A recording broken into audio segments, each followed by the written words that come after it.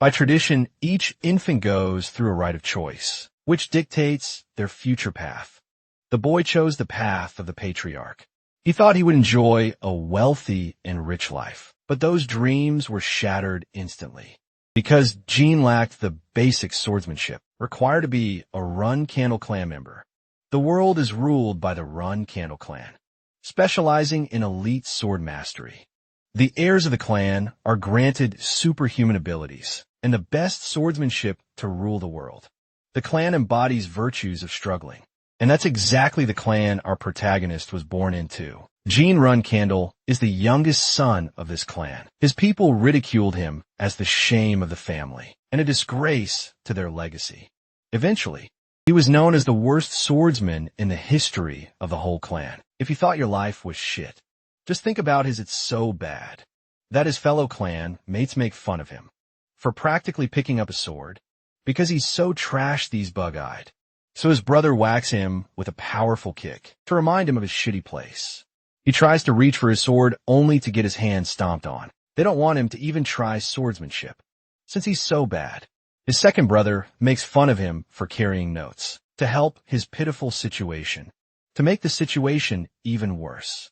They snap his sword and tear apart his notes. This is done as a reminder to Jean that he will forever be the shittiest swordsman and a disgusting wench to their family. When he raises his voice against this unjust act, he gets bullied by his brothers who think they're doing him a favor. Jin's very own siblings tortured him every day, as if his talentless state wasn't enough. But he didn't care about that. He just wanted to try harder and harder to somehow, and someday earn the trust of his family. So with that spirit, he gets back up to make himself worthy of the clan. But unfortunately, he isn't getting a Zenkai boost in this universe. Bro gets disowned by his clan, but at least they spared him for trying.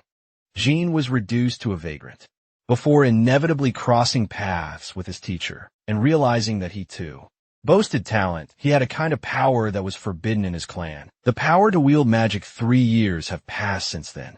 Jean is a busy student hard at work, when suddenly he gets swallowed by the shadows. He turns to find a giant entity called Saldaret, the master of the shadows. By forming this contract, he will be able to wield the power of shadow and become immune to curses. The god of shadows is surprised when he notices that Jean had been cursed from a young age, which is why he couldn't unlock his talent. The curse, called Blade's Delusion, suppresses the talent of a swordsman, which is basically a death sentence for someone in the run. Candle Family, the god of shadows, releases him from this curse and declares that he will become a swordsman with unparalleled abilities. Jean returns to his place and instantly grabs his sword to test out the theory. When he launches his sword in a clean swing, he realizes Saldaret wasn't just capping his powers. He's gained tremendous control over his sword and further enhancing his abilities. Finally, everything he had worked so hard for was coming to fruition. Well, that's what he thought. Fast forward to his gruesome state. Jean was suddenly attacked and defeated. In his final moments, he wasn't able to make use of his powers and slowly fades away into nothingness as he's crushed underneath the rubble. Jean wonders why he was given a second chance. The world goes blank before he reopens his eyes, shocked to see his clan members again.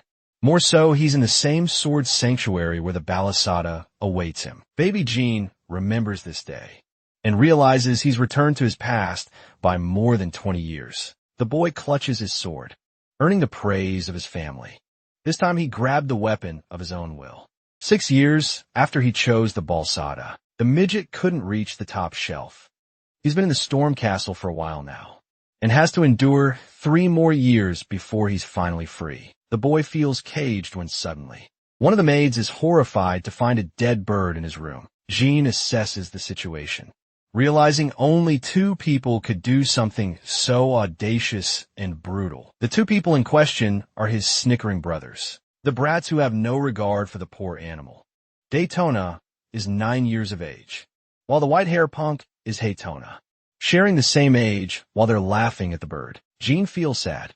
These 2 clowns ended up becoming murderers in his original life. They're trying to get a reaction out of Jean, ridiculing him for not wielding the Balsada. Jean prepares to speak when Haytona reaches to attack him, but his punch is blocked. Even he is stunned because Jin isn't playing around, as he launches a powerful counter in his face. He gives Haytona a thunderous beating to remember, and even though Jin is barely exerting his powers, he still beats the crap out of his brother. Finally, our boy leaves his bratty brothers with a warning to stay out of his way. Khan arrives. Surprised that our boy has defeated both his brothers, Jin simply told him that they got into a fight with each other, resulting in their defeated condition. Of course, this is far from the truth, but still Khan wants to take them to the doctor. However, Jin refuses. Against such an act, he takes them someplace else. Jin leaves them vulnerable to a heavy storm. It may be cruel treatment, but he believes it is necessary to teach his brothers the consequences of their actions.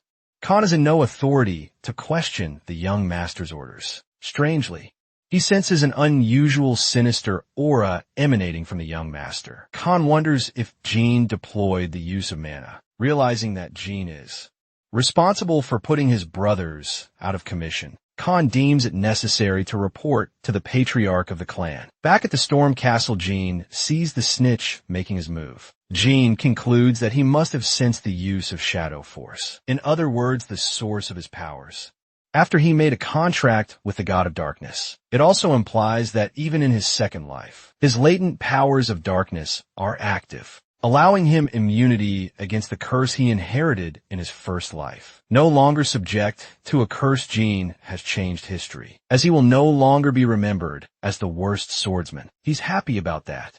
His next obstacle is a confrontation with his father, the patriarch. After Khan's report, the patriarch tells the guardian knight to assemble the flag bearers. He senses the need to have a meeting with his son. With all 200 knights of the Run Candle family prepared, the legendary patriarch of the Run Candle family marches his return to the Storm Castle. Mary is surprised they were given a sudden order to assemble. Dyphus, her comrade flag bearer, is also clueless. They were in the middle of an epic battle when it happened. Davis wonders if it has something to do with Jin. They can hardly piece together why it's necessary for the patriarch to see his son. Luna interrupts them, both gesturing to stay quiet. But Mary is still curious, because she doesn't get all the hype behind Jin's specialty. Back at the Storm Castle, one of the maids informs Jin about the arrival of his father. The pipsqueak wonders what else the guardian knight told his father. He thinks that his father must be curious about the power that he used, since it's different from both mana and aura. The meeting is necessary to determine whether Jin's powers will benefit the clan or not. The patriarch arrives with his many knights, donning his beautiful blade.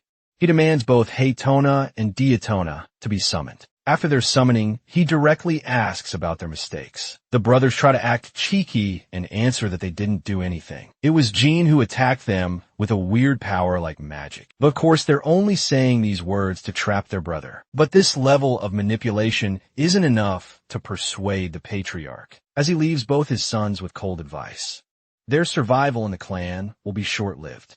With such a feeble mindset, he basically called them pussies and then demanded Jin to be summoned. Jin stands before his father, Kirin Runkendal, the head of the family, as well as the strongest person, so powerful in fact, that he is classified as a divine star knight and a demigod. After reaching the heights of such power, Kirin's human emotions have been dulled.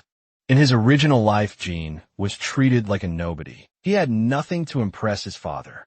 But in this life, the boy walks with confidence and stride, knowing that he can no longer be underestimated. He makes his entrance. As the flag bearers glance at the boy kneeling before his father, Sierran questions why his son addressed him as the patriarch. Instead of his father, the boy responds that he thought it would be proper to address his father with respect. The divine knight proceeds to ask the same question. He asked his brothers, clenching his fist with frustration. Hearing such words, Kirin commands the knights, as well as the flag bearers, to leave the room.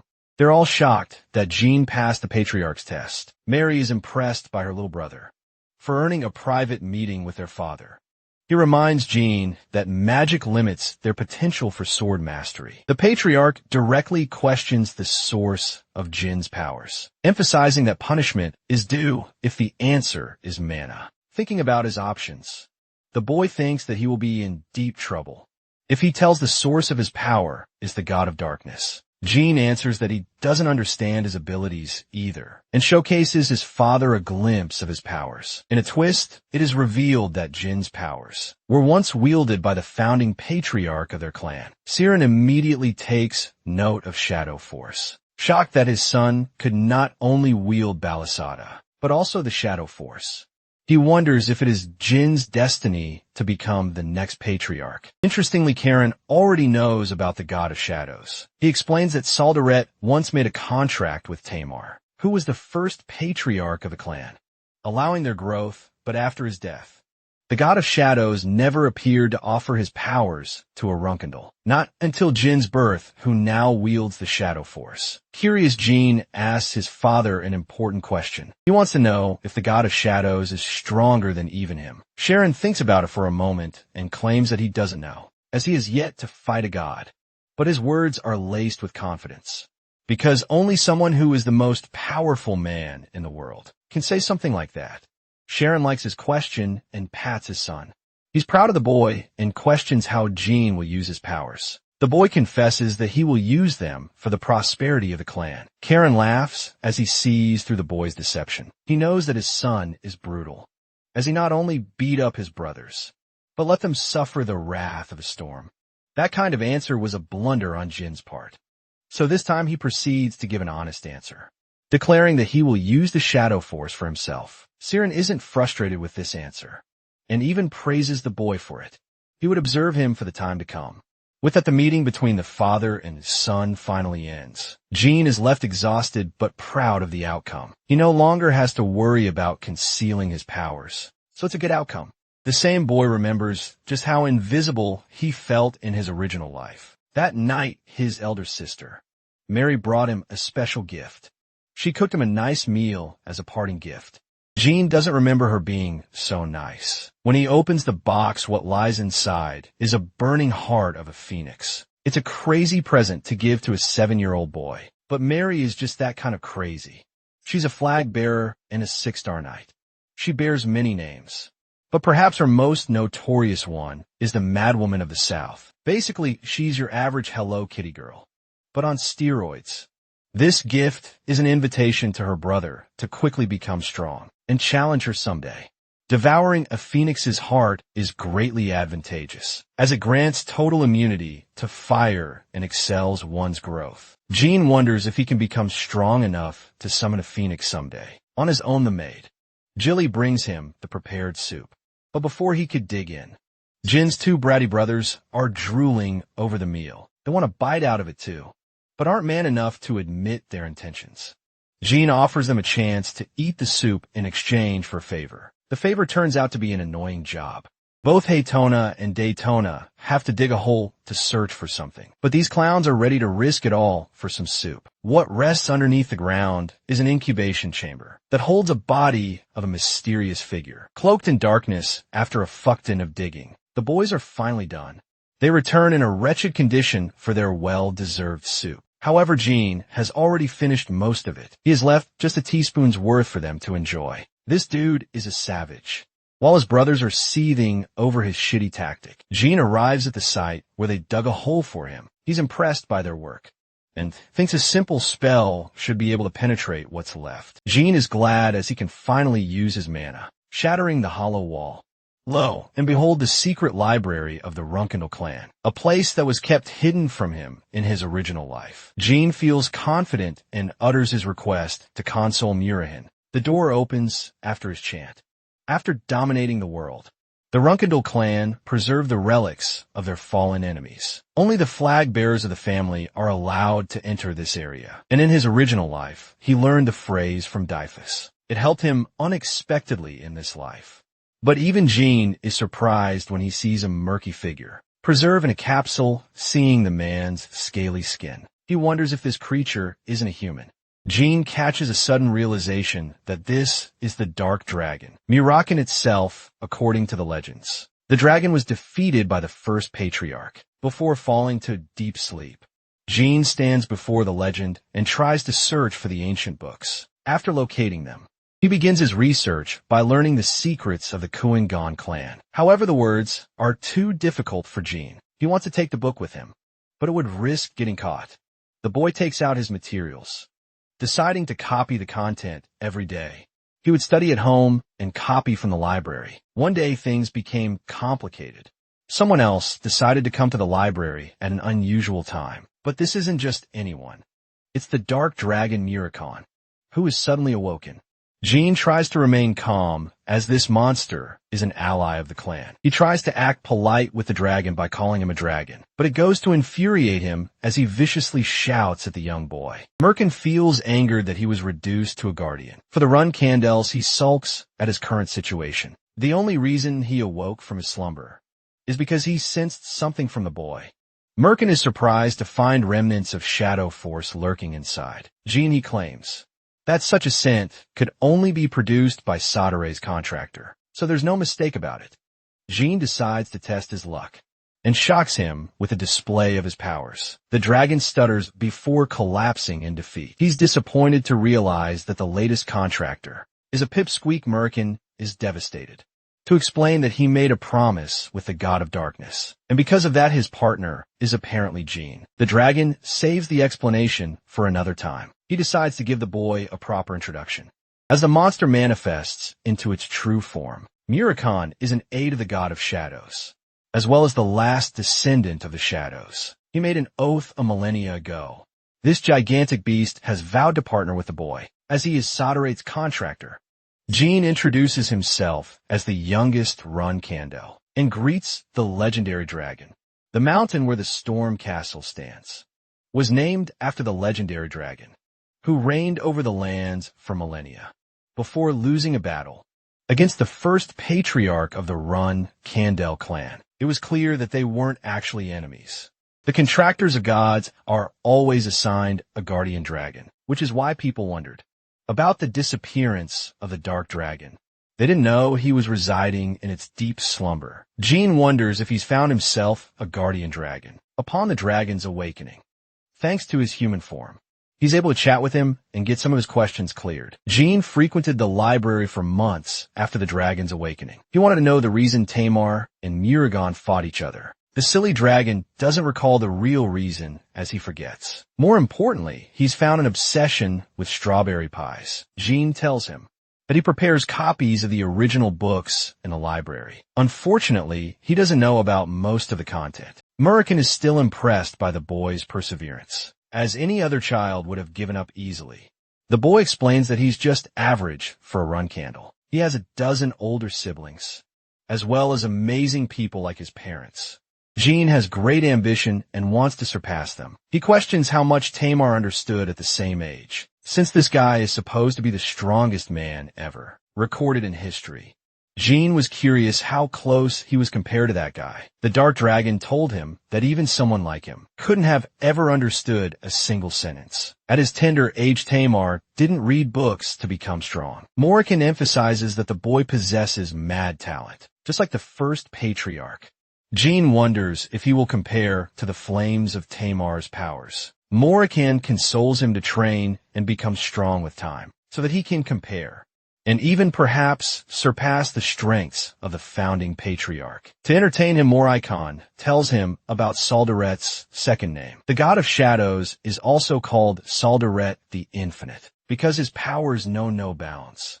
That also means that the boy's powers hold sky-high potential. To encourage him, Muricon decides to teach him a new trick, an attack called the Shadow Force Release. This skill is critical for anyone mastering the Shadow Force.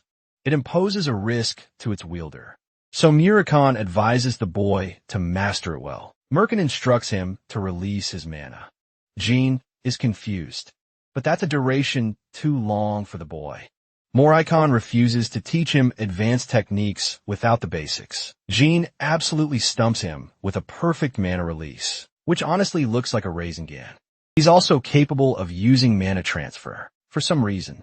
Moricon is shocked because he's just found himself a genius. Pipsqueak with both conditions met. He's ready to show the boy the skill. Shadow Force Release. Since all shadows are born out of Soderet's powers, it implies that he's the master, while Jean is the only contractor. The library is filled with dark shadows. As Morican reveals, that Jean could also become the master of the shadows. Jean is impressed seeing the might of his magic in full display. Estimating 4 months to be the completion target, Luna stands amidst the dead monsters, while wondering what her younger brother would like as a gift. 6 months after Murihan awakened, Haytona and Daytona left the castle after turning of age. That leaves the young master, who receives a celebration cake from Jilly on his 9th birthday. The kind young master wants everyone to enjoy the cake, apologizing for his sudden message. Lady Luna, the boy's older sister, has come for a personal visit, rising as the first flag bearer of the clan. An excellent knight and the eldest of all the siblings, Luna Run Candel is the strongest among the heirs. She stands different from the rest, uninterested in pursuing the path of the patriarch. Luna doesn't care about her siblings. She treated him like a nameless stranger in his original life. So now it seems strange that this distant sister of his has come to pay him a visit. Jean wonders if something happened with the clan. He's even afraid that his sister might have discovered his secret. Visits to the library. Luna pats her little brother and treats him with unusual kindness, even caring for his condition. Jean states that he feels guarded by her sister. Luna thinks that her brother believes they're enemies, and that she sees him as an outsider aiming for the throne. She feels frustrated with the thought and consoles her baby brother. Luna apologizes, kneeling down to pay her little brother proper respect and a request to speak in private. Jean is stumped with such a request and meets her with a smile. When they're both alone, Luna states that she hurried home for an important matter, since Jin's sudden rising. The rest of their siblings are keeping a strict eye on him. This means that they could act against the boy when he leaves the Storm Castle.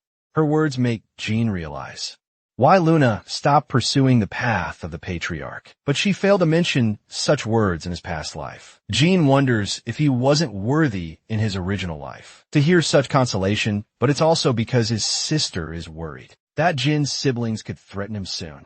He forms his response, refusing to step away from the fight against his brothers. Her baby brother acknowledges the fact and even claims that he faced the threat of assassination. Once met with this surprising revelation, Luna taps into her terrifying powers, furious that someone could even attempt to hurt her brother. At the Storm Castle, she tries to ask for the assassin's name, but Jean tells her that he doesn't know and that he's fine for now. The boy is happy to learn that he has earned empathy from one of his siblings. Luna embraces Jean, apologizing for the troubles of their family, tradition that come with the Run Candle clan. Embracing her like this, Jean had no idea his sister could be so kind. Luna doesn't want to stomp on his birthday celebrations and offers him an adequate gift. It's a blue pendant. She wants Jean to use it when he's in a sticky situation. Luna is happy for her brother's birthday, and they proceed to have a loving celebration. Unfortunately, she has to head back to her duties. She bids him farewell later. Jean shows up to the library with the necklace, surprising Murikan as the necklace is an invaluable treasure. This treasure once belonged to the demon Beast King, an item that many people risked their lives for. It also grants immunity to the wearer against inferior spells, as well as enhancing one's own. Jean explains that his eldest sister gave him the pendant. What's more is that he's shocked to learn that Luna probably already sensed Murikan's energy. But she won't tell the clan, because she cares about her little brother's well-being. Coming back to Luna, she knows something is up between Jean and Morikon, but she chooses to trust in his powers and support her little brother, no matter what becomes of him. Jean thought that the first 10 years of his life would be slow and boring at the castle, but in this short time he learned a lot.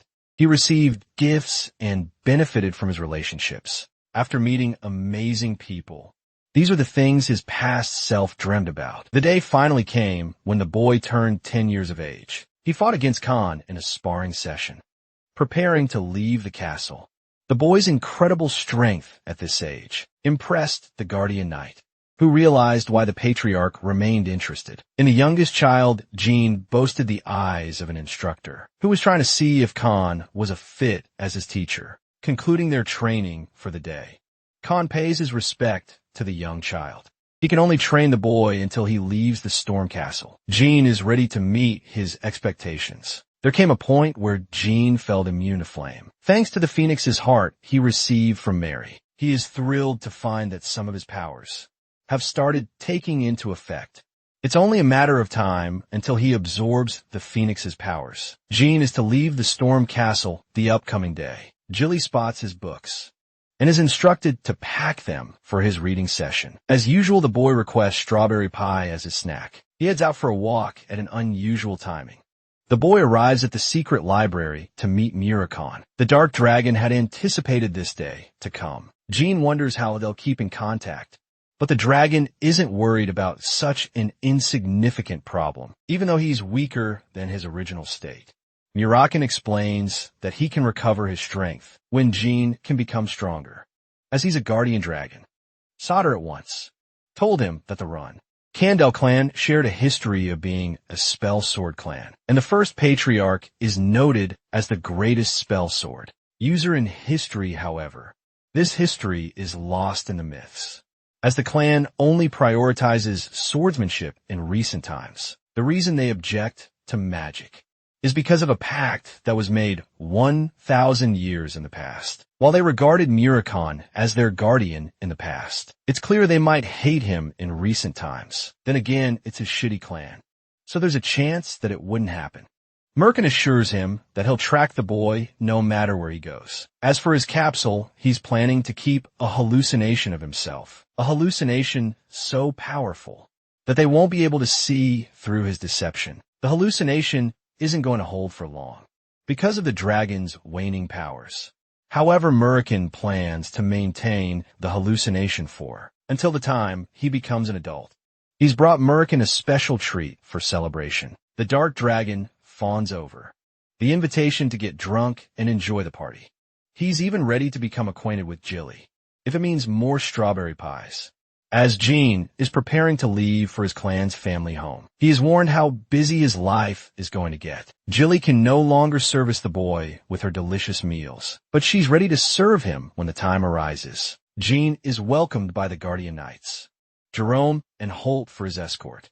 They begin their travels. It's the end of the 18th century, as Jean finally leaves the Storm Castle to head to his family home. The Garden of Swords are met with heavy snowfall along the way. Unfortunately, they won't be able to use a portal under such a condition. Suddenly, the carriage comes to an abrupt stop, as Jerome and Holt warn Jean to stay inside the carriage. The carriage is under attack, but Julie is confident in the strengths of the Seven-Star Knights, who will guard them with their might.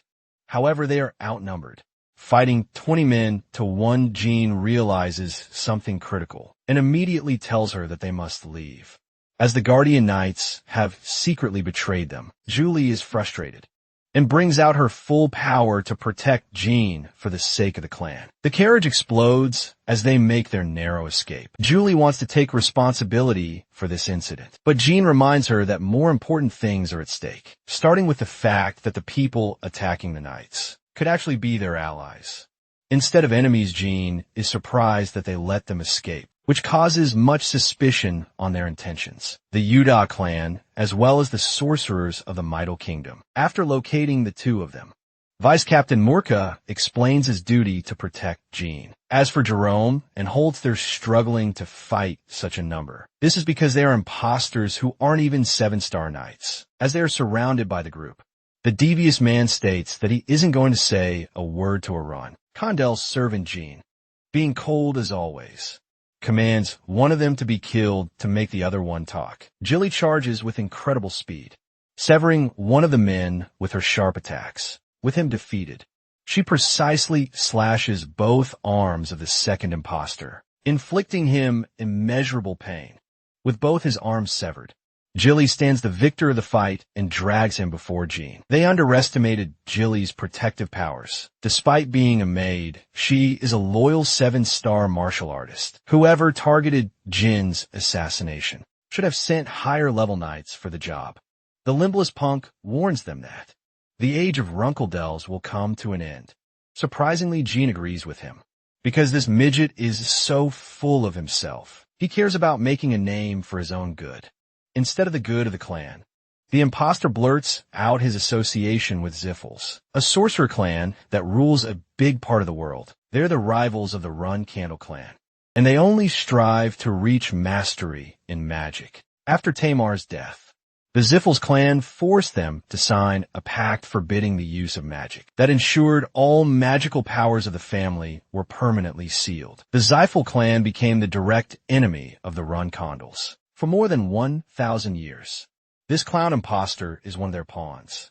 Jean doesn't think he's useful, so he lets Jilly handle the rest. The man is begging to be killed, but Jean isn't so kind. What's more is that Jilly was fooled by their disguise. It means someone else is involved in doing such dirty work. The boy offers his gratitude to the vice captain of the Knights. For saving his life, he's prepared to tell his clan everything, so the man could be rewarded properly. Mirka is stunned, because the 10-year-old boy does not sound like a normal child. Thinking back on the boy's words, Mirka wonders if Jean really wants to achieve the goal of becoming the best. He tells his men to behave around Jean. It is time to continue their journey.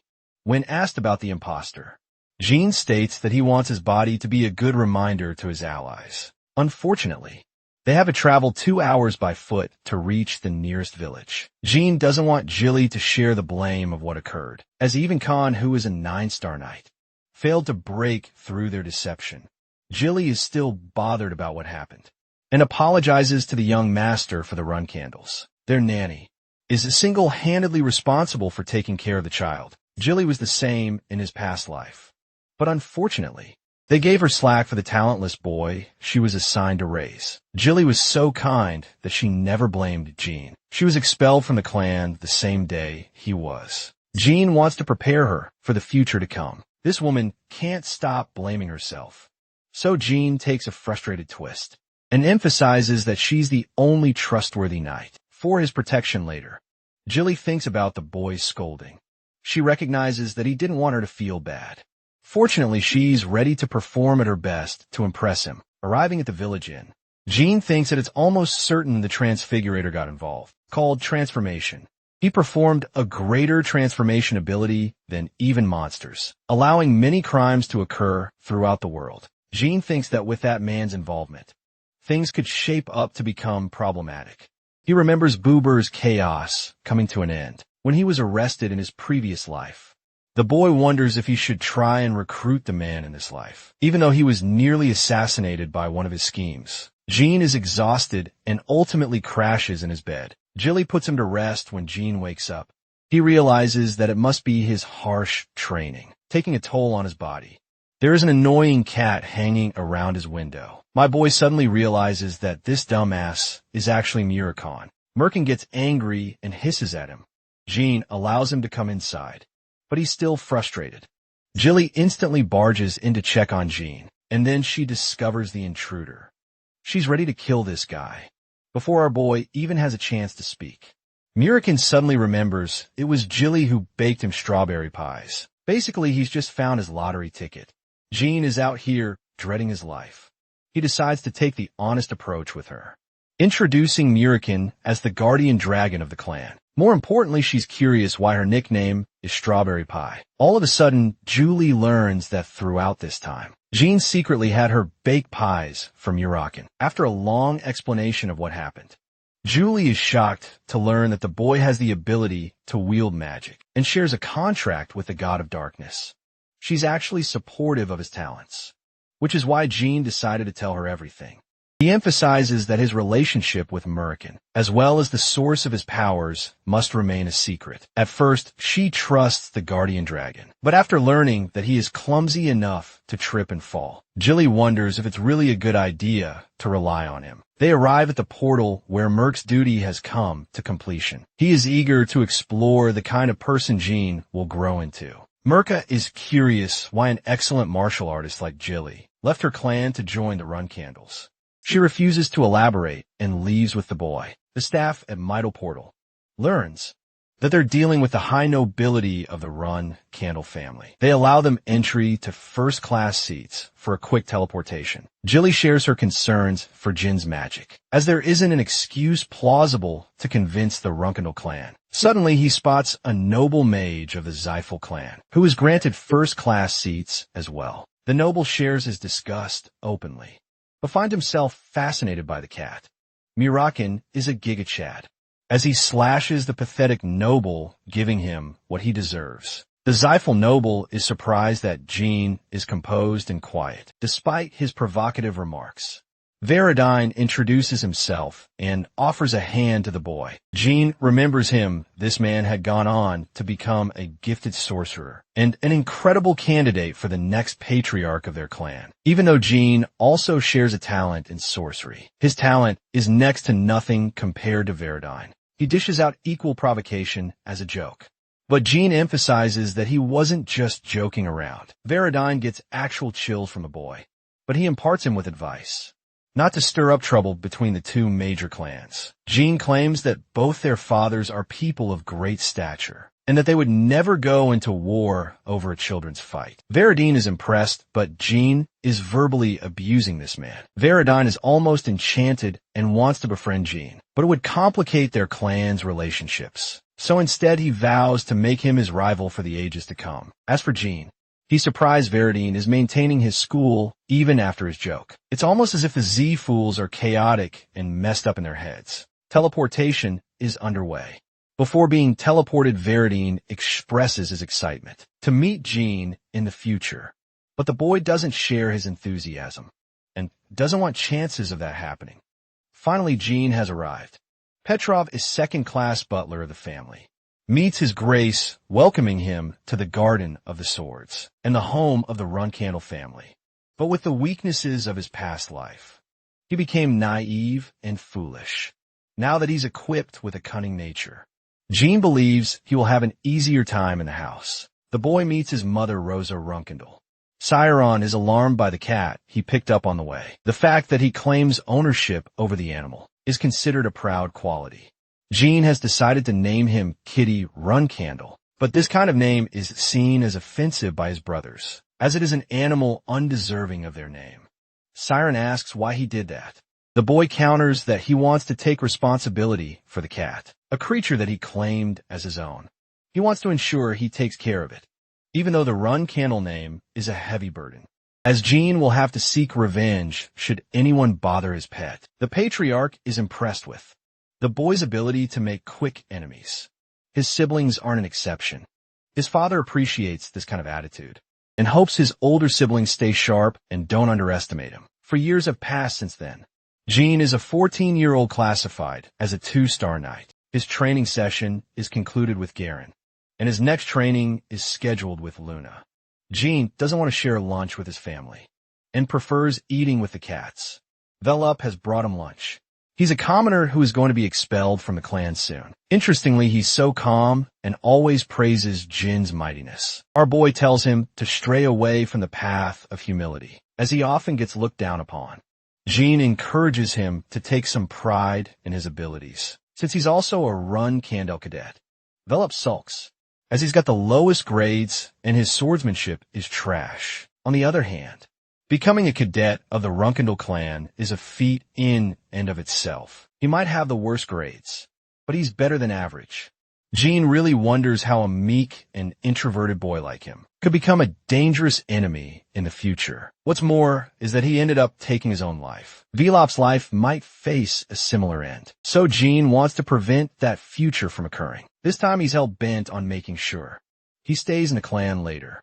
The young master is assessing his current abilities. It's destined for him to reach 3-star swordsmanship in the upcoming years, but for now, he has to train with Luna, who wants him to execute the training differently than from yesterday. Luna suggests that he use his mind's eye to visualize his training. It's a form of high-level meditation, a skill that is only achieved by 7-star knights. Jean doesn't understand why he's being taught such a skill so early. Luna restricts the use of aura in their training, so Jean doesn't understand the purpose. He places good faith in his older sister's advice and increases his level of focus to learn the technique. The training session comes to an end. Luna thinks that Jin's focus is impossible for a knight at his level. It's only a matter of time until he unlocks even greater power. The scene cuts to a sparring session. It's an important day for Jean. If he beats all 10 cadets, then he will be able to join the intermediate class. while the young master is confident. His friend Velop is a nervous wreck. The coach instructs the cadets to spare 3 times, going against different partners. Only the top 10 best fighters will face Jean. The competition begins, with each cadet displaying a good level of swordsmanship. With the 10 cadets decided, the remaining fighters are left to be seated. Jean prepares to face them, and his most impressive record to date was defeating 8 fighters in a row. She dashes to attack him, and Jean barely blocks, sensing that she's gotten even stronger since their previous battle. The real problem is that he has 8 more opponents to beat. After defeating Mesa, she's overwhelmed by his choice of using simple moves instead of adopting complex variations. Mesa suddenly realizes that Jean is looking down on her, offended by this treatment. She lunges to unleash more of her power. Mesa is determined to beat the young master. She lunges for a decisive strike, but Jean shatters her blade and remains the victor of the fight. Mesa is stunned that Jean was able to strike the same spot, making her sword chip and shatter. They have comparable strength and stamina, but it was his precision that crowned Jean the victor of the fight. Mesa declares that she will continue her training to impress him. In their next fight, though, he's faced with 10 cadets. Jean is glad to have defeated Mesa and instills a sense of hopelessness among them. He quickly defeats the 10th cadet, fulfilling the challenge as his reward. He will join the intermediate class next year, receiving actual training from a true run candle. Though the training session has concluded, Jean states that he wants to fight against a final cadet. He shouts Velop's name and calls him out to fight. The introverted, nervous wreck refuses at first, but Jean reminds him that his time in the clan will be short-lived if he keeps up the act. Jean states his intentions to crush Velop in the fight, fidgeting his way to the battlefield. Velop barely has the confidence to wield his weapon. He wonders if this is punishment from Jean, who claims that this should be an easy fight for Velop, since he's tired after facing 10 cadets. But even then, Jean is confident that he can overpower the weakling. Without wasting another word, Jean dashes to beat the shit out of him. He's barely able to block the heavy attack. Jean is impressed by his parrying. Velop tries to hold on, but Jean isn't being kind with his attacks. He's giving him hell with his strength. Velop gets back on his feet, but something is different about him. A golden aura envelopes his body as he's about to launch a deadly attack. Mesa alerts Garen that Jin's life is in danger. The young master commands everyone to keep this fight a secret. He wants Velop to use aura to heighten his abilities. Velop charges with his full strength, believing that he will defeat Jean in his weakened state. Even though Jean blocks his attack, his blade is shattered from the impact. He always knew about Velop's hidden potential, but Jean was completely unaware about his talent for casting aura. Even with his blade shattered, Jean counters with a heavy slam and catches Velop in a headlock. Finally, he lets go, surprising him with an act of mercy. Jean chooses to be honest, telling his friend that he didn't want to fight him like this, even though he knows nothing about Velop. He wants him to become strong on top of his kind heart, because in their clan, kindness isn't enough to survive. The young master shows a gentle side to himself, asking Velop to get along with everyone by becoming strong and protecting his beliefs. It's lunchtime. Jean decides to fetch them both a meal, since it's usually Velop who brings them food. Sierra is shocked to receive a report from Khan about Jin's recent act of consideration for Velop. His father is proud of the boy's ability to care for people. Weaker than him, he's pumped for his son's growth and is ready to assign the boy his first mission. The first month of the year, 1795, is when the boy finally turned 15. He was promoted to a 3-star knight and gained a vacation from training. The intermediate class used real swords instead of wooden blades. Each blade was handcrafted for every cadet, so some had to get their weapons made. Jean was also looking for a weapon, and more than him, Luna had been eager for this day to come. As she begged him to do so, even Jean is shocked. Luna states that she once used the same weapon at his age. She even came up with a design, and it's her prototype for her main weapon. Jean, however, has a difficult time accepting her choice. He declines the weapon, hurting Luna's feelings. Seeing his reaction, Luna decides to opt for a different weapon, a weapon that would suit his fighting style. Luna spent much time on his weapon of choice, since he chose the Bali song when he was an infant. She figured the Bradamani would be the perfect replacement. It's the weapon of the first patriarch, a blade that comes to his liking, as it is one of the most valuable treasures of the clan. Jean wanted to obtain this weapon in the future, but he's glad Luna offered it to him for free. Both swords are excellent for the users of Shadow Force. Jean couldn't have obtained the weapon himself because of sibling rivalry. It's a heavenly gift from Luna that he obtained so easily. Luna states that he doesn't have a need to repay her in any shape or form, since she's also aware he's keeping his defenses up around her. Since she's upset, Luna instructs her brother to close his eyes for another training session, as Luna is ready to support him no matter what. She says these things as Luna has felt immense loneliness and feelings of isolation before Jin's time. She hopes that her little brother never has to go through such feelings in his life with that. They return to their training session. After the training, Jean excitedly shows off his new weapon to Murican, who doesn't think it's a great weapon for his current skill level. It's necessary for the boy to acquire some level of mastery with his Shadow Force to activate Bradamanti's potential. Murican is offended by the boy's arrogance and emphasizes the caution one has to take just to use holy weapons of the Patriarch. Instead of 3 stars, he advises the boy to reach 5 stars instead. Jean is a defiant child who doesn't want to wait too long. He hopes to accomplish the target by next year. To further annoy him, Jean takes his book, threatening to rip it apart. Fortunately, Jilly comes to inform the boy about Garen, who wants to meet him for a briefing of his latest mission. Jean is surprised he learns that his first mission will begin after the end of the break. Although he is glad, he doesn't understand why it has to begin right after the break. Jilly knows that missions are tough, even for the intermediate cadets. Jean is intrigued and wants to explore the matter with Garen. He enters the room to meet Garen. The objective is to scout the border area of the John Kingdom. This kind of area is normally too dangerous for cadets of the beginner level. Jean thinks it will be tough, especially when you consider the fact that his teammates are weak as hell. The boy thinks his father has something to do with the mission, conditions to be so strict. He wonders if Velop is related to the matter. Nevertheless, the boy is prepared to prove his skills to the Divine Star Knight, proving that his resolve is harder than steel. For days past, they were on their mission to rescue Semperbill of the Bill family. They took the initiative to set up camp near the border immediately. Then they will commence operations.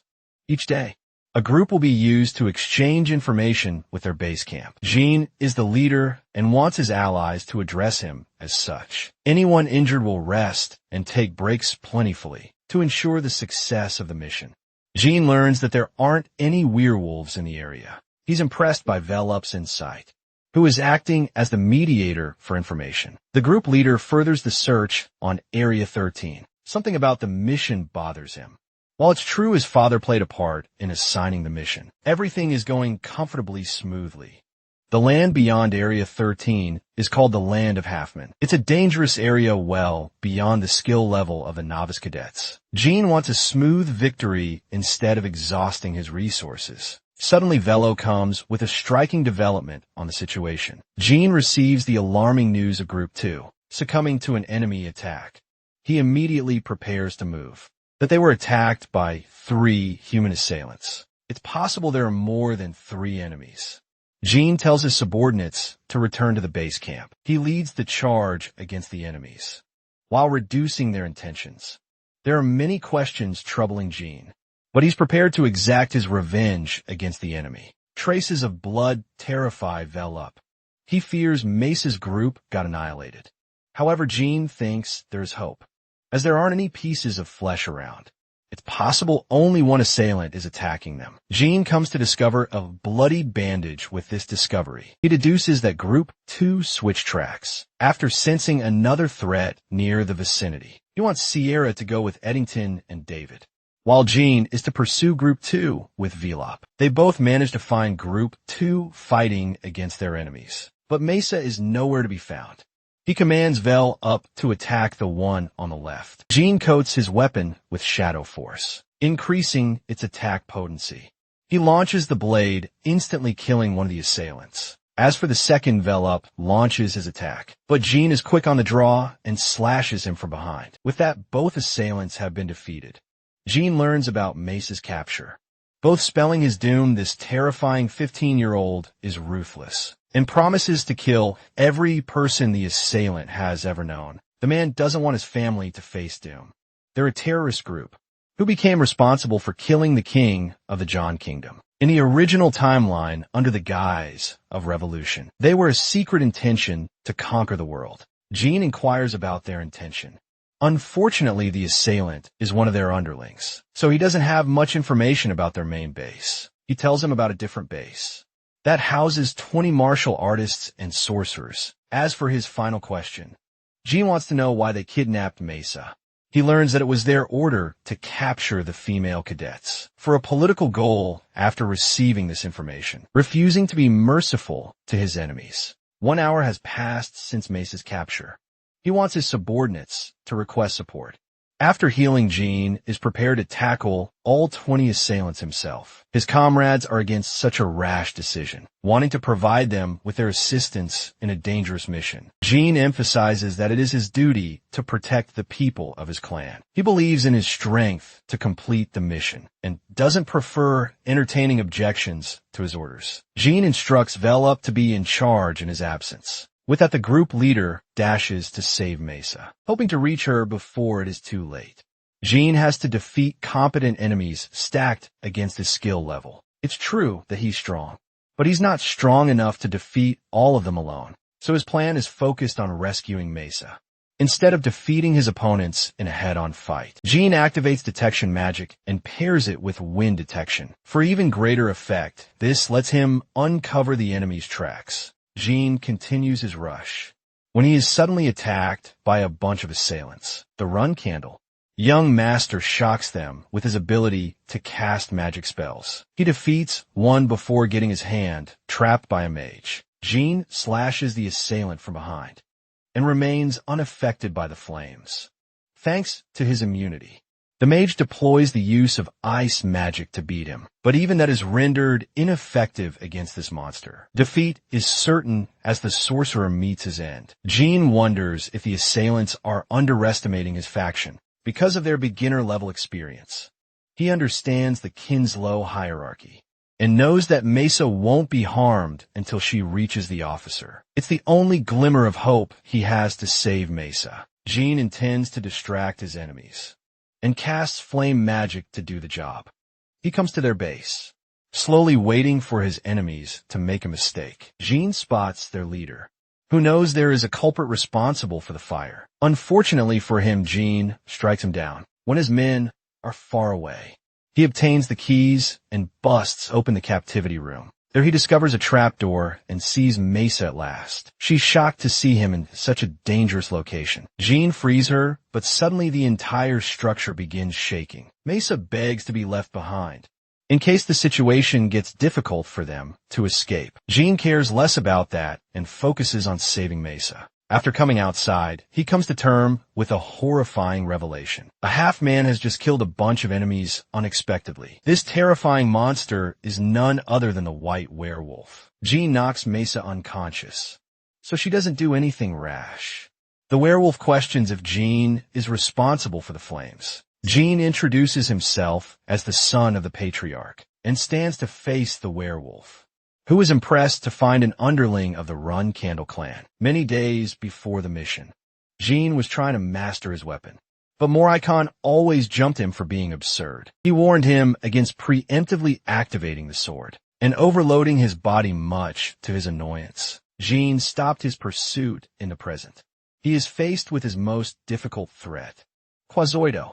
Truca is a warrior-class creature of the white werewolves race. These monsters are born with the desire to slaughter their enemies. They're formidable creatures capable of defeating 6-star knights, and they bear a special hatred for the Runkeldels. Jean is in a real pinch. He has no way of safely delivering Mesa with this guy on his tail. The only way out of this situation is through. The monster questions if the Run Candle will fight him head-on, or choose to cower and run. Jean answers that he will fight with honor. This response triggers Quazido to burst forth for an attack. He uses his giant sledgehammer to crush Jean, Fortunately, he evades the strike, but only momentarily. Jin is overpowered by the monster's immense speed and strength. He's barely able to stand his ground, but thinks there's a chance, as long as he can activate his secret weapons. Jin doesn't want to risk the use of Luna's pendant. Lower-level magic against such an opponent is useless. Against the defenses of werewolves, there's also the risk that his secret powers will be discovered by other people. His only weapon in this case is the Shadow Force. Jin desires to awaken the sword, or else he will lose this fight. Clutching the sword in his hands, he tries to activate its power. Then suddenly, in a beam of light, comes the ascension of the blade that blinds the werewolf's sight. A decisive slash cuts through the air. Jin declares the end of the fight, standing atop as the victor of this battle. However, the drawbacks of his sword start to overwhelm his being. Murakon warned him against this. Morikon comes before the boy, reminding him of the price of activating the sword too early, with the shadows overwhelming his body. He encourages the boy to take his stand. Jin remembers to release the Shadow Force, and finally removes the pain from his body. Luckily, he didn't incur any wounds, but his body is still overflowing with the Shadow Force. With what little strength he has, he tries to get up to save Mesa. Suddenly, he senses the presence of a random man. The man tells him that he isn't associated with Kinslow. In fact, he's Semperbill, the man they were looking for. Jin tells him that he's supposed to rescue him on behalf of the Run Candle family. Hearing this, Semper celebrates in joy.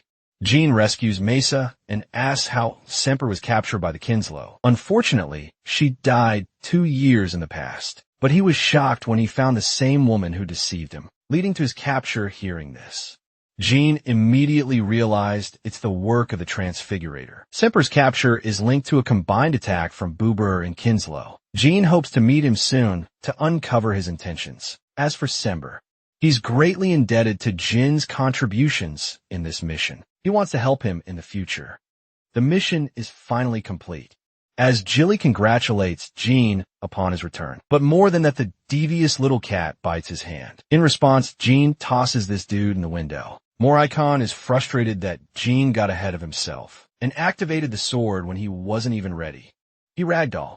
Soldret's last contractor for being stupid enough to risk his life. Jilly tries to intervene, but he shuts her down too. Jin counters that he didn't want to waste his pendant, especially when there are more powerful enemies waiting for them. More than that, he's curious how Murakon was able to tell about the sword awakening. It's because Jin's growth in Shadow Force shot up by activating the sword.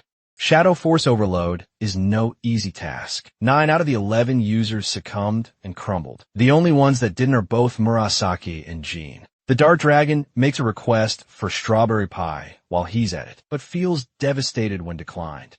Talks of Jin's victory over the White Werewolf have raised suspicion. It's clear that Jin's ability is only ranked around 3 stars, so it would be impossible to beat the werewolf. Anna theorizes that the monster he faced must have been weaker than him. However, Mew doesn't buy that explanation. The both of them turn to the Tana twins for an explanation, which means both Hitona and Detona are going to eat shit. Mio and find their situation hilarious, and glares at them, giving them a sharp warning if they were to lie. The brothers confess that they're deathly afraid of Jin and is prepared to help these clowns through their slaves. They made a bunch of these cadets as their very own slaves. They're ready to deploy them to Haytona and Daytona to beat Jin. The perspective shifts to our boy, who has reached 4 stars in Shadow Force. As a result of completing the mission, there's an imminent risk of using his full powers. So Jin wants to reach 6-star swordsmanship within the next few years of his life. He hopes to become an exceptional swordsman before climbing to rank 7. As a master, however, the strongest swordsmen are all 8-star knights or above. In fact, there are only 100 brilliant knights of such level on a continent with a population of 2 billion. But there's even more one class that exists beyond even 10 stars. That's his goal. His current objective is to deal with the intermediate class. The novice class was easy and supportive because they were newbies. But when it comes to the intermediate class, things are different. The only measure of strength is power and skill. Jin's objective is simple.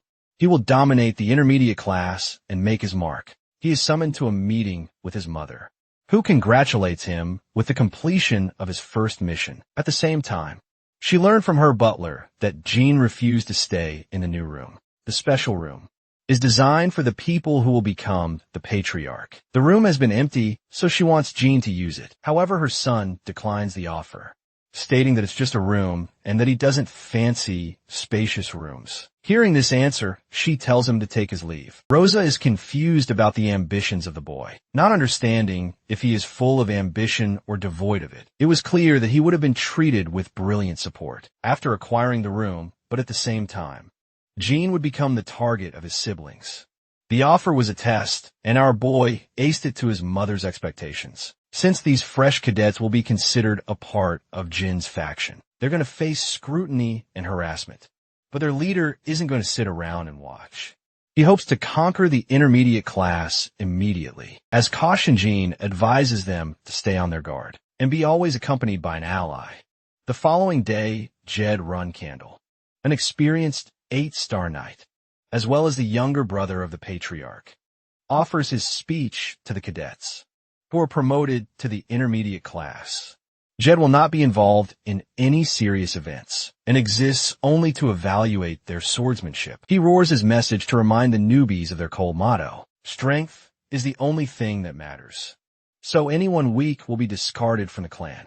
Jean senses that this is an attempt to intimidate the freshmen. He spots the Tana twins and also spots an unusual-looking warrior next to them. For some reason, he guesses that En and Myo are operating from behind the scenes to intimidate the newbies. Mesa observes Jean, who is walking straight towards the Tana twins. He takes out his blade and slashes the man right next to them. To everyone's utter shock, the man loses his arm, as Jean hopes to emphasize to his enemies that he's the one in control, instead of the other way around. When asked for his name, the cadet introduces himself as Kazin Romero. The Tana twins try to interfere in the matter, but Jean shoots them a warning to remember. This is exactly what Jean was looking for. He further provokes them by stating he had a petty reason for slashing the man's arm.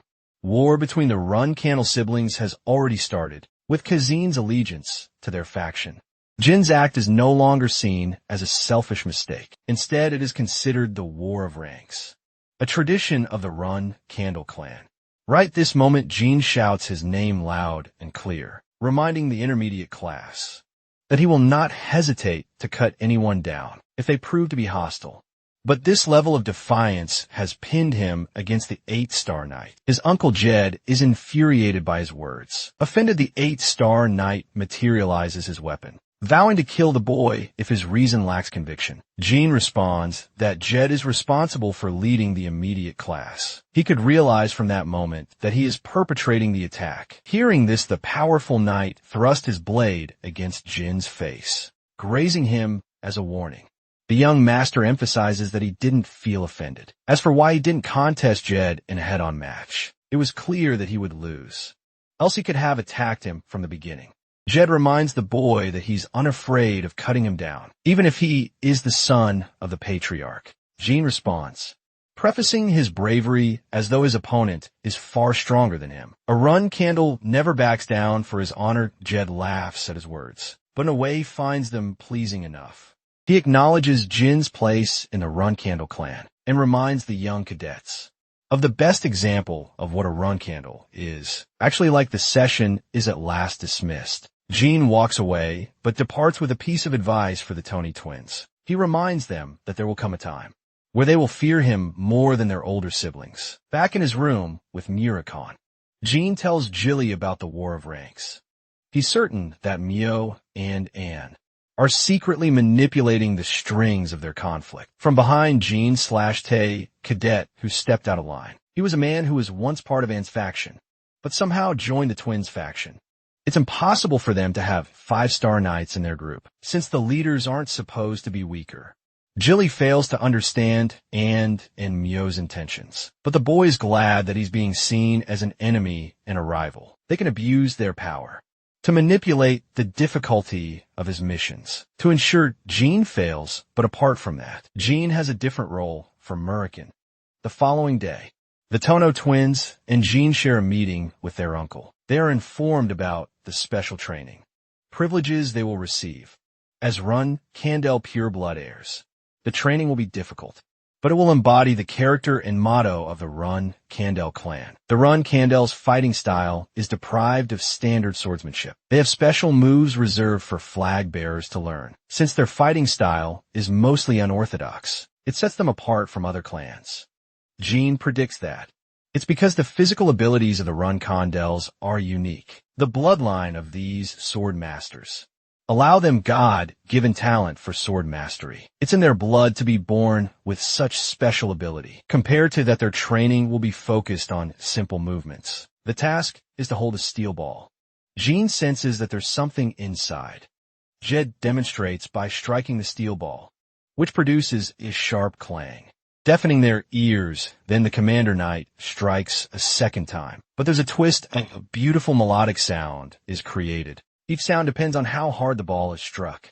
The objective is to strike perfectly, to release a beautiful sound with each strike. Jean realizes that this is the most effective form of training for the Run Kandels, but even so, it's still too easy and simple to be called a secret training method. Jed attempts to produce the third and final sound. Jean is curious the blade hits the stone, when he suddenly realizes the effects. Jean pushes his brothers away as the steel ball explodes to oblivion. The Tana twins are shocked, while Jed is impressed by the boy's sharp senses. The stones will always explode when struck with too much power. This basically means their lives are at risk in the name of training. Jed explains that all of their previous siblings experienced the same effects of the explosion. Jean wants to know how Luna was able to dodge. Jed explains that she didn't even try to dodge and succumb to the destruction of the blast. But she was so powerful in her defenses that it didn't even hurt her. This response leaves not just Jean, but also his brothers completely speechless. The power of having a cracked elder sister.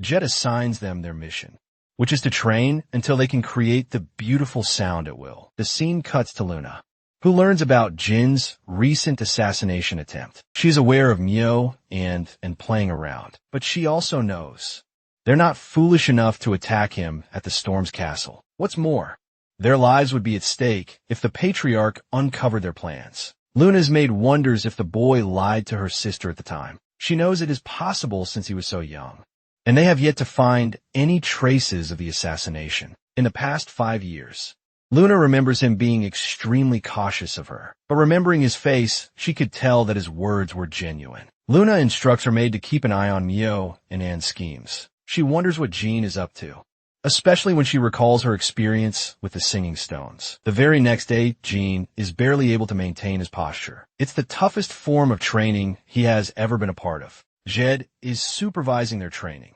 Our boy was severely mistaken when he thought this training was related to their physical abilities. Instead, it is focused on increasing one's aura. Jean has to increase his aura to make up for his lack of strength. He aims to remain calm. It's not an impossible task, as the Tana twins managed to complete it in his previous life. Jed observes each sibling struggling, but only Jean shows the most amount of progress among the three. It's possible that he will overcome Luna's record for the singing stones. The training concludes with the Tana twins facing utter collapse. Jed is impressed by their endurance nonetheless. As for Jean, his dear uncle is offended that he's the youngest of the siblings, because this boy is a diamond in the making. The dude is slowly becoming his nephew's #1 fan. 1 month passed. The intermediate class was finally being handed its first missions. The mission is to protect the recruits of the Minche Blacksmith Guild. Each faction is assigned their missions until finally, it's Jin's faction's turn. This group of 10 cadets is tasked to slay an enormous number of 25 orcs, nearly double their number. It's not the easiest mission, especially when they've just joined the intermediate class. It's evident that a lot of them won't even make it past. Their first mission, the other factions make fun of Jin's group, just like he predicted they would. Mesa stops her comrades from arguing, demanding that they maintain their composure. As Run Kandels, they have no choice in the matter of choosing their missions. The only way out is to execute on them. Mesa wants to shut their haters down for good. After achieving victory, Daytona ends up striking the singing stone so hard that it explodes right on him. Jean barely evades the explosion before getting struck by the blast. He doesn't want to train around these clowns because they're careless about their surroundings. The Tana twins are in the process of exploding the stones. But for Jean, something strange happened. His senses became so sharp that it felt like he could sense the object coming from a mile away. At this point, he's confident in his ability to evade the steel pellets should the singing stones ever explode. Jean wonders if this training has something to do with the mind's eye, training he did with Luna, to confirm his suspicions. He decides to try again, but Jed breaks into their training session to report them about the new missions. The Tana twins are seething as it's a ceremony with the Vymonth Empire. It's not a life-threatening mission, but a draining one. Jed emphasizes the importance of attending the mission with seriousness, no matter the task. It's an event where strong warriors get to meet up, including the Run Candles. Jed wants the Tana twins to get a good scope of those people. Jin's mission is different, however. He's assigned a target mission. Jean has to kill Talaris's affectionate lover. The secret palace refers to the giant tower controlled by rulers. The current ruler is called Talaris Endorma, a woman so deadly that she doesn't show mercy to those who hurt her lovers. Jean is given the broad scope of the threat of this mission. His target is a man called Alcaro, who is effectively guarded by the agents of the secret palace. What's more, this kind of mission is usually assigned to Guardian Knights, prompting Haytona and Diatona's reactions. Jean is intrigued by the request. He wonders if the Chunder family really wants to assassinate one of their own people.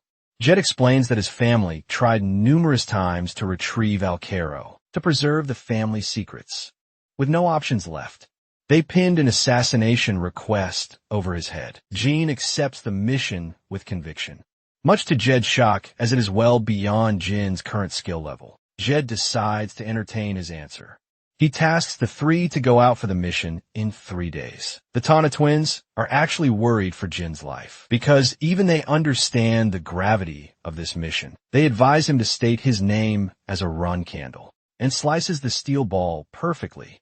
Producing a gentle sound, Jean has already achieved mastery, and by the time he returns, the Tana twins will be forced to side with him.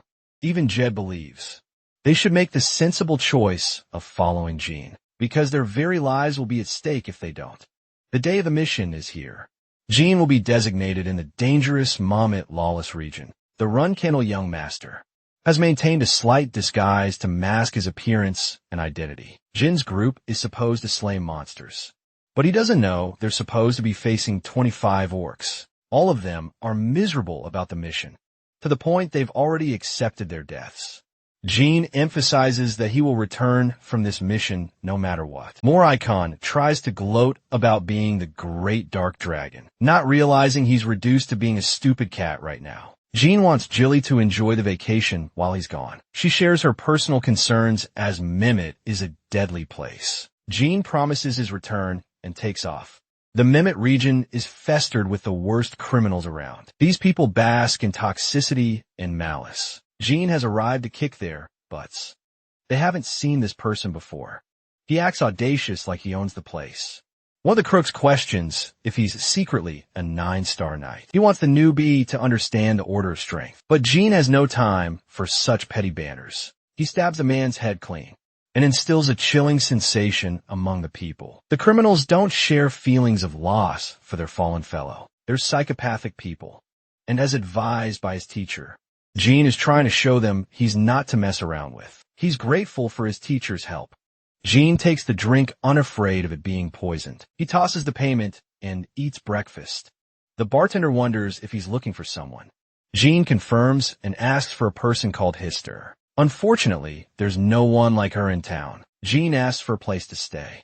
The bartender recommends Moonlight Well, a safe inn where only the kings of Mummet reside. It's a luxurious inn since Alcaro is a rich kid. He didn't have to worry about minuscule troubles in his life. He's nothing more than a clown who can't control his lust for pleasure. Alcaro's only sticking around to try and gain the affection of the ruler. But there's no point, as she's moved on to her next fascination with only one place left to his enjoyment and safety.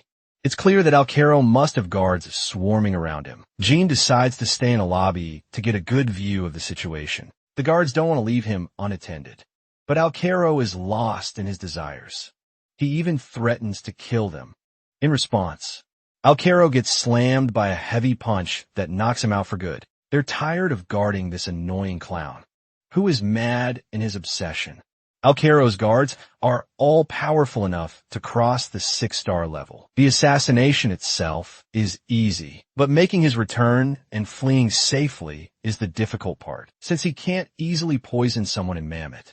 It will be difficult. There's no chance of killing him directly. Because of Alcaro's men, Jean finds himself in a pinch until he discovers the perfect solution to all his worries. The following day, we catch a glimpse of Circe and Dorma, the ruler's daughter. She learns that 6 men are guarding Alcaro strongly, a man who may as well be called a fool. Funnily enough, she's also prepared to kill him, because the woman is sick and tired of his antics. As they're approaching the inn, an enormous thunderbolt strikes the establishment and pulverizes the place. The daughter of Talaris is excited, realizing there is more than what meets the eye. Circling back to Jin's grand plan, he opted to use a magic attack and increase its potency by stacking Shadow Force on top. This would help create a powerful 6-star magic spell, strong enough to assert the idea that they're being attacked by a powerful mage. No one would suspect the boy, especially when the greatest prodigy of sorcery, Veridine Ziffel, also just reached 6-star level. He casted its release and manifested his lightning powers. The disastrous thunderbolt struck the settlement before they could even act.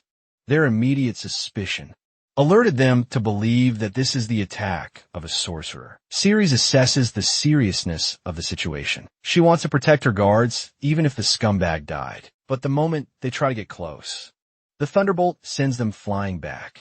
They wonder if the Zyphal sorcerers are exacting revenge against the secret palace. A third thunderbolt strikes the settlement. Ceres thinks there won't be a 4th attack. She's hoping no one is massively hurt. Unfortunately, during this stunt, even Jean got massive injuries as he endured the wrath of his own spell, though the guards are still alive. Alcaro is nowhere to be found. Jean wants to ensure the execution while he still can, but unfortunately Cyrus catches sight of him and tries to help him. She doesn't really care about Alcaro's safety and prefers his execution anyway. Cyrus also demands the capture of the sorcerer, responsible for casting the spells. Jean is glad that he doesn't have to do the dirty work of killing Alcaro when she's here with a whole squad of her own, but there's bound to be trouble if she recognizes Jin's identity as a run candle. The guards come to inform Alcaro's confirmed death. Because of the lethal spell, Ceres gains control of the moonlight, well as the daughter of the ruler Talaris. There are obvious objections to her declaration, as she is challenged by the crooks of Mummet. Ceres shows her domination as she cuts them down with her icicle blade. She plans to compensate for the damages if the sorcerer aims to attack the secret palace, but she's also ready to ruin their lives if the sorcerer's target was one of the criminals. Ceres claims control over the inn. Her next target is the sorcerer who attacked them. It's clear that it has to be one of the survivors who casted the spell. She's already pissed that they provoked a powerful enemy. Ceres is annoyed by Jin's sluggish pace. Calling him a coward, she tends to his leg injury, something a commoner could brag about for a century. Ceres knows this goofball can't repay her anyway, so she leaves him an experience to remember. Jean waves her goodbye, but this dude locks in like crazy after she leaves. He's just completed his objective and covered his tracks at the same time. The scene jumps to the battle against the orcs. Mesa and the others have freshly taken down an orc, gaining a delusional confidence that they might overcome the challenge without any casualties, but Mesa is more serious, with 7 more targets to kill. She doesn't want her people to get sloppy. What's concerning is the odd behavior of the orcs. They usually attack in groups, but strangely they're all alone. Mesa thinks that Jin's blessing has helped them on this mission, while they're focused on completing the mission. Murican is glad that he'll finally be free after this. It's actually pretty easy as to why the orcs are behaving this way. Murican threatened to kill them if they did otherwise. The orcs were so afraid that they never got back with each other again. Unfortunately, the cat, Dragon, thinks he will be tasked to do more annoying quests in the future. Murican wants to read comic books in exchange for his service. He's glad that they're all in one piece. Dark energy that he previously didn't predict. This monster is stomping its way to the location of Mesa's group. Murican spreads a powerful shadow barrier that goes unnoticed by everyone. He enters his true form to obliterate the monster, who casts its energy without his permission. The tomb giants were once brought to extinction, nearly 2 millennia ago. Moricon fails to understand the creature's reason for showing up. Here, he prepares a deadly beam. Moricon feels tense all over his body.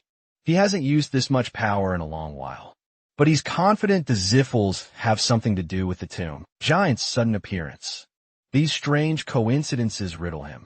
But he's uninterested in informing Jean about the situation. Murican understands that there will come a time when Jean will face the Ziffle clan. The scene cuts to the Transfigurator, who is utterly shocked that his creation, the tomb giant, was instantly destroyed. He's frustrated at the outcome. But Bishkel is concerned about an even more pressing matter. The Shadow Dragon became responsible for destroying the creature, as if to warn them. Bishkek wants to meet with the Ziffles as soon as he can. Jed feels the weight of pride after Jin's fantastic return. It's a crushing defeat to the flag bearers, responsible for assigning him an important mission. The intermediate class is dismissed as Jin catches up with his friends and learns they also succeeded in their endeavors. Most of the intermediate class knights are jealous that a pure blood. Run Candle is armed with godly luck on his side. After all, they're hard stuck at their ranks. They make fun of Jean, who is a mere 4-star knight in their eyes, despite his arrogance. They can't dent him because of his position as a pureblood. They're waiting for their next orders from Yo, and interestingly, Jean invites the challenge by walking right towards them, enjoyably stating that he heard every word. He taunts Kazan, who admits talking trash behind his back. Jean confirms that he doesn't boast a higher rank than the rest of them. Kazan scoffs at him, fed up with Jean, who only completed the mission because of luck. Jean makes himself clear. He fully admits that the 5-star knight might outclass Jin's rank. As a 4-star knight, instead of letting them talk, Jean wants Kazan to challenge him to a duel. He fully allows the use of aura. Kazan thinks he's going to snatch an easy victory. He lunges to attack Jean. Jean has experienced battle with far stronger opponents, so he's not feeling outclassed.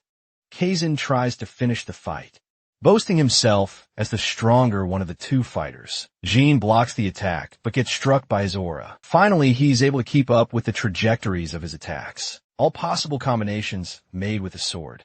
Jean is perceptive of every attack coming towards him. Thankfully, his opponent is fueled by rage, blind to his senses with a clash of their swords. Jean prepares to end the fight with conviction. He hawks at his opponent for being predictable and bearing no chances of winning. 3 critical moves follow in Kazan's attacks. Jean counters everything and prepares for the killer blow. He renders a powerful aura slash that annihilates Kazan, stealing the victory from his mouth. Jean is certain of his strength. He has improved massively and entered the domain of a 5-star knight. It was his plan to misguide his opponent into believing he was an inferior opponent, to exploit openings. The Tana twins come to the scene to find themselves baffled, but Jean doesn't even think much of the fight and walks away casually. When Kazan reports to his faction leaders, they take it as a joke. They're stunned that the boy has already reached the level of a 5-star knight at his fragile age. Both Mio and are aware of Jin's hostile message to the clan. They're prepared to mobilize strict measures to cut him down. On his next mission, the clan murmurs about Jin's recent strength and improvement. Only the best of the best from his clan could achieve this level. At the same age, even Jin didn't predict this level of growth. He didn't refine his sword mastery skills. Apart from his special training, growth in one side of his training affects all other aspects. Improving Shadow Force helped improve Aura and Mana Flow too. He's the only person in his clan to master all 3 powers. Jean spots a bunch of flowers he's never seen before in his room. He doesn't mind since they seem to be safe.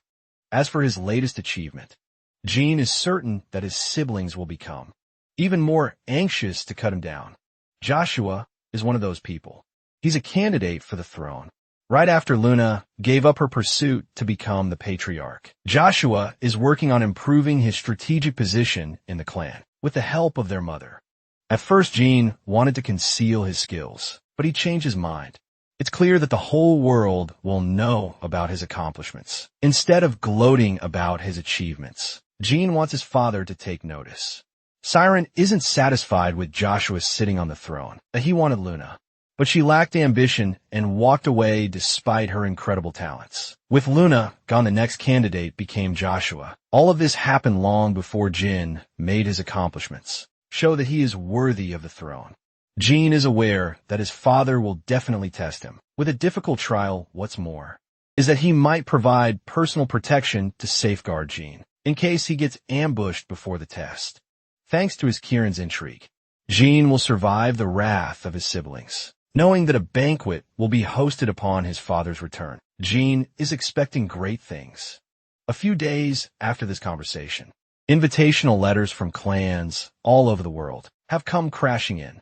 Jean has maintained a peaceful life against the flag bearers. They don't want to risk attacking him while he's sharing the limelight. The Run Kandel family reputation would be at stake in that case. Petrov suddenly comes rushing in with news of Jin's latest mission. Their mother is infuriated, disappointed by her children's actions.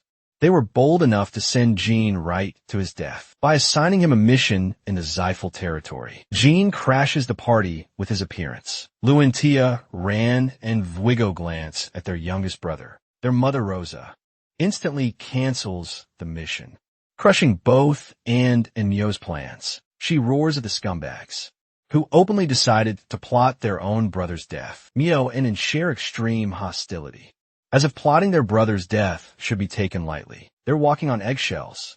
Conflicts were encouraged for the sake of competition. When they grew up, they all had to face hardship while growing up. During their time in the intermediate class, Rosa validates their concerns, confirming the necessity of competition. But at the same time, neither Anne or Mio reached the achievement of a 5-star knight at a young age. Jean is literally built differently basically. In other words, their mother does not want to lose an exceptional talent to their antics. What's more is that Luentia, Ran, and Wago are getting equal trouble for their involvement. They're punished by returning precious swords to the clan. Rosa even threatens to confiscate every sword in their possession if they do not oblige. Faced with so much commotion, Rosa waits for Jin's response. She wonders if he's going to be kind enough to receive the punishment, or if he will use this to his amusement. She wants to test the boy's resolve. Jean raises his voice, intending to take on the mission. Rosa is shocked that he fails to grasp the danger that comes with accepting the mission. The territory of Zyphals is terrifying, but Jean is confident of his victory. He's all for the mission he was assigned by his beloved sisters. Actually, he even sides with his sisters for helping him take on a mission within his powers. Rosa taunts him for putting on a courageous act. But the 15-year-old shares concerns for the reputation of the clan. If there is a sudden change in missions, Rosa blasts his excuse, knowing that he's just being exploited through this mission, since they can't fight directly. That's what Jean is hoping for. He knows he's no match for his sisters at present, so he wants to prove a point by completely destroying them. With this mission, Rosa is still cautious and reminds him of the danger. Jean is glad to take on the fight, for the condition of retrieving the swords from his brothers. After his return, both Vigo and Ran are even ready to stop him from going on a mission so dangerous by offering him a sword now. But Jean isn't buying into their schemes, because if they were on his side from the beginning, they would have stopped Mio and Anne's schemes. Rosa accepts the boy's conditions. She fears the possibility that Jean might one day become like Luna. But now Rosa is happy with her son's recent development, with the meeting coming to a close, and taunts him for boasting a lucky track record. She's even ready to send some of her own slaves to finish the job. Jean doesn't acknowledge their words and hopes to give him a slap on the face with his return. The intermediate class knights from their faction are none other than the hooligans, who are taunting Jean since the first day. Kazin is one of the three. Jean shows no signs of distrust to their faces, but deep down, the mission objective is to hijack items. After infiltration 4 relics rest in the historic sites of Colin. After discovering the land, they mercilessly slaughter the natives. It's clear they're still facing enslavement by the sorcerers. While the Ziffles generally try to play with reason, they are extremely cruel.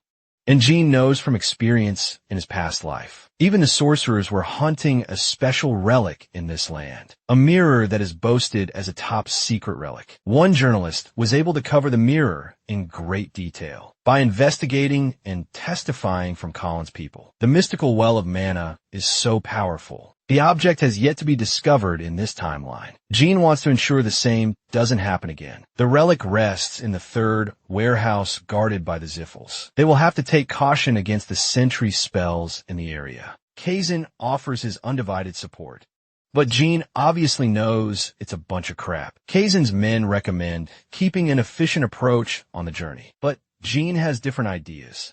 He's not in the mood to play around. Their bodies flop to the ground.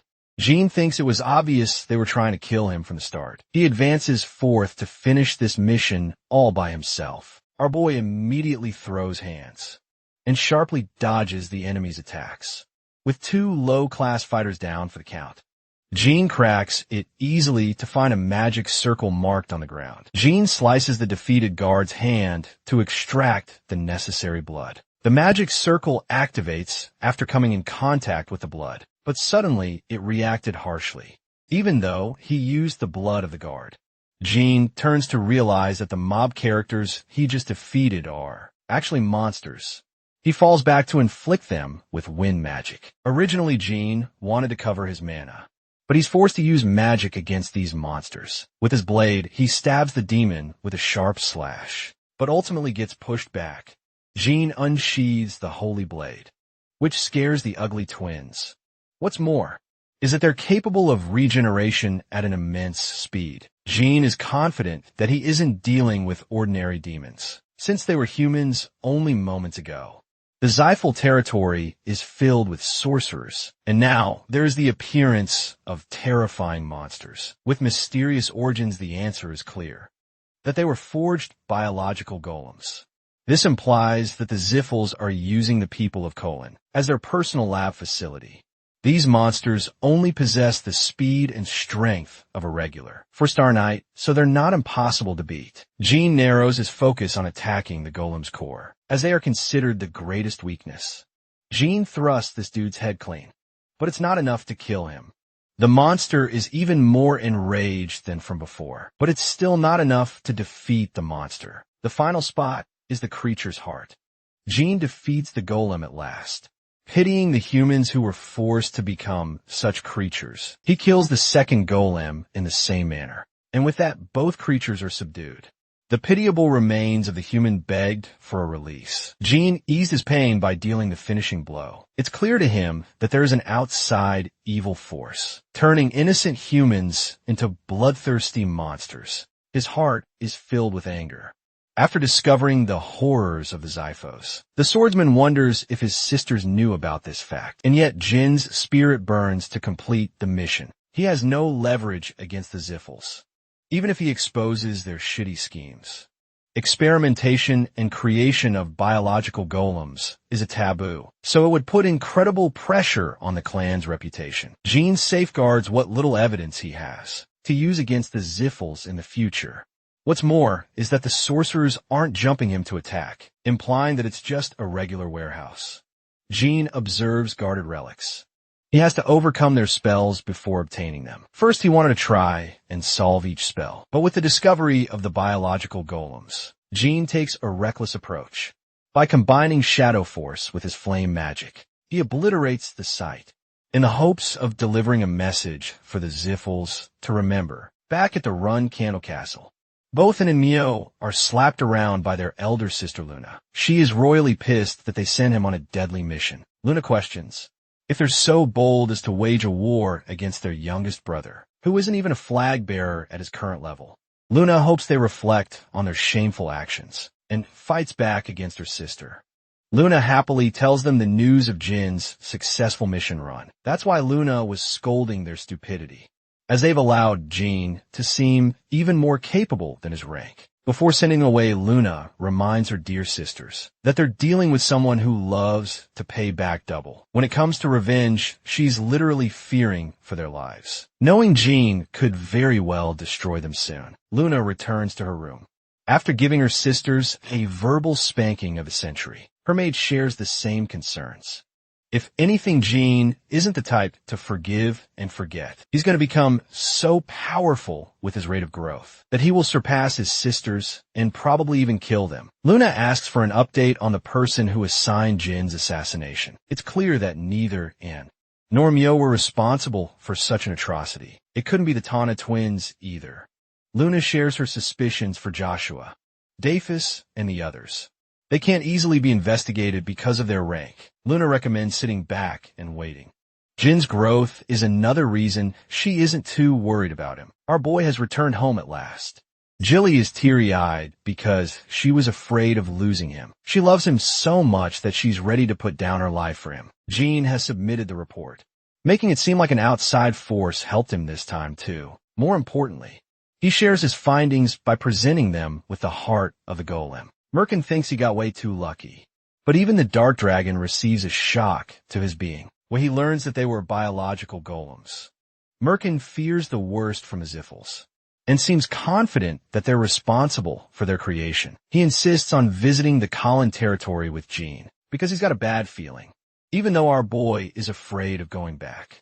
He thinks it will be all right with Muricon guarding his ass. Jean hopes to arrange an excuse to venture into the Zyphel territory. Again, the 3 delinquents that he knocked unconscious returned after Jin's mission, but they were soon banished from the Run Candle clan. Jin's training continued as he mastered the singing stones. Jed wants him to stop training with the cadets, as he's got a meeting with the Patriarch next week. The Tana twins are stunned until his role is officialized in the clan. Our boy was happy to operate on his own at last. He wears a happy smile as this will allow him to become even stronger. Karen marched his army towards the Garden of Swords. He keeps coming back because of Jin's amazing progress. Khan admits that the boy's abilities were once exceptional, but now they're in another league of their own. Jean boasts the will to fight with ambition and determination. Siren remembers the day he provoked his dear siblings when he arrived in the Garden of Swords. He wanted to destroy his enemies in the long run. They tried stopping him in many ways. But the fact that he survived the Colon territory proves that he can survive against his siblings. Best attempts to kill him. He even fought a white werewolf and defeated the creature, not with the help of others. But standing on his own, Sierra is proud of his son's determination to keep up with his promises. He's certain of the boy's ability to defeat the werewolf alone. He's still interested in asking how that fight went down. Upon meeting him, Kieran arrives at the Garden of Swords. At last, Rosa welcomes him in kind, having prepared much for his return. Joshua has been actively handling most of her responsibilities behind their back, but Sharon still thinks Joshua is imperfect. The Patriarch emphasizes that their enemies fear him, but not his children when he passes Jean. Karen spots fancy new blades. He wonders if Ran and Vigo happily extended their swords to Jean as a gift. The Patriarch roars in a sudden laugh when he hears that Jean obtained the swords by completing the mission. The little boy keeps on surprising him. Karen shares a meeting with Jean in private. The boy has never been part of a banquet hosted by his own family. In his previous life, he couldn't even participate in these banquets. That's how worthless he was. But today, he's a guest of honor, standing next to his father. It may have taken a cycle of reincarnation, but he has everything he wants. Karen explains that the banquet is held in honor of the boy's extraordinary achievement. Jean assumes there might be a total of 1,000 guests. Kieran confirms that. The number exceeds the previous banquet that was held 7 years ago. The Run Candle have increased their influence, to the point every guest is known. Sierra has been exterminating monsters in the Dark Sea, while at the same time honing his skills, even without his interference. The Run Candle reputation soars an all-time high because of his demigod rank. The Patriarch fears that if he bites the bullet, the very people participating as guests could end up becoming enemies of the Run Candles. It's likely that the Ziffles will conquer the world, In that outcome, Jean shocks his father with a striking confession. He declares to leave the Run Candle clan once they fall victim to the Ziffles. The reason is simple. Jean isn't interested in serving an unskilled leader. Jean returned Wago's weapon in exchange for obtaining secret information of the contracts that only the flag bearers are privy to.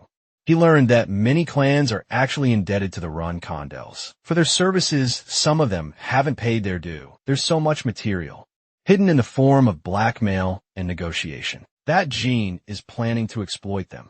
Well after his father's death, the possibility of a divine Star Knight coming into the picture is slim. So our boy is planning to become a negotiation mastermind to turn the tide in an unfortunate future. Siren reminds the boy that the Zephyrs could do the same in response. But Jean believes that they can't exploit others like the Run Candles. Jean is firm on his decision to leave the clan if the next patriarch ends up incompetent, which will then lead to a solo quest to take apart the Ziffles. Siren is impressed by his strategy.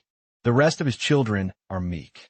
They lack the vigor to discuss possible futures in front of him. Jean, on the other hand, is reasonably calculating. Chiron thinks the boy shares the strengths of Luna, Mary, and Dyphus, the patriarch. He muses the possibility of Jean overcoming the ranks within that time span. Karen wants to discuss one more topic after the banquet ends. Jean is confident that the conversation will be related to his promotion to a reserve flag bearer. He's very excited for that to happen suddenly. A Run Candle servant rushes to inform the patriarch about special guests who came uninformed. Sharon instantly realizes that it must be the Ziffles. 5 Ziffles have arrived along with a minor patriarch of the clan. Kieran accepts the others, but refuses to welcome Andre's entrance. Jean is alarmed to see his father's humiliating response to the Ziffle minor patriarch, but he agrees that it is necessary. It's a smart order because Andre would be disobeying Karen's orders if he forced his way in. This means Andre has to follow their command no matter what, unless he's interested in getting himself killed. Siren welcomes his guests as the patriarch of the Run Candle clan. He highlights Jin's exceptional progress as the reason for the banquet. The guests praise the boy's accomplishments. Siren explains that only 2 rules exist in the banquet. The first is that drunk fighting is acceptable in the arena, and the loser will be forgiven if he concedes the victory, as this is nothing more than a banquet. With 1,000 enemies brought together in one circle, they can't do anything but follow the rules of the Run Candle clan's banquet. However, they can happily choose to beat each other in the arena as much as they please. It's a way of settling scores or accomplishing records. Even Jean thinks they're a battle-driven, crazy clan. Shirwin tells the boy to enjoy his time, fighting anyone who dares challenge him. However, he's only supposed to fight the strong instead of picking on the weak. Karen emphasizes that if he loses even a single fight, he will be stripped of his privileges. It's a scary thing to say, and the stakes are high. Then again, Jean never shared the privilege of speaking to his father in his previous life, but now they're closer than ever. Despite that, Jean doesn't hope to foster a happy relationship with his family. His lifelong goal is to surpass his father. Instead, Jean joins the banquet. The Tana twins merrily stick around him. They inform him of their progress with the singing stones, but Jean knows they're here to just steal some of his attention. The first flag bearer of the Kin clan extends his gratitude for the run. Candle prodigy the Tana twins exit the scene, while Jean talks highly of Kin's accomplishments, viewing him as a hero suddenly.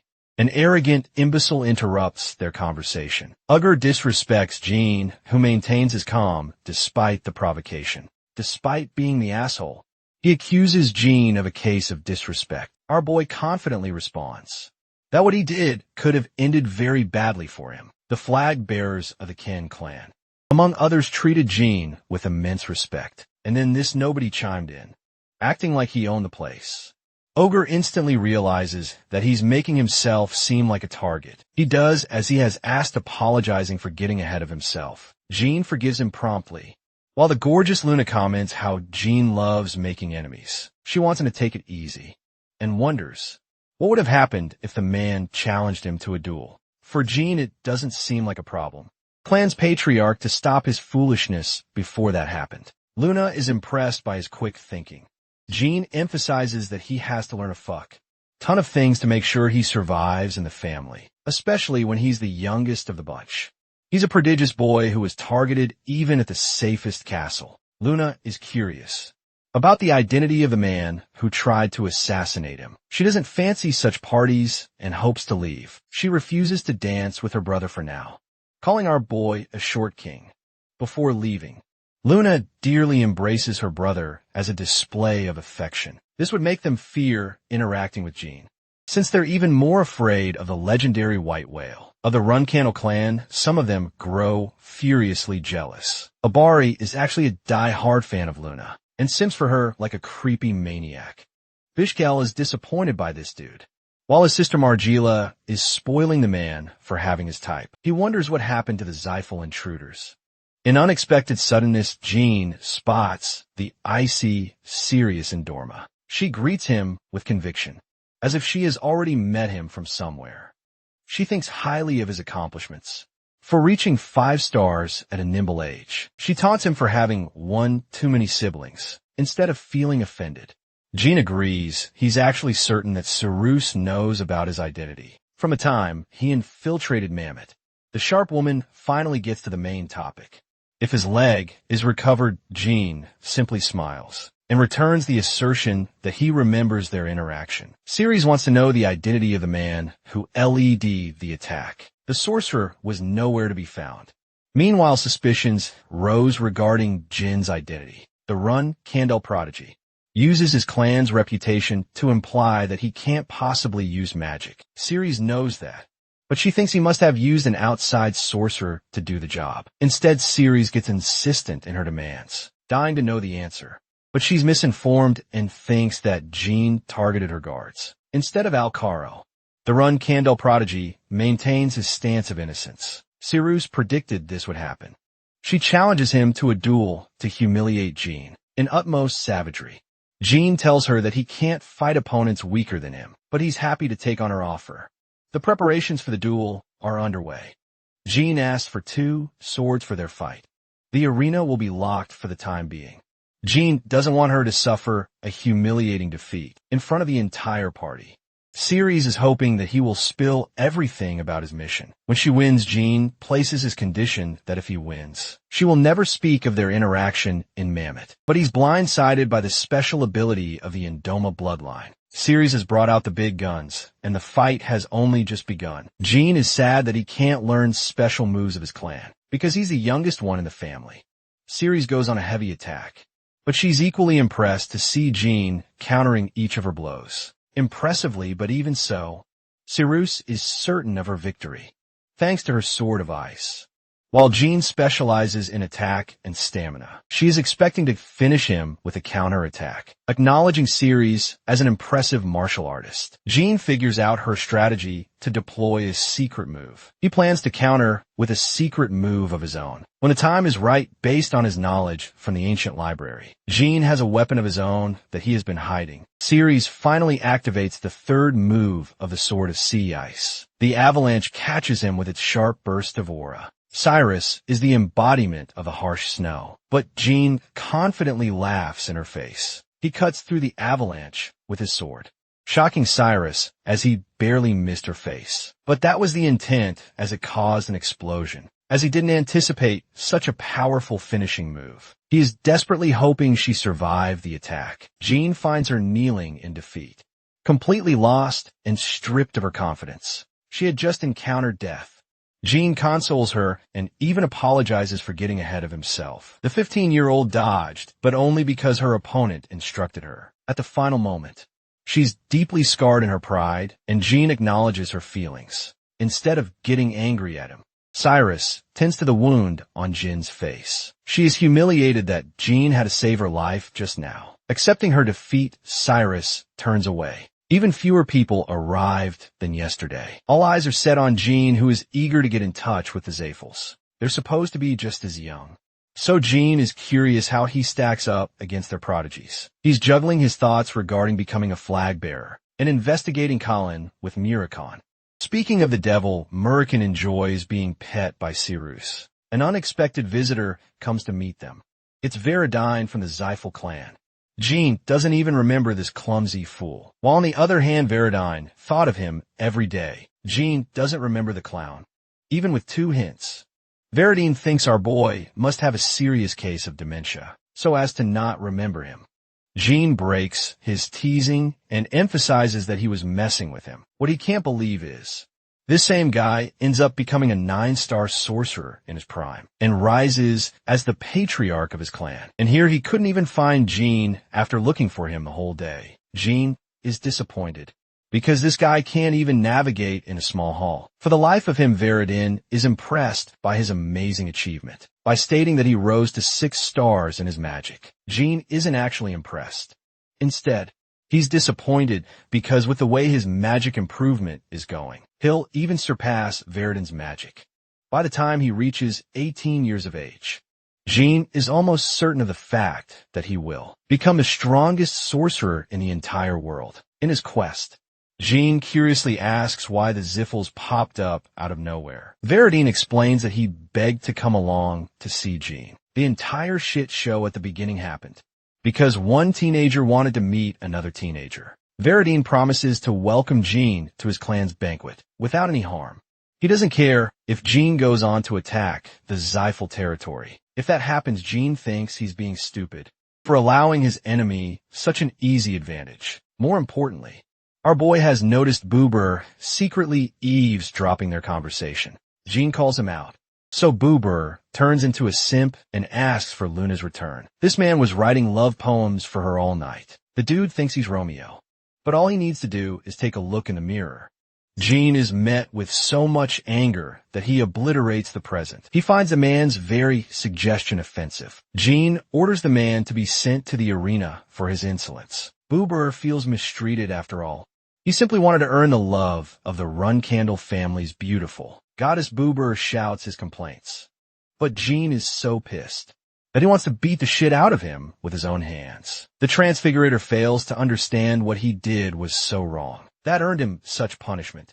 Bishkol and his sister are both stunned to see such an unexpected development. Ceres is annoyed that she can't fight Jean in place of the fatty. Veridine tries to butter up to her and gets told off in return. Unlike yesterday, this match is held before the eyes of the public. While everyone knows about Jin's identity, Boober is a mystery. He begs for a chance to introduce himself. But before he could even state his name, Jean obliterates this meatball's face with a punch. Buburi shows a display of confidence by commanding his aura. Basically, Jean is facing someone a level stronger than his own. Buburi actually manages to punch Jean across the face. He easily gives into arrogance, which becomes his undoing.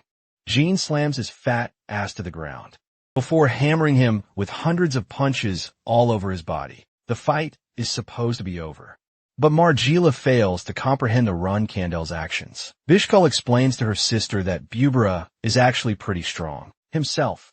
She wants Bishkul to go ahead and defeat Jean in a one-on-one fight. He accepts to honor his sister's desires. Bishkek enters the arena with a confident star. He's a 7-star knight, much stronger than Jean, who is planning to use this as an opportunity to learn about his clan. Jean is even more shocked by Margila, who is sacrificing her brother to get what she wants. Jean commends his display of affection for his dear sister. He feels the same about his own sisters and hopes that Bishkoel teaches his underlings to keep their mouths shut. The 7-star knight finally drops Boober's name, causing a shock to Jean, because he realizes he just beat up the Transfigurator. In real time, Jean is having major flashbacks, realizing that Babur is deeply connected with Bishkul's clan. Jean finds himself incredibly distracted, but tries to focus against his opponent, who is a competent knight. The fight begins with Bishkul dishing out incredibly offensive moves. Jean can't believe that he's dealing with an ordinary 7-star knight, as this man's talent rivals even that of his uncle. Bishkul's hammering blows put Jean on the back foot. He's barely able to defend against Bishkul's menacing swordsmanship. However, Veridine is firm of the opinion that the Runcandels thrive on being cornered.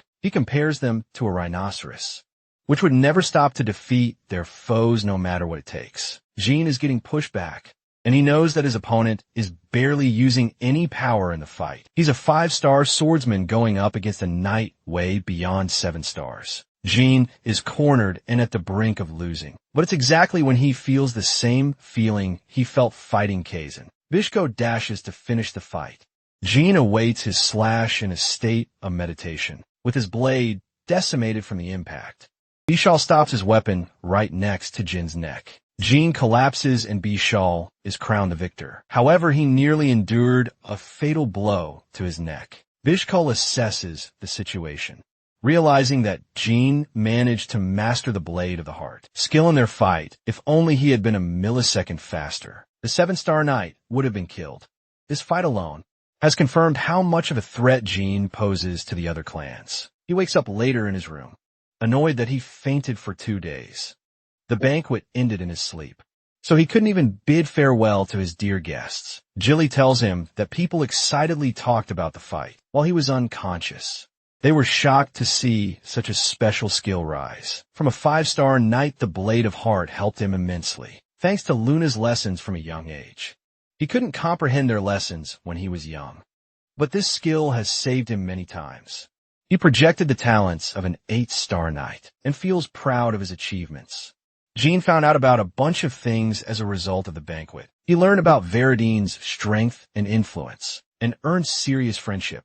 Jean wants to take his time to investigate deeper into his concerns. Before leaving, Sirius left him beautiful flowers. Jilly wonders if she has found a crush on him, but Jean believes otherwise. The flowers represent a symbol called the unending fight, meaning she desires to fight him someday again. Murican still thinks it's an achievement for this man to earn her affection. Jilly abruptly informs Jean to visit his father, who is expecting him. Jean realizes that his mission to get sent away is right around the corner. He tries to find him. Kieran is expecting him in the shadows. Jean is prepared to leave the clan, an answer his father seems to like. Their current location is called the Crypt, a place where select few heroes of the clan are honored. Heroes that saved their clan many times in millennia. Siren shares that the first patriarch rests in a different location. The very power that Jean now possesses is the reason they were never able to claim his body. Upon his death, the Ziffles cornered them into a contract to forever stop using magic. They placed a prominent curse upon the run candles, stopping the production of mana in their bodies from birth. Siren remembers when he first asked the boy how he came to acquire such a power. He lied then, but the same answer could have put him in deep trouble at his current age.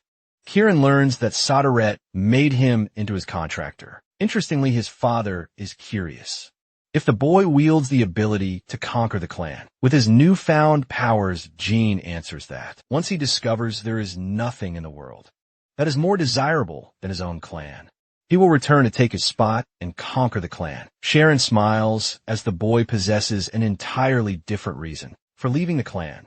Jean is given a duration of 5 years to make his decision. Unsheathing his weapon, Jean is prepared to meet his father at the end of his years. After his conversation, Jean wants to depart immediately, but Jilly is chained from using her powers. The Run Condels don't want Jean to accomplish anything with the assistance of outside forces. But rest assured, because our boy is prepared to manhandle the situation during this time, he feels sorry for Jilly for enduring harsh treatment for his sake. But she's more than happy with his accomplishments for becoming a reserve flag bearer. Jean turns to look at the Run Condel estate a final time, realizing that this is where his journey truly begins. The perspective shifts to Kieran's contemplation. He may have become the strongest in the era with his might, even if he failed to void the pact made with the Ziffles. But for his son, he boasts the power of the God of Darkness. Kieran is excited about what will become of him, and if he will be responsible for freeing the Run Candles for their lifelong curse that night. Jean left without saying goodbye to any of his junior cadets, or even Luna. He thinks she wouldn't mind because he's just going out for training. Jilly wonders where they should go. Normally reserve flag bearers like to explore Mammoth Lawless to stack a reputation for catching criminals. It's necessary to amass a reputation before being accepted as a true flag bearer. For Mary, she defeated powerful warriors at her age and earned the reputation of the mad woman of the South. Usually his siblings returned to the clan, at most up to 2 years. But Karen wanted Jean to explore the world for longer. He senses that Karen wants the boy to master his powers fully. A dangerous, Zyphal territory. His reasoning is simple. He heard about mercenaries hanging around the region to terrorize the locals of the area. Jilly is pumped with excitement. The truth is our boy lied. He only knows this information because of his past life. A criminal syndicate called Tezsing runs an underground auction full of mysterious secrets. The valuables are what Jean is after, since they can't use a portal to transport to the kingdom instantly. It's going to be a problem.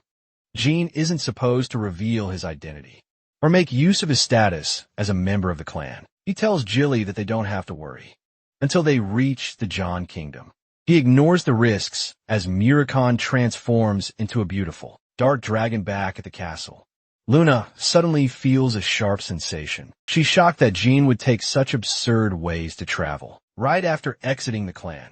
She's hoping the best for his success, despite feeling but hurt that he didn't even come say goodbye. Having reached the John Kingdom, Gilly feels travel sick because of how fast they were going. Muricon is deeply worried about her. Despite being a dark dragon of mysterious origins, Jean goes out to collect money, while Muricon is taking care of his nanny. Remember Semperbill, the dude he saved in his first real mission? He's sad that he didn't get invited to the Run Candle banquet. Fortunately for him, Jean is right here. He creeps him out with a silent entry and wants his help. Jean requests that he obtain a good amount of money for them. Surprising Semper, unofficial flag bearers are told off against revealing their true identities because their mission is to survive with their own powers. Instead of using the Run Candle family's name, this becomes a major problem for them. When it comes to obtaining wealth, they spend the first few months grinding out funds for travel. This way they live through the life of poverty and experience what it feels like to be a commoner. In Jin's case, this never happened. They got a good head start thanks to the wealth Semper promised. He returned the favor in kind. As they're preparing to teleport, Jean hopes that Dragon Boy over here doesn't just throw up, like last time. The reason they didn't just fly their way to the Arkan Kingdom is because the Zephyrs control many dragons of their own. That flight would become a declaration of war. Murikin is seriously annoyed that those pesky sorcerers have marked their control over the skies as well. The clan boasts powerful dragons, as well as the gods that created them. On the contrary, the Run Candles have one dude with one dragon that not even his own clan knows about. The Ziffles would have gotten an easy victory if Jin's father wasn't in the picture. In the midst of his contemplation, Jean reaches an epiphany. It's impossible to bring so many contractors and tie them into a single generation. Jean has altered his identity to fit their travels. They await the teleportation to activate, while Jilly comments on how impressive their clans forged. Documents are they're able to bypass any security with ease. The teleportation commences with Murikin being scared for his life. Jean recalls that it's been 15 whole years since his last visit to the Arkan Kingdom. They're here at last. Jean spent his final year in the same capital. Not much has changed since then. The people are lifeless as they used to be.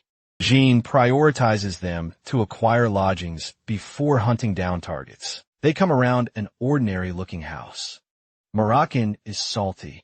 He chose a broken crib instead of investing in a nice apartment and explains that he wants to keep low on his spendings for now. Moroccan doubts his reasoning, but ultimately accepts as they enter inside. The lousy innkeeper is surprised that he received any guests at all. He presents them with drinks. He smashes the glass in his face for pulling such a measly trick. Dragon Boy kicks him across his face for having the balls to mess around with his group. Murikin kicks him around mercilessly without remorse. Jetu, the information merchant, was actually a great buddy of Jean in the past. He helped him find a place when he was freshly thrown out of the run. Candle Clan, however.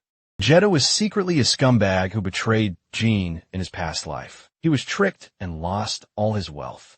It makes him frustrated just thinking about his stupid past life. Jetta grows frustrated and shouts that he's a 5-star combatant. But Murakami legit does not give a flying fuck. He's just beating in black and blue. He had no plans of stopping either. But Jean intervenes as Jetto is nearing death. Begging for mercy, Jean is in the mood to interrogate. Jetto answers Jean's first question, all the way up to the part where he reveals his disgusting business, dealing in human trafficking. He begs to be spared to help them. As previously, his plan was to take advantage of the newcomers by selling them off, crushing his fingers, as he reveals his association with the underground auction house, much to the dismay of his friends. Jean wants to patch him up.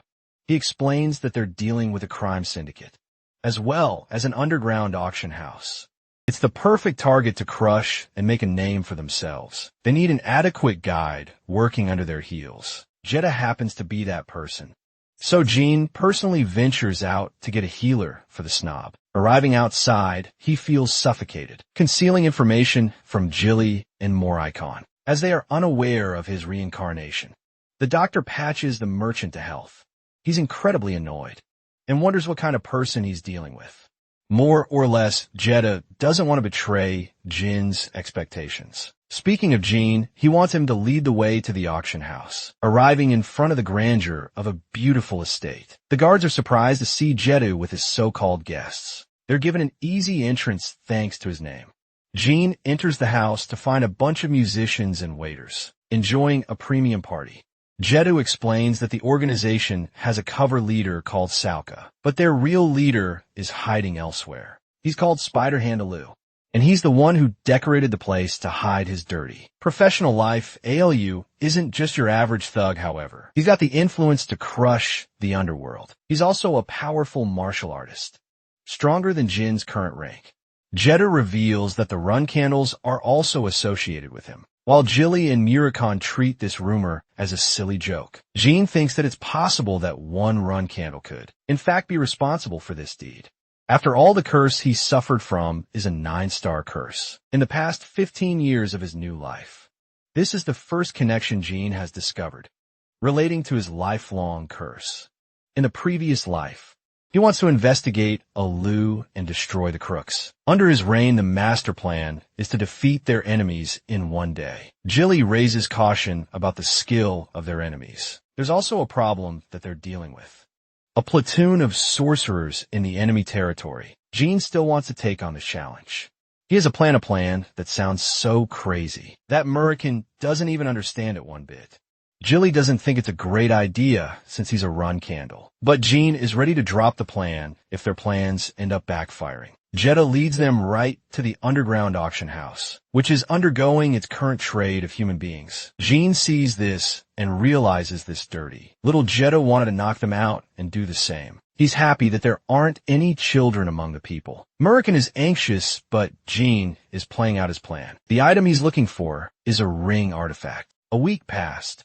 They've been coming here all the same without making any purchase. Jetta states that it's necessary to buy something, or else the criminal organization might pose some trouble. Jean leaves that problem in the merchant's hands. Jetta accepts on the outside, but he faces immense internal conflict because Teesing won't forgive them for refusing to purchase. Luckily for him, a magic book artifact is presented at last. It's an invaluable item, once belonging to the sorcerer who ruled the world. Jean immediately recognizes the fake artifact. After all, the Ziffles would never allow such a treasure to get traded openly. Everything in this auction has been the same. The items are always fake, but foolish sorcerers keep purchasing them anyway. But something about Chun Mei's artifact is different. Even Murakan vouches for the valuable object and insists Jean to purchase it. Jean puts up 150 gold, an amount no one is able to match. After making his first purchase, Murican doesn't understand why he's playing for such an expensive purchase. Jean feigns ignorance, but he knows that the object belongs to the Hister clan. It's a memory of his teacher in his past life, so he wants to give it to her as a gift. If they ever encounter each other, he's pleased with the results. But he certainly can't understand the second book Jean purchased. It's in a special language that only a few people can understand. Jetto explains that it is beyond his powers to do such a thing. Jean comes up with a sinister plan. forcing the merchant to name-drop Veridane Zyfel's name, fooling him into a meeting with Jean. Jeddah goes crazy because he thinks it's the real Veridine in the flesh. He happily crashes into Alu's place to tell him to meet Veridine. Alu's men come around to escort the so-called Veridine. Instead of complying, Jean bashes him with a punch before casting a strong fireball. The poor guard tries to clear the misunderstanding, but Jean blasts his ass for a case of disrespect. He wants Yahello to come meet him in the open on his knees. The humbled boss of the crime syndicate did, as he was instructed by Jean. Jeddah thinks he has won the jackpot, becoming accommodated with the Veridine Zyfel himself. 1 week prior, Jean explained his plan to impersonate Veridine. It was a crazy idea to fool Yahello, who is influenced by the Zyfels, and wouldn't want to mess around testing Veridine's true identity. But that wasn't Jilly's main concern. What she feared was their own clan discovering Jin's attempted impersonation. He demands Yahello to lift his head and presents him with the secret magic tomes. Alu apologizes for trading them without the clan's permission. Jean feels offended that Alu sold off many valuables of the Zyfels. To ordinary people, the crime syndicate's leader apologizes, as he is a martial artist who doesn't know how to deal with ancient artifacts.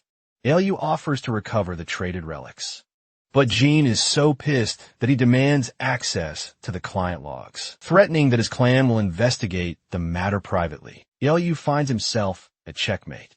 He thinks his life built inside the Arkan Kingdom is no more. As the Zyfels have become furious of his actions, it's clear that the entire organization will cease to exist if the Zyfels become infuriated. Alu presents him with all the information necessary. He even offers to bring over highly confidential documents from his house. Jean immediately calls out his bluff, stating that Yahello would use that time to plot something behind his back. With his plans uncovered, Yahello finds herself struggling to utter even a single word. He turns around and instructs his men to keep them busy while he's gone. Alu is frustrated and becomes desperate in finding a way out of this mess. Gilly and Murican scout the information logs. Murican communicates with the boy through telepathy, but he isn't worried. Jean finally found the ring he was desperately looking for. Best Nanny Gilly is concerned for our boy's reckless methods, while the information merchant, Jeddah, brings him a list of all the slaves Jean requested. Jean forces his way through Alu's guard, knocking him out in a single punch. Jeddah doesn't understand his intentions, but Jin's mission with him has put him under major fire, so much so that he recommends the man flee to the Vimith Empire, because he's not surviving in the current place. Jeddah wants to go along with Jean. He begs to stay by Veridine's side, thinking that he's going to steal all the glory. Jean finally reveals that he's not even Veridine himself. The poor informant's dreams are utterly crushed. 2 hours after that, Yahello returned to confirm that the real Veridine boasts silver hair. This means they got heavily played by a bunch of no-name clowns. Yahello learns that they escaped after retrieving information of all the slaves. In a fit of rage, he slams his own man in the nearest wall, killing him at once. Yahello wants his men to find the imposters, so that he can repay them for such humiliation. Meanwhile, Merkin is concerned the crime syndicate's leader will locate them. Jean emphasizes that he wants to confirm the rumor of the run. Condale's working with the man. They've already acquired the valuables. Merkin is about to ask how Jean acquired the ancient ring, but before that they have a fight to deal with. Yahello has arrived armed with his weapons to kill Jean and his friends. Unfazed, the 5-star knight simply tells him that they've reported the client list to the rest of the world, meaning his life is over with that settled. It's time for the fight. Jean wants to solo his ass and instructs Murican to handle the rest of the goons. Murakan simply waits for them to come at him. He's strong enough to fend off each of their blows. Murakan annihilates the remainder of Alu's men. Yahello tells them to attack Jean and Jilly with their magical spells, but the spells are all weak in comparison to what Jean can pull off. He simply blocks them all, thanks to the effects of the stone Luna gifted him long ago. The Dark Dragon is annoyed by their pesky numbers and reveals its true power. In a fit of fury and rage, Yahello starts slaughtering his own men, having lost his damn mind. The upcoming battle is for Jean to fight, as Murakan has already eliminated the small fries. That could have caused trouble. The annoyed leader demands to know who ordered such a mission. He rushes to attack Jean, impressing him with his speed. Yahello makes one thing clear. He's not going to die here. Murakami reminds Jean that this time he's facing a true 7-star fighter. Unlike Bishkol, who is clearly holding back in their fight, Yahello thinks Jean is extremely overconfident for challenging him. The swordsman draws his blade. As the first clash connects between the two fighters, Yahello is shaken to discover that this guy isn't a sorcerer, but a swordsman. He pressures Jean to go on the defensive. Jean tries to counter, but his opponent's speed is fast enough to inflict a shallow wound on his body. Jean realizes that he's dealing with someone way out of his league. Yahello isn't concerned about Jean, but instead he's wondering why Murakami is staying out of the fight, despite being leagues ahead of him in strength. Murakami is enjoying Jean struggling in this fight. Jilly shares her concerns, but the Dark Dragon emphasizes that it's necessary for Jin's growth. If there's a miracle, Jean might even win. Alu overwhelmed the 5-star run Candle, believing that he's going to win. But the reality is for the run candles, they're used to facing enemies far stronger than them. Jean deploys the use of an incredible magic spell, blasting him away. Yahello is starstruck that he's fighting a magic swordsman. Jean coats his sword with electrifying magic. Yahello cuts down the attack and believes that Jean is wasting his time. A shadowy glow illuminates as the swordsman chants Awaken Helm. The shocked martial artist cannot fathom what he is witnessing. With his eyes, a dark swordsman coated in shadows has taken form. Jean is using this special form to close the gap between their skills. With a few slashes, the fight has already ended. Merkin explains that Jean activated an artifact called the Myota Rune. It's an incredible defensive weapon that defends the wielder from all attacks. Below 7 stars. That's the power of the ring that Jean sought with desperation. It's an object that was going to be revealed several years into the future, but luckily he has acquired it now. With a loose cut-down body resting on the ground, Jean inquires about his connection with the run's needles. The Dark Dragon questions why he's so desperate to find out the man's connection. Alu leaves with an ominous warning to be fearful of the person he's looking for. Murakami still doesn't get it, while Jean figures that this guy's identity is more important than he thought. He's confident that he's connected in some ways to their family. Murakami doesn't get his intrigue. Jean wants to hunt down the mysterious person, and it is critical he finds him for his clan's safety. Jean meditates on the man's words. He's confident that it's one of his siblings from the clan, but the question is who? It has to be someone who figured out Jin's talent from a young age and wanted to eliminate the threat. There's only one person, Joshua Runkendall, the candidate patriarch to lead their clan. The following few days, Teesing's destruction is publicized to the whole world. This is thanks to Jetta's help. And though he was still interrogated by the Ziffles, it's fine because Jean profited the most from the situation. He obtained ancient books, found the special ring, and even defeated a 7-star knight with his own powers. Jilly shares her obvious concerns that he's still underestimating the capabilities of what a 7-star knight is like. This is confirmed by Jean himself, who thinks he's weaker than his nanny. Even at this stage, their tracks are covered thanks to the merchant. So it's time to move on to the next location. The free city of Tekken is confused, while Jilly instantly realizes Jin's intention to hunt down the 7-colored bird. Don't get it twisted, it's not a rainbow-ass bird. It's like a CIA unit, a trusted agency that has a lot of reputation. But Jean thinks they're the bad guys, so he wants to hunt them down. They travel by CES. Jean is starting to realize that he can't find a good excuse for claiming the things he does. His knowledge of his past life is helping him, but he doesn't know how to explain it to Jilly or Murican. What's more is that he has to carry out investigations into many different groups and clans. He's still bothered by a loose connection, as well as the forbidden magic discovered in Colin, since he has so much to investigate. The Tekken City is the best way to lie low. Murican talks about Chun Mei's spell, which is placed on the ancient relic. It's a form of light magic that was used to protect against the Ziffles. The Ziffle clan made sure to eradicate anyone in their path. That's what happened to Chun Mei too.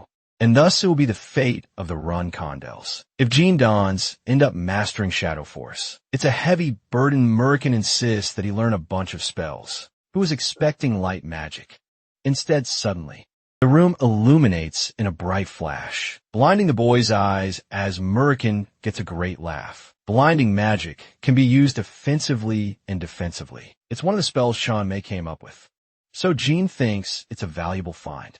Murican is more or less curious about the second relic. From the Hister clan, the code is beyond his understanding, so he doesn't think anything valuable can be found inside. Jean insists they keep the book for the time being and crack its contents when the time is right. A week of travel passed as the group arrived in the free city of Tekken, a beautiful place completely free from the influence of the run. Candles and the ziffles, it is considered the perfect site for vacations. Jilly recommends looking for a place to stay. Dragon Boy is hoping he finds a lavish place this time. Murican's sudden transformation attracted the attention of a little girl, who clearly saw a cat turn into a man. The girl wants to learn how to transform too, while Gilly and Murican are stumped.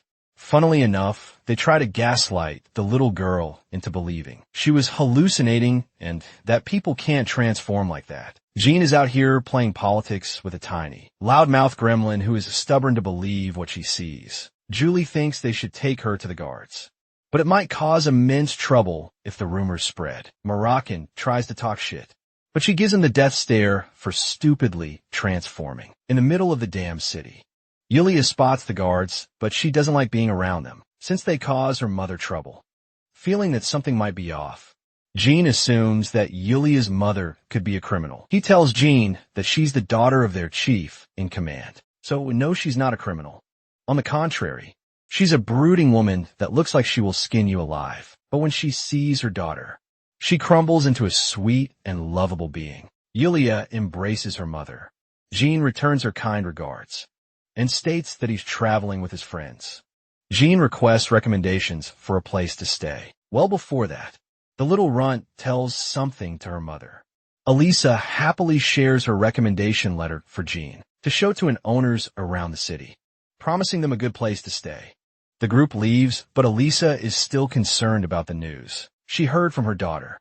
Yulia snitched, seeing Murican transforming into a cat. What's more is that transformations are only possible for dragons, which concern her. Our heroes are staying in their newfound inn, receiving a premium unlike last time. They're happy to get so lucky. Upon arrival, Jilly wants to go and grab some ice pops, instead of being on a mission.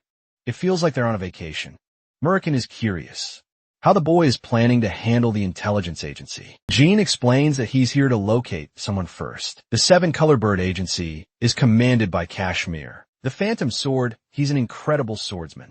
So much so that the Run Candle family acknowledged his swordsmanship skills. But that's the only thing the world knows about him in 10 years. Time it is actually revealed that Kashmir is the fallen prince of the Vimith Empire. After that, he convinced the Empire and the two most powerful clans to form Tycon into its own nation. Becoming its first king, the man is not only an excellent swordsman, but also a sharp strategist, who is laying low for years to come out at the perfect moment. Jean is hoping to make a friend out of him, but he doesn't know how. Suddenly, Strawberry Pie bursts into the scene, explaining that the inn has been exited completely. No one is there. A hand reaches out to grab her from the shadows. It's Kashmir himself, who is one step ahead of their plans. Murican is so damn annoyed because Kashmir grabbed his crush. He rushes to kill him in an instant, as Jean begs him to stop.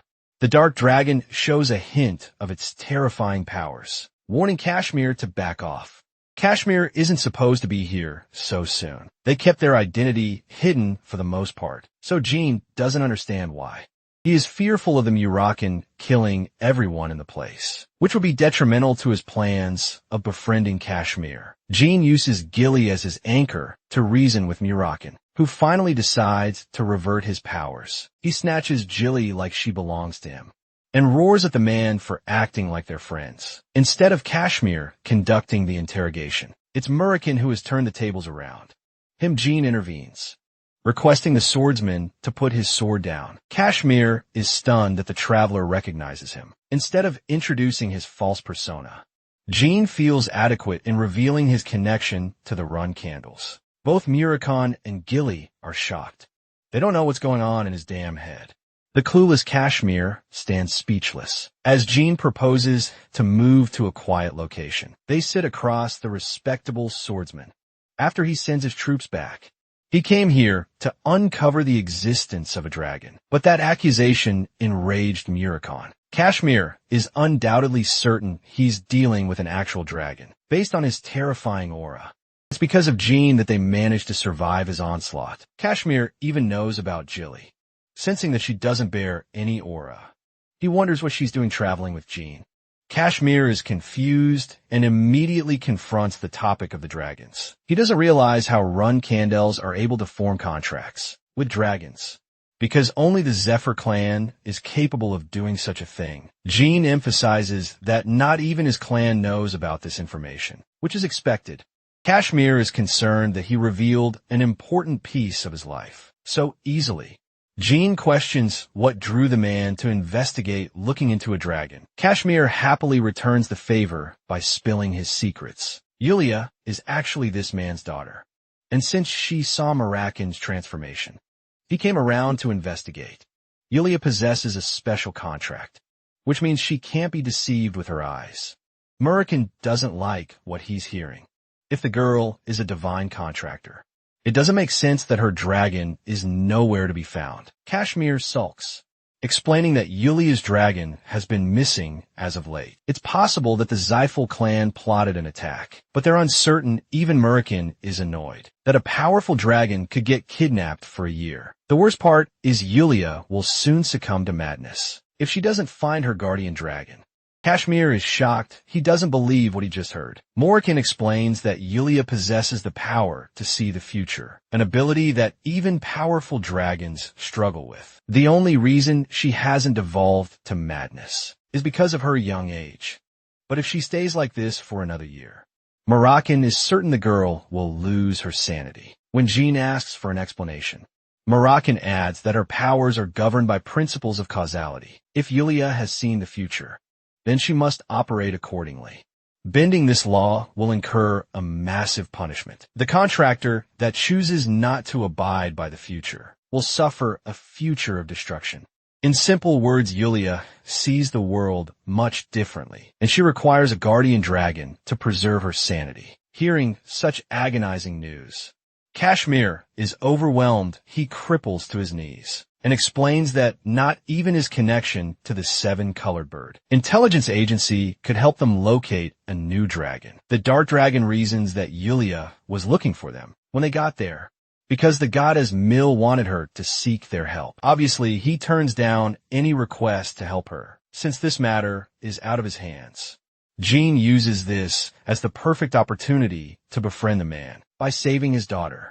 He encourages the wavering man to regain his composure, as they will personally start looking for Yulia's dragon. It's the perfect crutch he needed to have a favor over Kashmir. But it's not an easy task with all things considered, since the Tikhon city doesn't have any allegiance to a specific clan. Murakin requests for the data of every dragon in Vimith. Jean catches on to what seems to be a last resort at saving Yulia's life in a different location. Quick, until a beautiful dragon speaks to Enya. Her contractor Enya is impressed by Jean Runkendel's epic tales, but her dragon thinks lightly of the brat. She believes Enya is more special, since she was chosen by the god of time. Suddenly a shiver runs down her spine.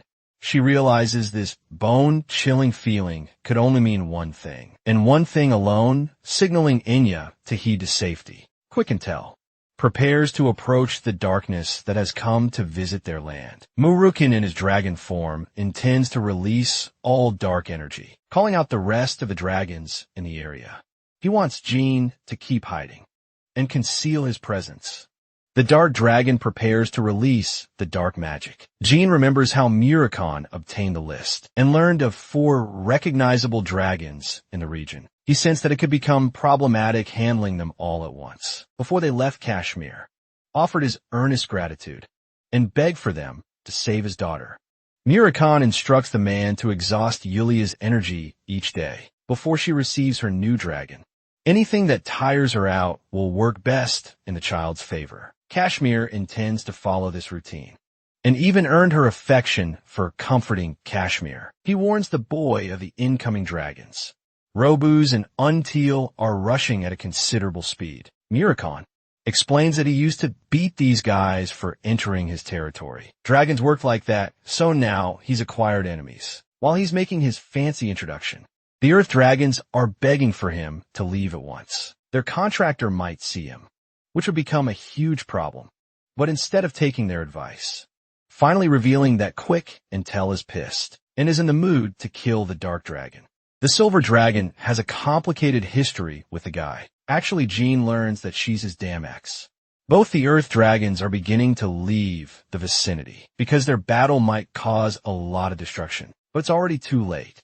Quick and Tell makes a roaring entrance with her dragon breath. Muricon warns Jean to brace for impact because she's clearly not finished. He evades each of her strikes, causing a vortex in the ocean. All of her attacks are all 8 stars or above. Jean is terrified by her strength.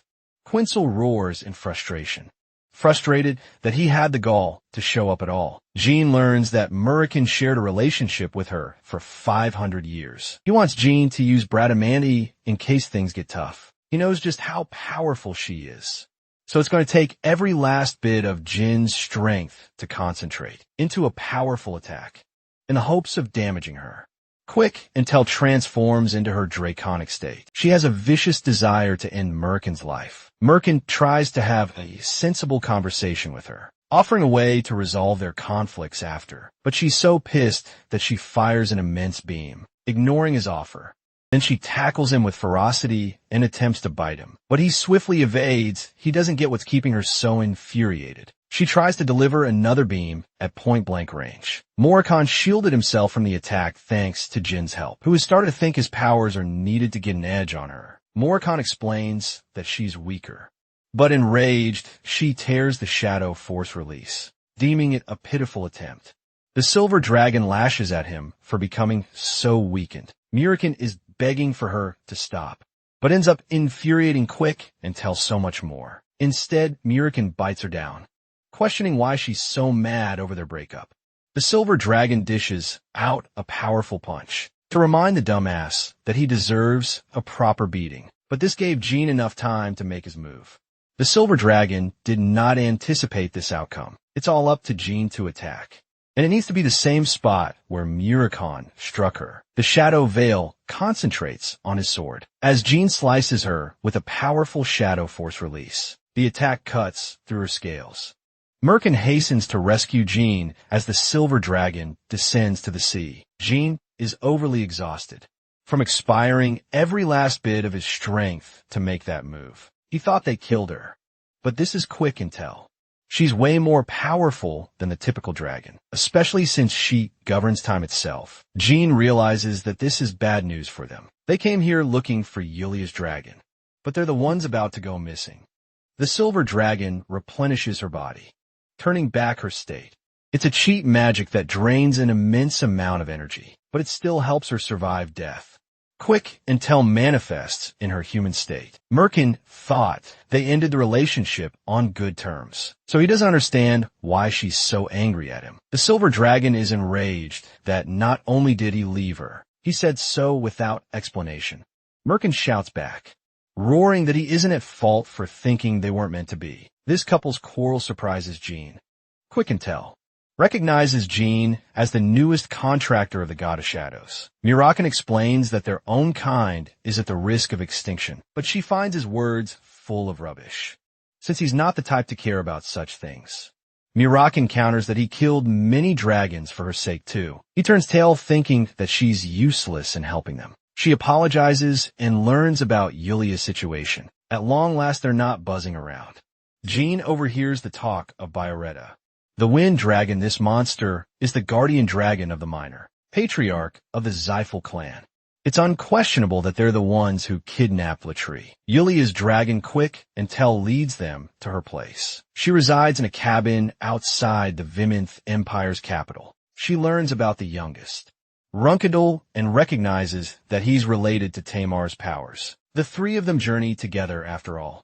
So, she knows she returns to the topic at hand. Bioretta took L.A. Tree by deception. The deal was to teach L.A. Tree some of the dragon spells. It has now jeopardized the life of a young girl who exists without her guardian dragon. The silver dragon had always been suspicious of Bioretta's intentions. He was even insistent upon meeting her contractor, since Anya's identity is known to the public. She was safe, but for Yulia, they found an opportunity to kidnap her guardian dragon, because not many knew about her contractual relationship. Jean outlines his deductions for the Zyphil's plans. He thinks that they are trying to eliminate contractors that aren't under their control. Their second goal is to acquire as many gods by their side through contracts in his previous life. Jean discovered that the god of time's contractor was different. He was a Zyphil clan member, which means that Enya was probably killed in that timeline. The same goes for Yulia, who might have her contract revoked. The silver dragon still doesn't find his words persuasive. After all, there would be no reason to acquire more contractors when the Zyphils already have so many. Jean sharply deduces that Quick Intel is putting on a blindfold because she's secretly afraid of the sorcerers. Murican senses this is bad news, as she could easily become enraged. Instead of taking offense, the silver dragon laughs. She's never seen Murican act cautious around her. She's prepared to take the steps necessary to guarantee the safety of her contractor. Even more, Quick Intel is prepared to help him meet Bioretta and recover Latrie. Grasping Jin's shoulder, she reminisces on her memories with Tamar. She wants to swear loyalty to his descendant, and even comments that he's just like the first patriarch, with his provocations while they're talking. Enya bursts into the scene, ignoring Quickenel's warnings to leave the house. She's a clumsy and shy fool who just so happens to fawn over Jean Runkendal. The boy is desperately asking for an explanation out of this mess. We can tell Sulk's explaining that she's his #1 fangirl, Enya the #1 simp. Can't contain her excitement in front of her star and model Jean. She's surprisingly a commoner, which makes Jean assume that she must be really talented. In some other aspect, the silver dragon is annoyed that she rebelled. Quick Intel is barely containing her composure. His kind and cooperative ask is enough to swoon the girl. She literally thinks her Prince Charming is here to rescue her from the bad guys. She's more than ready to go with him. That's just how excited this purple-haired midget is. We can tell Wax her unconscious. She's afraid that her obsession for Jean might take her to the ends of the Run Candle clan. The boy is shocked to learn that his own clan has dungeons, and even dragons. As for Murican, the dude is out cold with the two of them alone. Quick Intel emphasizes that she's only helping out Jean because of her ex-boyfriend, especially when he's become a sorry loser compared to his original strength.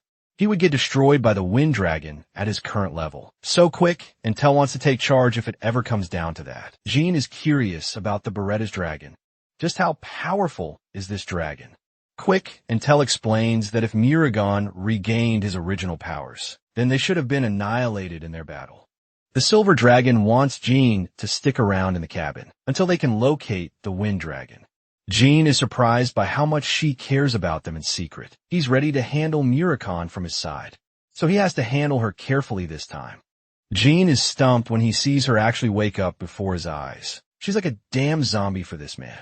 After explaining the situation to Enya, she understands that she could be a potential target for the Zyphils. She trusts in his powers completely and offers to leave tomorrow. Quick Intel instructs her to start packing. She will take care of the academy by calling in a sick leave for her sake. The only thing left is to take care of the Wind Dragon. Suddenly a strange man calls out from outside. The silver dragon can't fathom how anyone would come in the middle of nowhere. For Firewood, Jean immediately realizes that it's a trap. In fact, he's a spy who has probably been keeping watch. Hearing this, Quick Intel instantly opens the door before lifting the man by his throat. She's ready to crush him if he dares not to speak. Then from within the cabin emerges another figure, the real perpetrator hiding in the shadows. He threatens to summon the entire task force if Quick Intel fails to let him go. But this girl is mighty pissed. She dashes head first to beat the shit out of this guy. Her thunderous punch sends a shockwave, But it's not nearly enough to even affect this man. He didn't move an inch and simply ate her attack. An incredible punch with the power of a dragon was blocked by this dude. It's clear that he's someone distinct, someone more powerful than the task force captain. He's the Emperor's right-hand man. Latz is another capable swordsman, whose skill is acknowledged by the Run Candle clan. He's strong enough to pose immense trouble. Jean is lucky to have his identity concealed with his armor. Latz apologizes for his intrusion and states his true purpose. He came here to check on Jean and Murakan, who had recently entered their empire. Quick Intel isn't one to let him off so easily. Latz swiftly threatens her, reminding the Silver Dragon that her contractor is out in the open, defenseless by herself even if she kills him. Enya won't survive the encounter. With that warning, he hastens to leave. The murderous Silver Dragon reminds Latz that she will return him this favor by taking away everything precious to him in his life. With such an imposing warning, the man takes his leave. He fucked with the wrong dragon. He's already fulfilled his purpose. Apart from the mission, he wants his squad to stay away from Quick and Tell as much as possible, because if they ever dare to try to mess with her, it'll be hell. In fact, that punch alone caused his face to bleed. This man knows he's getting crushed. Quick and Tell is enraged that she made a stupid decision to keep Anya tangled under the roof of the V-Month Empire. They could have done so much more if not for Jin's warning. Thankfully, they can still make amends and evacuate her to safety soon. The next morning, Jin assures Quick and Tell regarding Anya's safety. They've made sure nothing happens to her. And Murakan is also there to secretly protect her, in case things get worse with her safety. Guaranteed it's time to handle Beretta. They will await Murakan's return and make their move. 1 week has passed. He finally returned with a fine complaint. Quick and Tell actually made this cabin in the image of their previous one. He's not planning on going back to her, but those days were truly something precious to him. They lived in harmony with the first patriarch. It was so much fun back then. But reliving those memories now is giving the Dark Dragon a headache he can't get rid of. Quick and Tell makes fun of him for being so weak-minded. She informs the group about Beretta's response. They're to hurry to the uninhabited island soon, having arrived at the location. Jean and Murikan are observing in secret when discussing a battle strategy. Quick and Tell recommended that they adopt a direct approach and beat the shit out of him if he lies about Latrie. Murikan fancied the idea and thought it would be best if he could join in and double-team the Wind Dragon. However, the Silver Dragon took offense to the idea. It's a matter of honor for the dragons, implying Beretta won't bring anyone to jump them either. We can tell is more than confident in her victory, which is usually a bad sign if you ask me. Though, Jean believes that Beretta will likely bring back up to take her down. The Wind Dragon finally emerges, and he's brought Andre, the minor patriarch of the Ziffles, alongside him. We can tell hollers at him for being a coward and going back on his word. Eureka remarks that his contractor received the letter in his place, so he's just going along with the situation. He wastes no time in talking pretty and wants her to get to the point. Quick and Tell immediately brings Latrie to the discussion, which makes the Wind Dragon burst out in an uproarious laugh, almost if it is to ridicule her foolishness. But the Wind Dragon isn't interested in giving straight answers. She's getting provoked to a corner with each response. The Wind Dragon warns her not to rebel against the Ziffles. Jean and Murakan are still hiding. Beretta is done with playing around and threatens her life. But of course, she has been waiting for this moment.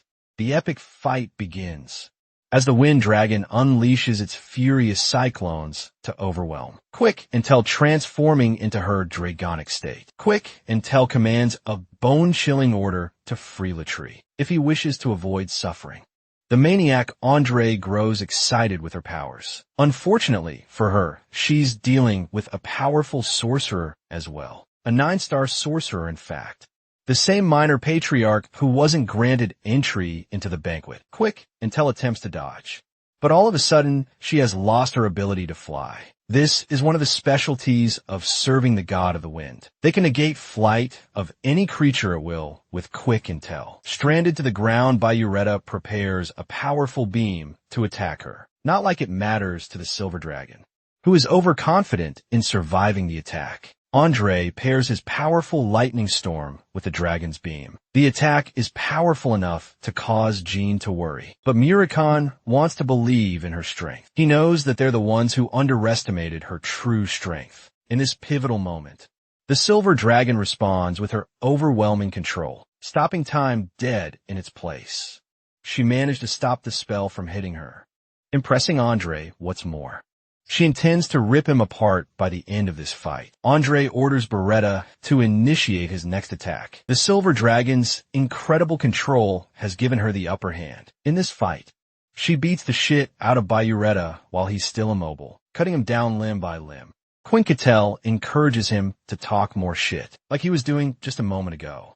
Bayuretta's wing is torn from its body as the silver dragon delivers her onslaught. She's prepared to kill his precious dragon before the sorcerer's eyes. But even Quinquetel has exhausted too much of her divine strength. She's going to need her friends' help to stop the minor patriarch. It's impossible for the Zephyrs to possess this cursed object. The monster unleashes its wrath, shocking even the likes of a silver dragon. The Zephyr sorcerer commands the Age of Domination for his clan. The creature from the Origin Stone inflicts a major wound on Quick and tells Body the Origin Stone is a safety measure created by the gods to prevent the destruction of the world. It has the shared power of all the gods combined into a simple object. Moricon can't believe that an item so ancient has resurfaced from its destruction. Enraged Muricon reveals his presence to protect the silver dragon. Since there are only 2 dark dragons existing in this world, Andre recognizes Muricon as the guardian dragon of the run. Candle family. Andre immediately recognizes Jean by his true identity as well. Andre thinks he's got a much bigger fish to fry now. The wind dragon regains its powers as the Origin Stone corrupts the dragon with its might. Even Muricon is shocked to see Beretta's resurrection. Both dragons commence a head-on brawl against each other. Beretta prepares to destroy Muricon, who counters with a punch. However, his attack is easily blocked by Beretta, who mocks him and calls him an easy opponent. Beretta is celebrating that he gets to take down the strongest dragon of the past, with their fight ongoing. Andre tends to the injured silver dragon with his Origin Stone spirit, while he's blindsided. Jean prepares to attack him with the light magic technique of Chunmei. The spell blinds the sorcerer, who then gets his body severed by Jin's sword. Burette rushes to attack Jean and smashes him with its powerful tail, sending the teenage knight crashing. He's barely able to regain his stance when 2 more attacks come rushing right at him. It is at this moment Jean senses the absolute urge to use Luna's stone. The legendary white whale of the Run Candle family is summoned as the last to overcome her brother's greatest challenge. When Jean entered the fight, he calculated slim chances of survival against Beretta and instead made Andre his target. He was able to land a critical slash upon the 9-star sorcerer's body, but it wasn't enough to deal the killing blow. Jean wanted to finish the fight, but he unexpectedly got attacked by Beretta before being overwhelmed by 2 godly attacks that he would never have survived. It was the best moment to smash the precious stone, summoning the monstrous warrior of the Run Candle clan. Even Andre is starstruck by her sudden appearance. Luna is happy to have been called in an important fight. She's even impressed by her brother's ability to keep up with such strong enemies. Jean is truly grateful for her help, as it would have spelled the end of him. Luna, who is now pissed more than ever, hopes that Andre has a really good reason for attacking her baby brother. Jean was wondering if they could survive this fight to begin with, but ever since she arrived, the outcome of the fight had been set in stone. Luna is single-handedly more powerful than everyone on the battlefield. Merkin recovers quick and tell, and recommends that they stay away from the fight. He's thoroughly impressed by Luna's entrance, who saved him at the last second. Andre is happy to find a living proof of the Run Candles, breaking their pact against the Ziffles. He's certain to report the use of Jin's magic to his clan, but the confident Luna isn't worried.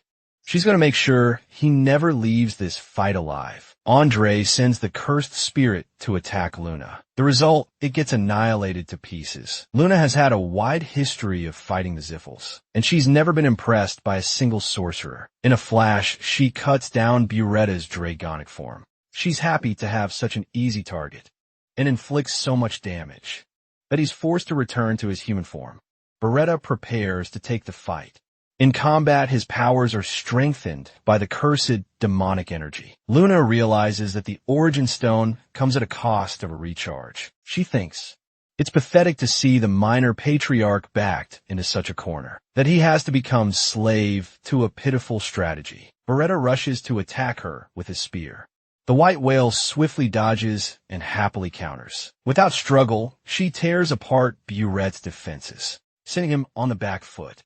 Even the Wind Dragon is no match for her cruel and sharp attacks. Luna has had enough fun. She's ready to finish the fight. Using the finishing move of the Run Candle clan, Luna calls forth the meteor shower, returning to Jed's memorable words. The Run Candle fighting style relies on unstoppable destruction. It is the definition of overcoming struggle. The Run Candles only have 2 moves in their arsenal. These are called the hidden moves and the finishing moves. Luna has just used the 3rd finishing move of the clan, a beautiful meteor shower, bewildering her brother's eyes. More than its beauty, the attack is wrathful. Andre is terrified, as Beretta exhausts every bit of his strength to guard him. The minor patriarch shudders in defeat, realizing that his opponent, a regular human being, is overwhelming him with crushing difference. The best part is Luna isn't using any cheats, like activating ancient artifacts. She's a monster. Beretta thinks they might have a chance of victory thanks to the demon Godstone reincarnating him every time he dies. By the end of her attack, Luna is a little disappointed. Beretta has been decimated to pieces. Luna is dead, confident in her brother's ability to overcome Sierra's might. But her battle has yet to be finished. A strange demon is her new opponent, an unidentified creature of the ZYLFS. Morrican theorizes that the ZYLFS ended up creating their own Origin Stone, thanks to their contractor's powers. He wants to escape to prevent harm. But Jean is worried for Luna's safety, especially if she's up against a powerful opponent, like the incarnation of the Origin Stone. Moricon corrects Jean, stating that he's going to become a burden in this fight if he doesn't let her sister handle the creature. The youngest Run Candle reflects how he came to become a contractor to the God of Shadows. He had the best potential out of everyone, and more gifts than he could ask for. Yet, Jean is frustrated that he couldn't salvage this situation for himself. It's below him to accept, withdrawing when he didn't contribute to the fight. It's the same as how things ended for his previous life. His thoughts can only be summarized in one emotion: anger. He refuses to become weak like this ever again. Murakon is happy that the boy is festering, his ambitions to become stronger and stronger. After all, it's this motivation of his that will lead him to climb the ranks. Above all, as for Luna, she's underwhelmed by the demon, who somehow thinks he can beat her this time. However, she learns just how powerful the demon Andre truly has become when he unleashes a malevolent beam strike. Luna defends with her sword while the demon ridicules her. Luna calmly responds. Luna hopes to demonstrate true mastery over the sword. She's the first knight to have worn a red aura. Andre is arrogant in his demonic state, believing that he has an edge in this fight with his godly powers. He prepares to unleash a final attack, hoping to end the Run Candle. The words Crimson Moon escape her mouth. A beautiful splash of red severs the monster in half, but the attack left behind causes a black hole of energy that draws everything near. Inside, Luna recognizes that she's in a pinch. Jean comes to help her, reaching out for his older sister with an honest hand. She thinks they're even for saving each other that day. Meanwhile, Lads comes to report his newfound investigations to the Vimith Emperor. He talks about the mysterious vortex, as well as the appearance of the wind dragon by Ureta. There is proof that the dragon did not survive the fight. Lads could up on the mana of a human, but couldn't figure out their identity. The vortex is still active. Unfortunately, Andre is nowhere to be found. The Emperor grows incredibly frustrated with Lads, who is failing him in many ways. He wants to conceal these sudden matters from the media. He also orders Latz to arrange a unit to uphold their relationship with the Ziffles. Finally, Latz is left with a warning. Amir isn't looking for imperfect reports and makes his point very clear. As for Bishkul and Boober, they come to learn about the Silver Dragon's brawl against the Wind Dragon. The outcome resulted in an entire island getting decimated off the map. The Origin Stone is also reported to have been destroyed. Boober is annoyed that they ruined his most precious piece, hinting that he may be responsible for the recreation of the demonic stone. Bishkek reports that their leader is pissed with the way Ziffles are handling things, which means they will likely ignore their orders for now. The true patriarch of the Ziffel clan acknowledges Andre's fall, despite his overwhelming advantages. He wonders if an outside force intervened to defeat them. Talks of a dark dragon have reached his ears. Misha, the other dark dragon, as well as Marakan's sister, is actually so strong that she'd easily overcome the challenge. Hearing this, the Ziffo patriarch orders his guardian dragon Kaden to look for the shadow dragons. He doesn't show any signs of concern for the loss of his brother Andre, because he knew his brother would get killed someday. After all, that man was insolent enough to arrive at Kieran's banquet. On his own whim, Kaden recommends they create more demonic stones, as they're the only source of their power, capable of defeating the Run Candle Clan. Keliak Zyphel has grand ambitions to conquer the world and rise as the new god of the realm. Returning to our heroes, Jean and the gang arrive safely to return to Jilly. She instantly faints upon seeing the great Luna becoming a part of their mission. Jilly is concerned about Jin's safety. He's getting involved in more trouble than ever when he's supposed to be operating solo. He also meets the Silver Dragon Quincatel, who is in a very pissed mood right now. Kashmir pays proper respect, realizing that he could fuck up majorly like last time. Quincatel cuts down on their conversation. She's only worried about Anya's safety. Kashmir explains how Latree returned 3 hours prior. She's with both Anya and Yulia. But something about the dragon is strange. The creature doesn't remember how it went missing for an entire year. He doesn't remember past the time Beretta took him away to teach him magic spells. Murukin realizes that the Ziffles wiped his memory to clear proof of their involvement. They don't want the world to discover their schemes. After a long-winded explanation of how things went down, Kashmir and Jilly catch up to speed with what happened. Merkin believes that the only reason to create a demonic stone is because the clan wants to create their own god. They're in the process of acquiring powers from each god in an effort to crush anyone who stands in their way. That is the goal of Kiliax. Eiffel, we can tell, goes to check on Enya with Kashmir, while Jilly sees Luna for a second time before fainting again. This poor nanny and her stress levels. Luna learns of all of Jin's accomplishments in a short span of 3 months. She thinks it's hilarious. He can't even add credibility to his own missions because he abused his powers. The Run Condels would never forgive him for that. Jilly is happy that Luna is planning to let them slide under the radar. Luna shocks them all by revealing that Karen already knows everything. By now, he's only moments away from uncovering Luna's involvement too, while Jilly is fearing for her life. Jean explains he has the perfect story. He wants to go meet his father with Luna. Sounds like a great plan at first, but it's actually crazy sounding to both women. They think he's taking his father lightly. Jean explains that he's just going to warn him about the Zyphel scheme to destroy the Run Candle clans. It's ideal that he knows about the existence of the demon creation stones too. Luna reminds the boy that he's going to fail the test automatically if he returns home before his term ends. Jean doesn't care much about that. He's hoping to score a deal out of his father. For the first time, Luna delivers her words with emphasis and bluntness. She actually fears for the boy's life. Jean thinks that she'll step up before that happens. Hearing such words coming out of his mouth, Luna approaches him with a menacing stare. Testing his conviction, she's pissed. Luna realizes just how worried Jilly must feel for him. She agrees to comply with his plans. They are to leave tomorrow. Confused, Jilly questions why Luna is accepting to help her brother. It's simple. She doesn't like the way of the clan and how it thrives on killing each other. Luna hopes to become a reliable sibling to Jean, his one form of defense. She's hoping he has something good in mind to win this encounter. The next day, both Luna and Jean return to Storm Castle. They're met with scrutiny and frustration.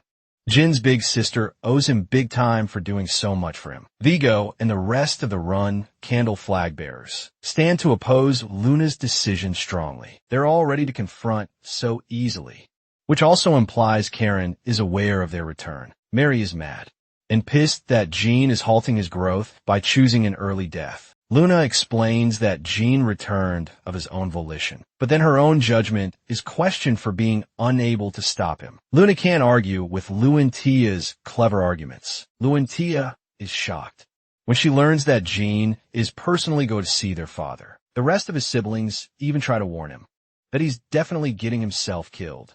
Luantia takes a breath and allows entry. However, she is quick to draw her sword against Luna. Demanding her weapon, Kieran wants to see Jean in isolation. Luna ferociously rebels against the decision with her anger, so the rest of the flag bearers all gather to beat her. Upon the orders of Kieran, Jean assures Luna that he's here to inform his father about something important. He's unafraid of what is to come, so he walks away without any fears. As he's making way inside the castle, Jean reflects that not even one of his siblings understands the patriarch. He thinks it's possible to earn his father's trust, so long as he keeps a cool act. Jean takes a deep breath, gently knocking on the door. The result, well, let's just say his aura alone decimates the door. For the first time, Kieran is violently pissed against the boy. Kieran literally made a blade out of aura, just to demonstrate how powerful his sword skills could become someday. It's actually a learning experience instead of a demonstration of fear. Jean knows that he shouldn't apologize and act boldly. The boy utters words that none of his children ever even spoke of, that he missed his father. But it doesn't get him very far. Siren unleashes his sheer intent to kill, overwhelming Jean from the very place he stands. Siren knows that he's here for a reason. Jean reports that the minor patriarch of the Zyphel clan has been defeated. He is honest about Luna's involvement in the situation. Jean tells him that he has more to state other than what he just said. Siren takes intrigue and allows his son the chance to speak. Karen learns of the many adventures Jean has had along his journey as a reserve flag bearer. He wonders if Jean was here to tell him about the defeat of the second, most powerful Zyphel. Jean argues that Andre is far from the most powerful Zyphel they have, because despite Luna's strength, it's unlikely for the Zyphels to have been defeated so easily. The patriarch confirms the boy's suspicions, adding that there is someone who is even stronger than Kiliak, being more powerful than the patriarch of the Zyphel clan. But Jean has yet to mention the most valuable detail, the artifact that was used in his battle against the Zyphels, the Stone of the Demon God, a mystical replica of the Origin Stone, which the gods themselves created. Ciaran interestingly mentions Murakan, revealing that he's always known about the Dark Dragon, as well as the boy's ability to control mana. His father knew the depths of his secrets. He even laughs in Jin's face, because he actually didn't know about Morikon, and instead manipulated our boy to spill his secrets. Even Sharon can't help but laugh at the fact that the strongest dragon was reduced to a damn cat. On a more serious note, Siren wants to discuss the information regarding the artifact with Luna. It's a dangerous object, and he wonders if the kings of the Dark Sea are aware of its powers. He feels the sudden need to return to the Dark Sea to fulfill his mission. Siren emphasizes that Jin's return will be forgiven, but it's clear that the boy is seeking something. For his accomplishments, Jean makes his words clear. He doesn't want any Run Candle to ever step foot in the city of Taken, because it's the place where he will settle down and execute his missions before he can, however. He wants the boy to succeed in cooperating with Kashmir and win him over, and if he does, then he will make sure to uphold Jin's wish. But Sharon doesn't even know that Jean has already done that. Part 2, he brings Kashmir, who looks like a lost puppy, in front of the patriarch.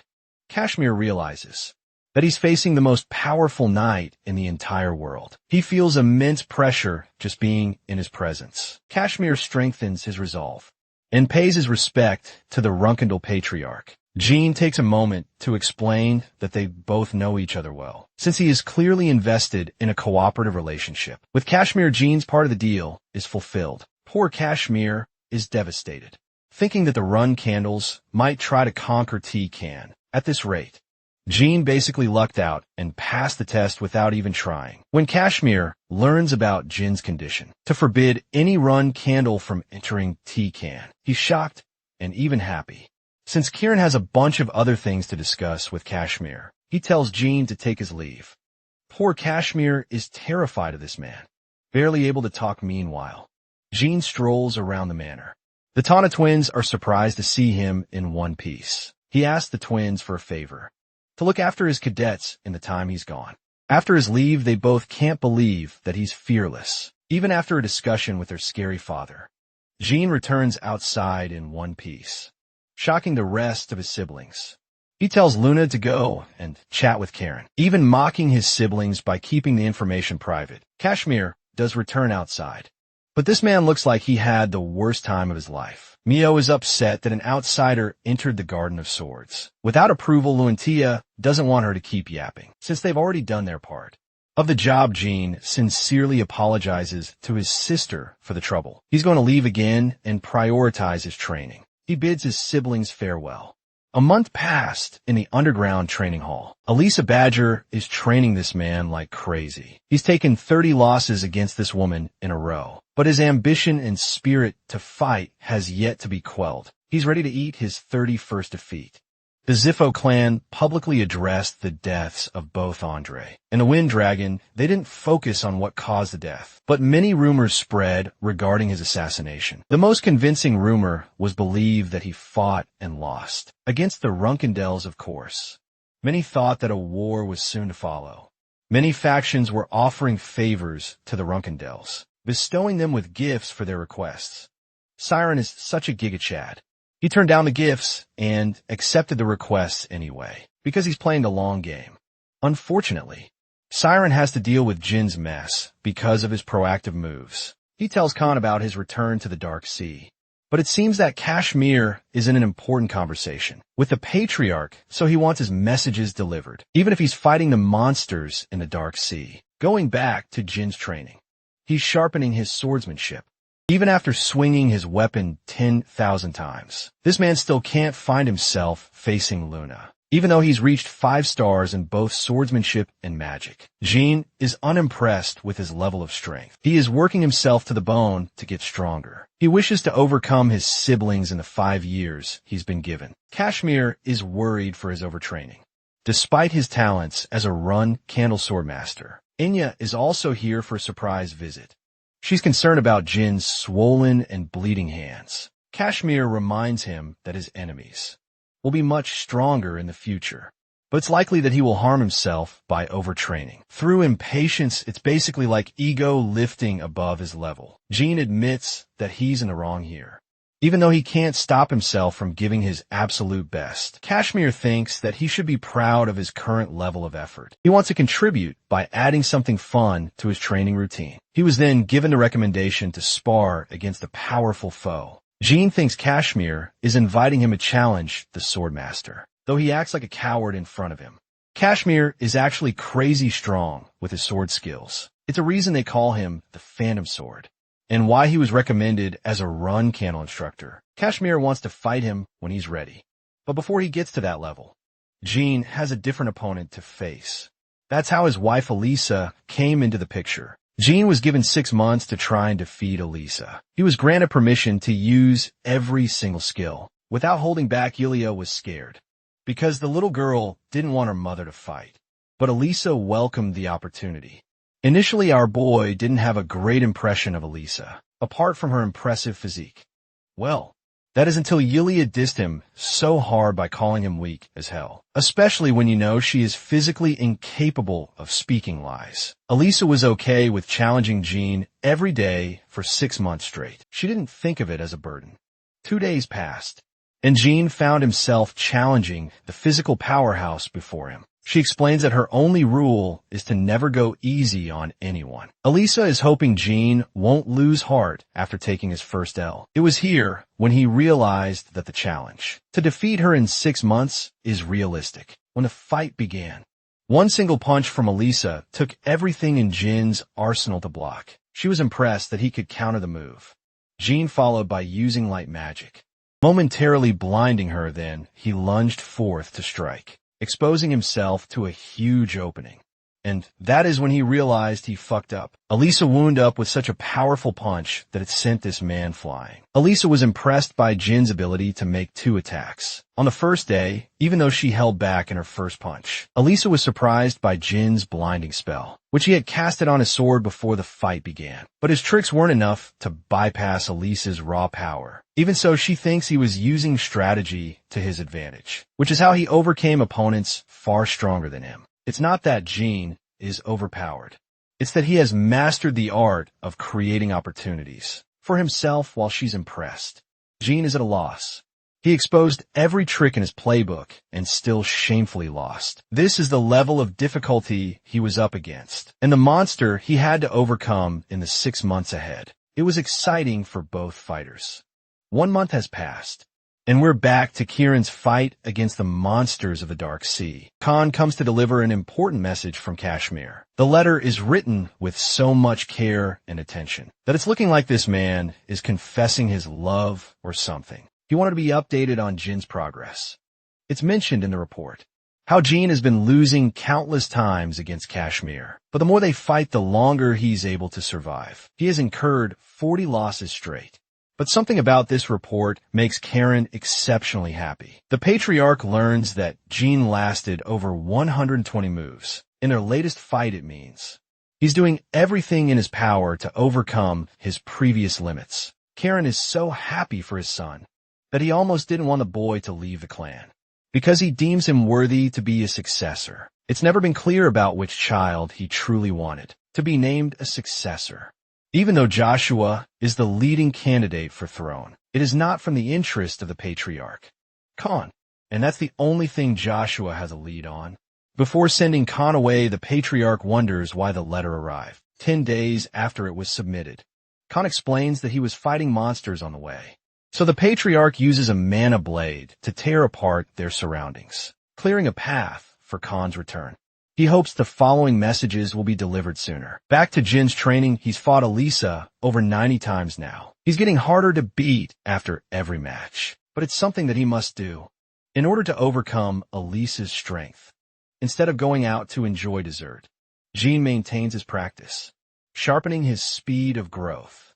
Elisa notes that the boy's aura is completely in sync with mana, skyrocketing his growth thanks to the power of Shadow Force. She thinks that his talents and abilities would have been useless if not for his relentless perseverance to improve his skills. Elisa is happy as she is predicting her defeat very soon. The next day, Jin exchanges blow for blow against the martial artist. Elisa thinks that she's got the upper hand, but suffers a brutal slash.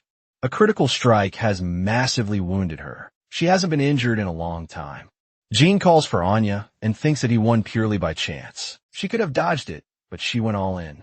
He was careful enough to fool her with Shadow Force. Elisa's skills are getting sloppy ever since her retirement. She's already lost much sooner than predicted.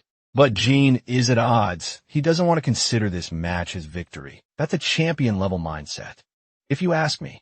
Elisa emphasizes that it is still something to think about. Jin's improvement has skyrocketed in the past 3 months. His endless desire to improve fuels his training, and he's set to reach 6 stars in his skills. That will be the decisive moment of Elisa's defeat. Winter has arrived. Murakan is enjoying ice pops despite the cold weather. He wanted to get some for Jilly because she likes them.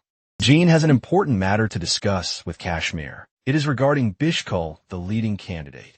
Successor for his clan. Jin wants information on the guy. Kashmir explains that it's hinted that Bishkul is cooperating with the Kinslow. He goes to a special art workshop owned by Bubear, another officer among the Kinslow organization. When it comes to relationships, it seems that Buber has a greater rank in the organization, which is also why Bishkula came to fight in his stead at the banquet. But what's bothering Jin is Kinslow's association with Bishkula, while Yulia is annoying the shit out of Morikon. Jin is curious if Kashmir was able to gather information on Alu, the fallen owner of the auction house.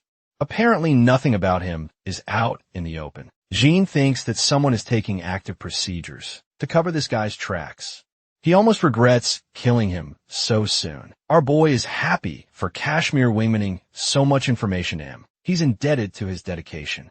As for Jean, he has to go spar with Eliza. But this time he wants Kashmir to come see the fruits of his efforts in the training arena.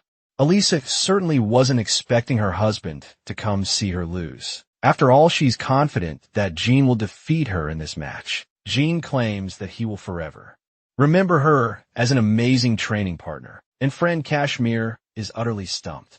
He can't believe that Jean has overcome the skill level in 3 months. The fight begins as Jean calls forth his newest summon skill. A beautiful shadow phoenix emerges from magic. After reaching 6 stars in magic sorcery, a sorcerer is qualified to enter a pact with a phoenix. This pact is kept secret, as only the sorcerer can open the dimensional gate to summon. The phoenix, on the contrary, it's the phoenix which selects the sorcerer, which is why many magicians desperately cling to the hopes of being selected. One day, among the phoenixes, there existed the rarest of them all, the blue phoenix Tess. This bird has only accepted the calling of the strongest sorcerers in history. With his preparations ready, Jean and Elisa begin their fight. She lunges forth to crush him, but Tess makes the first move by using a high-level flame spell. There is an additional effect of the flames, as it affects Elisa's powers. She senses that the skill pressure is being used. She doesn't have long to finish the fight. Jean closes the distance by attacking her and putting her on edge. He overwhelms her with a wind spell. Fortunately, Jean has faced her enough times to figure out that she prioritizes a dominating style of fighting. She prefers gaining control quickly. And that's exactly what Jean is aiming to exploit in this battle. He exploits her in close range with his sword skills. Then he follows it up with fire magic, further putting Elisa on edge. She's cornered due to the Phoenix's flames and Jin's forward strike. Elisa realizes that dodging won't get her out of this sticky situation. She uses her full power to catch his blade mid-swing, and even endures the flame attack. Elisa prepares to finish him off, but Jean is surprisingly nowhere to be found. It's impossible because she clearly felt him. Elisa suddenly realizes that the pressure trait dulled her senses. Jean uses this critical moment to attack her and win the fight, this time without any doubts, realizing that he must have overdone it. Jean calls for Anya's help to heal Elisa. After his match, both Mirakan and Quick-Intel are starstruck when they find out Jean won. It rocked their world, not because it was Elisa that he beat, but because he summoned the Phoenix. Tease itself, Quick-Intel cripples to her knees upon that discovery. After Elisa's recovery, Jean explains that he planned his winning strategy. Back when they first fought each other, they both enjoyed the sparring session. Jean has made a remarkable accomplishment to defeat the captain of a task force. And he's not even 16, yet both Mirakan and Quick-Intel arrive in a rush. Begging to talk to Tess, Jean does as he is instructed, while Quick-Intel plummets to greet the ruler of the Fire Realm. Merkin is as arrogant as he used to be. They seem to know each other for some reason, with Quick-Intel shivering in fear. After returning Tess to its dimension, Merkin explains the reason as to why Tess is such a big deal. Apparently, it's not even the creature's true form. It rules over the Fire Realm, a place where dragons and phoenixes thrive. It's a place well beyond the understanding of even the gods themselves. But that's not all. There was one time when the gods dared to enter the Fire Realm along with their dragons. But when that happened, Tess was extremely offended and unleashed his ultimate power. Tess became responsible for slaughtering 5 gods and even defeating dragons. Jean is stumped to discover its true power. Unfortunately, he can't deploy the full use of its powers in the real world. Even if Jean became the peak of power, it would be impossible. It's a penalty for crossing over to the other dimension, which is the same reason the gods proved useless against Tess in the Fire Realm. So the same can be said of its powers in this realm. But even then, the Phoenix is powerful enough to turn anything to ashes. Morrican emphasizes that all the dragons are scared shitless of that monster. He does share that Tess has taken a liking to Jean, who contemplates how powerful TS truly is. It means that he could use its powers to defeat the Ziffles. One day, a month passed. More importantly, Jin's swordsmanship skills are skyrocketing over other aspects of his abilities. Siren explores a different topic. He has come to know of Ron, Heron's grandson, in an assassination mission linked to participating in a competition. Jean learns from Kashmir about the arena of Cosmos, which might help him face off against Dante Hiron, who is a pure blood of the powerful Hiron clan, the patriarch used to rival Karen's strength. Before he surpassed everyone and became a divine Star Knight, Jin's interest peaked after that information, but he's still displaying signs of uncertainty. Kashmir emphasizes that this is the only opportunity he has to face off against a prodigious pure blood of the Heron clan. Because of Kashmir's insistence, Jean decides to accept. He realizes what's going on and what Kashmir was tasked with when his father had a private meeting with him. The Run Kandel patriarch wants the boy to focus on his swordsmanship above all, and Kashmir is following commands because he has no choice. He has already prepared a trip for Jean. It's a brutal arena where competitors are allowed to use any kind of weapon to kill their opponents. Even killing opponents before the match is permitted. So the fact that Dante Heron, a renowned pureblood, is participating in a vile competition, Jean is really surprised by his participation, but still he's happy to face that guy, as long as it allows him an opportunity to grow. Speaking of growth, Verdun Ziffel is also in this competition. Jean arrives to sign up for the tournament, but instead, he's told to scatter as the registration phase has already ended. The grumpy receptionist doesn't actually care for any kind of regulation. He just wants Jean to leave, happy to teach him a lesson. Jean whacks a bunch of gold coins in his face, sending him to the ground. Apparently, this guy is a weirdo who really liked Jin's brutal approach. He's ready to sign him up just for that. The dude he just kicked down is the master of the island, and the pirate king, Cosmos himself. Jean is in group 13. The dude guiding him to the place tells Jean that one other dude punched the captain right in the face, and that it would have been fun if they fought each other. Jean is open to fighting this mystery man in the finals. He isn't even given a proper space to stay. It seems that a bunch of guys stay in a cell, which provokes them to fight each other. After all, it's not supposed to be a fair game. One guy confronts Jean in order to mess with him, but our boy has enough experience under his belt. He's ready to smoke everyone if they don't leave. By the third second, the countdown finishes, as Jean absolutely destroys the dudes in his cell. Now that he's made a polite introduction, Jean challenges his next few opponents, who foolishly lunge at him, thinking they'll kill the newbie. It takes our boy a few seconds to cut apart their limbs. This place is full of disgusting criminals. Even worse than Mammoth, Jean is going to have a lot of fun, defeating everyone for the few days to come. When the guide arrives at his cell, he's not interested in killing them yet. The guide tells him to observe Group 1 and 2, as he may end up fighting them soon. Arriving at the arena, Jean observes the grand setting. There are a lot of people in the stands, but nobody is likely to recognize him. A bunch of them are busy chatting about a mysterious fighter who knocked out the entirety of his group.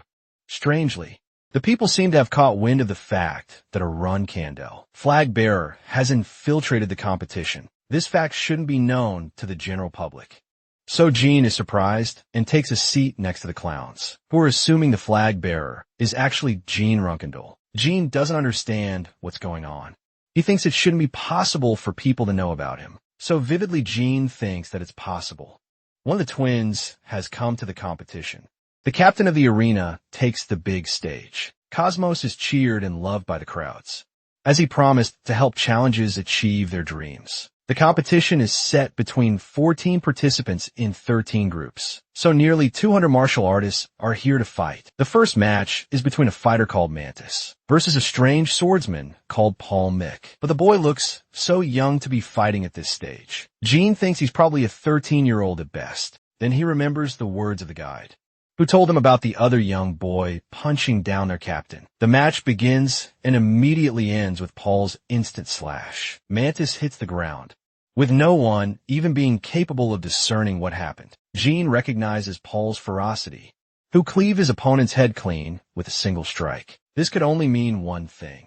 He's Dante Heron operating under a false name. Pumped by this epic fight, Veridine, the loudmouth, places his bets on Paul. Jean is shocked to see this guy popping out of nowhere, as he didn't know of his participation. Veridine takes the crowd and rests his money on Paul. He's acting far too casual to be on a mission. Suddenly, the annoying sorcerer notices Jean run Candle from the stands. Paul remembers meeting Veridine at a Zyphal banquet, but didn't think he'd be happy seeing his amazing performance. The two of them are happy while Jean is just annoyed. Before the next match, Cosmos interviews Paul on his post-win feelings. Paul is happy to have exterminated a vile scum and seems like a righteous fighter. Cosmos is almost offended and reminds the young swordsman that his provocative words will make every pirate here his enemy with that. The preparation for the next match begins. Jean observed the following few matches, but found himself bored. It's clear that Paul Mick is Dante Heron in secret. His swordsmanship is too impressive for his age at this point. The boy wonders if he can overcome this guy. In a show of pure swordsmanship, he could easily defeat him using his other skills, but that's not what he wants. Jin's match is delayed until the rest of the fights are finished, but for the time being, he's focused on beating down the pirates in his cell. Paul, specifically exhausted from surviving his long fights, walks beside the cells before leaving for the arena of Cosmos. Veridine had shortly learned about the competition through a Zyphal elder. He was informed about Dante's participation in the tournament and sent on a mission to observe the swordsman's powers. Veridine came here for information gathering and collecting precious money in the process. He's bored to death with how the matches are going and wonders where the actually strong participants went. That's when Veridine learned that Jean Grey was also here, not just to spectate, but also fight. With most of his battles finished, Jean is exhausted. 35 martial artists are already dead, but only 5 of them died in the arena. Most of the deaths are occurring outside the arena, giving even Jean a run for his money, since he can't even sleep unguarded. He is alerted by the sound of footsteps. Someone is making their way, and they're not showing any signs of concealing their power. That means whoever it is must be quite strong. Suddenly, Jean notices an exhausted Dante Hyun begging for a chance to talk. He strikes him a deal to guard each other while they're sleeping. He has observed Jin's skills, so he knows he's quite capable. Dante collapses without being able to say another word. Jean thinks it's shameful that the Hyun clan doesn't train its warriors to survive sleepless nights, but it's not just because of that. It's because Dante has been a part of so many battles that he can't possibly go on any longer. There's a few pirates tailing him to strike him down, but what they didn't expect was Jin Run Candle, popping out like Slender Man and cutting them down. He threatens their life if they dare to approach the cell. One of the pirates tries to explain that they didn't come here for him, but rather Paul Mick Jean catches a poisonous spear with his bare hands. He's pissed more than ever that they were targeting a young boy to death. By the time Dante woke up from his slumber, Jean had already carried out his share of the battles. He explains the association of the pirates who came to hunt Dante. Their real mission was to kidnap a Runkendal clan member. Dante is extremely indebted to Jin's help. He laughs at the idea that they hunted him for being a run candle. Since he's indebted to Jean, the guy returns the favor by partially exposing his connection to the Vimith Empire. Since Jean protected him while he was asleep, Dante is ready to return the favor and get back to him. Our boy desperately needed to hear that from him, because he's also pretty tired and plops to sleep.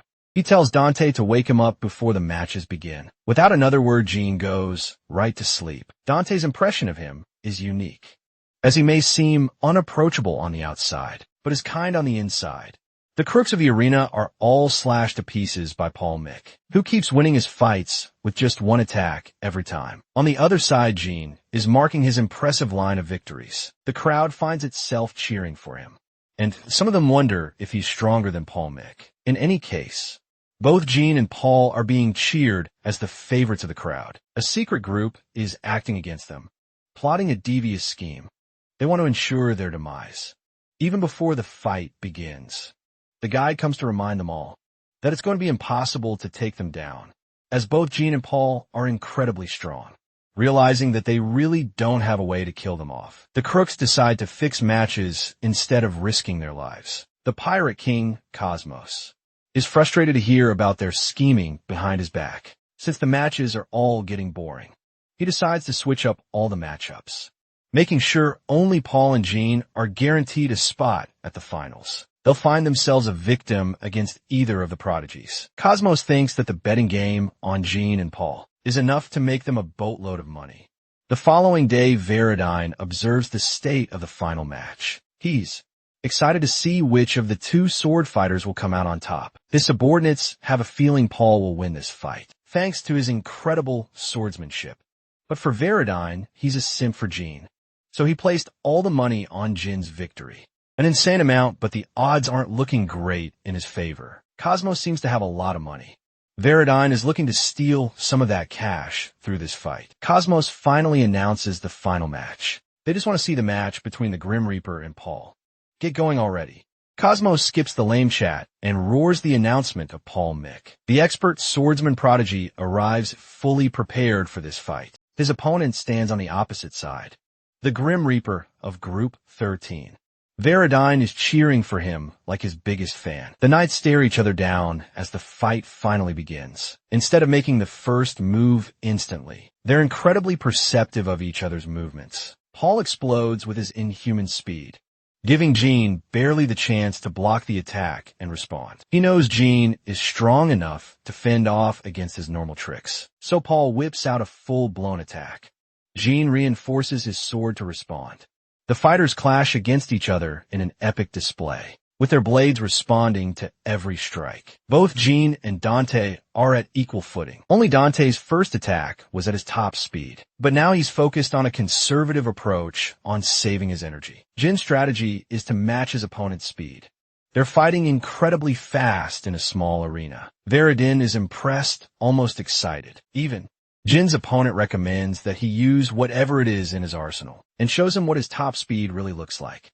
Jean is caught off guard, barely evading a strike. Unfortunately, he suffers a blow in the process. The crowd goes wild for Dante's performance, cheering his name as Paul Mick.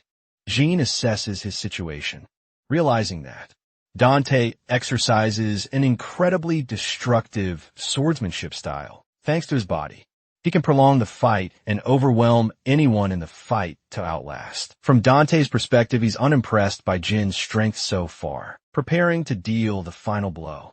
But he's unfamiliar with our boy's game, as one terrifying glance from Jean alerts Dante to leap away in defense. He sensed an incredible feeling rising from inside of his opponent. Dante knew that if he had connected that attack, Jean would have used a different move to finish him. Offie is right because he was planning to use Shadow Force. After how hard he was pushed into a corner, Jean believes it's his turn to respond. He takes the fight seriously. Each of his downward slashes are the same strength as the previous. With no loss in energy, Dante is pushed to a corner, realizing that he will meet his end if he stalls like this. Jean is seriously annoyed that Dante is choosing to withhold his powers, instead of facing him with full strength. He reveals Dante's true name. Acknowledging his connection to the Hiron family, Dante apologizes for hesitating. Jean and Dante maintain their stance, this time fighting with full strength. Their first clash is a brutal one, with the following attacks. Pushing Jean away, he reacts with a vicious upward slash, acquiring an opening to overwhelm Dante. With every attack, Jean is physically stunned. His opponent is showing no signs of quitting in this battle. The reality is, Jean is facing a prodigy that only appears after centuries. Dante has a sky-high potential, which was weakened because of the boy's physical strength. Dante's current physical strength is a testament to the hardships he has endured, all on his own to have gotten this far. Jean acknowledges every aspect of his efforts. Meanwhile, Dante believes that the youngest Runkindle was blessed with everything he could ever ask for right at the beginning of his life. But despite his talent and perfect physique, there is also a sense of desperation and dread. It's a kind of anger. An anger that clings to the desperation of becoming the best. The only goal for why he suffered so much, so many times in his training. It's an exchange of blows. as both fighters know the feeling of despair. They both pick themselves from the brink of total collapse. But there's a cost. A cost that Dante's body has to pay for driving itself to the limits. However, even Jean knows that if he didn't make the finishing move, it would be insulting to his opponent. With a heavy heart, he reaches to slash Dante, but stops at the final second, unable to kill the boy. Dante instantly faints while Jean calls for a doctor. Fortunately, Veridine has already jumped to the stage to heal the boy, promising to save Dante, but it's impossible, as Dante's condition has been taken a step too far. He is facing aura overload and has destroyed everything inside his body. There's only one way to save the boy.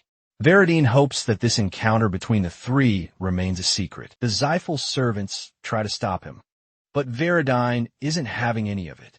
He shows his association to the clan in the arena. Cosmos is scared for his life and immediately forbids anyone from intervening in the fight. One could bring back the dead, while the other could heal any illness in an instant. Both were considered invaluable to the world, with many clans actively proposing to hunt down his remains. And now Verdin possessed the blood of that same fallen god. He is planning to use it for Dante. Despite the Zyphal clan's terrible relationship with the Hyrants, it's beyond logic as to why he would do this. But Veridine strongly believes in his values, and thus the healing process is successful. Dante regains his consciousness, thanks to the rare artifact. It is still beyond Jin's understanding that he would do such a thing. Veridine reminds everyone that he just suffered a major loss by curing him. Jean thinks he's going to propose a major offer in return for the gift. But all Veridine seeks is a bunch of drinks to hang out with Jean. Our boy is baffled by his stupidly generous offer. He once believed Veridine was a fool, but he's more respectable than he thought. They dap each other like they're the homies for life. The same night, Jean is enjoying drinks with Veridine and Dante. Jean is generous enough to slide half the money to Dante for his clan. Poor Veridine is jealous as hell that he doesn't get to have a gift. Jean opens the treasure box and finds a map inside. He tosses Veridine an empty box for the keeping. Jean shares his annoyance with Dante, who ultimately decided to hide his strongest move. But Dante thinks it's fine because Jean was hiding his abilities too. He welcomes the opportunity to fight again, this time without holding back. For a change of pace, Jean is happy that the next Zypho patriarch is a kind fool. Veridine is offended by the remark. But it is true all three of them may be enemies, but they will someday have to face each other. Jean wonders what will become of their relationship. Suddenly, Veridine remembers to bring up something important. He's heard of the rumor of someone impersonating his name. Dante is shocked, questioning who could even have the balls to impersonate such a high-ranking member of the Zyphal clan. Veridine doesn't know either. He doesn't want to blame Jean, but clearly he doesn't know that our boy was indeed the culprit. Jean asks what their initiative is to capture the impersonator. Jean recommends they stray away from pursuing the rumor. He thinks the people will make fun of the Zyphal clan for chasing an impersonator. Veridine is somehow persuaded by this simple suggestion. Jean hastens to make his leave, because he has a bunch of things to take care of. Before leaving, Veridine calls him a friend. Jean pauses, smiling in acceptance. Circling back to Karen, he's annoyed reading long letters of Kashmir. Every time in this letter, he finds that Jean won against Dante, and finally climbed to the 6-star swordsmanship level. The Patriarch is agitated with Kashmir and hopes to have a one-on-one conversation with him soon. Kashmir requests seeing the map he acquired from the competition. The map confuses him as he's never seen something like it before. It's unclear and imprecise in its destination. Yulia sparks an interest with the map and points to a strange location on the map, sensing something so tragic and horrifying that it forces her to cry. Kashmir is alerted, as Moricon realizes her powers are experiencing a sudden overload. The guardian dragon is necessary to calm her down. Latree rushes to find her. Even a worried Elisa comes rushing to the scene. Fortunately, Latree was able to calm her down to a state of sleep. Moricon is interested in learning what the girl saw in her vision. Latree explains that it was a hint of the past. It happens when a contractor of, as Mill looks into, an object filled with feelings. It could have been much worse if Latree didn't hurry to the scene. Latrie describes the vision Yulia saw. On an ancient land lived the natives, who served their god and stayed away from the outside world. But then certain people, namely the Ziffles, arrived and approached the locals. The magicians began asking for more and more from the locals, until one day they killed a child. After the killing of one child, the Ziffles killed many natives in search of a divine artifact. Jean, overhearing this conversation, connects the dots in his head. He requests Latrie to illustrate the design of the artifact. He explains that it looked like a silver mirror, which confirms Jin's suspicions. It's the object from his future. The Well of Mana, the Zelves intruded Colin for the artifact, driving its people into hard labor. Jean even discovered how they made biological golems out of those people. This means the map is actually pointing to the location of the artifact. Jean is lucky to have obtained an incredibly valuable map from Cosmos. Moricon observes his interest and asks if he knows something. Jean feigns ignorance and apologizes to Kashmir for what happened to Yulia. Of course, it's not his fault, as she's a divine contractor. Latrie is going to stay by her side to ensure Yulia's recovery. Kashmir recommends that they move on to find the object. His organization will first interpret the language of the map to understand proper directions. Jean knows that it would be impossible, since most of the natives of the land have already been killed by the Ziffles. The people who know the language are confined in Colin, so it's a real guess if they'll be able to obtain the Well of Mana before the Ziffles are able to. 2 weeks after the incident with Yulia, a drunkard collapses in the middle of the night. Jean helps him out, offering him another drink for a conversation. Our boy uncovers information from him while he's defenseless. The man explains that his tribe is in a place far away, which is as big of a hint as any. Jean whips out the map, requesting him to read and translate. But when he spots the symbol at the top, the man spirals out of control, realizing that he's been set up. Jean freely exposes the identity of the 2 dragons. Moricon is offended that he slipped up so much information with such ease. Jean explains how they came to learn about the tragedies that took place in Colin. They wanted to find someone to translate the map, and coincidentally managed to locate this guy. Of course, even that dude knows it's not because of sheer coincidence, but he's happy to introduce them to his sister. The woman in question had been anticipating their arrival. Even Muricon finds it strange that Rausa has been waiting for them in advance. She's the definition of divinity, a person of significance from her land. Rausa proves her powers by cleverly writing out Jin's powers, and even knowing about Muricon and Latrie. She has an aura that transcends all. Jean immediately realizes that he's dealing with an actual god. Rausa emphasizes that she is but a mere vessel, and that if she truly were a god, Colin wouldn't have been lost to their invaders. Muricon spells her doom, as her powers are not going to last for much longer. Rausa confirms this fact, confirming the Dark Dragon's observation. Ryosa takes the map and translates word for word what it means. The message shatters her soul as it was written by her grandfather. Thankfully, the map didn't fall into the hands of the Ziffles and met Jean instead. Muricon wants to strike a deal with the woman, since they're en route to visit Colin soon. Ryosa shocks Jean, surprising him about his connection with Solaret, since it has been a while. Rausa plans to expunge all her divine powers to summon the god of darkness. Jean likes the deal and decides to head over to Colin at once. He's unsure whether he could save the lives of the locals, but he promises to do his best. Rousseau explains everything there is for him to know about. When it comes to the Colin territory, Jean, Muricon, and Kashmir all arrive at the location. It used to be an open location in his past life, but now since he executed a mission while he was a cadet, it's clear that they have taken measures to close the place down. The journalist that exposed the existence of the Well of Mana will never be able to carry out his will. In this timeline, Kashmir loses hope. But Jean and Moricon don't care if the place is closed. They're still going in, and the reason is simple. The board is probably a placeholder. There are no guards on site, and there aren't any spells either. Suddenly, Muricon senses the presence of people. They're the natives who are mining for labor. A pure-blood Zyphel is enjoying himself. This man is none other than Murin Zyphel, the madman of the Magic Tower. He's a brother to Veridin and commits crimes like crazy. Since he's a strong sorcerer with 8 stars in magic, he doesn't require any guards around him. Merkin is a feisty one and wants to kill Muron using the direct approach. But Jean doesn't fancy the idea. The journalist Dino Jaglin popped out of the scene. Jean catches him and realizes this is the same guy who became responsible for exposing the Ziffles in his past life.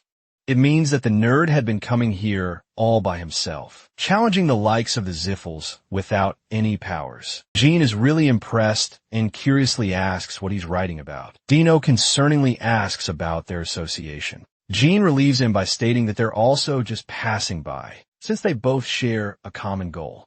It's best to ally with the journalist. Murican really doesn't like that approach. Kashmir thinks it's good to follow the journalist, who already knows what's going around in the area. This could even help them conduct a sound reason for an attack on the Ziffles hesitantly. Dino puts forward his findings.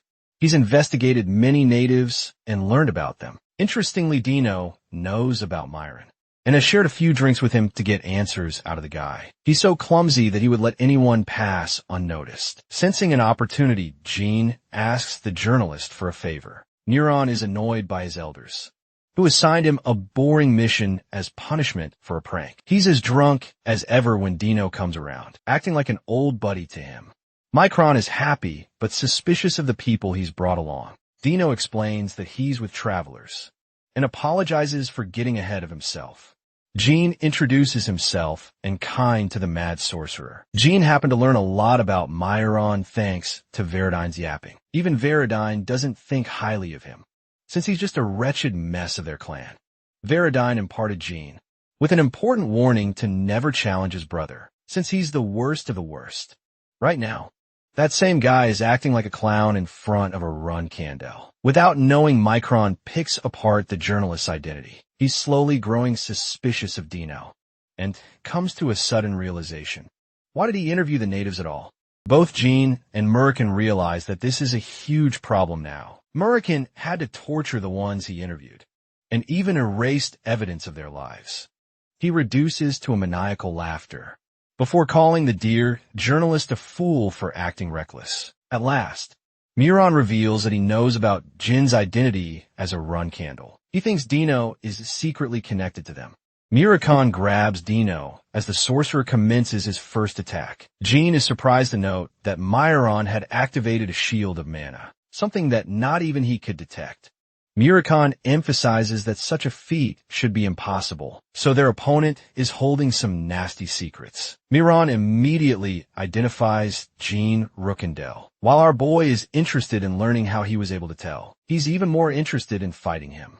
Miron wants to know why he was assigned this specific mission. The mad sorcerer initiates his first attack. Jean dodges his devastating beams, while Morican helps protect the natives.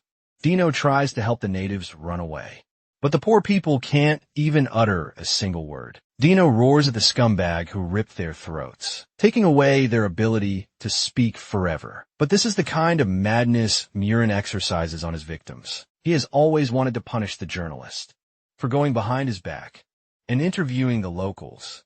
But while he's yapping, a punch comes flying in his face. It was exactly the kind of confession that Jean needed to hear, because now he can really kick his ass without holding back. The Shadow Force ability has left Kashmir in shambles. The fact that Jean was able to drive an 8-star sorcerer to a corner, even Myron, suddenly realizes that the God of Darkness sided with the Run Candles. Once more, it means they broke the pact, which could jeopardize the existence of their clan. Jean and Murican can't sense anything from Muron's attack, making it hard to dodge his strikes. Muron doesn't really care about beating Jean. Rather, he's enjoying himself, feasting on the misery of the locals. Jean wastes no time hearing his yap festival and charges to strike him down.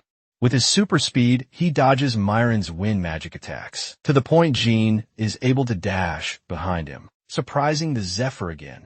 The sorcerer panics and attempts to widen the distance, but Jean is simply cutting down everything in his path. He's nullifying magic thanks to the effects of the Shadow Force. But before Jean is able to pin him down, impressing and exciting the Zyphal, He's happy to use everything in his arsenal to beat down Jean, who is exhausted, and can't imagine a future where he safely escapes every spell. Both Murican and Kashmir are trying their best to help evacuate the people, but it's not going to help, because the mad sorcerer has filled the entire landscape with his terrifying spells, having them right where he wanted. Murin is happy to enjoy his fight with Jean Rookendale. Total destruction is unleashed as Jean makes his way through dozens of spells. But even he's caught off guard by the eroded land spell. Stepping on the land will siphon his magic energy. The only way out is through. Since he can't go back, Jean concentrates the bulk of his magic energy and counters Myron's spells.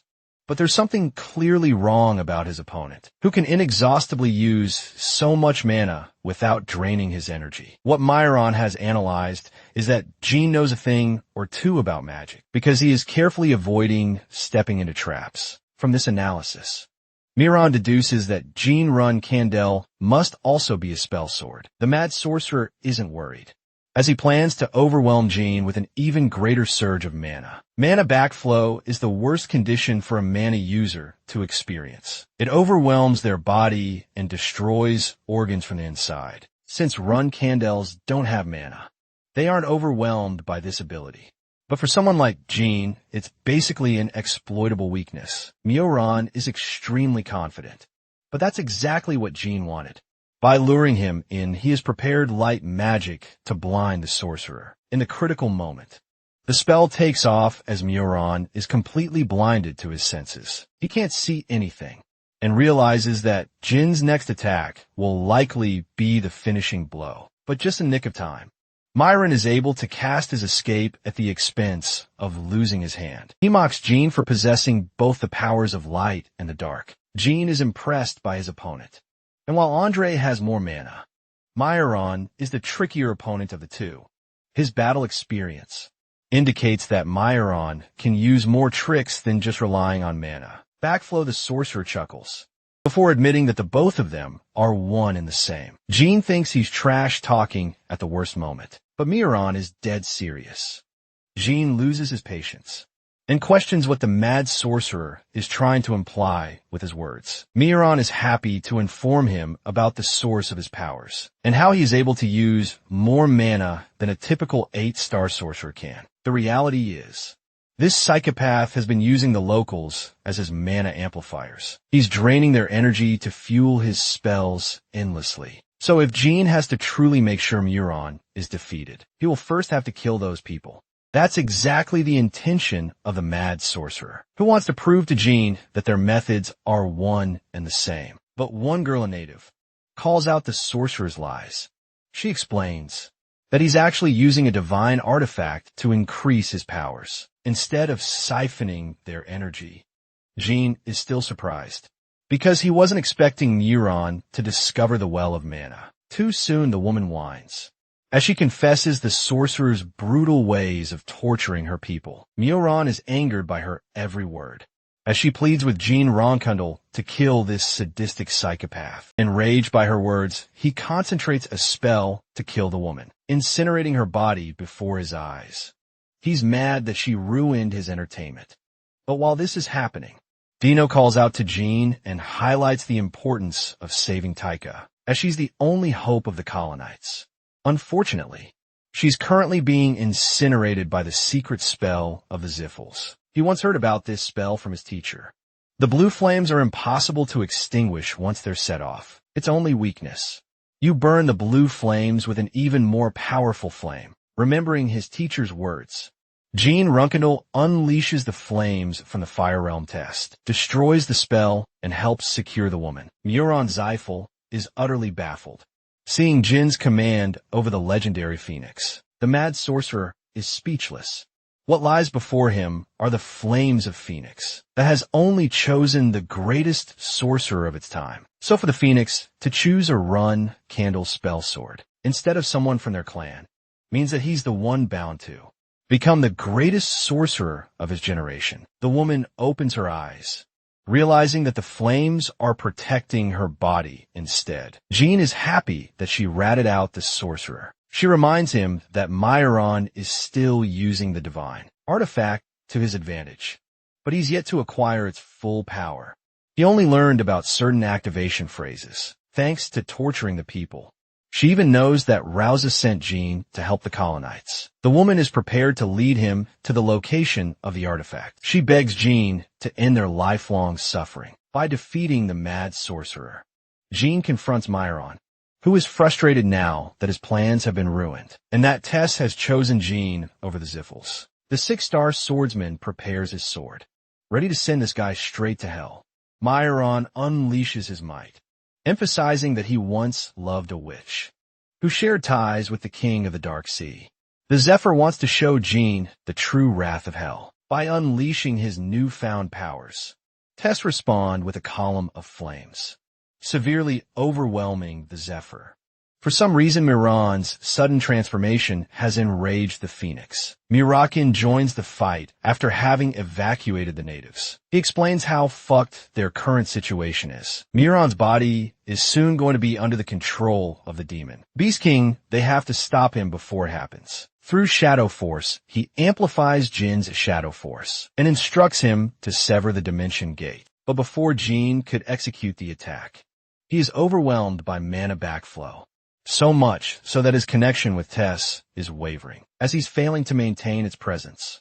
Miran smiles as he has finally brought Jean to his knees. The monster of the underworld is nearing its awakening. Jean musters every last bit of his courage to wield his sword, giving everything into this one final attack. Jean slices down Miran's body as the Dimension Gate collapses over Miran's Eiffel, leaving nothing but the scorched remains of his body. Jean notices that his final attack was different from all the other times he used it. It was further amplified by his Blade of the Heart skill. Myron's crippled body collapses into pieces. The fight is finally over.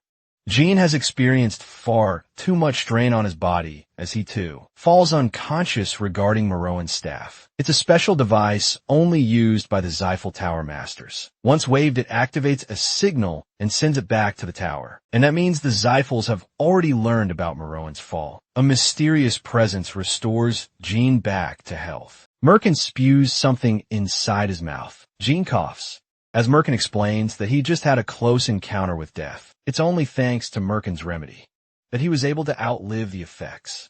Jin's body is still a wreck, but Kashmir thinks he did an amazing job. The remedy was provided by the journalist who uncovered it from Euron. One time Taika introduces herself properly as the priestess acting on behalf of Ryosa. She crumbles into tears, offering her undying gratitude to Jean Runcandle, who put an end to the suffering of colonites. She reminds Jean of his mission, that Rouza had only tasked them to recover the divine artifact. Murikin is confused and wants to know more about the artifact, especially when he has lived for over 3,000 years and hasn't heard a word. Murikin has a bunch of questions regarding the god of Colin. The god Clam is a deity not even Morikon has heard of. Kashmir suggests they look for the artifact at once, as they could come to face Zyphel soon. To add to that, Taika explains that they must first restore the artifact before acquiring it. They need to use the energy of the sun for that task, which is why the mission will be delayed until noon. An agitated Murikin can't find the patience to wait that long, because the Zyphels must be en route to attack. Jean pieces together the information, but still thinks that there is something more than meets the eye, since Miran is fully defeated, and the wasteland is abandoned by the Zyphels. He doesn't comprehend how anyone could reach her, unless there was a signal sent outside. The fact that Miran Zyphel was a tower master is common knowledge. Kashmir catches onto his words. The run candle highlights the importance of the present moment. Their worries are warranted as Midder Elner, another tower master serving the Zyphels, is on his way to investigate the cause. The staff was given to him for being a tower master. It's a huge deal. Kashmir knows little about the Zyphels, but the staff is a special object, which helps gather sorcerers in time of need. Morikon is stumped that Jean somehow knows this information. Well, he doesn't. The Zyphels are continuously evolving at an immense rate. Jean excuses what he heard from Luna, when in reality he remembered, thanks to his teacher's memorable words. Nearly 100 sorcerers exist in every Zyphel tower, and a lot of them are around the 8-star level. Engage against them in an actual fight, when they also have to defend civilians. It's going to be a brutal battle. Jean inquires how long it would take them to arrive, and he learns that it's going to take a minimum of 2 hours. Given that time limit, he requests Kashmir for a favor in the time of need. Kashmir is alarmed, as Jin's secretive plan could end up killing everyone involved. The man accepts the condition and begs Jean to make it out alive. Morrican and Taika are in preparations to restore the divine artifact. The locals have gathered, but Jin's condition is stagnating. His body reacts harshly as he's driven himself to his absolute limits. Muron is worried about Kashmir failing to reach them in time, because if he really doesn't, then they'll have to struggle and survive for as long as they possibly can. The minor tower master and his troops are on their way. They located the Colon territory where the signal was received. They see no sign of Muron, implying his death hearing this news. Mitter is vehemently enraged, promising to kill those who planned against his brother's demise. Murakin scouts them from afar, confirming at least 30 powerful sorcerers boarded on 6 dragons. This is a lower-level fleet, which means an even powerful force will be sent after them. If they subdue these guys, Murakin could have annihilated every single one of these chumps in his prime. But because of Tamar's blade, he's still far from recovering his full strength. The Zephal sorcerers descend with the younger fire dragons. They're actually red dragons, which are even weaker. Mitter furiously introduces himself as the minor tower master of the Zephals, demanding for Myron to be shown. Jean plays around, feigning ignorance. He doesn't remember this guy from his past life. Mitter questions why they targeted his brother, and if they share association with the Run Candles. He calmly asks if Muron is still alive, ensuring that he will not harm them if they confirm his life. Jean is intrigued by his words. Who is worried about his brother, yet couldn't show mercy to the people of this land? Before he realizes that Muron has already been killed, he cannot forgive their sinful acts. For mocking the clan, Mitter readies his troops to attack their enemies. Aiming for their capture, the charge spells are all at the 8-star level, so it's not going to be an easy fight for him.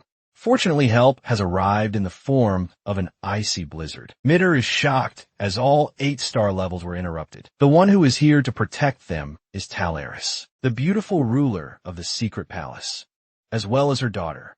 Her terrifying ice magic easily froze their spells. The Zephals immediately recognized who they're dealing with. Thankfully, Kashmir sent them help just in time. Mericon is impressed Talaris has summoned the legendary snow toad moth. She helps create an icy wall to talk to Jean. After all, Sira's mother is intrigued by the boy, who gave her daughter a hard time. Talaris wants to know if he's the one responsible for killing Alcaro. This is bad news because it means Sirius ended up ratting out the information to her mother. Talaris reminds the boy that she bears no ill intent towards him. Instead, she's looking for a different lover. Like Muricon, for example. They're out here flirting with each other, while Jean is near the brink of death. Talaris tells her daughter to look after Jean while she's wiping out those fools. Also, she's a strong believer in her daughter's love interest. For Jean, she teases him endlessly. Jean is left speechless, barely able to stand on his own 2 legs, but didn't know he was going to be this busy. Behind her back, Kashmir took the flowers and handed them to Talaris, as if he was desperate. He was clinging for his life to seek help from Talaris. Jean is happy to receive so much support from the kind people who have always helped him in the time of need. Jean coughs out dark blood. Adding more concern, Ceres helps him with a medicine. Unable to comprehend why anyone would go this far to fight, she almost feels embarrassed for him like this. Back to the fight against Mitter. Talaris learns that he isn't a pure blood at all. Mitter knows that he's in deep trouble, and the only way he will survive is by stalling for reinforcements. Talaris doesn't take kindly to their words, and has no intentions of backing off from Zephal territory. With a glimpse of her power, she kills the elder. The sorcerers deploy a bunch of barriers to help survive her wrath. Talaris takes care of the dragons with her ice magic. She's impressed that they're still keeping up with this farce, thinking that they'll be able to defeat her. Mitter is confident that the Zephals will come after the secret palace. After his death, he activates a spell in point-blank range. Mitter has been granted divinity to control high-level flame magic. But despite his spatial explosion magic, Talaris is unimpressed and happily decides to remind Mitter what the secret palace is really about. She commands the technique of the Endorma clan, the same sort of sea ice that Cyrus used against Jean. Talaris launches a strong gale storm. It freezes the sorcerers to icy statues, crumbling Mitter's resolve. The monster approaching him has just crushed their cute barrier. At the same time, she ripped an arm off of the Zyphal. Half-blood, that's how easy it was for her to defeat him. Talaris mocks him for being a stupid martial artist who can't even look at their opponent. A portal opens from underneath, interrupting their fight. She is confused at first, but then realizes what just happened. More sorcerers from the Zyphals have arrived, just in time to save the minor tower master. Talaris's barrier fades, but she's pissed more than ever. The Zyphal clan has brought along a giant battleship from Urin, and Mitter Jean realizes that this situation has gotten much worse than he intended. Way too many of their important figures have been killed, while the battleship is a problem. The crew boarding the ship is an even bigger threat. The White Knight is an elite unit of the Zephyr, sent for missions just like this. Talaris assesses the situation and recommends a retreat. She doesn't want to fuck around with those guys either. She's ready to help the natives leave the land. But Jean emphasizes that it's necessary for them to complete the ritual. Talaris does not take his response lightly. She has issued a strict order for them to follow. Jean tries his best to explain that they'll never have a chance to stop the Zyphals if the ritual is incomplete. He begs for Talaris's help on behalf of all the natives of the colon. She accepts his offer, assigning him an hour to hold off the White Knights. More importantly, she wishes to speak to Karen after the fight ends. Well, looks like things are getting spicy. The ritual is underway when Jean begs Taika to complete the ritual at a faster rate. Since they won't have time to survive the attack for the ship, Taika instructs the young Run Candle to leave the battlefield, especially in his dire state. She knows that they won't be able to subdue them until they discover the artifact. Jean stops Taika and places importance on completing the ritual. He didn't sacrifice this much just to leave things unattended. Taika knows of one way to complete the ritual faster, but it would have only been possible if Rauza was around. Ceres learns that she's in Tychon and tells Jean to board the Great Toad so that they can bring her over. Talara sees them taking off.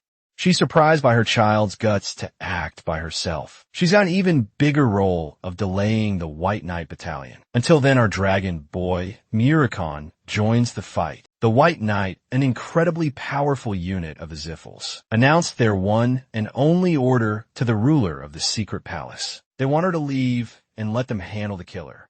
Of Muron, Talaris points her blade, ordering them to bring the patriarch of their clan if they want a chance to negotiate.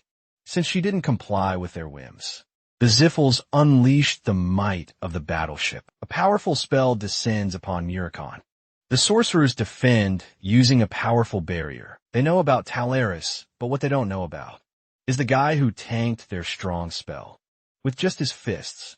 They view him as a competent fighter that must not be underestimated. The leader of the White Knight issues an order to link with their headquarters so that they can deploy the full might of their battleship. Meanwhile, Jean desperately arrives in Tychon, begging to see Rauza. She had been anticipating his return and was prepared to go along. Talaris maintains her attack on the battleship, while Murican takes care of any damage incoming from a ship, acting as her perfect defense. She even helps him by coating his arms in ice. Alleviating his pain, Murkin feels motivated. This dude chucks an entire boulder at the battleship. I'm telling you, he's the best character in the whole series. Talaris thinks they're good for now, since the White Knight unit shouldn't be able to use their strongest weapon. In a place like this, they want their artifact, which means the fight is prolonging in their favor for the meantime. And after receiving a direct order of approval from his clan, the battleship goes all quiet. Murican wonders if they've decided to give up, but Talaris realizes they're in grave danger. An enormous amount of energy is concentrated into one powerful attack. Kiliak has just given them direct permission to annihilate the Colin territory Using the cannon, the leader of the unit issues a final warning for Talaris to obey their demands. She knows they're trapped with no way out. Ceres arrives at the final moment. Jean and his friends meet eyes, with only destruction waiting before them. The cannon is released. As an apocalyptic beam destroys everything in its path, Talaris casted a final attack right as the beam struck down. She was able to soften the beam's strike with her sword of sea ice. Jean and the others are barely able to hold on. He activates Shadow Force to slash the remnants of the beam with his sword. Ceres notes that he's improved impressively, and despite his condition, he was still holding up with her. But with how they're currently holding, Jean is afraid he won't be able to help Rausa reach the ritual site. The ship isn't an easy opponent. It's just as powerful as Talaris. But the commander of the unit is shocked that she was able to stop the beam with her sword. He issues yet another warning for Talaris to stand down, but all she could afford to respond with is a laugh. Talaris isn't worried. The confident ruler of the secret palace emphasizes that she can't be defeated. Even if they brought out the best Zyphal sorcerer, she turns the table on them, reminding the Zyphals how outclassed they really are. In response, the White Knight pitches that they could instead target the ones she is trying to protect. Talaris learns that if they're successfully capable of delivering Rausa to the ritual site, they will win this battle. She's prepared to hold them down, allowing her daughter to get to the altar. This fight will decide the very existence of the secret palace. The Zyphal commander prepares for another beam strike, preparing to annihilate the Colin territory from the face of the planet. Jean tasks Ceres the duty of protecting Rausa. He's going to carve a path by clearing the battle ahead. Ceres doesn't approve of his reckless approach, as he could very well risk dying in the process. He's okay with risking his life, as he would never have made it this far without their sacrifices. So now he's ready to risk his life for others. Rausa reminisces a bitter memory of her past. Their mission would be jeopardized as they would fail their god. The poor locals begged for her survival, prioritizing her life instead of their own. They wanted her to bring someone who could end their suffering. Unfortunately, those people were all incinerated by the Zyphals. In the end, she was forced to flee the territory all on her own. Then she survived on an island with her flailing powers, waiting long for a savior to finally come to her. It was then Rausa had made her decision. Jean Runcandle is hell-bent on getting her to the ritual site, even if they die in the process. A tear runs down her face. Rausa had been waiting all her life to sacrifice her life for her people. The second destructive beam is about to be launched. Jean and Ceres make their way, while Talaris slices the beam to hundreds of pieces. Jean has to protect Rausa and Ceres, trusting in his sword and sword alone to help him survive. Murahin warns them of the incoming beam. The Zyphals are relentless in their attacks. Merkin and Jean are fighting for their lives, protecting Ceres and Rausa. Just when the Dark Dragon thought they were doing well, Jean suffered a brutal attack from one of the beams, sending him down. Even Ceres cries out in worry. She remembers his words, as he was ready to put down his own life to protect them. In her ferocity, Ceres loses her cool and gets injured in the process. She collapses on the ground, leaving Rausa to fend for herself. Ceres commands her to keep on going, or else their sacrifices would be in vain. She has long since realized that prayers are not enough to overturn the war. Rausa is firm and has come to a decision. Jean Runkendal is in a space of emptiness. The void calls for his name, commanding that he wake up. When Jean opens his eyes, he bears witness to a future where Ceres has been killed. The Zephyr sorcerers won the war, with the help of the blazing fire dragon. Merkin was also killed by Cadden's hands. The patriarch of the Zyphals unleashed an all-out attack. Then the penetrating voice of a god comes to welcome him, reflecting his choices to keep the battle going. Even after coming this far, he asks the boy if he is filled with regrets. After involving so many people all at once, despite his wavering resolve, Jean claims that he has yet to regret the decisions he made. His anger stems from a feeling of hopelessness, that he could not help influence the future, and that all of his friends fell to ruin because of his helplessness. He thinks of himself as a powerless warrior, The goddess likes what she hears and reminds him to maintain this mindset. She cleanses the future and at last introduces herself as Clam, the god who has waited many years for the boy's arrival. Jean fails to comprehend the meaning behind her words. The benevolent god explains that they don't have time to discuss. The path that lies ahead for the boy is full of pain and suffering. Jean, in his anger, realizes that the future he fears has yet to come to light. He regains his consciousness and wakes up after another headache. He was scared at first, but then he saw Cyrus all alive and well. Muricon smacks him for giving them a damn jump scare. The boy feared the worst, but it was all for nothing. Talaris is impressed that Jean was able to invoke the presence of a god. He still doesn't get what is happening. Russo helped call forth a goddess. With Jin's powers, it led to the destruction of the battleship the White Knight. Sorcerers were defeated the moment she arrived. Now that she's using Russo's body, she has donned a new appearance with longer hair and milky white eyes. She offered Jean a glimpse into the terrible future as a lesson. Basically, she pranked our boy. Moricon isn't having any of it and inquires what her true goal is. Clam manifests the well of mana in her hand. She is the god of mana and once nearly destroyed the world. When the god of darkness helped her, Soldiret sealed her powers into the divine artifact. Murican is clueless about her divine origins. To prove that her words carry weight, Clam shows them the seal, casted by Soldiret himself. The seal has since become weaker, so Clam continually helps maintain its power. The well of mana is basically access to infinite magic. It's powerful enough to destroy the entire world. The people of Colin exist to prevent that reality from ever coming true. Murican is pissed because those poor natives sacrificed so much in their lives just to protect the artifact. Clam reveals that she couldn't help them when she was. Until today, when Jean Runkendal helped in her manifestation. Both Sirius and Talaris are shocked to learn that the boy is actually a contractor of the god of darkness. She offers Jean the invaluable object. Now that he has sold Ray's powers, paired with this artifact, he has gained an ultimate weapon. Clam entrusts the faith of the colonites within his hands. She clarifies that the well of mana was always a weapon soldered, intended for the boy to use. Soldered created the seal at the height of his powers. It's a direct reference to his divine existence. While Jean is happy, he remembers Rouse's reward. She promised to help him speak to his god.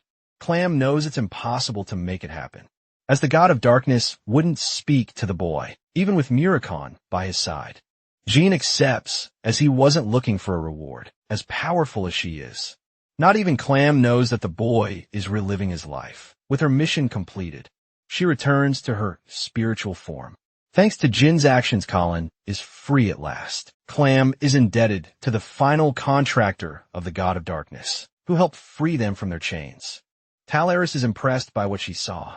It's not ordinary for a god to be thanking a human. She recommends they make their escape soon, since the Ziffles could attack at any moment. Ryosa, who is now a part of Clam, realizes that her god couldn't answer her prayers because she was sealed within the divine artifact. Clam apologizes, as the woman had to sacrifice her body to save her people. The pain that she endured helped free them. Russo thanks the deity for answering their call and preventing a dark future. She's the happiest she can ever be. Clam is satisfied to be serving the people of Colin. In return, she awaits Jin's strength to help free the world of suffering. After all, if the mirror had fallen into the Zyphals' hands, then all their sacrifices would have been in vain. Taika is immensely happy that it all worked out in their favor. Jean is grateful to the sacrifices made by the colonites, because he's the only one who really knows the destruction the Zyphals ended up unleashing. In the future they're on, Kendall Prodigy is prepared to reward the people of Colin by offering them a place to stay, since he's incapable of helping them directly.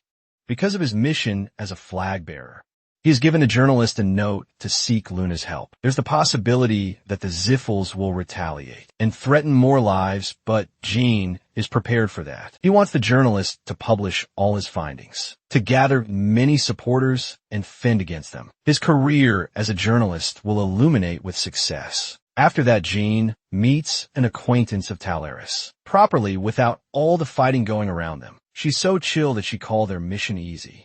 Jean is worried that the Zyphals might come to hunt her down, but Talaris reminds the boy that she didn't just help him out of goodwill. She treated him as a client. And now it's time for a hefty reward, especially from someone who is a legendary spell sword and the contractor of the God of Darkness. Jean waits in anticipation, wondering how big her request would be, and even teases her daughter for it.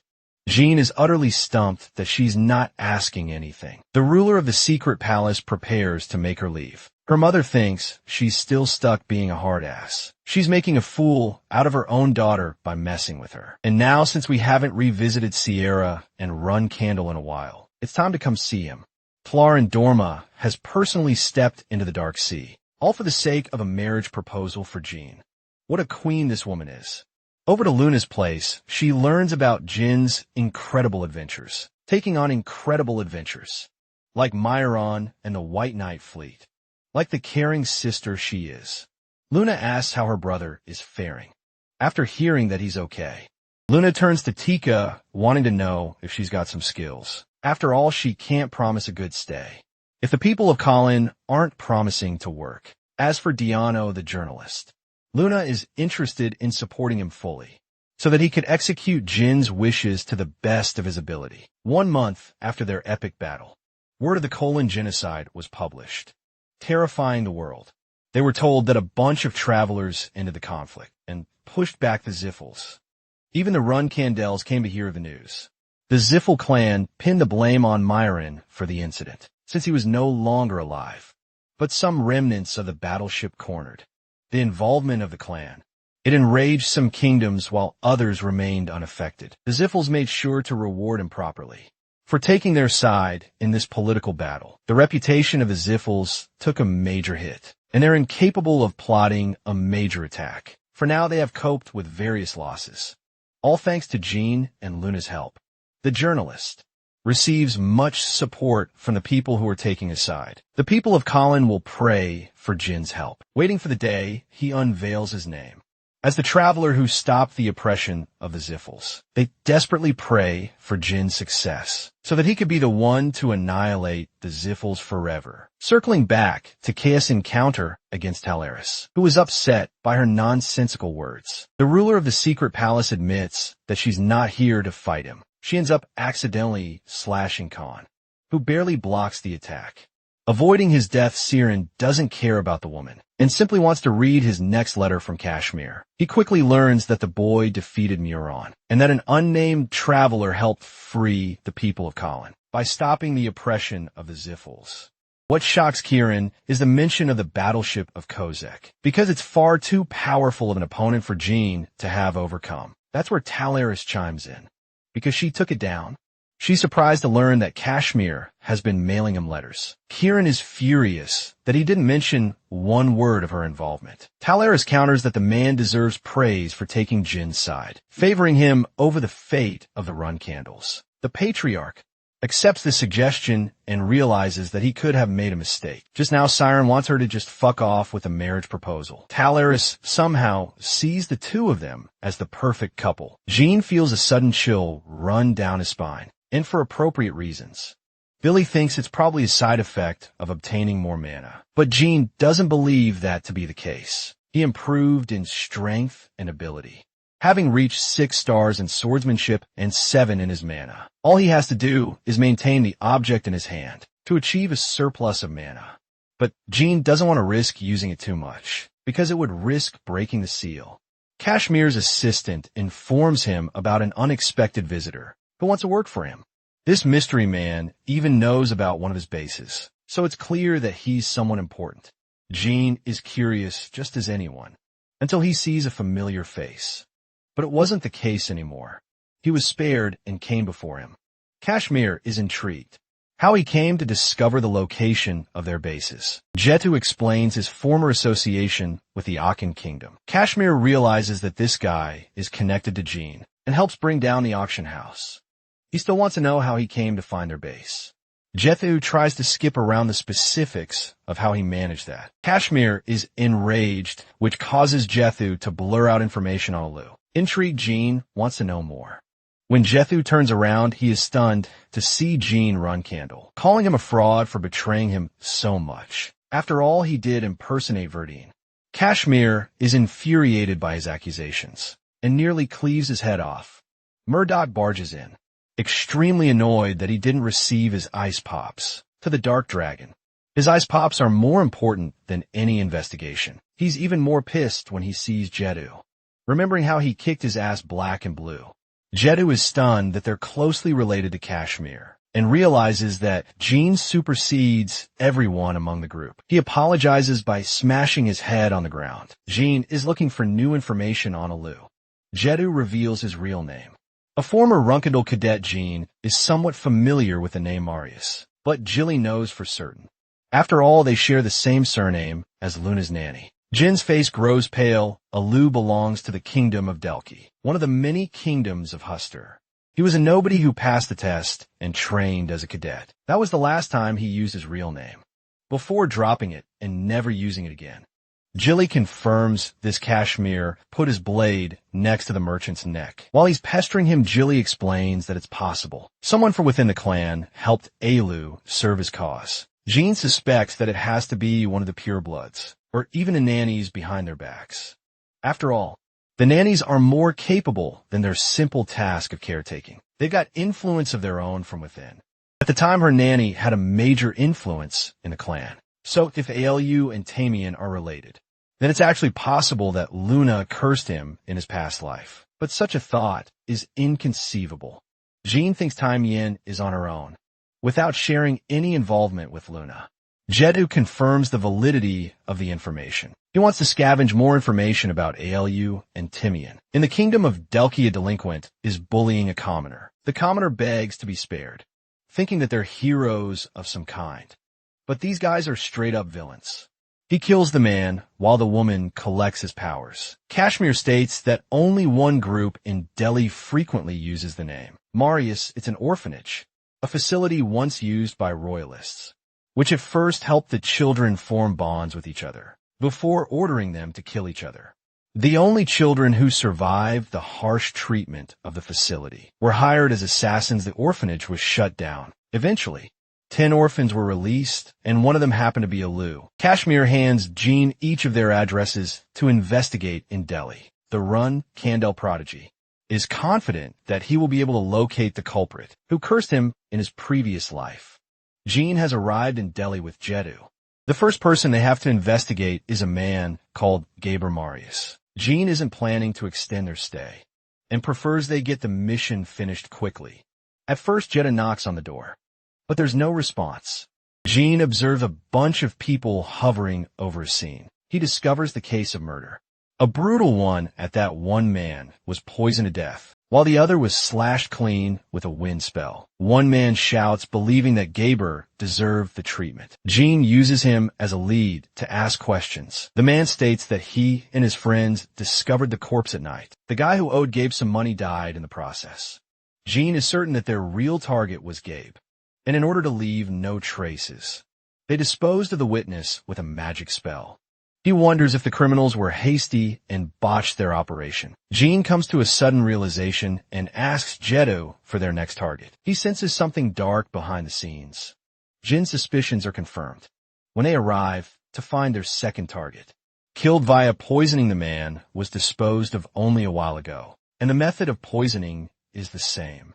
Jean believes that someone is specifically targeting the survivors of the orphanage. To erase evidence, they rush to their next few targets, all of whom are decapitated and killed in brutal ways. Jean notices the remains of an 8-star spell. That means with every target, the assassins are using stronger and stronger spells. Jethu thinks it's bad if they keep pursuing them like this, as even the authorities have grown suspicious of their sudden findings. Jean argues that there isn't much time to waste. He's in a pinch, and despite his rank as a reserve flag bearer, Jean wants to make sure to exact his revenge. One last target remains on the assassin's list. They're happy to have wiped out the entire list with ease. It turns out that these guys also survived the orphanage. The both of them were selected as the best of the bunch, and they step towards their final target to erase all evidence. After forcing their way inside, the assassins are surprised to find no one. Clearly, they didn't account for this case. Meanwhile, Jean and Jitu have already rescued the last survivor, and they're en route to escape. The reason they were always one step behind the killers is because they were close to the portal. That's how they managed to save the man and his daughter. But there's still a problem. The assassins hunting them down are Varys and Kazan, the deadly duo and the best of the orphanage. Jean is shocked because there were supposed to be 10 survivors, but in reality, there were actually 12. Varys and Kazan launched their attack. They've already arrived. Varys is happy to kill her dear brother, while Kuden isn't in the mood to play games. But their plans are interrupted. Jean is glad to take them on in his clan's own territory. They're both young by their appearance. Varys is not a Zyphal, but she's powerful enough to pose a threat. They take Jean for a lightweight. Varys is confident in cutting him down, but Kazan wants her to be cautious around their opponent. Varys ignores his warnings and launches a powerful wind spell, all for Jean to block it with a defensive barrier. He wonders if Varys is out of energy after depleting her mana the entire day. But the thing is, Kazan seems to be more of a threat. He's the one deploying poison. Kazan takes out his poisonous blade, preparing to fight his opponent. Jean orders Jetu to hit the road with their target. The fight starts with Kazan overwhelming Jean in a show of strength. He's impressed by the existence of a spell sword, and even recommends that Jean prioritize his own life over others. Jean counters his attacks and orders the dumb merchant to just go. Jetu finally listens to his advice and runs off, leaving Jean to fend off Varys and Kazan all alone. Varys thinks their opponent is arrogant to assume he'll defeat both of them at the same time, but they just don't know who they're dealing with. Jean casts his special light spell, blinding both assassins right when they were most vulnerable, but somehow reacts to Jin's attack. Varys is still blinded and defenseless. She doesn't know that her brother has already been injured. Enraged, Varys swears her powers to kill this guy. Kazan recommends that she maintain her sanity, as he can still heal his wounds. There's the fact that she used too much mana, which could overwhelm her with a mana backflow. Instead, Kazan takes a poisonous potion and drinks it without hesitation. An astonished Jean reflects that some people can develop resistance against poisons and use it as a healing mechanism. However, it greatly hampers their lifespan in exchange for strength. Now that Kazan is ready for round 2, he's ready to face the mysterious spells ward, who can cast even light magic. Kazan has ceased the intent to capture Jean alive, and instead bursts full speed to blitz him. Jean barely has the time to react to his attack, and at the same time, he could hardly dodge the wind. Magic Kazan is stumped. It's inconceivable that a 6-star swordsman is keeping up with someone of much higher rank. Jean is happy to introduce his powers and sets his target on Varys. He unleashes the flames of Tess, the ultimate fire phoenix, engulfing Varys' entire body to ashes. Next up is Kazan. Our boy casts Shadow Force to entrap him in a void of darkness, before slashing him to pieces. The assassin had never seen such dark energy before in his life. He just faced a monster who could summon the Blue Phoenix, and even command the Shadow Force. However, he does wonder if the effects of his poison will work against someone like Jean. The thing is, Jean received an injury, which led to the poison kicking in and driving his body to its limits. With Varys nearly annihilated and Kazan compromised, Jean is near the brink of death. It seems that all 3 fighters have come to a stalemate, but our boy isn't planning to die so soon. He takes his stance, preparing to confront Kazan again. Before he can, the Imperial Guard arrive to seize hold of the assassins. Lycadelka is the 3rd prince of the kingdom. It seems that Jetu called for support. Kazan takes Varys and reminds Jean, "Run, candle." Saying those words, Kazan takes, leaving Lyca to call a healer for Jean. At once he's exerting every last bit of his strength to maintain his consciousness, to remain alive. Jean wakes up in his bed with the 3rd prince by his side. The man had moved him here without knowing about the boy's identity. 3 hours flew by, and he's lucky to survive. A poison that could easily kill an 8-star knight. Lyca somehow seems to know that he's dealing with Jean Run Candel, because he remembers seeing the boy at the banquet. He inquires information from him, shocked that he was able to corner the 8-star assassins, even with his current skill level. Jean thanks Laika for his support and asks if the man will report the incident to his clan. Laika has no intentions of doing that, as he's being observed by Kashmir's forces who are scouting for Jean. Laika wants a favor in return for his help. He wants the boy to help Delki by assigning them more Guardian Knights. He also wants some of the shares of the run candles from their gold mine at first. Laika is sweating bullets, thinking Jean will be offended, but in an interesting twist, Jean offers him double the reward for his support. In due time, Jean states that he will be able to do anything that he pleases. Laika searches for the meaning behind his words, wondering if the boy has ambitions to become the patriarch of the Run Candle clan. Jean returns to Jilly and Murican, who are equally frustrated in his stupid attempts to get killed again. The reason Laika didn't bother leaking the information is because of Kashmir and quick intel, which would have stirred trouble for the Delhi Kingdom. Jetu, the lousy information merchant, is happy that Jean returned alive. Kashmir talks about Dan Marius, their target, but he's not saying anything worthwhile. Jean takes the initiative to speak to the man and emphasizes the lengths he had to go to save his life. Hesitantly, the man finally reveals a bone-chilling fact. It was Timmy and Marius who trained the assassins, as she is their mother. As a matter of fact, they're cowering before her presence, for failing the mission and even exposing their identity. Timian is dead serious about their shortcomings and commands them to get lost. She doesn't even want to acknowledge them as her own. Vera begs for her mother's consideration, apologizing for having failed her. She doesn't want to be abandoned. Yet, that is all the cruel nanny has to offer. She kicks them out and reminds both of her failures to never come back. Kazan wishes for her health, almost as if he's praying for her downfall.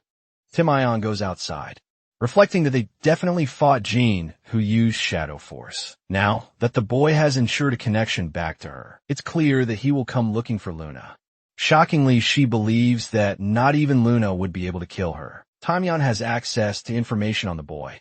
She thinks threatening to expose. His powers would be enough to make a toy out of Jean anyway. Dan learns from Jean that Ailu was killed in battle. Jean wants to be concerned if this secret master is Timian herself. Timian secretly shook hands with someone inside the clan. The contents of the deal are confidential.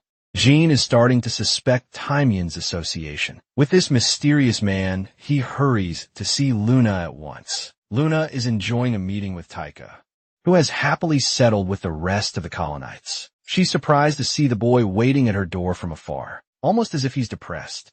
Jean comes to reveal everything in front of her face, but Luna can't help but laugh at the ridiculousness of it all. She thinks that Jean is for sure wrong about everything, desperately hoping that her baby brother confirms that he's wrong. Luna erupts in rage, slowly accepting the situation for what it is. She even thinks that the people of the orphanage must be framing Timian behind their backs. Luna is ready to accept every reason, except the one that causes suspicion on Timian. Frustrated and confused, she wants to speak to her nanny at once. Timian knows that both Varys and Kuzan will be eliminated in secret. She doesn't care for her children, as she could always make new servants. Timian is confused how Jean was able to get this far. In the middle of her contemplation, she hears a knock on the door. They're the Run Candles, both Luna and Jean. Luna does not hesitate for a moment before accusing the nanny's involvement, without any signs of denial. Timian confirms the fact, confused. Luna digs deeper to infer her motivation for raising actual assassins to get in Jin's way. She counters that they weren't sent on a mission to dispel Jean, but rather she was the one who was surprised that they encountered him. Luna grows furious more than anything. A feeling of betrayal and sorrow overwhelms her. Timian requests to pass a trial to prove her innocence, but this facade this side of her. Timian finally reveals that she was forced to raise assassins to ensure her survival. Because of an enormous number of enemies within the clan, they were under constant threats. Luna doesn't get this excuse, as she was powerful enough to fend off any threat on her own, but she doesn't even know that. Most of the Run Candle servants never make it past the first year. It's the same for the Guardian Knights. Every single one of their lives were taken by the purebloods, who plotted against them. This is a lie. and Luna knows it well. She's devastated that her cherished nanny has to come to this. Timian stops her with a simple question. Would she have killed her siblings? It would not have mattered, because Luna didn't care about the bloodshed. She loves her siblings and wants to stop the infighting. Back then, she was a weeping mess who stepped away from her obligations, just when she rejected the throne. The people around her suffered. It all started 35 years in the past. Timian had clung to power for the first time in her life, living a shitty life in a terrible orphanage. She was just a tool to be discarded by powerful people. The Run Candles sought her potential, and that's how she learned how to become human. They treated her kindly and looked after little Luna since day one. She was happy to have been comforted by the little child's warmth. After that, many pure bloods were born, one after another. All of them stood to become a rival and enemy to Luna. Still, the child possessed brilliant talent and outshone her siblings. She had unprecedented talent. But the truth was Luna didn't want to fight others. She just liked training. She was an innocent child, and Joshua was jealous of her. Luna became a monster that overwhelmed everyone in the clan. She was the definition of bloodlust and terror. By the time she reached the age of 14, more time passed until one day Luna crumbled under the rain. She couldn't desire a life where her clan dictated everything. She did not want to become the ruler of the clan. In her father's footsteps, Timian begged her not to lose her way. But that was the day. Luna decided that she would never pursue the path of the throne, as it would require her to face her siblings. She wanted to carve a new path for the clan to become their protector. That was the decision of a 19-year-old prodigy. But everything faded with her desire. Timian wanted to exact her revenge against the orphanage, after being tortured for many years. She wanted her to come power, so that she could carry out her own revenge. But when Luna made her decision to step down, Timian was forced to support her will. She was the only one who stayed by her side. She accepted her happiness by killing her own. Ever since, the Runcandle purebloods noticed a shift in their older sister. They began targeting her servants. They killed everyone all around, with Timian barely surviving their wrath. She did not want Luna to find out, because it would cause her even greater pain. So for Luna's sake, Timian persevered and came up with a plan to use the orphans of the orphanage as her own. One day, Timian was captured and did not bother speaking a single word. She would accept death long before anyone could make her talk. But the man was no stranger to her fear. He knew all about her weaknesses. He knew that she secretly harbored the desire for revenge. That was the day the lifeless Time Yin felt truly alive once again. She allied herself with that man and desperately hoped against the day where Luna would uncover her connection. Her confession has left the white whale in a complete mess. The fact of the matter is clear. Her assassins nearly killed Jean, and that she did commence treason against her own clan. Timian is courageous enough to confess her crimes to the clan. The execution nights are already here.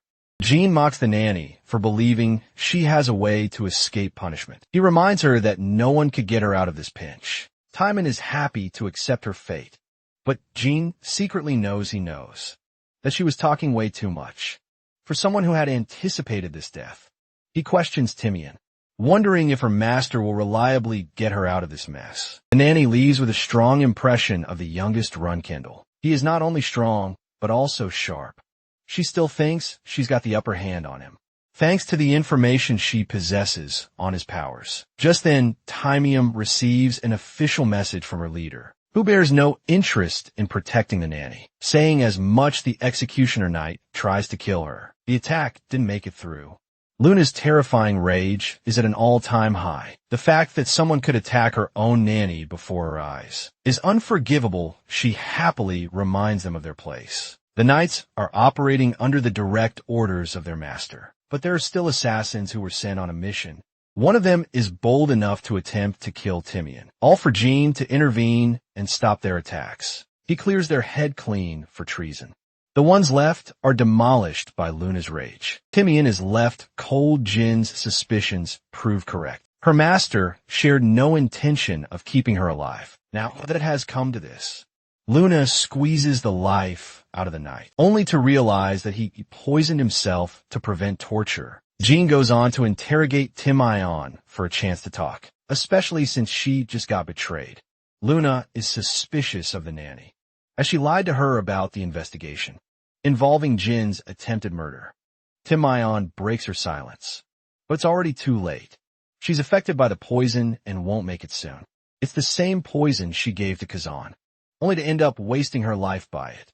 Luna becomes a whining mess. She didn't wish for her death. The old nanny reflects on her actions.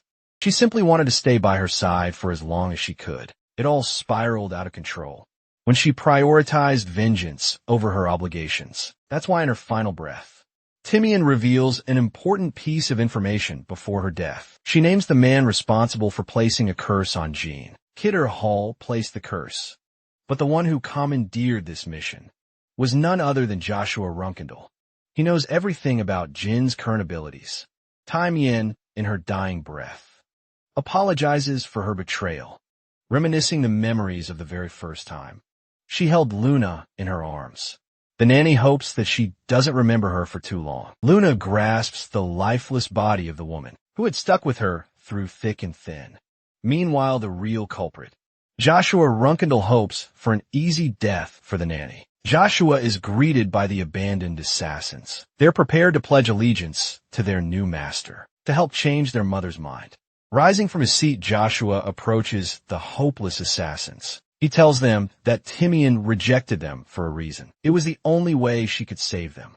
Joshua then pins the blame on Jean Runkendall as the man who killed their mother. Varys wants to kill the spell sword, responsible for bringing down their mother.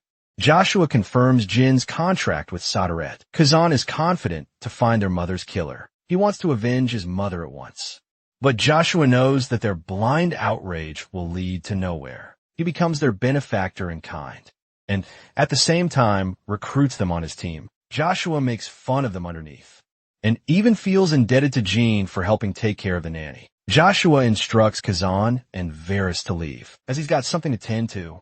That something is actually the outrage of Luna Runkendall. Furious as she trashes Joshua's place. Demanding his presence, she breaks the rules of her clan and commands the knights to stand down.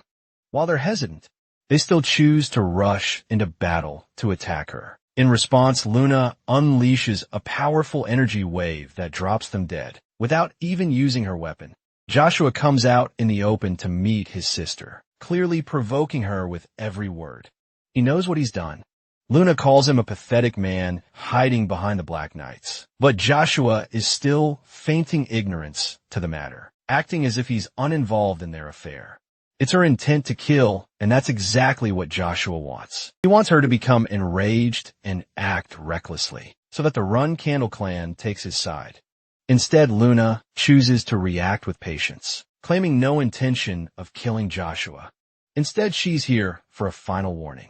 But he makes light of the situation, and even provokes Luna.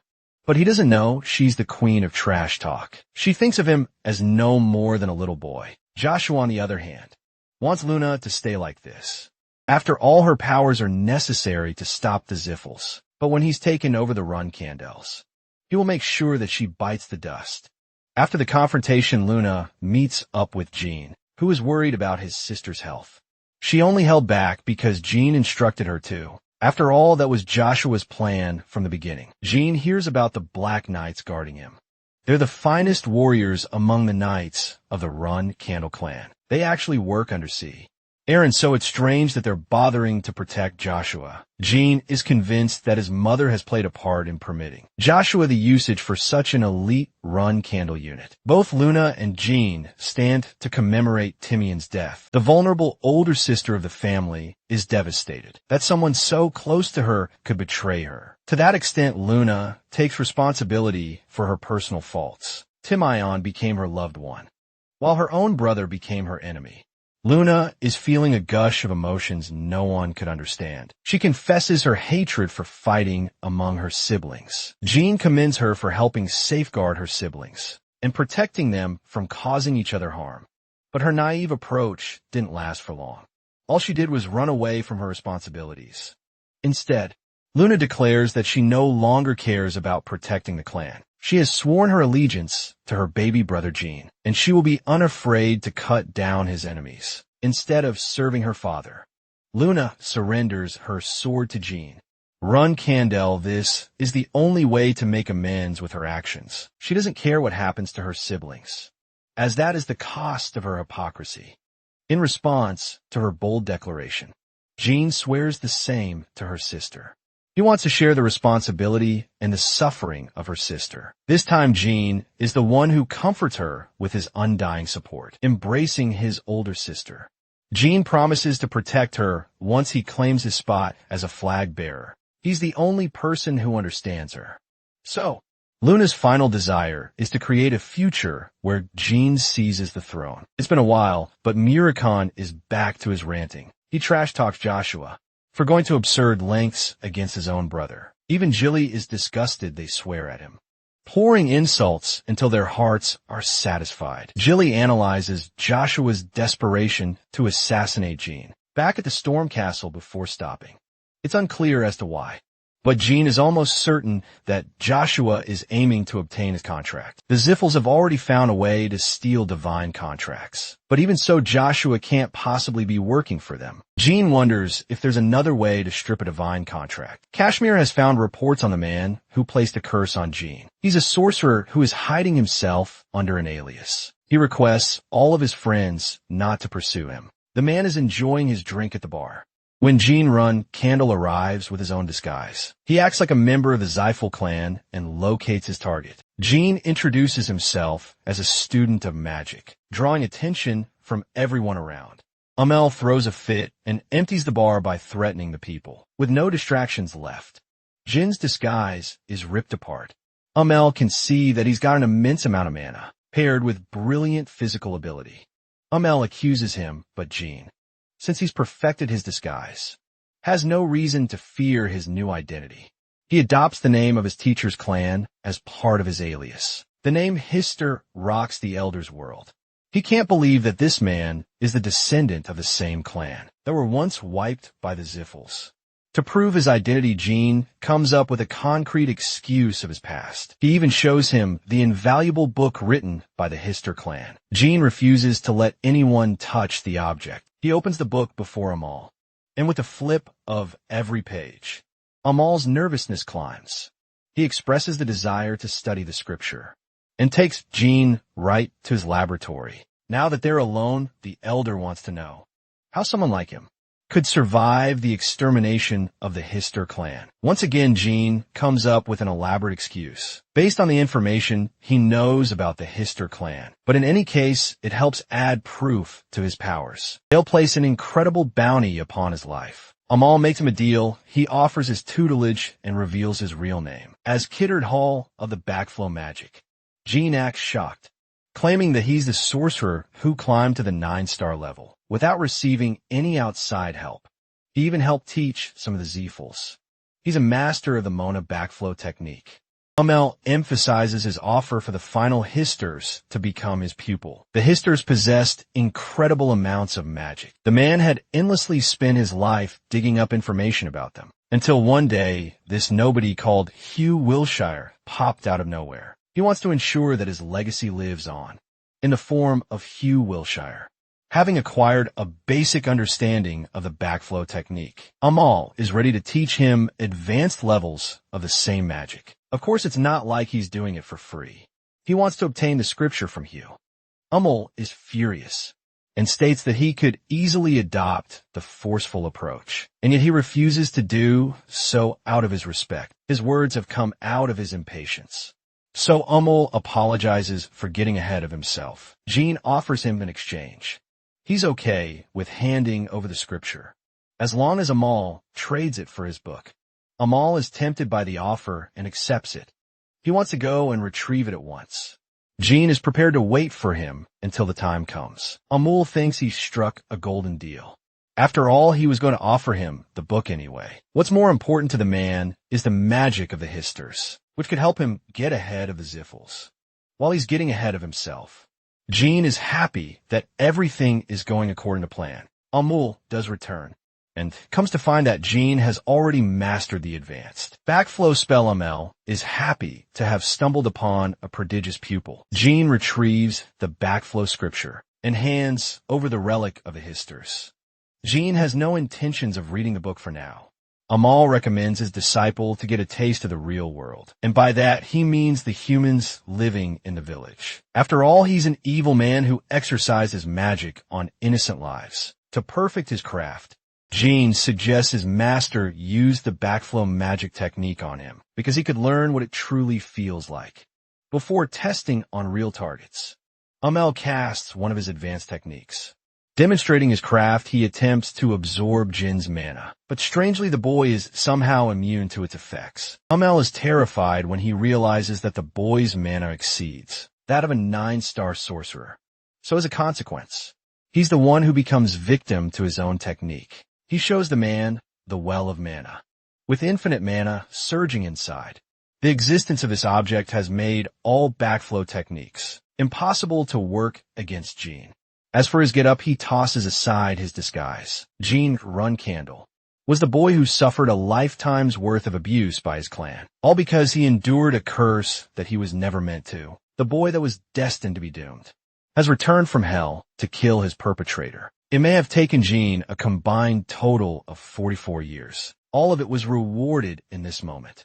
Jean plans to abuse the same backflow magic technique to forward his mission. After all, the entire world is operating on the magic of the Hister clan. They're the ones who cultivated sorcery for what it was. Jean annihilates Amel's skull, which is nothing compared to the lifetime of abuse that he went through. But for Joshua, he will make sure to inflict copious amounts of pain. Jean leaves burning everything behind in his wake. Jilly is missing Jean for his 3-month-long mission. More icon doesn't comprehend how Jean creates new ideas to stir up trouble. Jilly whines because he keeps making her worried. While they're having this talk, Jean is quietly observing them knock themselves out. He's back in one piece, and he's back with a gift from Kiddard for Moroccan to decipher. The Run Candle family shares dinner as they usually would. Joshua seems the most content. The newspaper is filled with reports of the mysterious Jean Grey killing Kiddard. Both the Tana twins are talking out loud, but they can't possibly believe that Jean would be able to defeat a 9-star sorcerer by himself. The sisters Mio and are even more upset at their stupidity. Mary quiets down everyone for ruining her meal. As expected, the Run Candle family dinner is a mess. Joshua takes charge and addresses them to stop. He forwards his suspicions to Jean killing the 9-star sorcerer, but it's clear that it would have been impossible without outside support. Basically, he's accusing Yona without reason. His siblings rise to contest his baseless claim. Joshua tries to control the situation by emphasizing that he was just guessing. It's possible that the group called Anonymous was involved. They're the most powerful assassins. So Joshua thinks it's possible Jean hired them under his name to clear missions. Mary is still pissed that he's taking his hatred for Yona this far. However, Mio is on his side because she's arrogant enough to believe that her brother could never complete the missions by herself. In response to her incredulous words, Mary knocks the living crap out of Mio before reaching for another punch in her face. She's barely able to contain her anger. But of course, this is exactly what Joshua intended by his provocations. He's playing them for a fiddle. Mary understands her rank in the clan, but she leaves Joshua with a warning to not mess with Luna, or else Kieran will make sure he suffers. He's advised by his siblings to just defeat Yona in a one-on-one fight and make a name for himself. That's how he could prove his strength and make others follow him. But of course, Joshua is a coward who isn't ready to take such an approach. In this tense atmosphere between the siblings, the Tana twins are missing Jin's presence. Talks of the 9-star sorcerer's assassination roam everywhere and reach even the likes of Dante. Heron Veridine wants to go and find Jean with him. Talks of their mission have reached Vimith.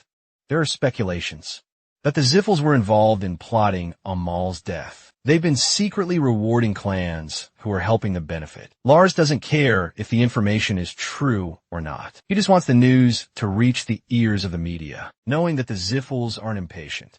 He wonders if they're backed into a corner. As for Jean, he's leaving Tycon again, much to Yulia's annoyance. Who doesn't want him to leave? Even Jilly is sad that he has to go on yet another mission. Without rest, Jin's next destination is Samuel, the place of the anonymous cult. He wants to retrieve something from that place and meet up with an important person. Jilly realizes that he's talking about Yona, who is waiting for his arrival as a reserve flag bearer. Kashmir also has to take care of a certain mission away from Tychon. Specifically, this man has to speak to Kieran directly. Jean knows, but chooses to remain ignorant. Murahan barges in, having decoded the document. Next, he helps Jean learn the incantations by imprinting it on his body. Now he's gained yet another powerful magic spell to his inventory. It should allow him to take care of all 7-star or weaker sorcerers without much of a problem. Jean activates Shadow Force Release and uses the technique. Enya is accidentally drawn to the pull of his powers, having barely survived the backflow. Jean is just shocked.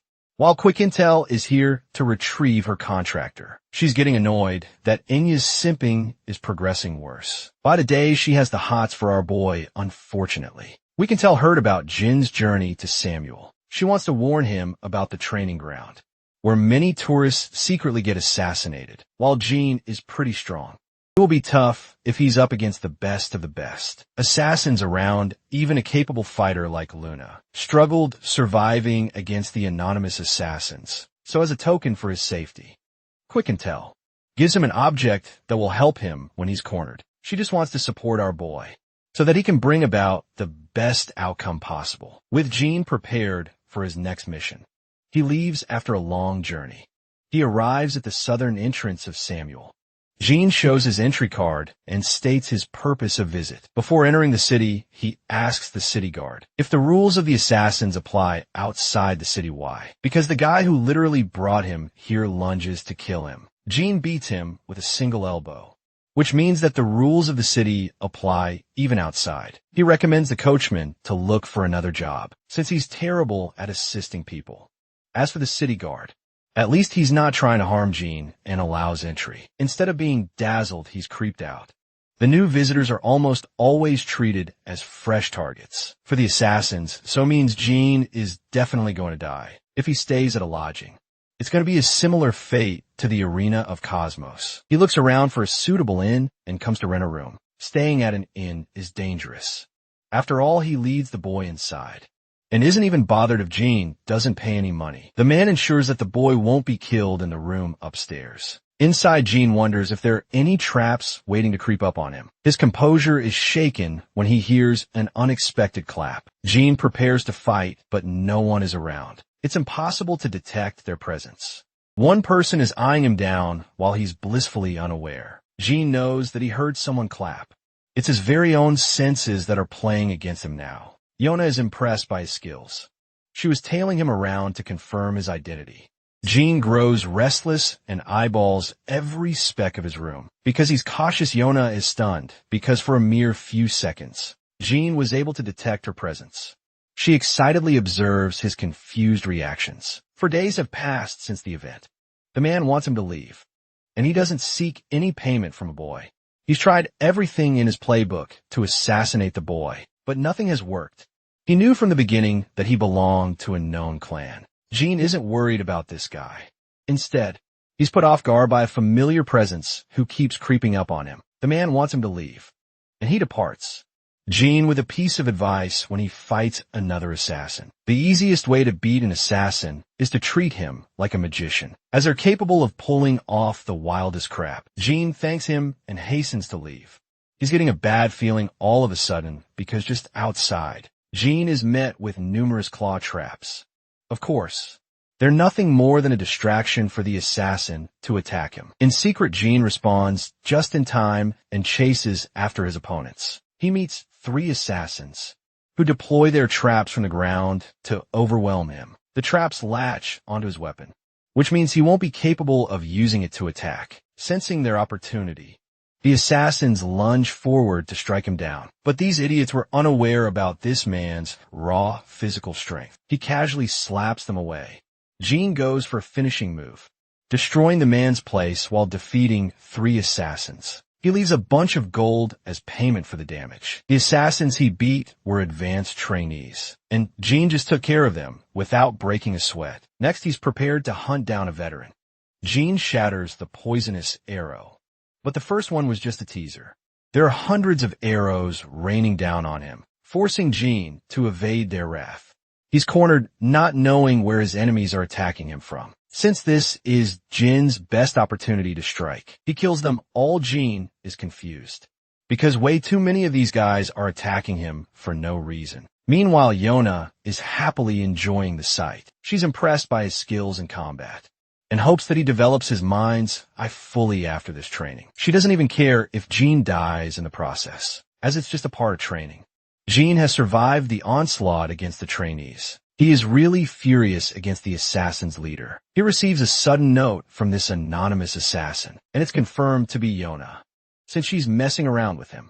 Jean is ready to use the secret artifact in his arsenal. The run candles are quick to become victims of poisoning, which is why Jean carries the cure for 10,000 poisons, a rare elixir that guarantees him a chance to survive the worst. Assassination attempts. Yona was given the same object when she left. She ended up giving the object to En, who fully supported Joshua in both of his lives. Jean hopes to secure the elixir at all costs, but before he's able to do that, Jean has to somehow survive Yona's deadly games. On the second night, he is viciously hunted again. Jean defeats the assassins using his overwhelming physical strength. He knows someone is hiding behind the door, and wonders if it's an outsider of some kind.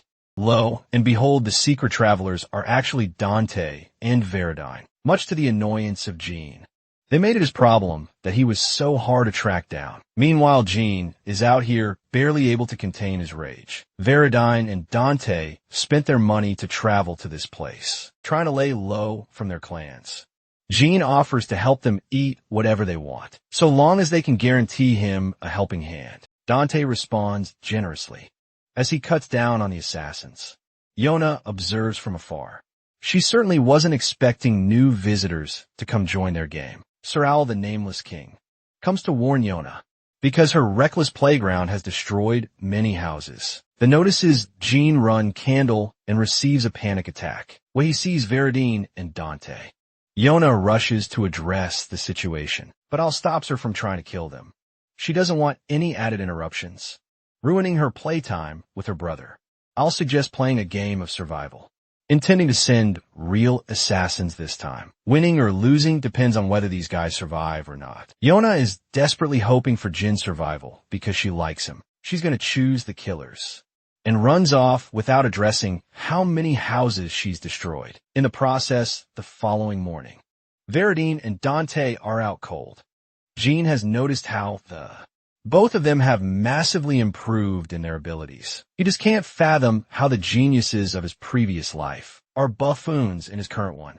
Jean thinks of a plan to utilize both of them for his gains, in a way that he gets out of the sticky situation. But suddenly the owl pops right in front of him undetected. He's the best assassin in the city.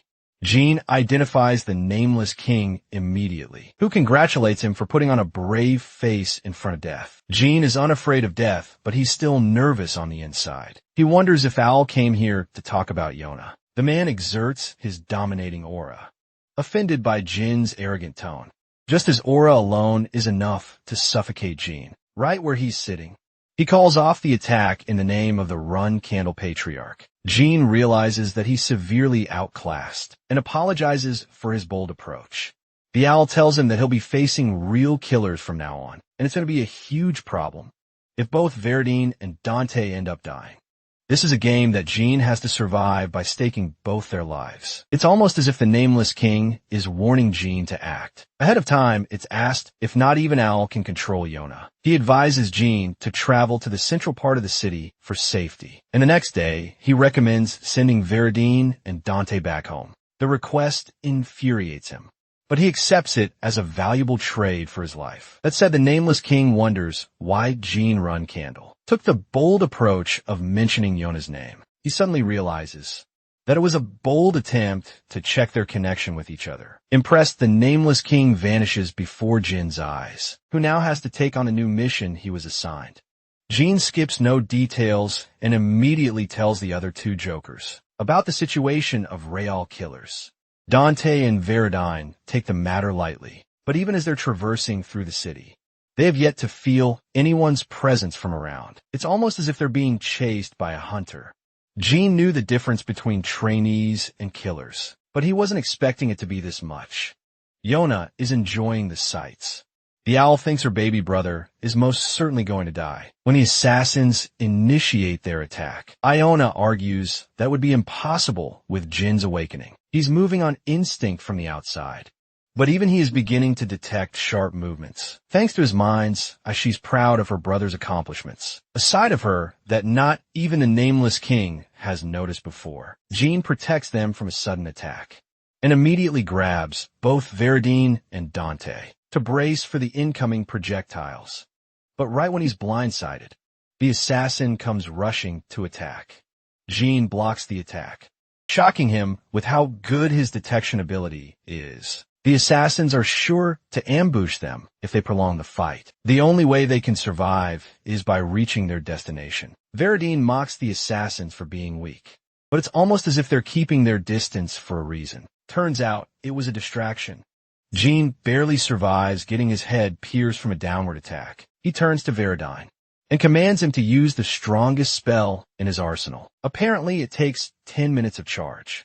So Veridine gets in preparations for activating the ultimate firestorm. Staring at the spell, Jean finds himself astonished. It's the ultimate magic spell, once used by the demonic emperor of the Ziplo family, while Veridine is charging the attack. Jean fends off the assassins. He realizes the rest of the killers are concentrated on Dante, who activates his clan's secret technique to wipe them all out. Jean defeats his opponent and has never seen a technique like what Dante used just now. It's clear that Dante has been honing his skills after their fight. Even Veridine's magic is the height of perfection for his age, just when Jean was congratulating him.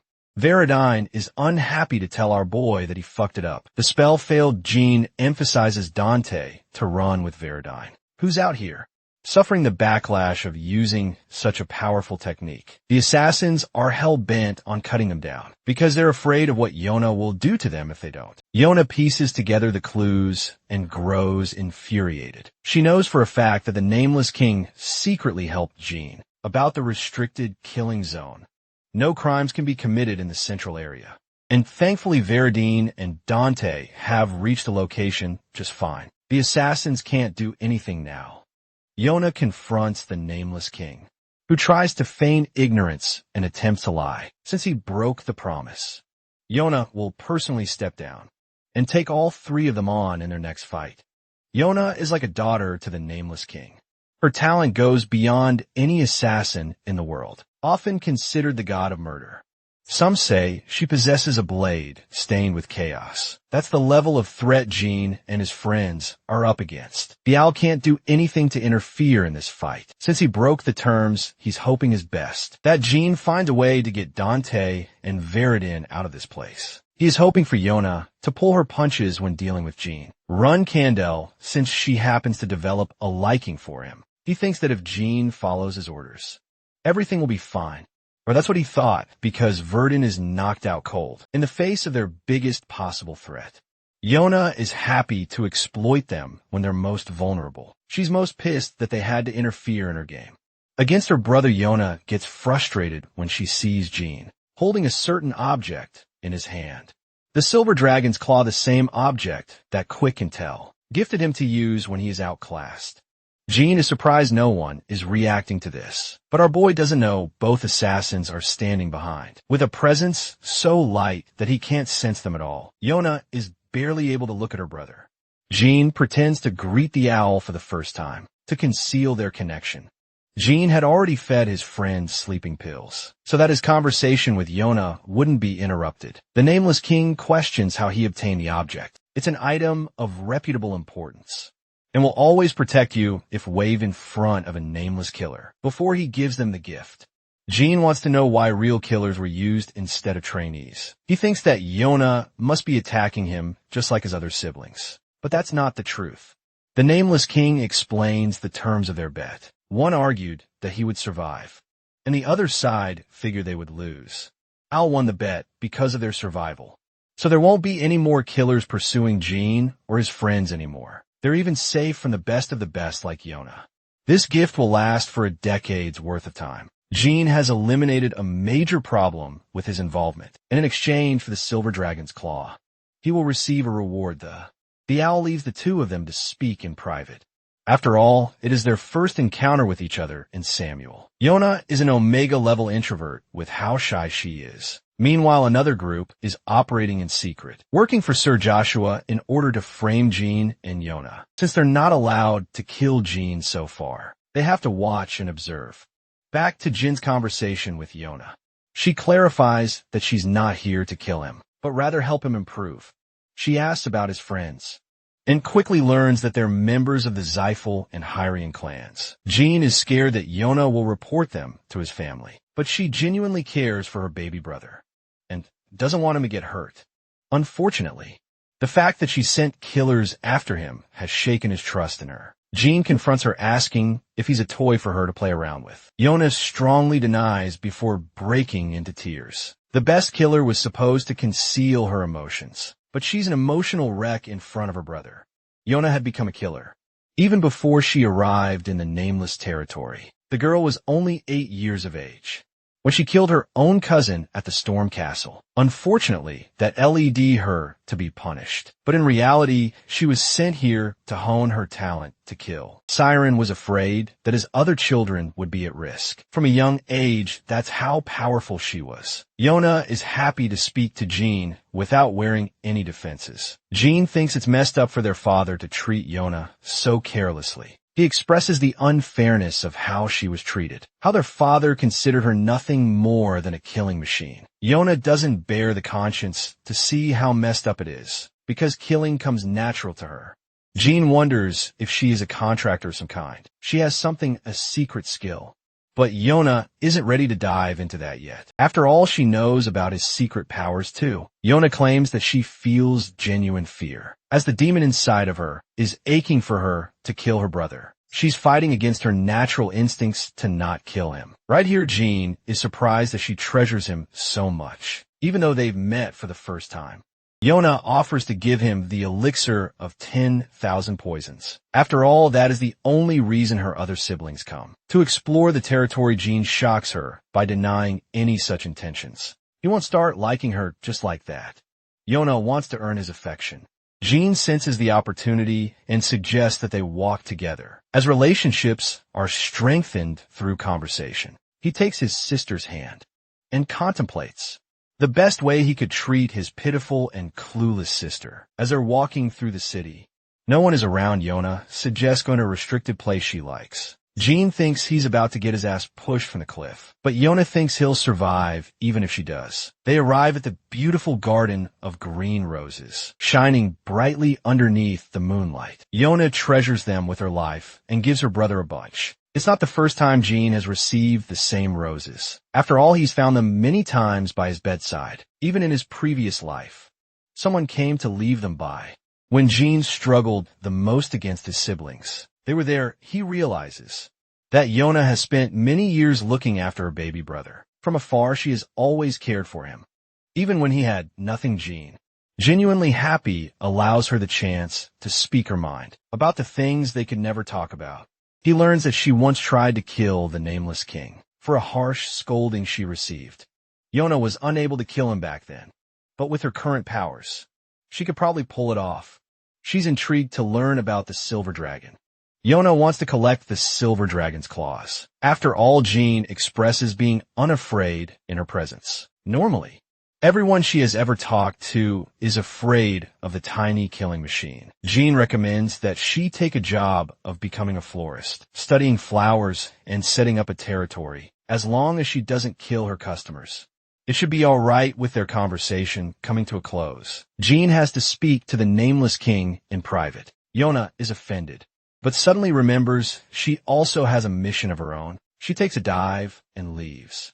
And right when she does, Gene goes away to see the owl. Gene expresses his honest intentions.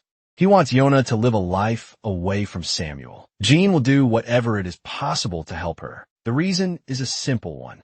He will tell them she is talented at being a florist. Jean does not wish for Yona's life to be spoiled by becoming a tool of her family. Instead, he wants to bless her with a happy life. The Nameless King is hoping Jean has a solid plan for when that happens. Jean will soon leave the territory along with Dante and Veridin. A week after this discussion, Kashmir and Khan are on their way to Kieran. It's Kashmir's first time in the Dark Sea, where the owl Talaris and Ciaran are waiting. The dude realizes just how royally fucked he is, being in their presence. Talaris is bothered that she can't discuss the topic of marriage with the others around similarly. The owl can't talk about Yona with these guys around. Ciaran breaks the silence, ordering Kashmir to take a seat. He's the only person that was truly invited. Talaris and the owl popped up out of nowhere. They all have the same question regarding Jean. Sierra wants to share a drink with Kashmir after the others are gone. He checks on Jin's status, while Talaris is stunned that this boy can't stop getting himself in more trouble. The owl also came to talk about Jean.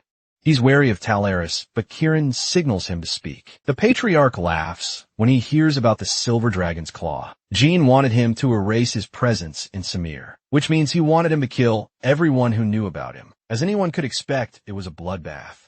Kieran wonders if they've come here to ask for a gift. The owl confirms that it's indeed true. But more importantly, he wishes for Kieran to read a note left by Jean Runkendal back to Jean and his clueless friends. They're still out cold. He checks his pocket and discovers a note tied to the invaluable elixir, ensuring his survival. Yona wishes her brother a happy birthday and writes a note for Yona. That same note is the one Kieran is holding. He wants Kieran to free Yona from the territory of Samuel. Everything written in the note is the truth. Siren laughs like the overpowered manic that he is. He almost doesn't buy it, and suspects the owl to have a secret hand in freeing Yona. Siren is prepared to discuss this matter at length at his home. For Kashmir, he has come here to report the death of a 9-star sorcerer who was taken down by Jean Run Candel. Kieran is pumped and requests the others to leave. Talaris wishes to stay, but the patriarch insists that she also leave, while he's pressuring them. Jean is pestering these ridiculous clowns who just don't want to leave. Samir Veridine wants to spend as much time with Jean as possible before he becomes the head of the family. He has his priorities messed up, but Jean is busy and wants to deal with his personal matters. He refuses to address the matter of Kidder's death. Dante recognizes that they won't be able to speak often. Once Jean becomes a flag bearer, it's true that they'll never be able to see each other. After being appointed heads of their clans, they suggest they travel together, helping build Jin's reputation on the way. There are many criminal associations they could help take down, but Jin doesn't like the idea of a 3-person adventure. Veridin and Dante want to travel with him as friends. Jin entertains the idea for a moment. He wakes up in his bed, not knowing how he even got there in the first place. What's even more strange is that Anya is next to him. Jean recalls drinking the elixir and fainting right afterwards. She was scared for his life. Quick and Tell comes to mention that he's been knocked out for 5 whole days. It usually takes a month, but his run candle body is the reason it didn't take too long. Anya reports that Jilly received an urgent summoning from her family. She is headed for the Garden of Swords and will return soon. Right after drinking an abominable elixir, Jean has to drink a really ugly-looking medicine. He drinks it anyway. Turns out it wasn't even medicine, but actual poison. This idiot Moroccan really tried to kill him just now, right after he woke up too. With this, it is confirmed that Jin's body has become fully resistant to the effects of poisoning, but he has to return Quick Intel's favors by helping train in Io. Well, Quick Natel emphasizes that they will help support Jean in his battle against his siblings. In the future, she wants Anya to become really strong when that time comes. Jean has already decided on his next destination and wants Anya to tag along. For the mission, of course, she's the happiest she can be. In the Garden of Swords, an interesting development occurs. Tiran confronts Joshua regarding Yona. The patriarch isn't so kind as to treat him with respect and smashes his face with a gauntlet. He commands Joshua to get back on his feet. Finally, the ass whooping this bitch should have received ages ago. Another smack to his face. More and more without mercy.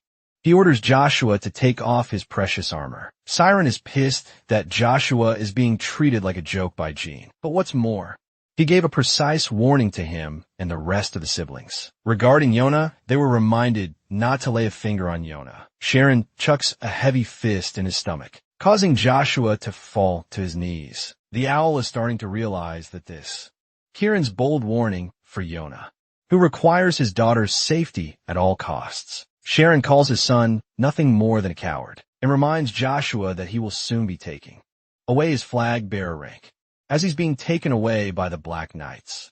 Mary laughs at his pathetic and pitiful condition because on the other side, Joshua is raging like a maniac, nearly about to burst in his anger. Sharon speaks to Jilly and learns about Jin's next adventure, the armor he retrieved from Joshua.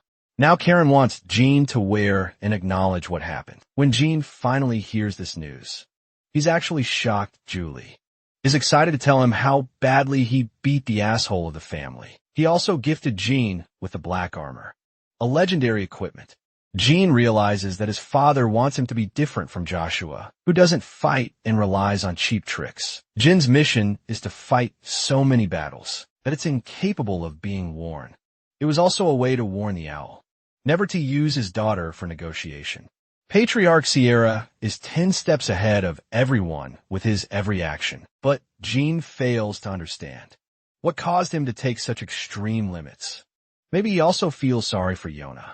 Jean wonders if there's more than what he sees in Yona. His next destination is the Dark Magic Association. He hopes to eliminate the evil mages with his backflow magic. Anya has tagged along on this journey with him. Jean reminds this dumbass not to use their real name. On a deadly mission, the girl is flustered and faints. The Dark Magic Association is a deadly organization. Worshipping evil magic, the one who annihilated them was Ruel Zippel, using the same spell that Veridine failed to utilize. It killed their leader.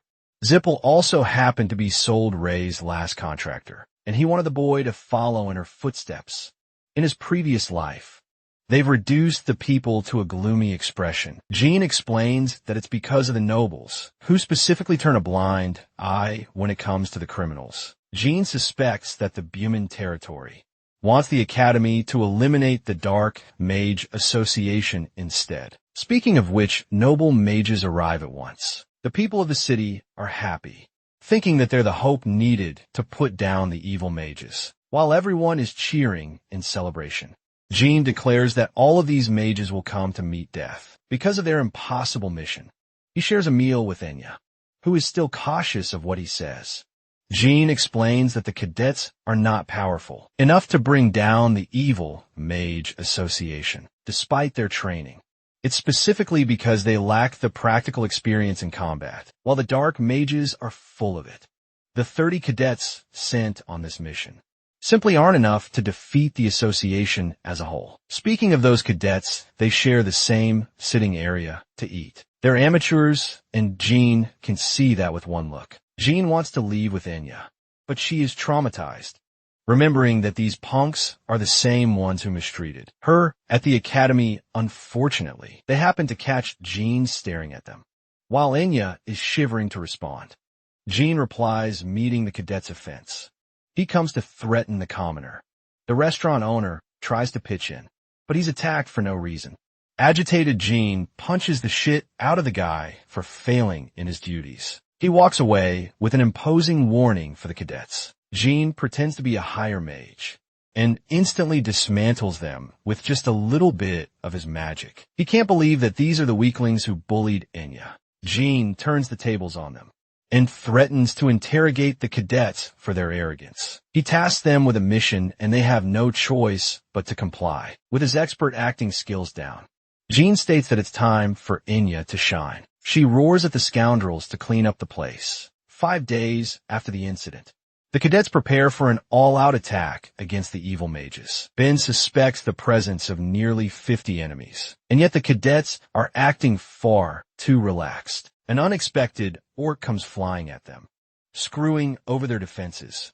Fortunately, it was taken down almost immediately. Jean orders Chip to obey his command and warn the others of a potential ambush. Scared, the coward forwards this suggestion. Jean fails to comprehend how a low-level orc could be hiding out in the open. What's more is that a 7-star mage has yet to catch on to the details. They have their suspicions on Professor Orton, who was caught eating meat despite being a vegetarian. Jean picks up on this small detail. The cadets are instructed by Orton to form groups of 2 and enter the cave. They're all acting relaxed, believing in the powers of the 7-star sorcerer. Or that's what they thought. Because yet another orc comes crashing out of the wall. They await for Orton's desperate orders. But the man happily turns tail. After all, he's the one who conspired their demise. Orton orders the orcs to kill the stupid cadets, but he clearly wasn't expecting a powerful spell hurling at him. Jean prepares to enter this fight while protecting Enya. Jean has commanded use of this amazing spell, wiping away everyone but 2 sorcerers. He thinks they're both at the 8-star level. Still, they're severely injured. Jean is surprised when they recognize the use of his backflow technique. Ralt Joe, a powerful sorcerer, but he just doesn't know he's getting outclassed, even if he tries. There are even more powerful sorcerers than Ralti in the association, which spells bad news for Jean, even if he survives instead. Ralt offers him a spot to join the association for his talents. Jean doesn't really care, and uses the backflow technique to shut him down. The orcs are killed by Enya, who is improving better than Jin's expectations of her. The whole cave shakes to its core as a giant werewolf makes its appearance. He's happy to meet a really powerful mage, who isn't even terrified of the monster. Excited, Goltef reveals his name and commands the warrior to fight him. Interestingly, this guy offers him to join the Kinzello faction. Jean is surprised to learn that the Dark Magic Association is working in close proximity to the Kinslow faction. Jean would have entertained the idea, if not for the fact that his opponent is weaker than he is. Offended, Goltef fiercely attacks Jean, nearly shattering his barrier. Anya tries to jump in with her wind magic, but he's clearly uninterested in fighting her. While Goltef is distracted, Jean has already sliced him with his sword, surprising the werewolf with his dual fighting abilities. Now he's even more pumped to fight the spell sword. Jean is having fun exchanging vicious blows against the werewolf. He clearly overwhelms him, despite not even revealing a hint of his true abilities. Goltef understands that Jean is way more powerful than he lets out to be. Through combat, he learns that Jean is a run candle, to make it a fight of honor. Goltef learns his name and prepares to fight Jean, with his tribe's name on the line. Jean prepares his special incantation, the same one he used to take down Myron. 1 slash is enough to take him down. The White Wolf does not wish to be spared. He values honor and roars their tribe's pride. Jean responds with politeness. He will treasure Goltef in his memories. The fight has ended. Anya wasn't afraid and became an even bigger fan of Jin's abilities. This werewolf was without a doubt much stronger than the one he fought in his cadet days. Yet Jean didn't struggle even a little bit. Jean reminds her that it's okay if she doesn't fight. As for Chip, he's barely clinging to his life. Anya reveals her true self and emphasizes that she could take him out of his misery right now. She tries to be cool in front of Jean and vows to help her comrades. As for the imposter Orton, they've captured him after turning the tide. The man thinks that Jean is a student of Kiddard, but it's not Jean he's talking to. It's someone who has uncovered his disguise and isn't afraid to give him a real beating. Elisa is going to enjoy killing him while retrieving information out of the man. After the interrogation, she found out their secret base is in Otrium. It was once the capital of Vankila, but after a demon invasion, things changed. The demons invaded the place to retrieve a relic. The Runkendels and Zippels joined forces to take down the threat. It's the only war where 2 clans allied themselves to face off one threat. They succeeded in defeating the demons in the war. But since it was impossible to restore the capital, the kingdom decided to switch their capital. Oterium is just a breeding ground for demons at its current state. Jean has a bad feeling about this, and curiously asks why the demons made it their hideouts. ISA explains that at least 3 9-star mages are known to be found there. It's worrisome that such powerful warriors exist in that area. There's also the fact that they possess transformation magic, allowing someone to wear Orton's disguise. Of course, Boober is the one responsible for these atrocities. Boober is also linked to the Evliano clan. Quick, Intel has never heard of human transformations, since it is a gift of dragons. Elisa explains that not even the culprit knew about the transformation. Boober's methods are secret. Jean adds that he once encountered imposters when he was young. He thinks it is time they confront the Transfigurator. Jean intends to use someone to get to him, and wants Kashmir's help to investigate the relationship of the White Wolves and the Kinslow. 1 week after this discussion, Dante Heron and his father, the Patriarch, learned that a few of the competent cadets died on their mission to eradicate the Dark Magic Association. However, 2 survivors, namely Jean and Austin Gray, survived and successfully defeated the Dark Magic Association. One of them used magic while the other used swordsmanship. Of course, Dante already suspects Jin's involvement. What's more is they uncovered a weapon from the White Wolf. They see a sharp cut that only an expert swordsman could make. Dante laughs, as even someone like him couldn't make a sharp cut like that. It's a skill of a swordsman at the 8-star level. The boy humbly confirms that. He has yet to reach that level with his strength. So their investigation proved baseless. He's extremely impressed by Jin's incredible growth and feels the urge to speak to Verdine. Lots can't see anyone but Dante deploying a precise cut like that, aside from Dante. But he is fooled into believing that Dante is hiding his true powers. A month passed. Jean was waiting at the teleportation portal concocting his plan. While he's busy contemplating, the woman next to him looks at the swordsman with intrigue. Jean arrives before Bubera's hideout. Bubera is worshipped as the greatest transformation. Sorcerer of their time, dudes literally have a statue of this man, tempting Jean to annihilate it to a billion pieces. He knocks on the door and finds Bubera shocked. It's been a while since they met each other. The man is pissed, of course. He doesn't want to welcome Jean, who embarrassed him at the banquet. Bubera lunges to attack him, thinking the results will be similar to their previous fight. But Jean isn't playing around. He knocks the shit out of him instantly. Bishkel sees Jean walking. He's astonished to find Jean, but Bishkel is frustrated by his antics. He doesn't want to become an enemy to Jean for pointless reasons. Bishkek finds it odd. It's as if Jean has changed, or maybe he's here for something else. Jean wastes no time, claiming that the real purpose of his visit is to meet Bishkek. He wants to fight him, but Bishkol is uninterested in fighting him, just as he's about to speak. Jean feels a sharp cut slicing off his hair. It was a test to check Jin's reflexes. Bishkol thinks he's still too weak to challenge him. He does not condone spewing dirt on the Runcandle family name. Bishkol is forced to fight him, to the point.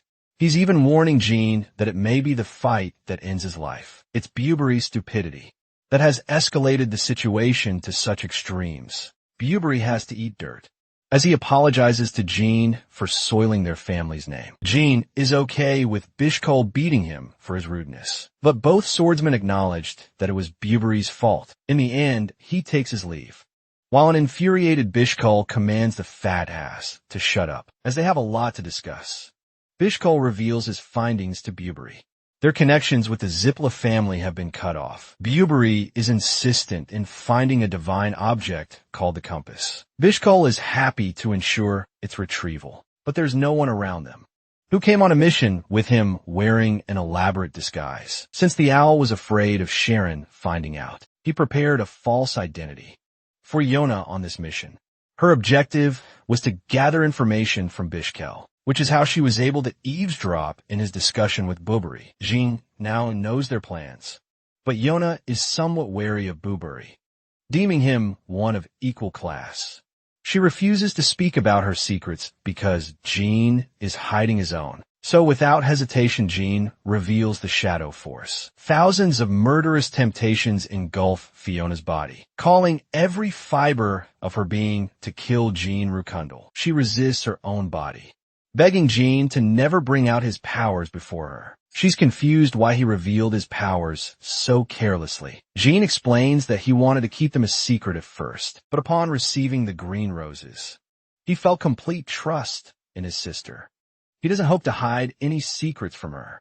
In fact, he promises to become so strong that she's incapable of killing him. Despite her temptations, however, even our boy is afraid of messing around with Yona too much. Because of their father's warning in the Dark Sea, Siren learns that both Jean and Yona had fun playing around. The patriarch is impressed by his son's spirit.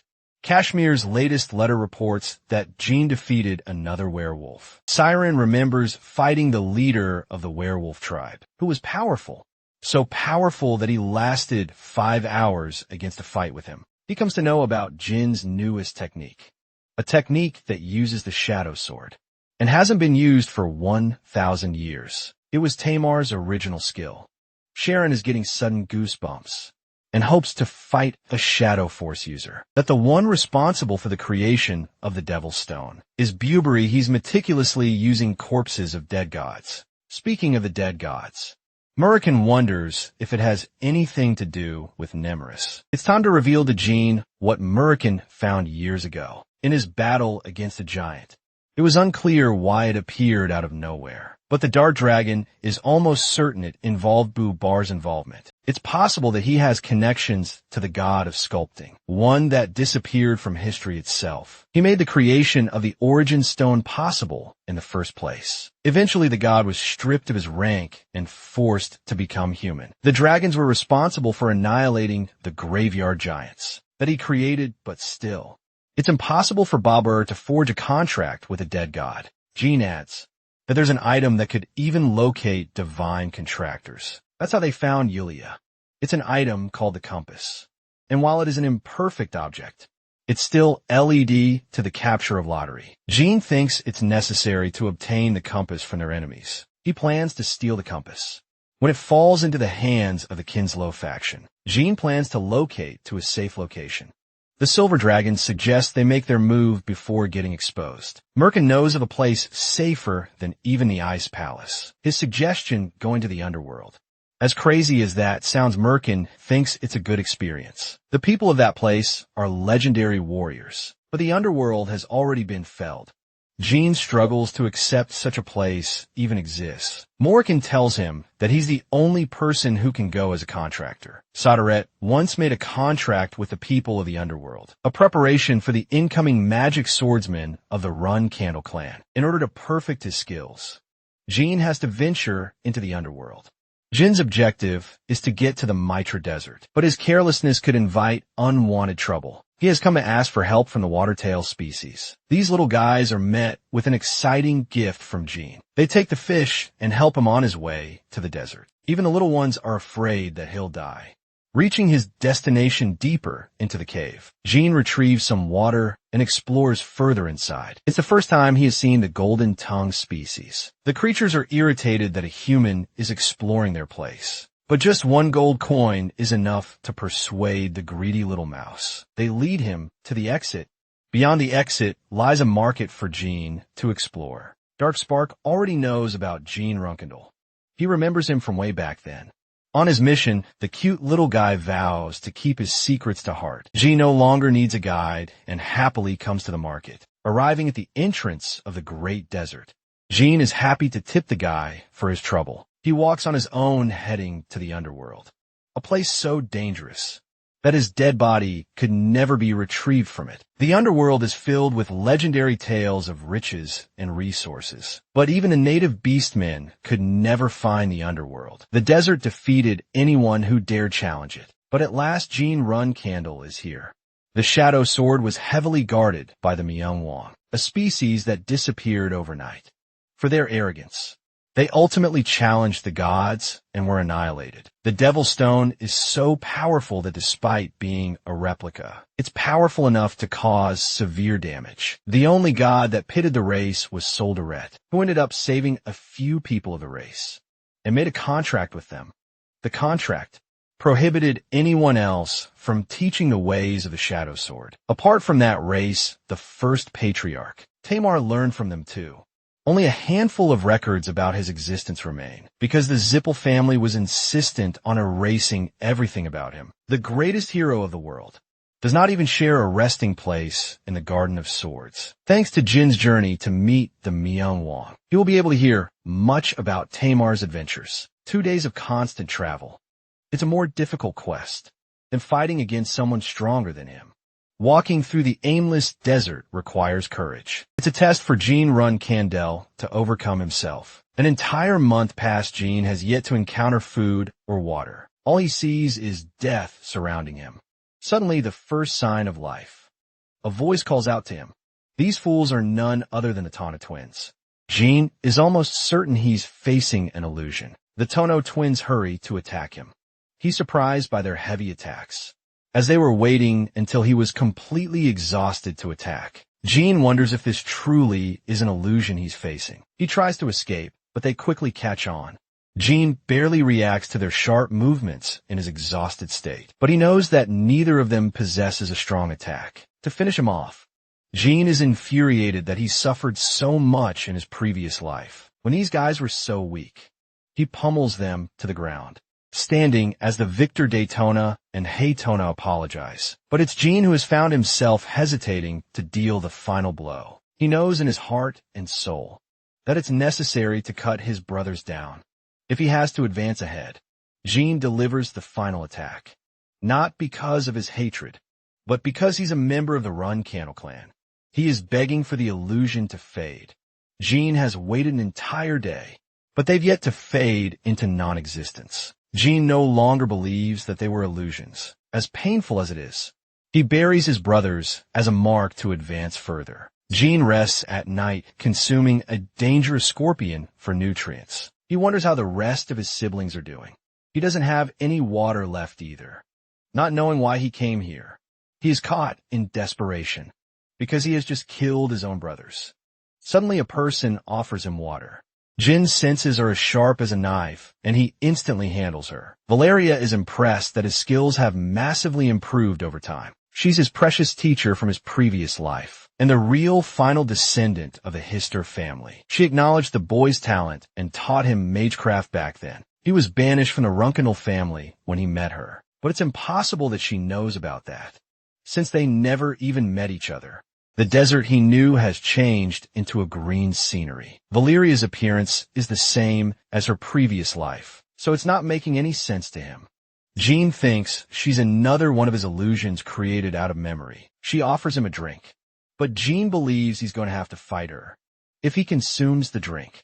Valeria is confident that she could kill him instantly in his weary state.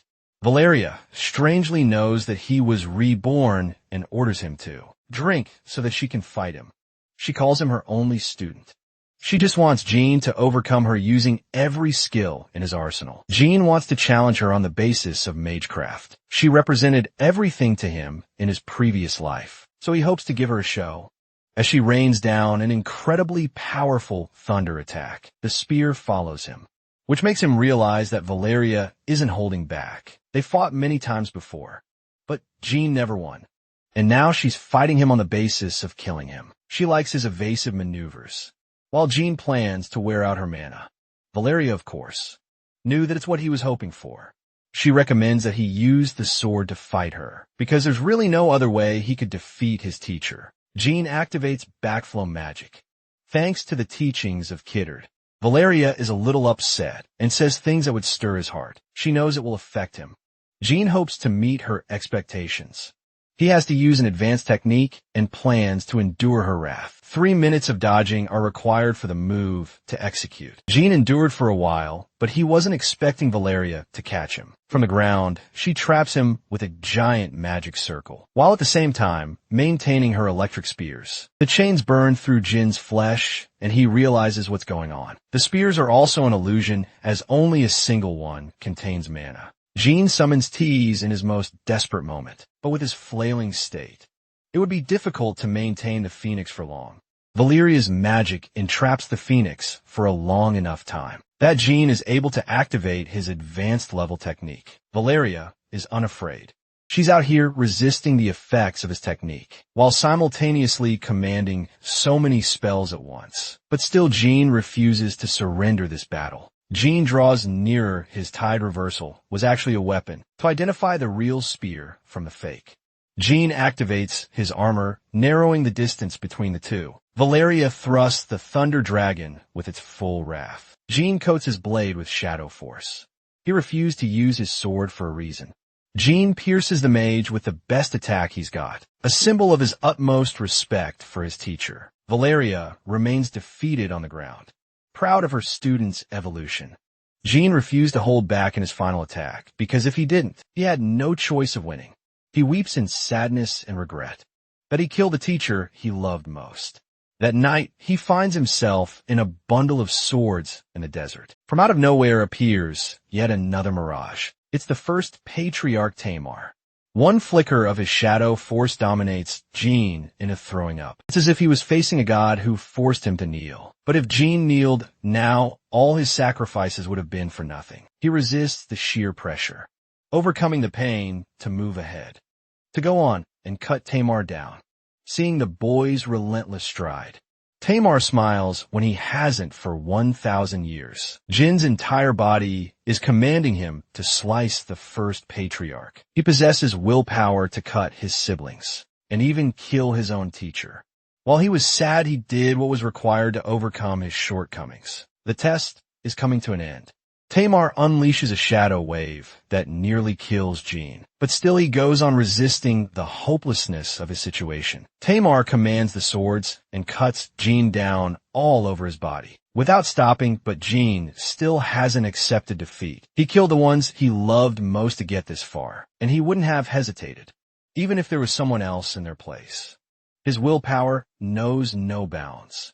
Jean commands use of the special technique, cutting down anyone who stands in his way, and finally eviscerating Tamar's image. Unfortunately, before he was able to cut him down, Tamar disappeared. Jean roars that he came to cut down the first patriarch, but a voice reminds him of the real reason he came here. The land of the Mayan Wong is his destination. Jean wonders if the voice was also a mirage. Murakan had told him about the 3 mirages. It's Jean who forgot about them after losing his sanity. With the 3rd mirage finished, he releases his shadow force. But nothing happened. It doesn't make sense at first until Jean cuts down a path, revealing the location of the one who tested him. The man is impressed that Saldaret's contractor passed the test. Jean, on the other hand, is damn pissed for being played like a fiddle. Tanel has waited for a very long time for Jean. He takes him to L.A. Perosa, the land of the Myung Wong.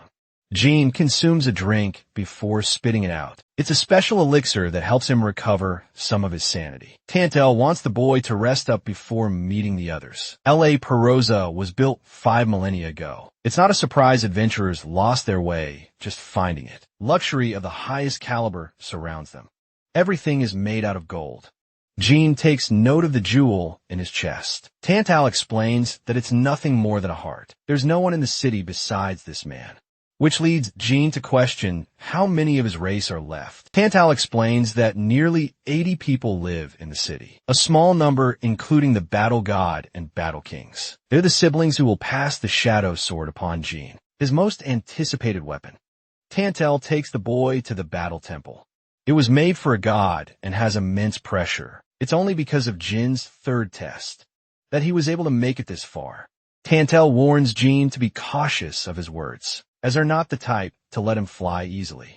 Jean meets his siblings who are curious to meet Saldaret's contractor. They've been dying to teach him since Tamar. The woman wants to clean him up. Jean is treated like a rag doll, as they fight over who gets to wash him clean.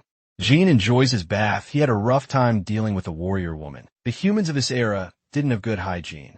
The size difference is crazy when he compares himself to the warriors. After cleaning himself, Jean dons traditional outerwear. Tantal explains they're headed for the temple to meet the battle god and the 12 kings he saw from before. Inside the temple, Jean notices the illuminated stone on Tantal's body. He wonders if it has something to do with the battle god. Tantal advises him to respond appropriately, or else he's getting his ass sent back to the desert. The door opens at last. Jean stands before the Golden Kings and their battle god. The pressure he's feeling right now is immense. Belize and the other battle kings are staring him down. The ruler of the place is the battle god, a smaller woman compared to the others. but with such a dominating presence that it eclipses the strength of the other kings, surprisingly. The battle god comments on the differences between Tamar and Jin's appearance, yet they boast the same energy. It's unlikely that Jin will become the better of the two, and they don't expect him to rival Tamar. Still belies trusts in his strength. After all, he's Sadarate's contractor. Most of the other kings have already considered him weaker than Tamar, and for good reason. But Jin didn't come here to be treated like an inferior. He's bold enough to claim his name in the presence of the 12 kings. Van, the battle god, introduces herself properly. She makes it clear that the 12 kings are his enemies before becoming his rivals. Jin is okay with that because he senses their open hostility. The problem is he can't get a read on their intentions. Van will conduct his test tomorrow, and until then, she tosses him her own sword to fight. Jin calls it an ordinary sword, but then it immediately absorbs all of his shadow energy. It is drawing out every last bit of his shadow energy. Van tells him that Tamar overcame the shadow aspiring sword, so she expects the same from our boy. Jin is bold enough to try and back his words. After the meeting is dismissed, Belize argues that it's too soon for Jin to overcome the shadow absorbing sword after all. Tamar was much older and stronger when he overcame the sword. Van knows this, but she chooses to act anyway. It's been 1,000 years since Tamar's fall. Their race stands to test the limits of the current Run-Candle family, which means Van is confident in their evolution and believes they've grown much stronger since then. The next day, Jin turns up, drained of his strength. He couldn't even sleep because the sword kept exhausting his energy. With no amount of shadow force left in his body, Jin's going to have trouble. Garmin is the first of the 12 kings to test his resolve. He comments on the boy's exhausted condition and emphasizes that he has yet to acknowledge him fully. The first test is to swing his sword 10,000 times. Of course, Jin is confident because he's already done that before. The number goes higher and higher and higher until it reaches 8,000. It impresses Tantel as Jin executes his 9,000 strike, thanks to Luna's excessive teachings, as well as the steel ball training. Jin's sword technique has been perfected. It is the very technique that forms the Run-Candle family's mindset. At last, Jin completes his final swing. Maintaining his stance, Garmin is impressed by the boy's powers, as many Run-Candles failed to do the same. The people cheer in Jin's name, but Garmin is tight-lipped. Jin doesn't want to hear lame compliments from the man. He commands Garmin to accept that he's worthy of his teachings. Garmin is embarrassed, but he admits as much. Now the real training begins. Of course, Garmin has no intention of fighting against Jin. Confident of his victory, he thinks that Jin won't even dent his sword. So the Run-Candle decided to prove his strength by pushing him back. Garmin explains that it was a metaphorical figure of speech. The 8th king instructs the boy to take a swing. Jin uses his full strength, but instead he's the one getting pushed back. Jin wants to try again, and Garmin is happy to let him, with only aura left at his disposal. Jin concentrates his strength in a single slash, destroying the landscape with Garmin still pushing him back. Jin can't believe the difference in their skills. He has found himself completely outclassed. The 8th Battle King has taken some level of damage from the boy. He wonders if it's because of his perseverance. As a Run-Candle who conquered the desert, even without Jin's shadow force. He's powerful. Garmin gives him 1 week to perfect an attack that will move his sword the swordsman was expecting him to teach. But Garmin believes the 3rd mirage, and the belief that everything can be cut is all he needs. He asks how long it took Tamar to succeed, and discovers that it took him only 2 days. For days have since passed. Jin has yet to move Garmin's sword. He has tried nearly 8,000 times. At last, one of his strikes managed to chip Garmin's weapon. He's still behind Tamar's performance. But the 8th Battle King is impressed by the boy's growth. Nonetheless, in Tamar's case, he didn't have the shadow-absorbing sword wearing him down, which begs the question. If the first patriarch could have succeeded in 4 days like him, it's an impressive achievement, and shows that the Run-Candle family has been growing. In the outside world, Garmin fully acknowledges the boy, and knows that the others will come to see him the same way. But before that, Garmin requests that he be the first to taste the fruits of his achievement. Jean doesn't know the heck he's talking about, but accepts anyway. Garmin takes the chipped piece of the sword and straight up eats it. Jean is struck speechless with what he just saw. His next training is scheduled to begin tomorrow. That night, Jean is observing the beautiful cityscape of L.A. Parosa. He wonders if he could boast the same qualifications as Tamar and uphold the reputation of being Soder's contractor. Cantel sees him lost in thought and knows that Jean didn't sleep for 3 days because of his shadow absorption training. He offers him a stone to eat, but Jean is suspicious and doesn't want to consume it right away. It's actually a snack that recovers one's energy. Jean takes a bite out of it and feels rejuvenated. He wants to know, which of the Battle Kings is the strongest of them all? A gloomy, shadowy presence creeps behind Jean, forcing him to react with his sword. It's the 5th Battle King Boros, who is impressed by Jin's reaction speed. He inspects Jin's teeth and finds it strange that Jean is missing a molar. It happened with his final slash in the 3rd Mirage. Jean was so concentrated and angry that he ended up breaking his tooth. It's a considerable achievement. Boros is happy to lend him one. This guy casually chucks out his own tooth and offers Jean. After all, the teeth of Battle Kings can cut through diamonds. Jean can't believe what he's hearing. Boris disappears, leaving Jean at a loss for words. The following morning, Jean observes how strong the floors are. They're made out of a stone that refuses to be cut, and yet there are marks of a sword all over them. That means the training was incredibly tough. One sword slash is gigantic compared to the rest. Garmin is shocked that he's only just noticing the details of his training ground. The marks are from Tyr, who used the first form of the Shadow Sword. Garmin doesn't have high expectations from Jean and taunts him for it, but our boy doesn't like being compared. He wants to do even better than Tamar. Garmin sheds light on the technique itself. The first form is called Soul Slice, a staple to the Shadow Sword. He demonstrates the attack by coating his blade with shadow energy. Jean doesn't really want to waste time around the details of shadow, for he just wants to see the technique. Garmin deploys it before his eyes, unleashing a wave of shadow, so sharp that it annihilates everything in its path. While it's less powerful compared to her attack, it's still effective. That means if Jean can master this one technique. Garmin only executed half of the technique, which is why his attack was smaller than Tamar's. It's a powerful technique that annihilates a person's soul. That means he could easily use it to defeat even stronger opponents and overturn the battle. In order to learn this technique, he has to learn how to unite his shadow energy.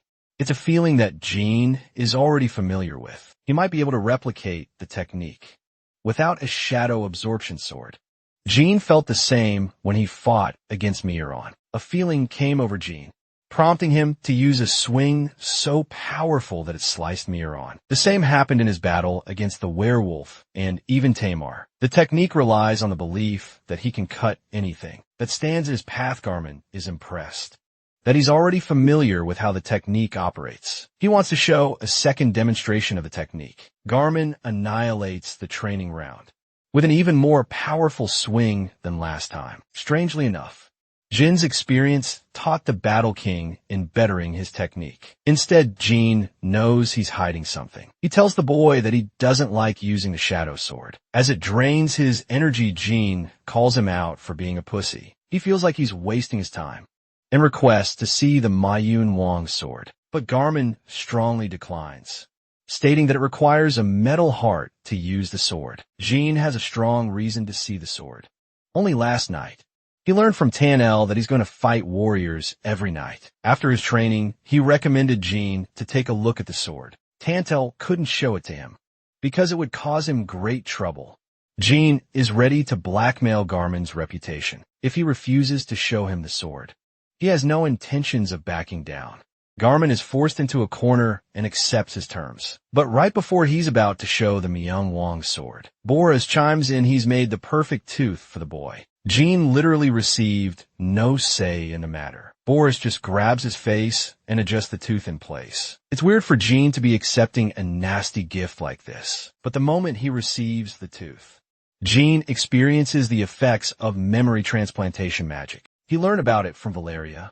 In his past life, The Hister clan used a device to exercise the use of such magic. Every bit of information about the Wang sword is currently being instilled in his memories. Boris chooses to keep his secrets, but confirms that what he received isn't related to magic. Magic is nothing more than a term of humans. In reality, mages don't exist as a race, and the people who use magic merely become blacksmiths. Boris is one of those blacksmiths, the most skilled one of all.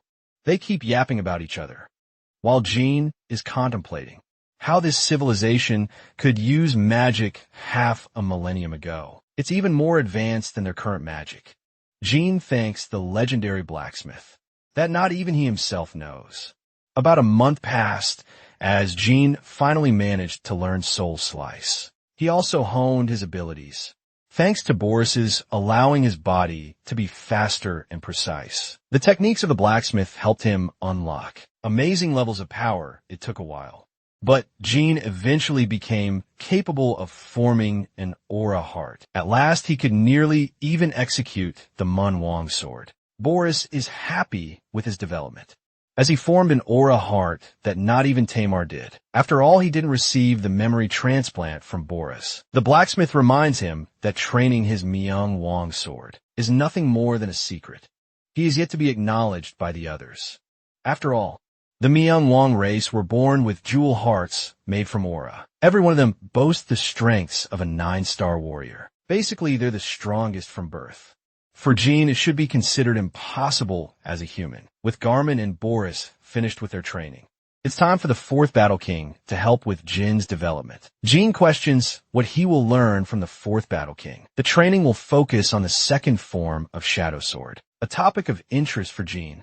The 4th Battle King happens to be mute, although not entirely. She considers it a form of training, which started when time stopped for the city. She's finally here, the only Battle King whose presence is undetectable. Among others, Garmin and Boras have their peculiarities, but she's different. Jean politely introduces himself, but he wasn't expecting to get attacked right away. Rinfa is even faster than Boris. She annihilates Garmin with a show of her strength. Garmin, now enraged, comes to attack her. Even Boris steps in, launching her sword and kicking her away. Rinfa seems to be really mad. She doesn't want to hold back against Garmin. Boris takes him and leaves Jean in her care. When he sees her, Jean is reminded of his dear sister Yona. He thinks it should be a good idea to treat her the same. Jin's training with Yona began. He's training by himself and has yet to ask anything from her, which is also why she's observing him training on his own. Just like Yona, she observes him quietly every time he tries to gather. Aura Rinfa appears before him to teach him the 2nd form, but she doesn't like the way he executes the 1st form. Rinfa sometimes strikes him down, satisfied with dealing him the blow. If it wasn't for Jin's training with Luna, perfecting his mind's eye, he would have been killed. Still, he hasn't addressed Rinfa's weird way of training. 10 days pass confused. Rinfa asks why he's yet to ask about the 2nd form. Jean claims that he's uninterested, and instead wants to know why she's not spoken a word. Jean calls her out. He thinks that not communicating with others through speech, and instead communicating with writing, invalidates the purpose of her training. Jean emphasizes that he doesn't want to train under someone who is hollow on the inside. He wants Rinfa to put her efforts into teaching him, the same way Garmin and Boris did.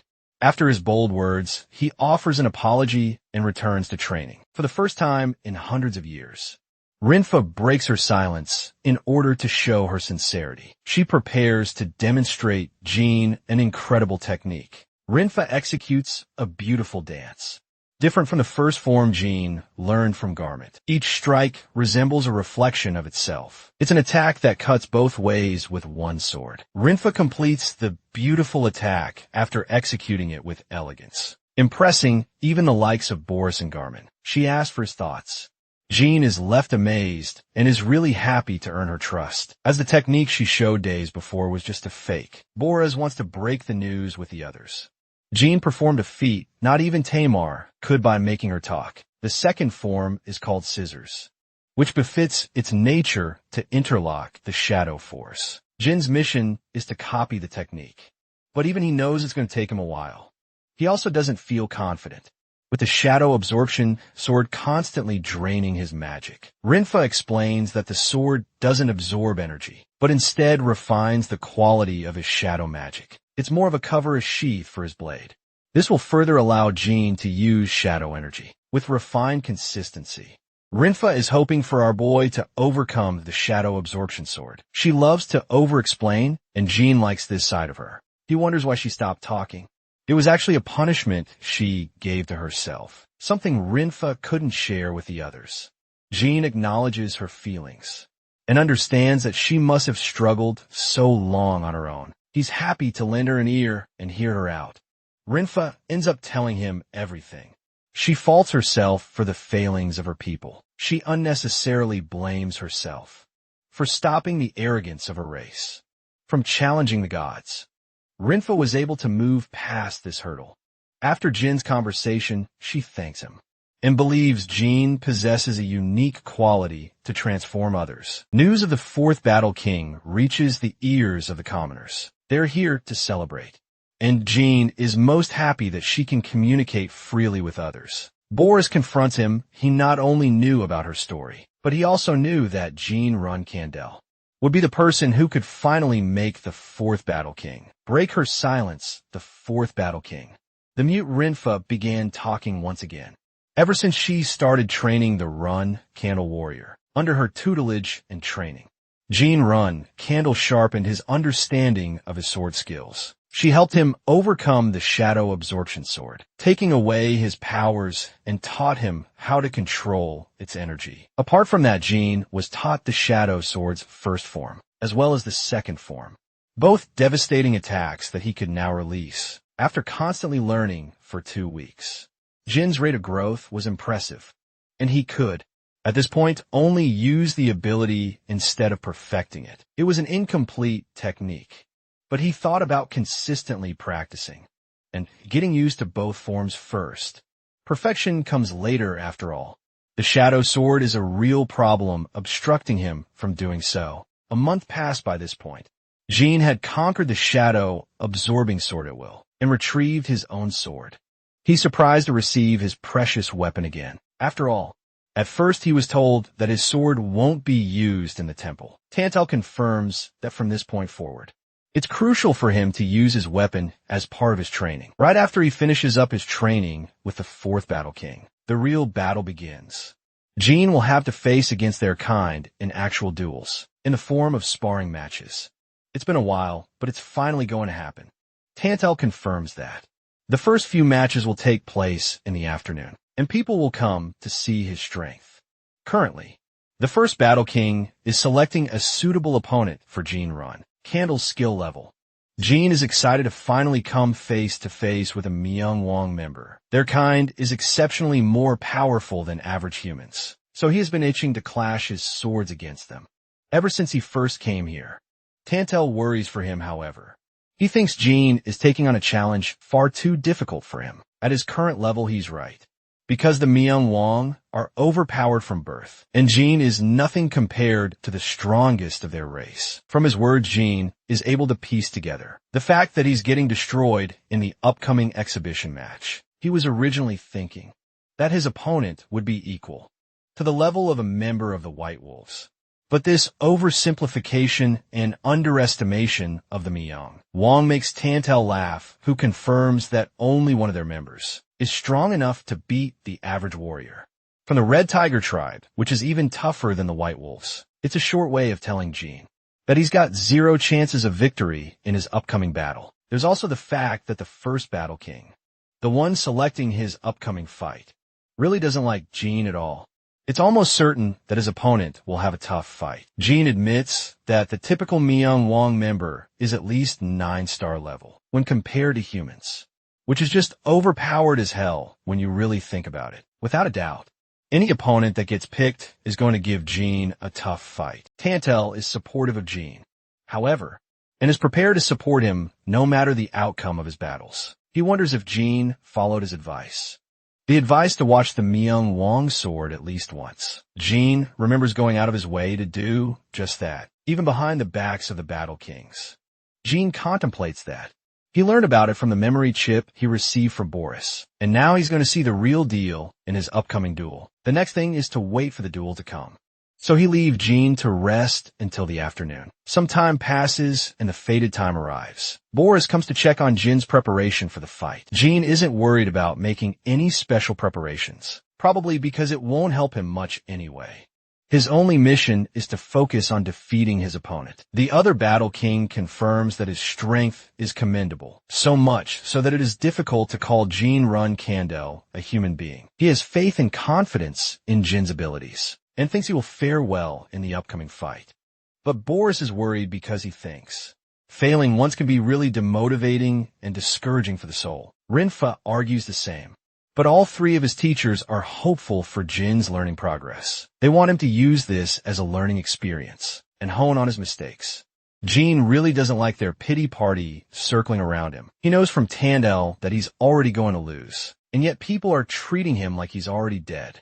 Lost before the fight even begins. Boris explains that they're worried for a reason. In fact, they're worried that Jin's reaction will be the same as Tamar's, the first run Kandel. This is an interesting piece of information that catches Jin's reaction.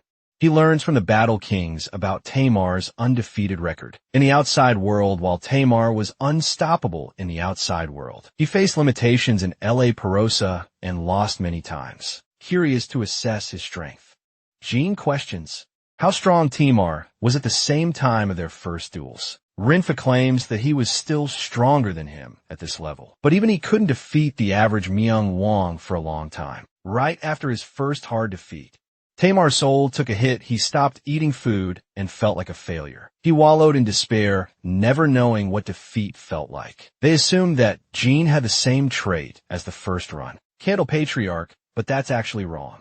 Jin's mentality is far stronger and refined than even Tamar's. He doesn't get why it's a big deal for someone to react in this manner after losing once, in the name of training and growth. What's more, Jin's situation was even worse. He was defeated in his original life and lost his very life throughout both of his lives. He has experienced what it feels like to lose. Hearing them out, Jean assures them that there's nothing to worry about, as he's not going to end up like Tamar. This confession shocks the Battle Kings, who assumed he was just like his predecessor.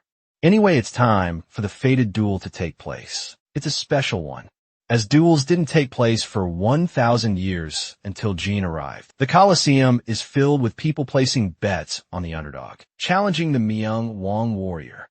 The audience is cruel, as they're open about Tamar's disappointing defeat in the first battle, who apparently couldn't even survive a bunch of hits before being taken down. The warrior he's facing is a man named Shaku, known and adorned for his lightning-fast speed. He's a tall figure with long hair, and apparently he's a favorite of the crowd, as they cheer his name. Shaku politely addresses Jean as the successor to the first patriarch. The underdog has only one request. He wants Shaku to give it his absolute best to try and kill him. Initially, even Shaku is shocked to hear this provocation from a boy. Jean doesn't feel fear, and certainly doesn't want to fight to end up like any typical duel. He wants a real fight to showcase his endurance and strength before getting serious and reminding him of his place. Shaku emphasizes that he despises those who are unable to wield the sword. Jean materializes a wave of electricity from his mana gem and concentrates all of it on his sword. Shaku is astonished. What Jean has done is impossible for his current level. He has just casted use of the Myung Wong sword, right when he wasn't supposed to. Shaku is offended and calls for the traitor, responsible for revealing the Myung Wong sword to the unprepared Run Kandel. Jean is done talking and blitzes his speed to attack him at once. His thunderous speed leaves cracking lightning behind him. Shaku is still in utter disbelief, as even if someone demonstrated the Myung Wong sword to the boy, Jean shouldn't be able to cast it at his level. He's actually right. Jean reflects that the Myung Wong sword is a fighting art, known only to the Myung Wong race. That's why he had to create a glowing gem heart, using his aura to replicate them. But the heart isn't the only requirement. to activate the legendary technique of this race? The answer lies in the memories Boris shared with him. The molar he obtained was the key ingredient. Jin practiced the Myung Wong sword in secret, exerting himself every day to gain control of its power. He refused to give up until he could cast it. Now he concentrates his full strength in an obliterating blast that destroys the arena, or that's what he thought. Because even as he used Myung Wong's sword, Shaku merely blocked his attack effortlessly. The man roars for the fifth battle. King offended to find Boris as the culprit responsible. Shaku takes a breath and casts an energy wave of his own. Before long, he releases a powerful wave of aura. A wave of power falls upon him. Shaku is pissed that Jin deployed the Myung Wong sword in battle. He wants to pay him back dearly for disgracing the technique. Shaku isn't letting this one slide. And Jin can only prepare for what's coming at him. He props up a spell and tries to summon Tess. To his great shock, Jin can't even access or summon Tess into this dimension. He wonders if it's because the L.A.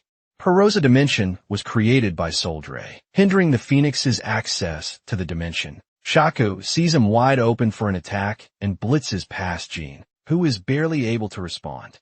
By dodging his vicious attack, Shaku follows up with a second attack, while Jin responds with an attack of his own. The attack slashes Shaku, but doesn't have any effect on the man, merely releases an energy wave, sending Jin flying back. None of his attacks seem to be working in this battle. Jin lunges forth to try again and attack. Their clashes are almost equal in speed and power. But Jin is slowly getting overwhelmed with every attack. Not only is his opponent extremely fast, the man also boasts an impenetrable defense. There's not a single opening he can exploit for a counterattack. It all seems hopeless for Jin, while Shaku is confidently hammering him down. In this pinch, he decides to make use of a weakness of the body that can never be strengthened, no matter how much training. Jin plays dirty and pierces Shaku's eyeball with his finger. But to his utter shock, he breaks his finger instead. He had massively underestimated Myung Wong's strength. Shaku explains that his cheap trick won't work, since their eyes are as tough as their hearts. He only had one chance, and he blew that up too. Jin is really in a tough situation right now. He's starting to realize why. These guys are called the strongest species on Earth. The fact that there are hundreds of people like Shaku, who are all similar in strength, is terrifying. Jin wonders how a powerful race, such as this face collapse. Shaku is enjoying himself. So far he was merely toying around with Jin, but now he's going to use a special technique. Jin's present condition is one of fear and shock. His body can't even bear the confidence to wield his sword properly. Shaku chimes in with a confident punch, explaining how he just used an ability called weapon oppression, just like its name. The Myung Wong have the ability to imbue power into other weapons, forcing it to stop moving even in their opponent's grasp. Jin's face is wide open to eat a powerful punch, coming full speed right at him. In this critical moment, he takes the initiative to dodge the attack, which causes a shockwave on impact. Jin can't afford to use his sword anymore either, since weapon oppression will kick into effect and work against him. He optimizes to gain distance and leverage a long-range battle. But Shaku doesn't seem to be worried at all. He sees Jin running off like a bird, and merely catches up without any problems.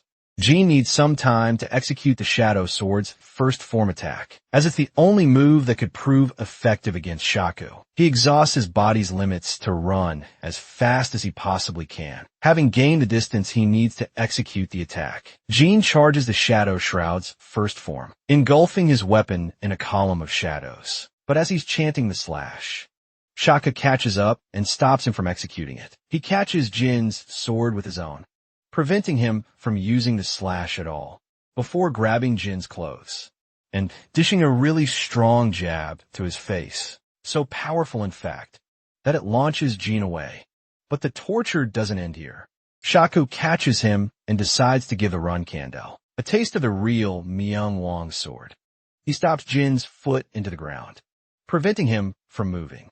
Now that Jin is completely wide open, he eats hundreds of punches from Shaku, one after the other in endless punishment.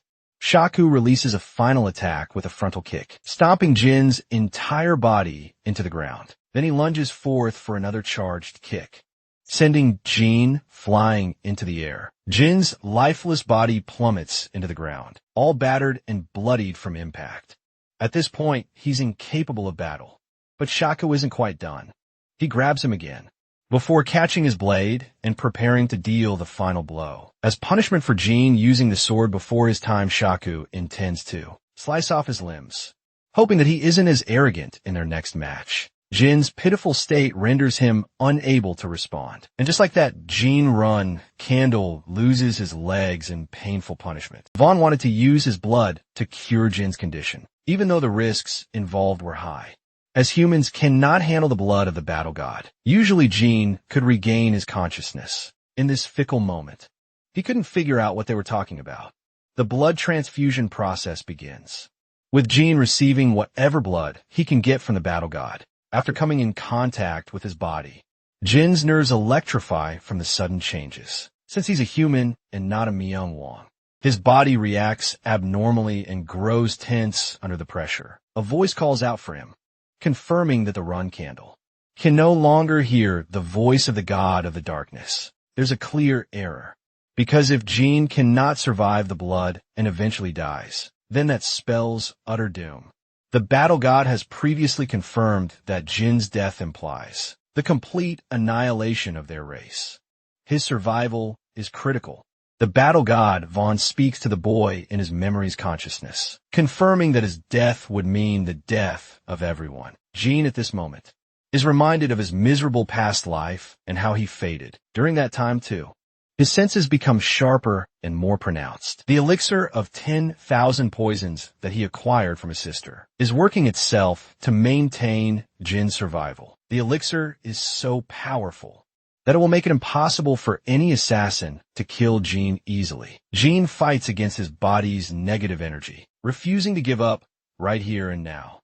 He has many objectives under his belt to accomplish. Failing here would be the end of it all.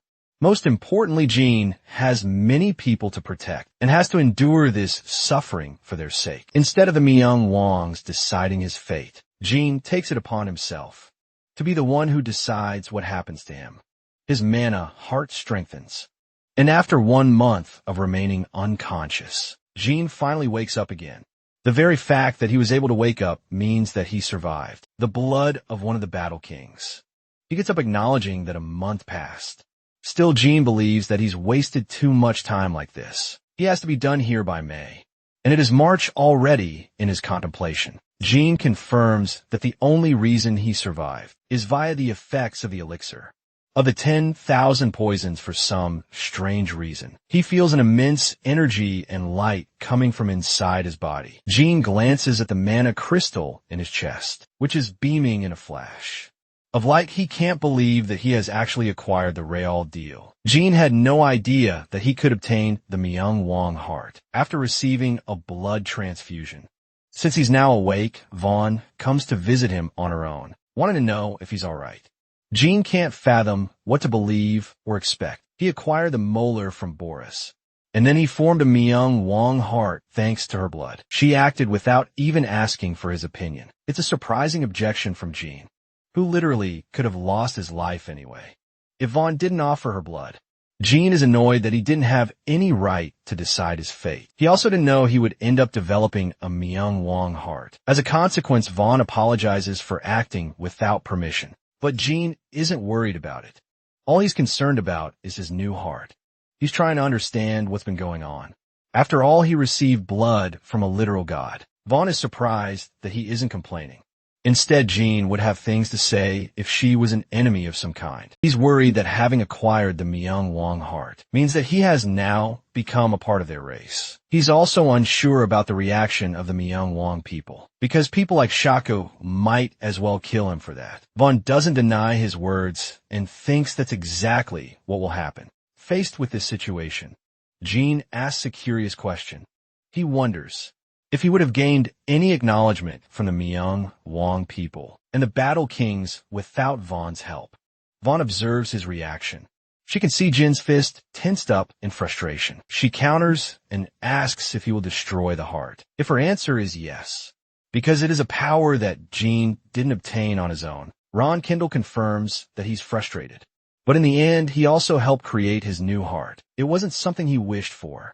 But at the same time, if Jin failed to meet Vaughn's personal standards, then she wouldn't have decided to offer her blood. Vaughn believes that is required for Jin's succession to become complete. He questions why he wishes to oppose what she has done for him. Jin explains that if it's a heart that he created, then he can always create it again when necessary. He doesn't share any intention of eliminating his new powers, if they can be used for good, since they would serve a greater purpose. Vaughn confirms that even if he didn't take her blood, Jin's performance would have gained acknowledgement of her people, happy with her response. Jin intends to use his new heart to his advantage. He tells Vaughn about his departure in the month of May, as he's also got things to take care of. But he will return to La Perosa after that. So he wants the battle god to adjust and tune the rate of his training, with his trip in mind. Since there are only 2 months of training for Jin to use, she alters his training schedule, commanding the warrior to train with the 7th Battle King in the morning and in the afternoon. He will train with the man who put him in critical position, Shaku. 50 days passed in the blink of an eye in Jin's training. The Myung Wang clearly opposed him, and grew even more hostile than before, ever since Jin obtained his new heart. But after a while, when they learned that it was against Jin's personal choice in the matter, they came to stop hating him. The Myung Wang race is unquestionably fierce and dominant, while normally Jin would have wished to become just as strong as them, without having to utilize his new heart. But it's impossible, and he knows that. After facing Shaku in 49 matches, but every time he faced defeat, Jin Ron Kendall mustered his spirit to train again. Instead of fixating and turning inside his loss, Jin felt the need to climb higher and stronger than before. He could feel his mind opening to new perspectives and strength. After facing Shaku in 10 whole battles, Jin was starting to believe that he might be nearly as strong as Luna, his older sister whom he deems the strongest among his siblings. Shaku's overwhelming strength and aura blew apart Jin's chances of victory. Every fight was a fight to survive. After 20 harsh and strong battles, the Run Candle realized that Shaku wasn't an equal to Luna at all. After facing him 30 times, Jin began to grow stronger on his own and was able to match the warrior's blows.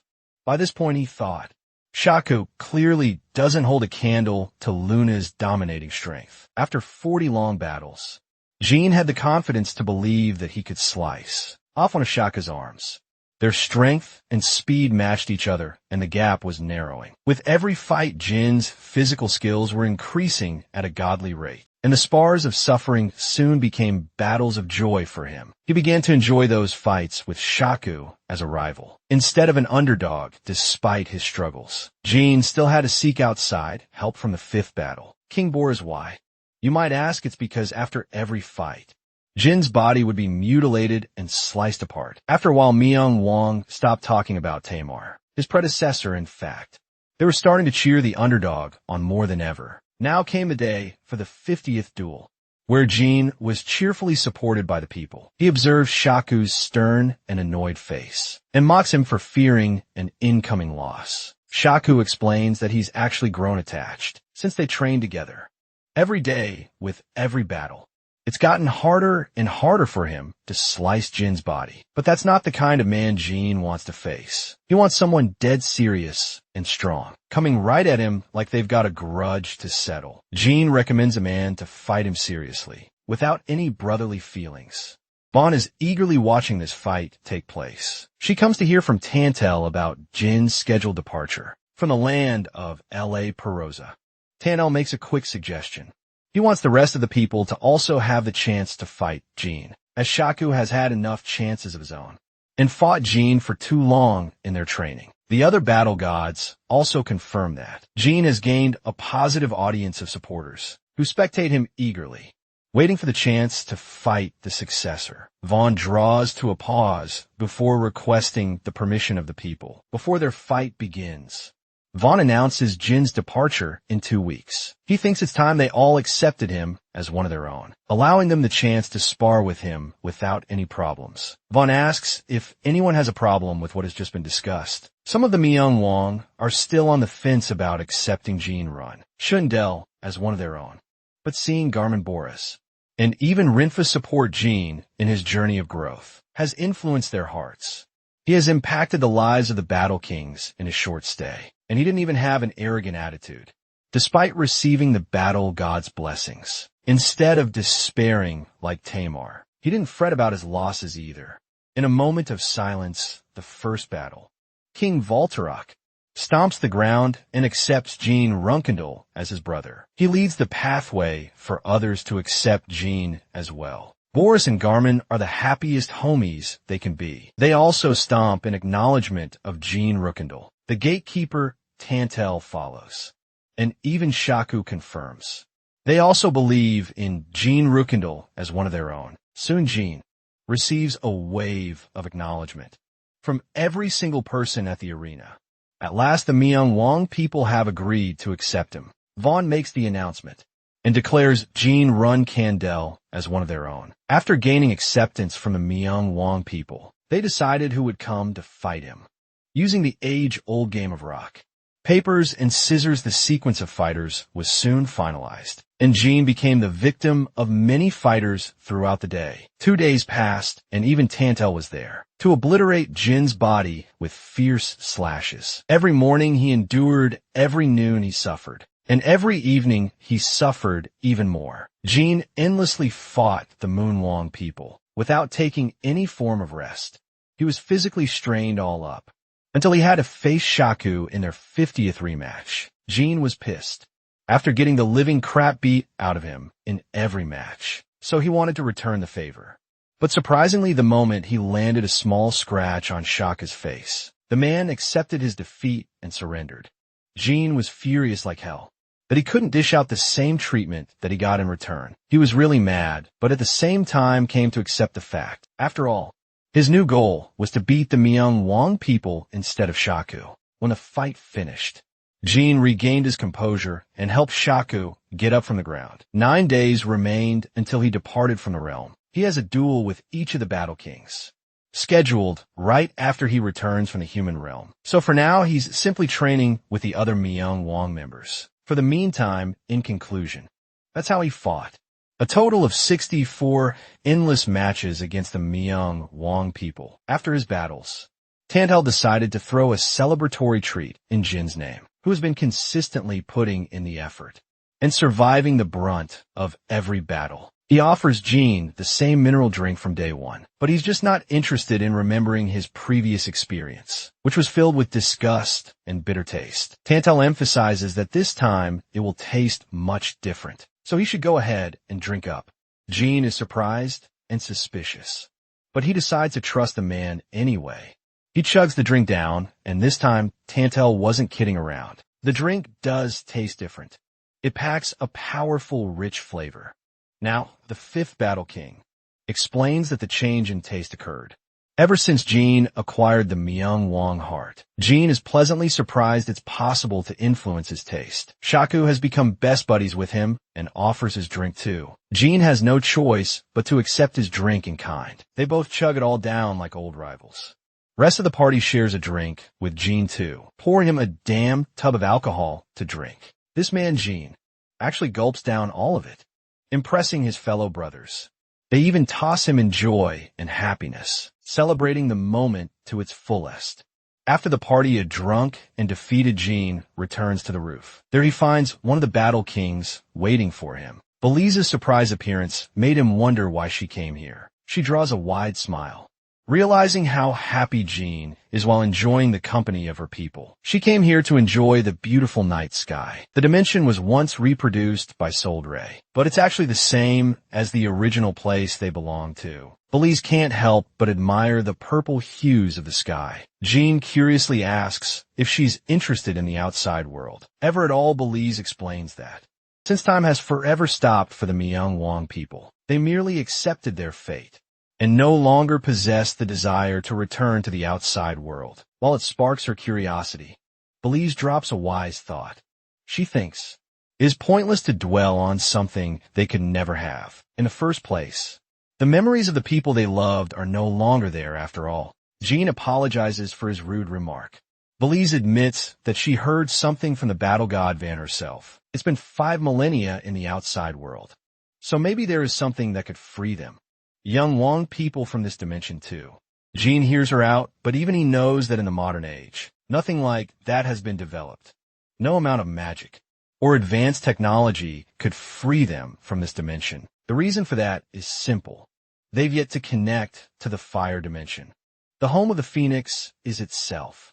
Magic from the outer dimensions is forbidden and prohibited by every association too. The kind of magic that could potentially free them. Young Wong people will likely never be developed. According to Jean, he still asks if there is any possible way to explore the outside world. Jean remembers Tantel contacting him from the outside world, so he thinks there may be some other way. Belize confirms that it's because Jean was lingering in the desert, and Tantel was the gatekeeper of the dimension. To receive him, Belize makes a hopeless and pure request to Jean, asking him to explore a method to free them. Young Wong people and help them escape this dimension. Jean confirms that he's going to find a way for them to get to the outside world. The following day, Jean contemplates and prepares for his plan to obtain the special compass. If he fails to obtain it now, it's going to be impossible. Later, Yona's help in extracting information from Boober's meeting. It was critical something like that won't happen again. So Jean doesn't want to waste this opportunity. His only goal is to succeed in his mission no matter what. Vaughn comes to find him in a distressed state and asks what's keeping him busy. Jean tells her that he was just on his way to talk to her regarding an alarming matter.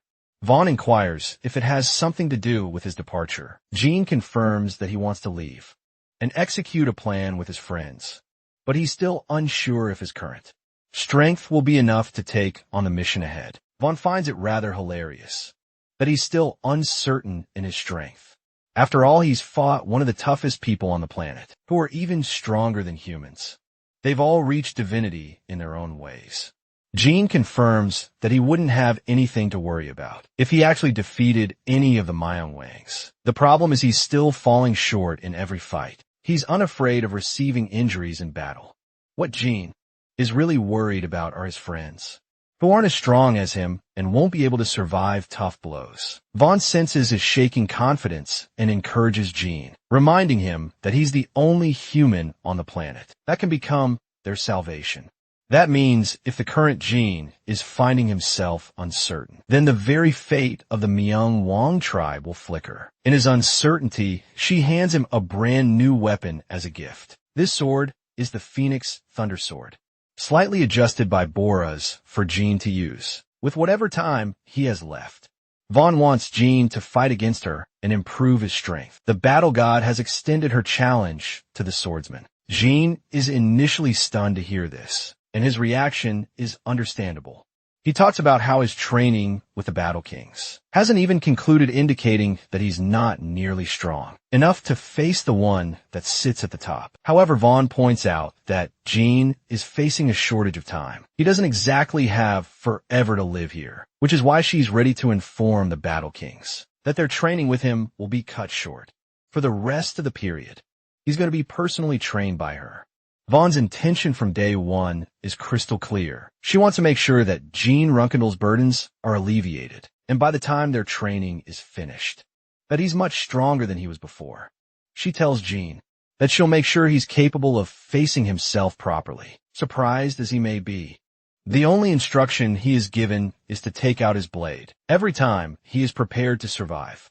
In other words, he internalizes that Vaughn is instructing him to take out his Sigmund blade. Initially, he had no idea what was the meaning of her ambiguous message, but it all began becoming clear the second he stepped in the battle arena, with the battle god in her glory. Vaughn's mere presence alone commanded an authority from the world itself. Her light blinded everything in her path, a titanic and towering mountain for the run Kandel to chase. At that moment, a single thought clung to his mind. Despite his fear and discomfort, Jean Run Candle realized that he was going to rip to 1,000 shreds. the second he unsheathed his blade. He could see himself getting annihilated, just being in her presence alone, despite thinking of numerous different strategies to face her wrath, to perhaps in some way outsmart her, or maybe closing the gap between the two. But unfortunately, it doesn't work that way. You just can't golf a power gap that massive, even if you've got the brains of light. Yagami Jinrun Candle simulated many different outcomes in his mind, poking around solutions to his most prominent problem yet. But there wasn't any way of surviving the ultimate outcome. Everything would result in his decapitation. Everything hundreds of simulations later. Jinrun Candle is faced with a nightmarish understanding that, despite him taking out his blade countless times, the end result is all the same. The reality is so grim that he wants to reject it, defy it, deny it. But deep down he's seen it. He knows that death is inevitable, that he will perish in the attempt of even challenging Vaughn. The imaginative aspect alone puts him on edge. Despite his training and experiences so far, he can't find an opening, not a single penetrative opening, to exploit even the smallest of advantages. This is more of a battle of mental fortitude at this point for him. 5 full days passed. Jinrun Candle couldn't do anything until the 5th day, mustering all of his will and determination. Despite Jinrun Candle having nearly 100,000 deaths in the span of a few days that went by. That's a testament to how powerful Vaughn is. But today is a bit different. He unleashes Sigmund's wrath. The thunder itself cuts through the heavens and crackles down to the ground. Here at last, he's made an opening. A single opening from which he managed to unleash one attack. When the dust settles, it is revealed that Vaughn is standing there, unfazed, unflinching, and unharmed. All she had to do was catch his blade with a single finger, despite the minimal effort it took for her to catch his weapon. The battle god still commends the Run Candle prodigy for his valiant effort. It was better than all the attempts he made in the past. The only question that leaves her confused is, why didn't he do something like this sooner? His hesitation became his own undoing. To that, the exhausted Jean replies that the only reason he even managed to get his blade out of his sheath is because he saw a slight chance that he wouldn't die. In this instance, at the same time, despite his attempt, he still failed to land a strike on her. The wise battle god encourages him not to lose heart, as there are countless people in this world, although they may have been powerful, were never even able to lift a finger against Vaughn out of fear. This woman is the literal embodiment of aura. You just can't do shit in her presence. The intriguing part is pointed out and emphasized by Vaughn, letting out a relieving smile. The Run Candle finally realizes the point of the lesson. It wasn't to hone his physical abilities or to defeat his opponent. No, it was something much greater than that. The purpose of this training was to remind him, to entrust his own abilities, to believe in himself by his own admission. Jean recalls believing in himself with godlike determination when facing the mirage of his predecessor. But during this time in the sacred realm, he forgot about it. Vaughn confirms this notion. That pain and agony are responsible for shaking one's belief in oneself. She also goes on to state that if he hadn't learned this lesson, and that if he still wavered in his confidence, she would have retrieved the blade from him, as he would be unready for it. On a side note, I think this is an important learning moment for us all. Sometimes believing in ourselves and being optimistic is the only thing necessary to achieve our goals. And I hope you guys can apply this lesson to your life. Jinrun Candle's belief in himself has been regained, and he has the confidence to think that he can at least strike the battle god once. Vaughn seconds his thoughts, agreeing that he proved it with his previous attack. So for the 4 days from then on, the sword master was able to learn a technique from the battle god, herself a technique that revolved around the Sigmund blade, and a skill only the wielder of the godly sword could hope to obtain. With the training period finally finished, Jinrun Candle sheaths his weapon, stating that he can finally relax for a while. The mesmerizing battle god agrees, and hopes to face him again, the next time their fates cross each other. The rest of her tribe is waiting in the hall, and she allows him a chance to say goodbye to them before returning, feeling endlessly grateful. Jean bows his head, thanking her, but she stops him, grabbing his face, as she shares that kindness isn't something to be given, but an ordinary custom to their tribe. If anything, she's best pleased after his achievements in his short training period. In her land, she'll wait for Jean and actually treats him as one of her own kind by calling him her brother, wishing the best for his travels. The scene is actually heartwarming and makes the run candle really happy as the scene comes to a close. And so on May 17th of the year 1797, Jean Run Candle bid his farewells to the Myung Wong tribe and finally left L.A. Perosa, recalling his goal of what to do next. The good thing about his departure is that they even allowed him the opportunity to take some objects, alongside him of course. He couldn't do anything for the freedom of the tribe itself. However, Jean ended up taking some teeth, a few blotches, and a robe personally handcrafted by the Battle King Boris. He also took a jewel drink and some cacto for his travels. After a long journey, he was able to return to the original realm and exited the Great Mitra Desert. The difference in his training could be felt while returning home. He wasn't so sure if it was the training itself or the fact that he obtained a heart of the tribe. But for some reason, Jean didn't feel an iota of exhaustion on his way back. His travels continued for 4 days, and he reached the waypoint, where he broke off from his guide at the start of the journey. The night of May 25th, Jean Run Candle reached the part of the forest where he saw the little ones. They're shocked to see him returning from the desert. Jean is pumped to see Dark Flame and even wonders why they're out here. Of all places, turns out that they were here for a job and only just returned to Yucca. Yucca Dark Flame is really happy that the human didn't die, as everyone from his little gang was worried about him. They're curious to know if he overcame the desert and his trials. At last, Jean answers by painting the experience as something he'd never experienced before, an unforgettable time spent. He also recommends talking stuff out, since they're both headed in the same direction for the same reason. This surprises him for a moment, until he learns that only a few days ago, a red tiger tribe came and they posed great trouble. So instead of taking the direct route, the little one suggests that he use the market and go around the place. Jean asks how long it will take him to return using that route, and learns that it'll be another journey of 4 days. But he can't wait that long because of something urgent, so he asks for a secret passage that could help him. Dark Flame states that there isn't. It leaves the little one perplexed. But yeah, in the end, they end up returning to Yucca, spying on the tribe. Dark Flame recommends that Jean aim for his own safety and not get tangled up in their troubles. I'm starting to really like these little considerate fellows. The Sword Master instructs them to go on ahead, while he'll take care of the rest. Poor Dark Flame is really sad and worried about him. Meanwhile, the brooding Tiger Tribe warriors welcome the Watertails and the gifts they've brought. They even bully the little guy by slapping him on his head. Jean decides to reveal his presence right after witnessing the scene, questioning why the bastards had to hit them, even after stealing their money, seeing a human walking up to them from a distance.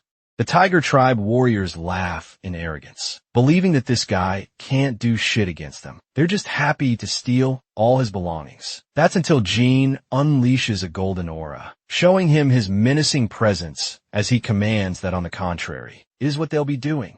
Instead, with a frightening order, he commands them to give back everything they stole from the tribes, while his patience is allowing them to live. A clear and resounding message. To take back what was lost from the Beastman tribes. And yet the energy and power behind that message causes the instincts of the Tiger Tribe to run crazy, frightening them to question the kind of power this human possessed, foolishly rushing in to strike. The Tiger Warrior thought that perhaps it stood a chance if it landed a preemptive strike before the human could do anything. Jean Run Candle easily tracked him with his eyes, and a mere command of his caused the creature to fall down, restricting its airflow as it struggled to make every breath. The creature kneeled before him, revering him as some kind of god and pleading to be saved. The Run Candle then landed another declaration. He was going to kill the Tiger Warrior if his friend didn't run away alongside him. To the count of 3. The countdown began with Jean preparing both of his awesome blades and exuding thrilling energy. Before he could even finish the countdown, the tigers chicken out and ran the hell away from him. The situation is diffused, and Jean has successfully helped the little ones return the fish. they bought with their money. It really makes them happy to claim what's their own. Dark Flame tells him to rest up now, and also hopes to throw the human companion a party at his tribe someday. Unfortunately, our boy has to hurry up because he's got to deal with some stuff. As for the treasure stolen here by the tigers, Jean leaves the responsibility up to Dark Flame to return them. As he's leaving, the rest of the Water Tails celebrate in pure joy, hoping that he will savor a meal with them. Seeing the open invitation, Jean realizes that he's actually hungry from his travels. They sit by the fireplace, enjoying the delicious fish, while Jean inquires if hair dye is sold in the tribe. Dark Flame is pretty shocked that he's asking for a dye out of nowhere. The run candle tells them that he's got to run a disguise and enter a territory that's why he wants it.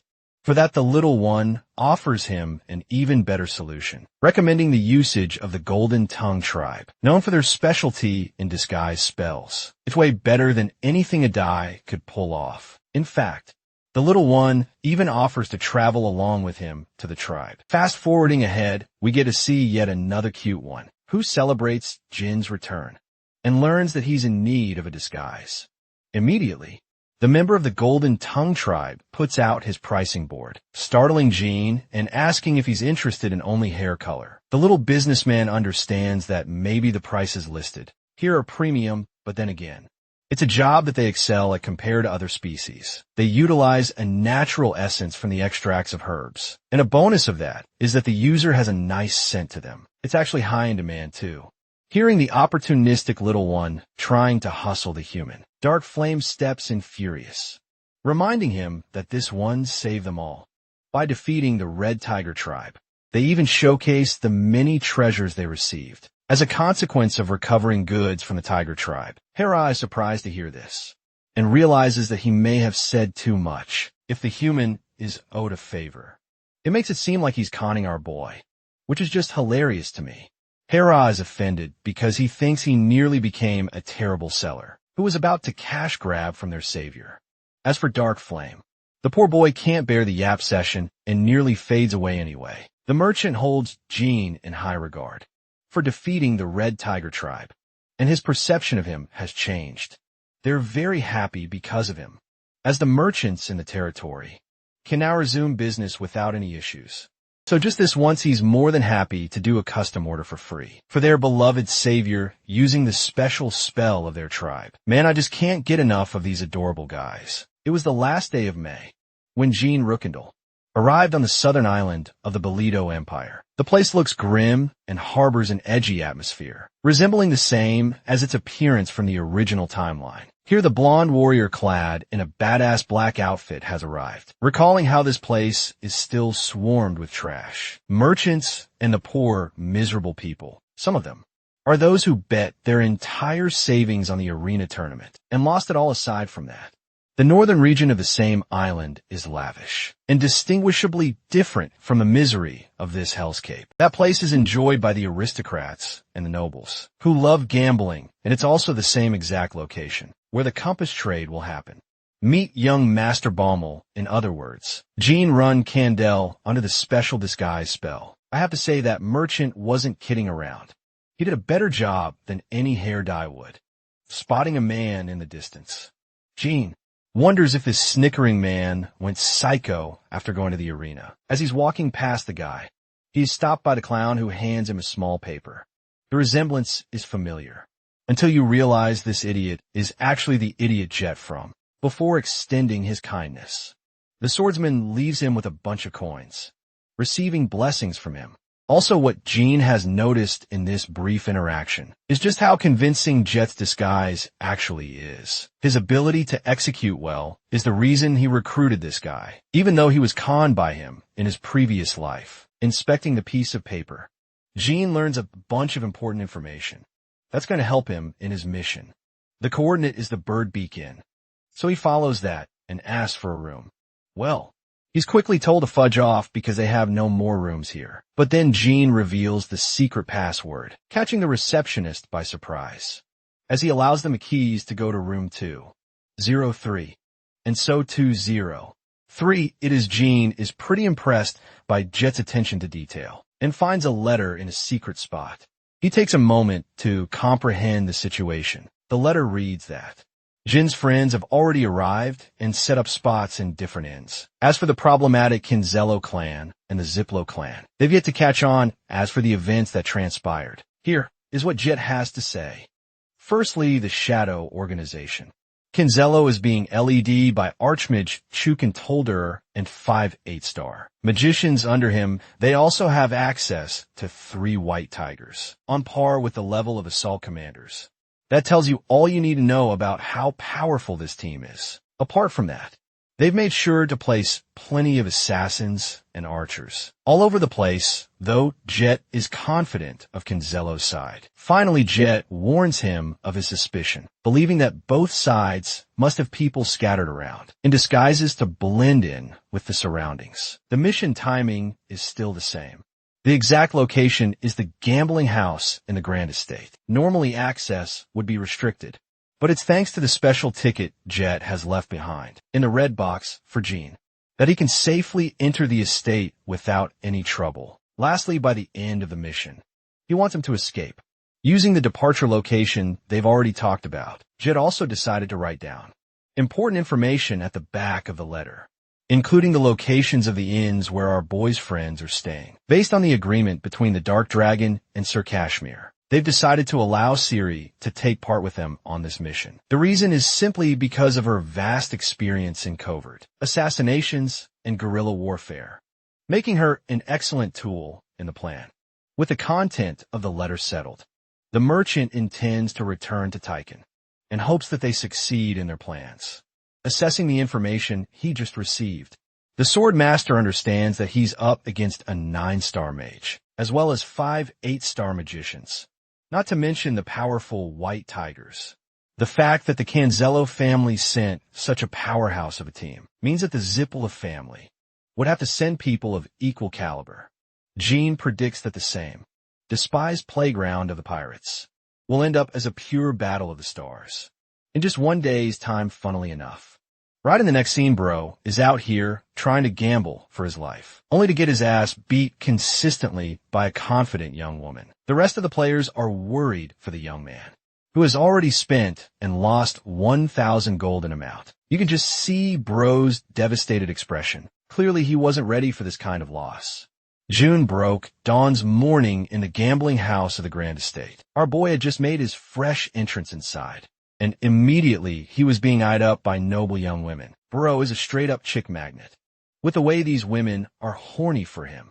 The curiosity of his identity makes them want to approach this heroic young man, and they all wish to stay with him for the rest of the night. As he walks past everyone, a fashionable black-haired woman calls him out for being a new guy, and yet his mere presence uplifts the mood of the people around him. As for the stupid cat in her arms, that's our boy Moroccan, and honestly, he's the only reason our boy even recognized her disguise. Showing respect, the nobleman greets her. Even though Siri's disguise isn't as commendable as the Transfigurator, Bear, it still holds impressive weight for being produced straight out of the Ice Palace. While Siri thinks it's about having a fun time playing roulette, it's his first time here after all.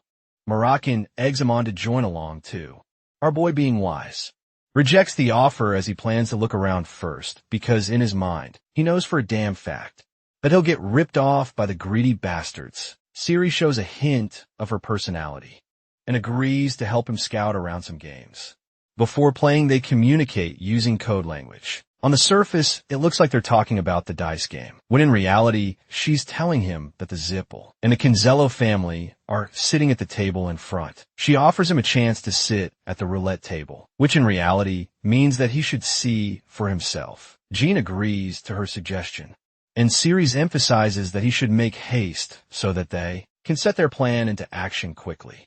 Our boy nervously agrees to the idea, but you can tell he can catch a bad feeling from her implication. In the next scene, Jean is parsing through the information he received by Jet, recalling how the Kinzello people could be hiding in plain sight. Apart from the fact that they're proud of their work, they've also done a splendid job at disguising themselves as gambling addicts.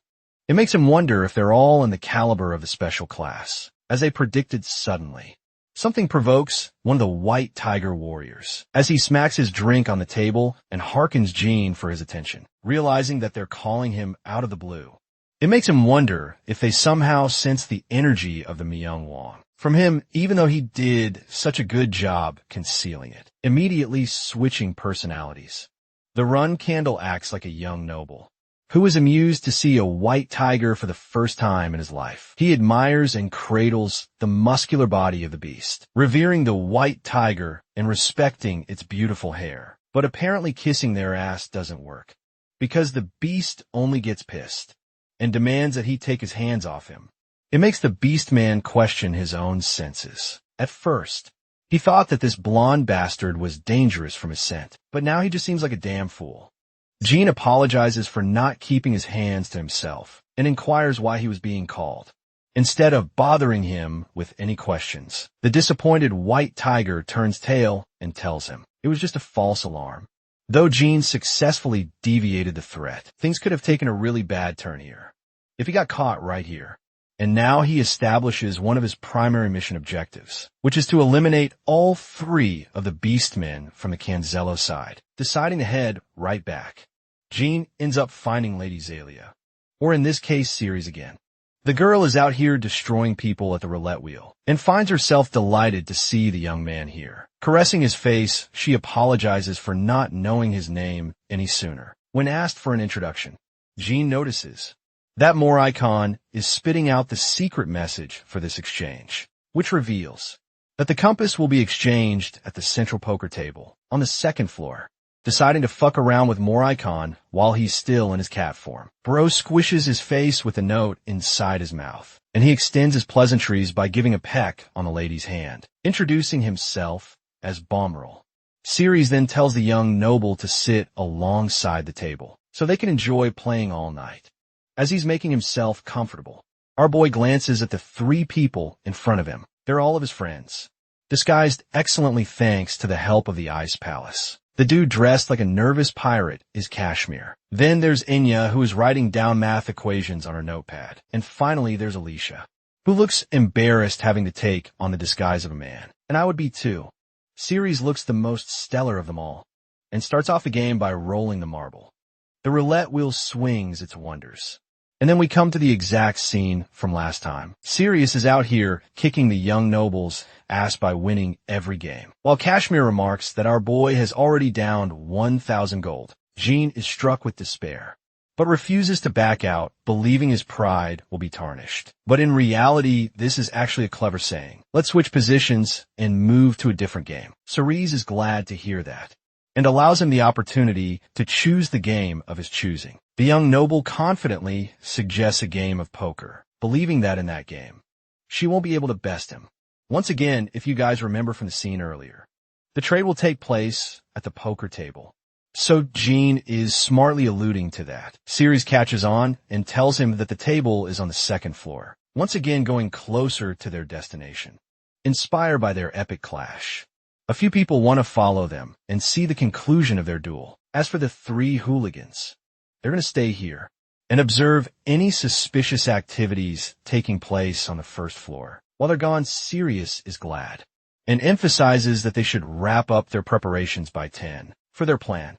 The clock is approximately 6 minutes away from striking 10, while the crowd is anticipating the conclusion of the match between the 2. The shocking part for them is how the majestic young master keeps on losing, even in a game of his own choosing. Bro's hand is out here quivering, and he puts on the perfect act of despairing in a loss. Everyone in the crowd pities him for losing, but then again, they all think he made a big mistake by challenging Lady Zalia. Of all people, who's the best here? I could just tell Siri is enjoying tormenting our boy here, even if it's for the plan.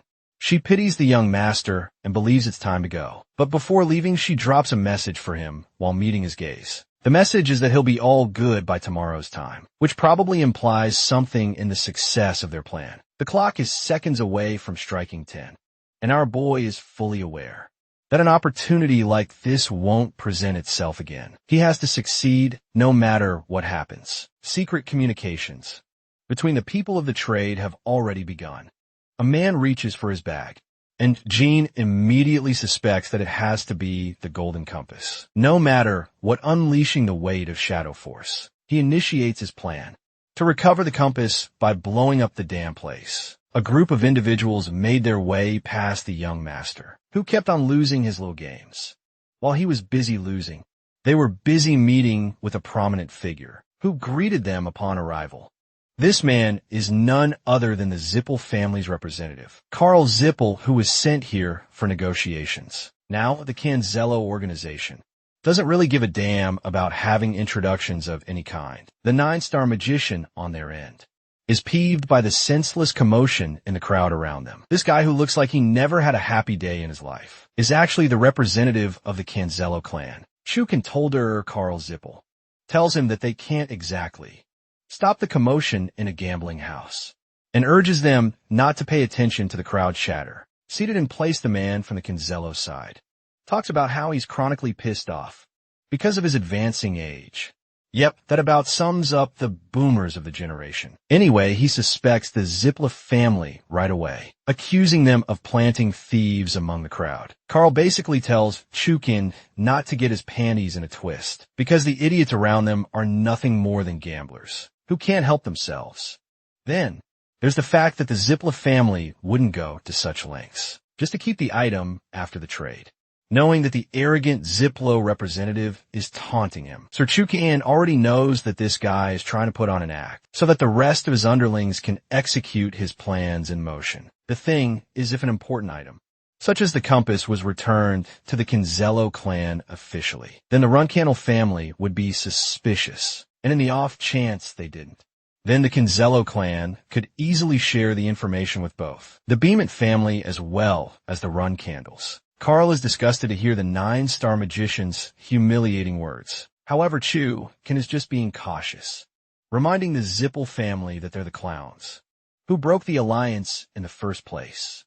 And yet, even after disrespecting the conditions, they still have the gall to put on a proud face, as if nothing even happened. At this point, not even Chukin has any understanding of the intentions of the clan leader. Karl snickers and tells the man that he can go talk to his father if he's so interested about that. But he also provokes him by saying that Chukin doesn't have the balls to go up to the Zipplo family's leader. These petty affairs aside, Chukin is done with small talk and wants to get to the seriousness of their business. The compass is destined to fall into the hands of the Canzello. Now, while this is happening, our boy is sharply alert. He's watching those two men bicker around, and as soon as he sees them reaching for the golden compass, Jean fully moves forward with his plans to retrieve the compass, using the Shadow Force. A bright shimmer of light blinds the magicians from both sides, as the scene cuts off, and now it's time to go way back. Before this whole thing even began, Jin's strategy from the get-go was that he'll use his light magic spell the second the compass is brought to his vision. The Dark Dragon, however, was strongly opposed to this stupid plan, believing that it had too many issues with its approach. Kashmir, on the other hand, realized that they were up against mages from both families, so perhaps the goal is to blind them to that. Jean agreed, stating that most likely, mages of 9-star caliber will show up to the event, which meant that they'll be able to react to any and all offensive magic. This kind of natural defense system is difficult to penetrate by any fighter lower than the 8th rank. The second they attack them, their defensive spells will automatically kick into motion, and before these guys can even snatch the compass, they'll have to deal with a bundle of spells from their enemies. That's why the smarter approach is to blind them. The ancient light magic conveniently lasts for a full 10-second duration of its blindness, and in that moment, Jean Runcandel is tasked with the goal of snatching the compass. No matter what happens, he blitzes past the people with godlike speed as the countdown begins. The 7th second is when he dashes ahead and reaches to catch Sir Chukin's group, who is still blinded by the light and unable to comprehend what's going on.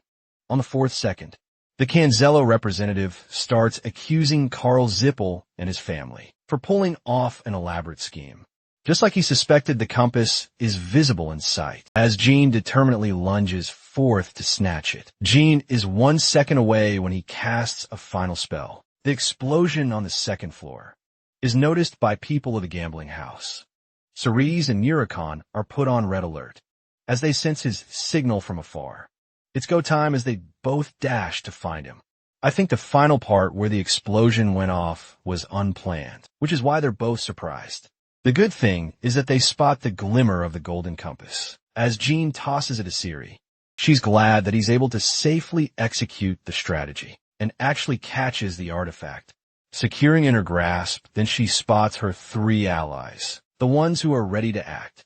The coin behaves like a contact bomb, unleashing a smokescreen effect and causing more chaos on the first floor. The compass is then safely handed to Enya, who is then instructed to get going. The people inside the gambling house are cautious and realize that they're being ambushed. They're attempting to block the entrance and kill anyone suspicious. While Enya is on the run, Our Girl series reflects that. This last part wasn't actually part of their plan at all. It was supposed to be a safe execution. But now she has to create chaos. The funniest part is how she acts, like she's on the side of the Zippel family, and unleashes her ice magic. The same goes for Alicia, who is enjoying this far too much, by bashing the skulls of those around her. Even Kashmir isn't on it, so I guess their strategy is to make it seem like the attack was perpetrated by the Zippel family. As for Jin's side of the story, dude is out here realizing that he nearly flunked that plan. The only reason he succeeded is thanks to Sigmund's sword ability, the secret technique he learned from the Myung Wong family. Sir Chukan, at present, is roaring his frustrations about the item's disappearance, ordering his men to focus on securing it at once, knowing that this guy's vision will return soon enough. Our boy prepares his blade, grasping it with immense power, as he understands he should end this battle before it even begins. The Kinzello representative is out here, shouting insults at the Ziplo family for backstabbing them once again, while the blinded Carl is trying his best to reason with him, pointing towards the crackling yellow lightning in his rear. The 9-star magician sees the same. Meanwhile, his beastly warriors urgently rush to check on their leader's condition, questioning if he's doing all right. To the White Tiger's shock, it's the same dangerous energy exuded from the noble from before. Only this time, it has manifested in all its glory, unleashing the Phoenix Thundersword. Sigmund's Wrath gene, Runkadal releases relentless crackles of lightning. He invokes the Myung Wong sword technique, which is simply called lightning. And as the name implies, it's exactly what it does, sending wrathful lightning from the heavens to crash down onto Earth. With the activation of the technique, the ceiling of the estate collapses and leaves debris all over the place.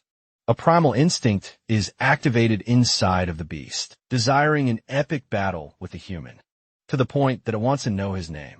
But the second our boy takes another step, those same instincts of honor and pride turn into damn straight fear. Kitty Cat is afraid as Jean run. They're forced to be made familiar with such a terrifying feeling, a feeling they've never experienced before.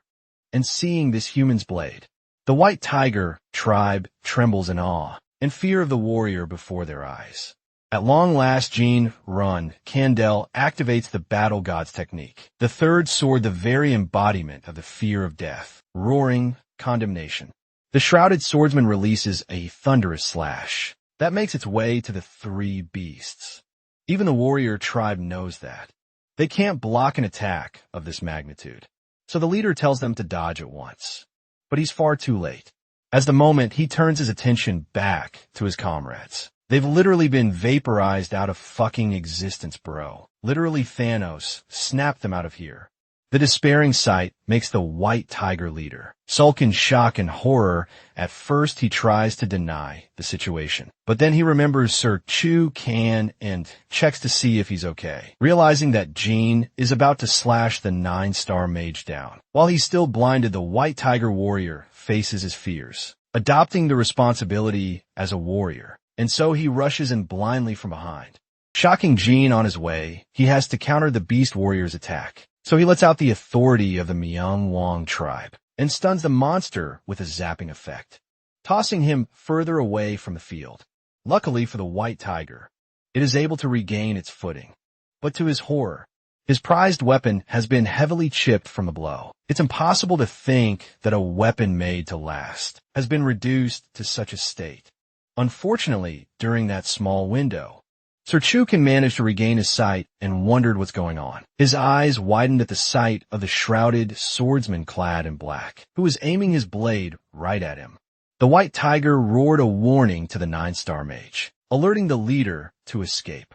In that pivotal moment, Jin's forward advance is met by the automatic activation of the Zipple, defensive spell protecting him via a barrier. At the same time, the white tiger bursts with incredible speed to counteract our boy's thunderous dash. But nothing is stopping this man. As the entire hall is filled with golden light, the loyal white tiger gives away its own life to block half of Jin's attack in order to protect its leader. You know what? He deserves true respect because he's even more loyal than any human. So far, anyway, Jin's monstrous sword strike does a number in its clash against the Zipple barrier. The 9-star mage can't believe his eyes. The defensive barrier is actually crumbling, making him question if his opponent is on par with the level of a 9-star combatant, knowing that this battle practically threatens his own life. The mage goes on the double to activate even more defensive barriers. While gathering his thoughts, Sir Chukan takes a second to collect his thoughts, narrowing down on his suspicions of the attacker's identity. He thinks that an easy giveaway for any form of glaciers would be Talaris of the Ice Palace. As for swordsmanship itself, from the technique alone, he could deduce if it's Luna or another run candle. But the fact that his opponent strictly used lighting abilities in this battle, knowing that neither family wields the element of lightning, confuses Chukan. In fact, the only family capable of wielding the element is the long-lost Hister family, who has not only lost the ability, but has also gone mostly extinct. So then it makes him wonder if the B-Mint family is behind this, and if their horrific experiments actually ended up creating a monster of some kind. Right now, the situation is too blurry for him. He genuinely can't tell. Chukin pleads with the assailant to inquire about his intentions and what family he represents. Of course, anyone would be the stupidest man on the planet to reveal that to his enemies. The Shrouded Knight questions if they're so curious of his identity. The 9-star mage of the Canzello clan finds himself pissed off, especially since he hasn't been humiliated like this in a long while. Not only that he has zero knowledge of his attacker, it makes him question if his opponent is some kind of magic swordsman. To that Jean, Run Candle argues that it would barely make a difference, whether he was or wasn't after all. By the end of this battle, not a single one of them will be left alive. Hearing that only provokes the Canzello magician even more, as he casts a spell, and threatens to kill the knight if he doesn't surrender quickly. But before he can do anything, Carl Zippel shows up, applauding Jean for his bravery against a threat of this caliber. The fact that he invoked light magic, used lightning, and that he turns out to be a magic swordsman. On top of it all, this guy is a powerhouse, who took on both sides and was ready to take them down. Hearing the guy applaud their enemy, Chukin questions whose side he's on, deciding to introduce himself properly. Carl Zippel makes himself known as the master of the 4th magic tower, and quickly gets to the point. He's extremely fond of the magic swordsman, and promises to hand over anything that the shrouded swordsman desires, so long as he becomes an ally to their family. Introducing himself as the tower master of the 4th magic tower, Carl Zippel has made our protagonist an interesting offer, considering the fact that Jean nearly annihilated all of them into the ground. The audacity of the Zippel family's magician, betraying them and extending an offer with good reward to their enemy, makes Sir Chu Kan furious, and gets on every fiber of his being. Bro screams so loud that even the mage is like, "Shut the fudge up, you're making me go deaf." In any case, Carl Zippel expresses that, though their enemy may have possession of the compass, the better way of handling this problem isn't to kill someone that could be used as an asset, pointing to vaporized, beastly corpses that are laid out fresh in blood. Carl believes that there's hardly a chance that they pose a challenge to this swordsman. Instead, the best they can do is clear the misunderstanding and resolve the conflict by making their enemy a generous offer. For the first time ever, A villain has decided that fighting their way out isn't a smart choice, and I actually commend that. Let's go over to Sir Chuckin's reaction, who is still out here raging like hell, calling out the magician for his nonsensical claims. But Carl stands resolute, stating that if his words are offensive or against the Kinzello family's interests, then he could simply make a similar offer to the swordsman, breaking his silence and letting out a small laugh. Jean finds the offer entertaining on behalf of the Zippels. After all, these guys are prideful as fuck, and yet they're offering to recruiting the same man who brought upon their downfall here. Reading the room, Jean smartly assesses that the flying ship and the Zippo's ultimate weapon, the Kosek, is probably far away from this area, which lowers their chances of survival even more. Hearing the shrouded swordsman talk of the flying ship's existence stuns Carl Zippel, as he realizes that this man knows way too much about their family. Not only that, the confidence in his words makes him recall the same incident that nearly left the flying ship. Destroyed moron Zippel's crippling death is a quick reminder, as memories flash in his mind. Carl quickly theorizes that this shrouded warrior must be the same man, responsible for both of those incidents. The same man that the Mitter Elner and the White Knight spotted. Instead of using that as a reference not to fuck with the guy bro, goes ballistic instead of remaining diplomatic. Carl unleashes his wand and questions why Jean went to the Colin territory. With his magic staff, he conjures an icicle spell, unleashing his fury, as he questions the wealth of knowledge that this warrior possesses upon his family within seconds. Hundreds of ice spikes are aimed at the shrouded swordsman. From the sky, the situation has clearly escalated further, but Jean doesn't give a damn, and doesn't even share any information with his enemies. He simply prepares his neon blue sword ready to fight. Before jumping into battle, he does the Kinzano commander a favor by offering a choice. First, Jean tells him that the compass isn't in his possession, not to mention the fact that the most competent bodyguards, those being the white beast that he just downed, have all been reduced to waste. This puts the 9-star magician in a pinch. In other words, it's actually an offer that he's making to Chukan, a way for him to vent out his frustrations against the Ziplo family. Carl hears this and becomes overwhelmingly angry, releasing the fury of his spell in an effort to prevent any kind of alliance from forming. In his presence, those same ice spikes rain down like a meteor shower, but our boy stands there fearless, as he commands use of the Myung Wong Sword's Thunderbolt technique. Again, ripples of electricity bluntly destroy the ice spikes, as if they never even posed a threat, declaring how even the master of a magic tower is pathetic and doesn't meet his expectations. It makes him wonder if Carl is acting recklessly without thought. Also, while this is happening, Bro has already sliced the mage's arm and shattered his wand, releasing a pang of pain and a spur of blood. The wand hits the ground while the weakened Carl pathetically glances at the swordsman of his undoing. Jean playfully taunts him, stating that if he even attempted to activate the rune script here to call for help, it's them who will get in trouble by their own families. Jean then asks for Chuckin's opinions on the matter, despite being a boiling potato when it comes to his temperament. The 9-star mage actually reflects on how intelligent Jin's strategy is. He's slowly taking care of each of his worries. After all, the second the rune script is activated, reinforcements would come bursting directly from the magic tower. But if that happens, their whole idea of keeping the negotiation a secret from the Run Candle and the Beamit family would end up in flames. It's as if their enemy is reading their minds and countering them before things even stride into motion. However, despite that knowledge, Chukin thinks that the swordsman has underestimated the experience of the mages. The one thing about Carl Zippel is that he's capable of commanding magic, even without his staff.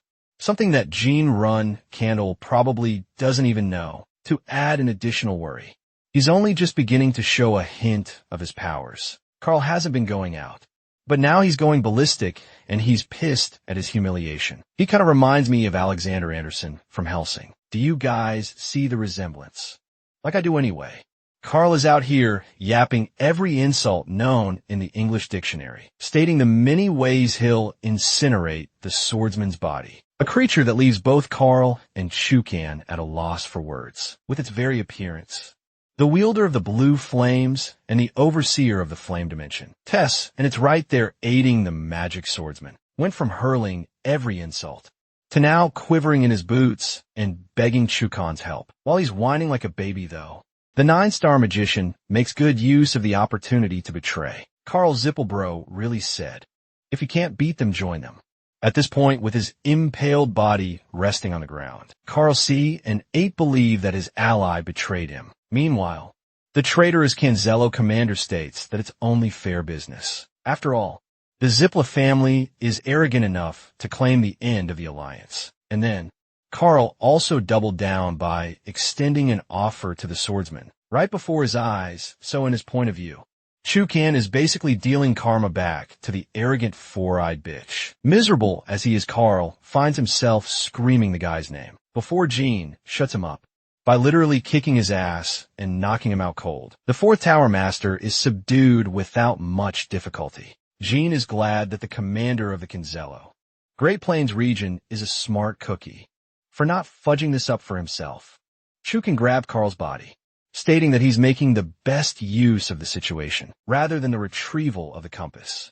The fact that he intentionally brought their leader into this makes Sir Chukan realize that Jin's information network really runs deep.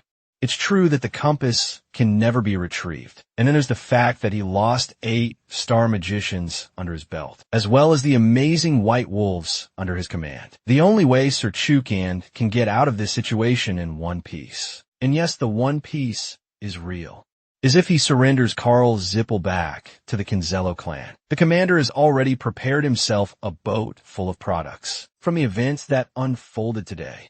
No one could have predicted any of it. So he's hoping that his leader will understand some of his explanation. From then on, it's their leader's job to do the rest. Chukan is fully aware of that.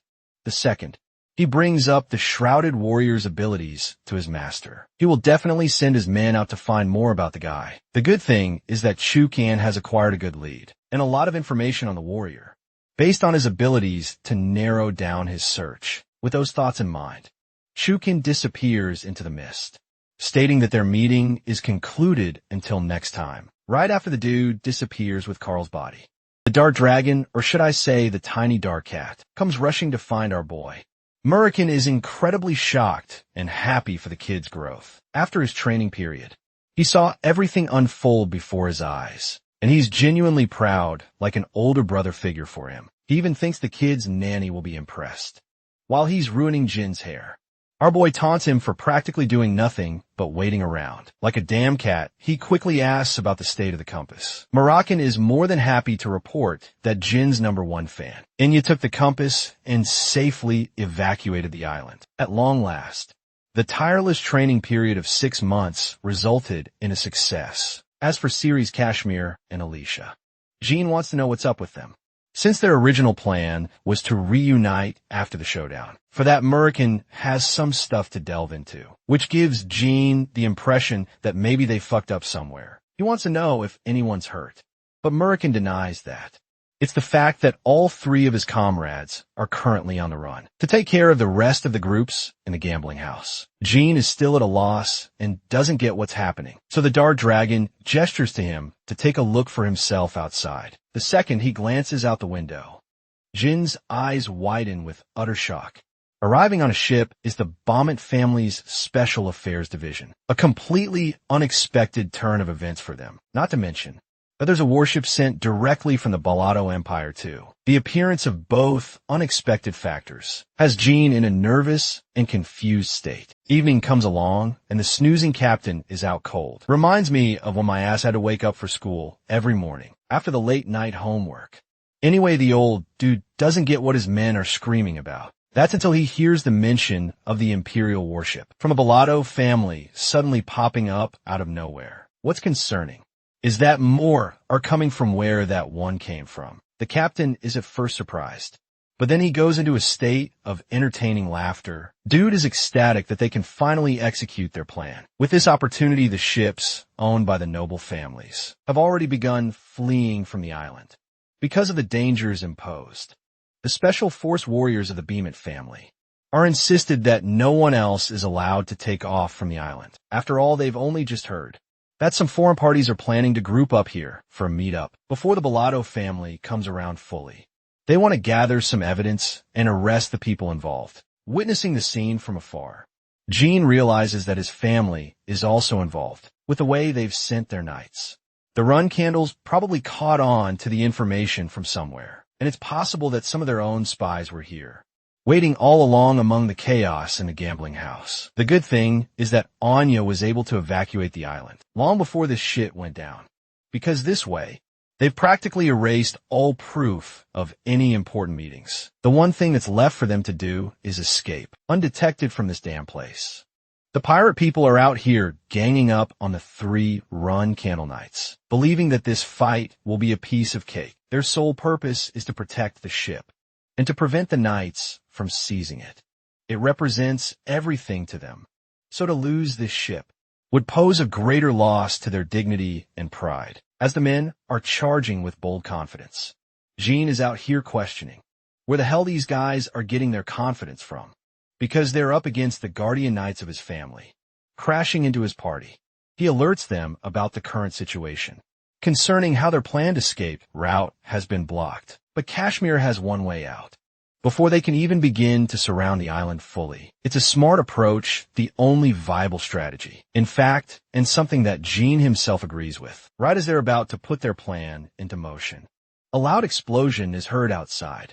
The boats docked around the island are being annihilated one by one, sending people flying like birds from the impact alone. Moricon and Jean are terrified, because these guys are genuinely serious about blocking every exit way off the island, preventing people from leaving until the investigation is concluded. From the way things are going, Alicia thinks it's too dangerous to rely on the strategy to get to the opposite port, because even at their fastest, it's going to take them a minimum of 30 minutes.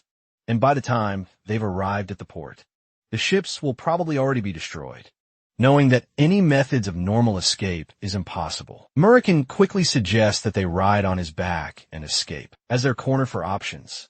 At the same time, Jean points out the obvious, that the dark dragon revealing his true form here could become risky, as the people will begin to target him. Right after the dark dragon chooses to act defiantly anyway, but right as he's initiating his transformation, Kashmir stops him from doing so, which gets on Murican's nerves.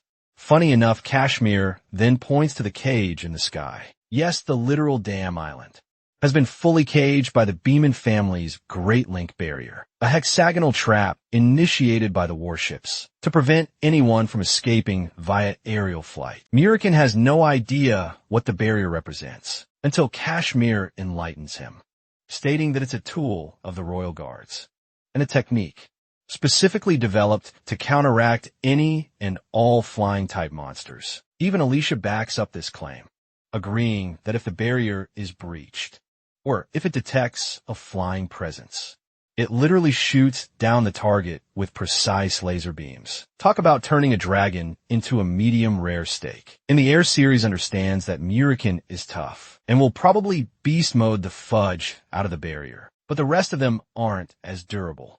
So it's a risky plan. Kashmir argues that their last resort isn't viable anymore either, which puts immense pressure on Jean, as everything they're trying is ending up in flames. That's until he notices the pirates and remembers their valiant determination to protect their treasured boat. No matter what, Jean requests his group to follow him, as he's got a hunch for something. Shortly afterwards, they arrive at the location of the well, where Kashmir suspects that the pirates probably use the same path. Both of them descend down. It's kind of like an underground sewer thing, a tunnel that neither of them knew of until now. They're all murmuring and whispering to each other when the room goes quiet. Upon hearing 2 warriors emerge from the entryway, both of them are immediately deemed as the enemies of the pirates, and they want to kill the invading intruders. However, their captain has other ideas.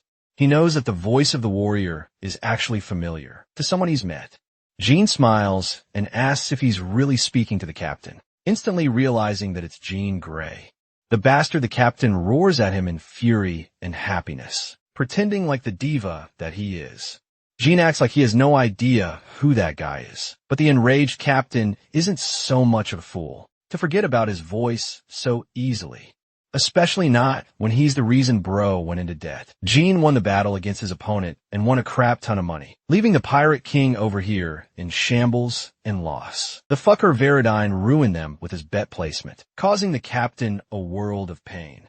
Seeing the dude crash out like this even has our boy laughing, because he knows that Veridine is definitely the type to do that type of stuff anyway. He comes clear about his identity and doesn't keep up the act anymore, making his existence known anyway. Gene has an issue to confront Cosmos with. Both of them are aware of the situation taking place outside. Warships are destroying every single boat there is, making their escape difficult, if not impossible to that. Captain, Cosmos frustratingly reminds Gene that he isn't going to help his ass, no matter what. He then commands his men to kill the guy so they can escape. But before this fight even begins, a thunderous punch is hurled in the guy's face, knocking Cosmos and his ego down and sending his men quivering in their boots. Grabbing Humpty Dumpty's head, Gene emphasizes that he'll pay the guy handsomely for the escape, so it's less of a request and more of a deal. Gene whispers that he's even willing to get rid of all the debt accrued on Cosmos, and even add money on top, which honestly is the best deal ever. It's too good to be true, making Cosmos question Jin's loyalty, suspecting that he'll kill the pirates after escaping, realizing that he's got to convince Cosmos. Gene drops a bombshell he's not Jean Grey, but rather Gene Run Candinal. And the family of sword masters always keeps its word. Cosmos can't believe that he's been fooled to this degree. Gene even goes as far as to express how Palmic's identity is Dante, Heiren, and that their meeting in the tournament wasn't just any coincidence. The captain finally understands why the mage of the Zipla family went as far as to help out the two of them in their final match. It just wouldn't make any sense otherwise. But with the knowledge of Jin's ties to the Runkendal family, the pirate captain now trusts him, accepting our boy's offer. He instructs them to follow his command. A little bit of walking later, they were shown the beloved treasure of the pirates, a majestic ship that no one knows about, the secret ship of their escape.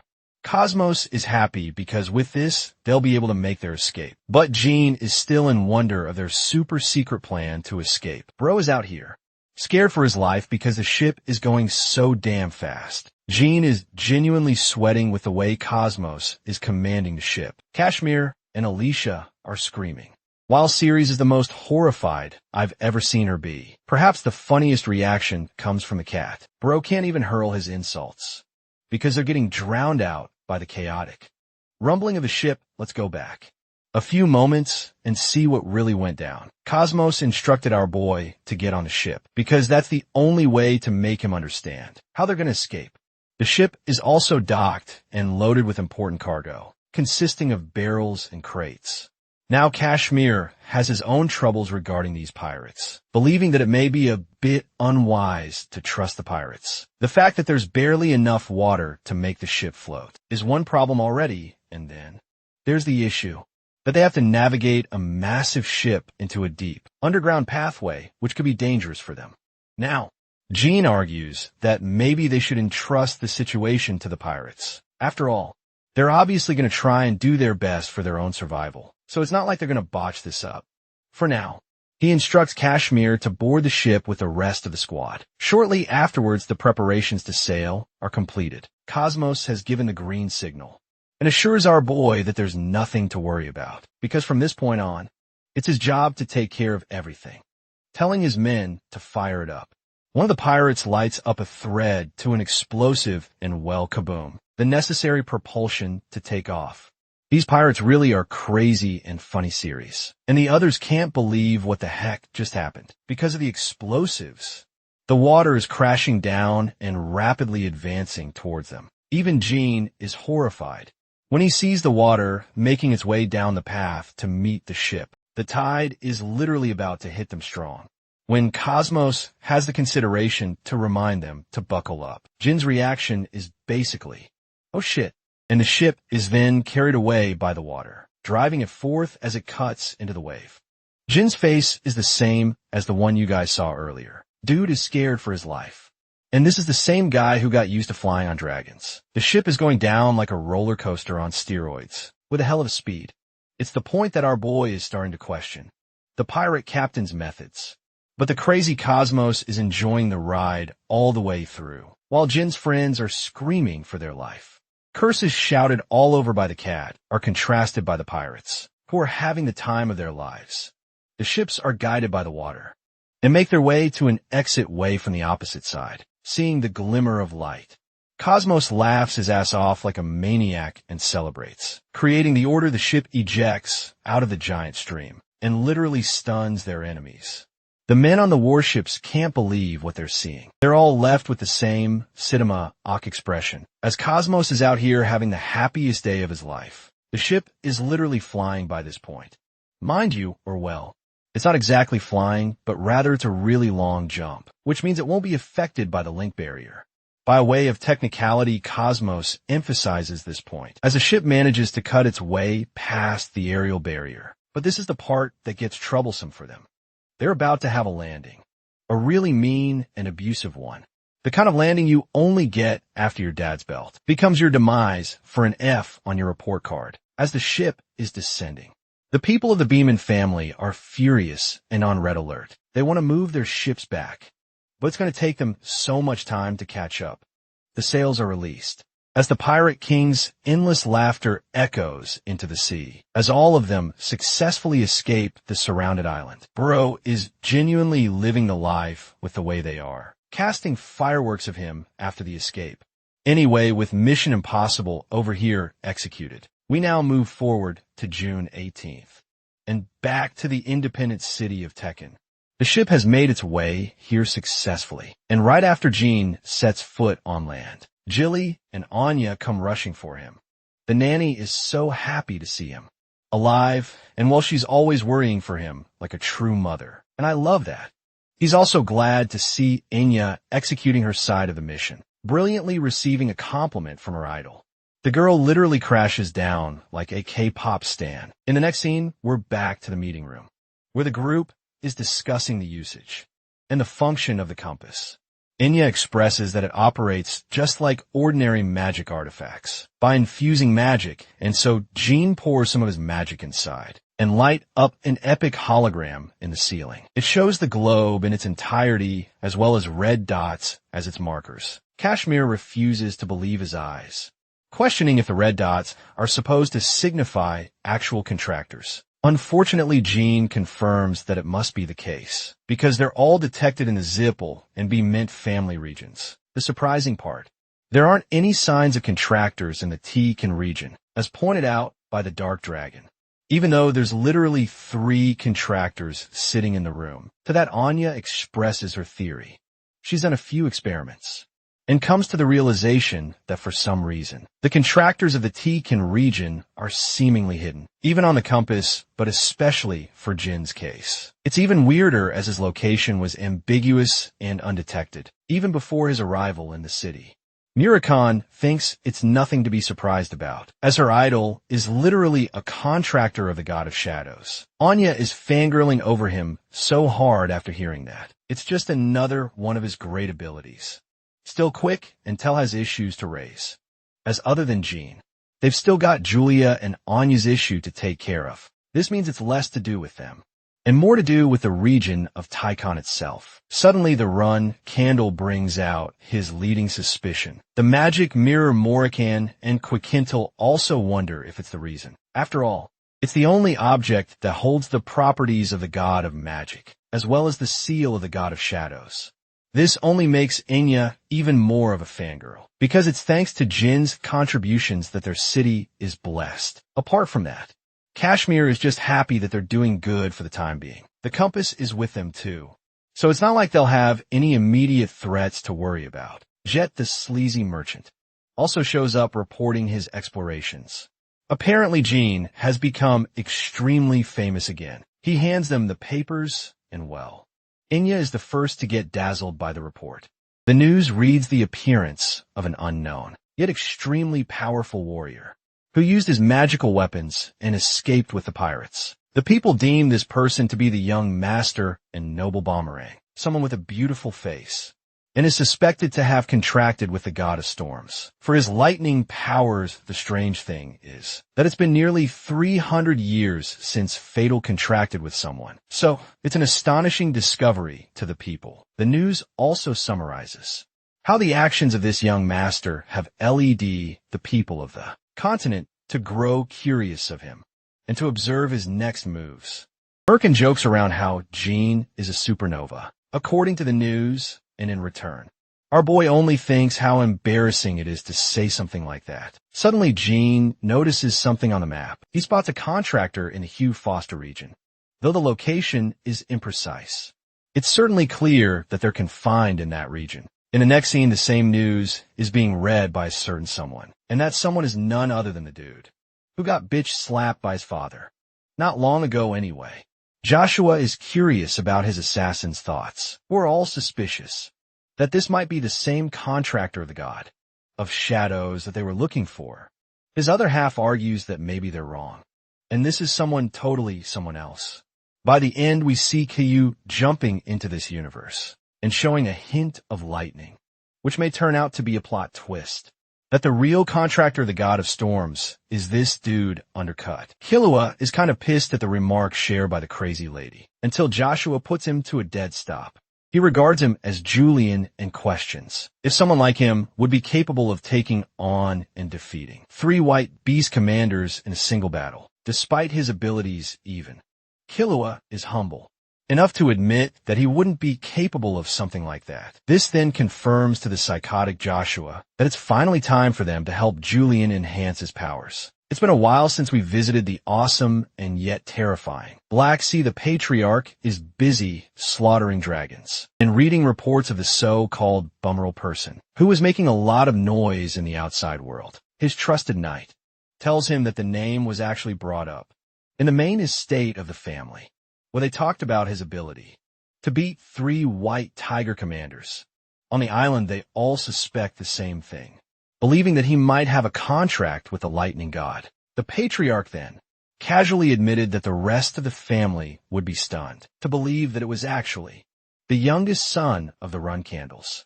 The mere mention of Jean like this has the knight at a loss for words. He's told to keep this information a secret, and not just that, Karen wants him to personally ensure that word doesn't get out to the flag bearers, and that the information is suppressed.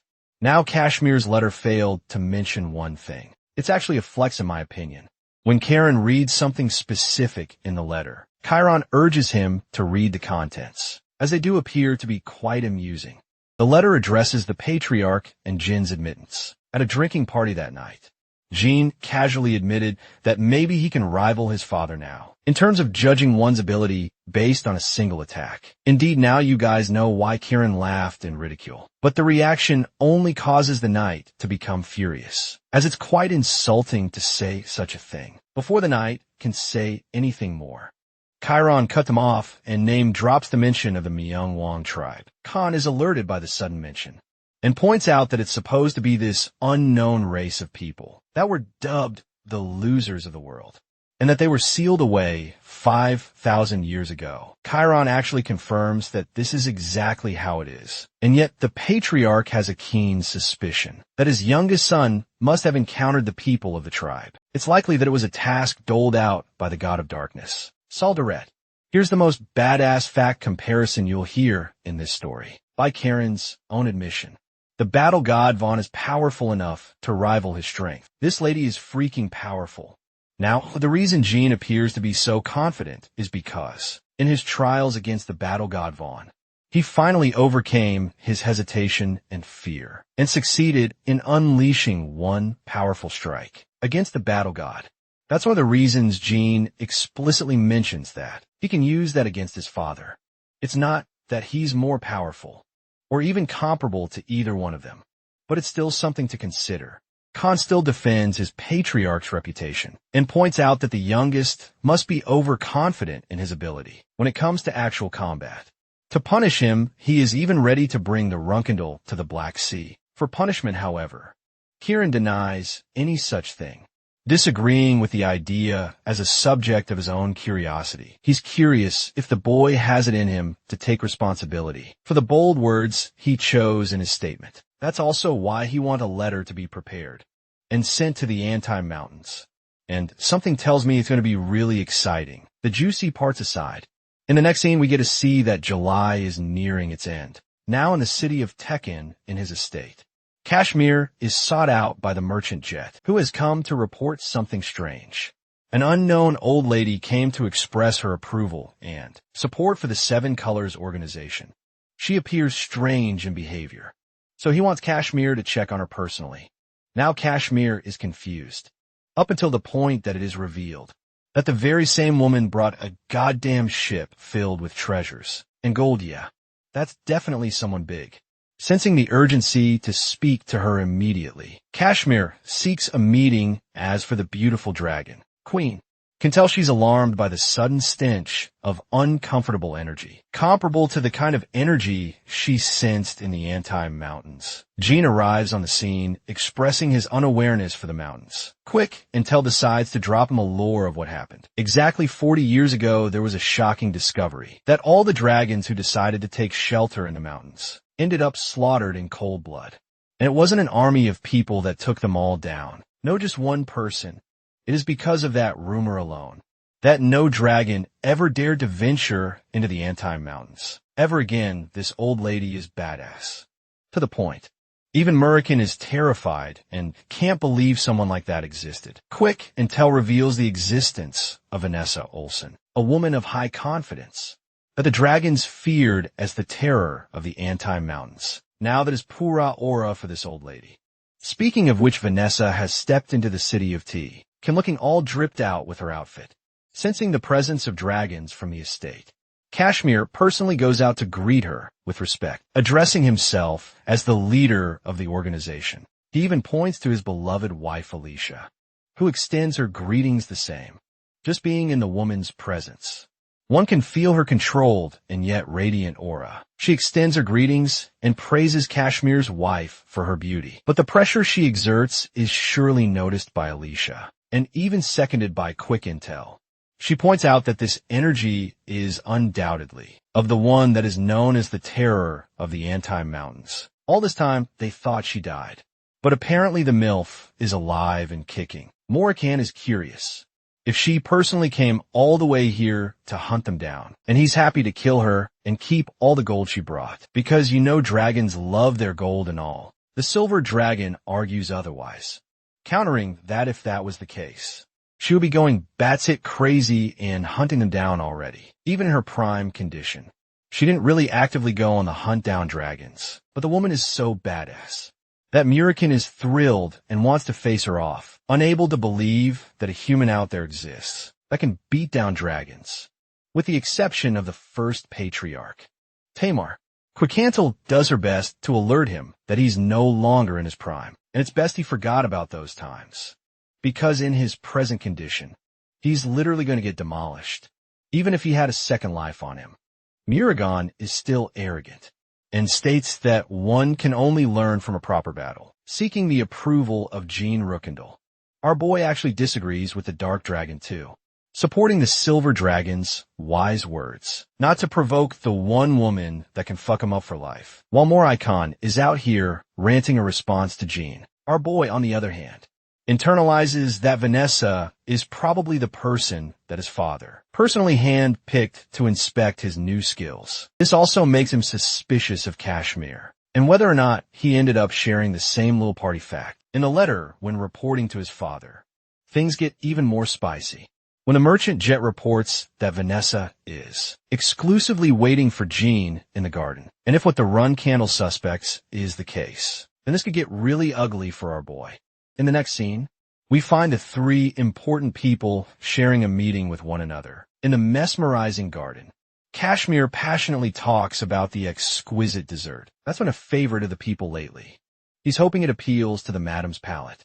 Vanessa sarcastically notes that she doesn't have to worry about paying for anything anymore, considering she dropped a massive donation on them. Even Kashmir laughs and agrees that he's grateful for the support. She's hoping that it will be helpful to the organization. Finally, getting to the seriousness of the matter, she requests Kashmir to give the two of them some space and privacy for a conversation.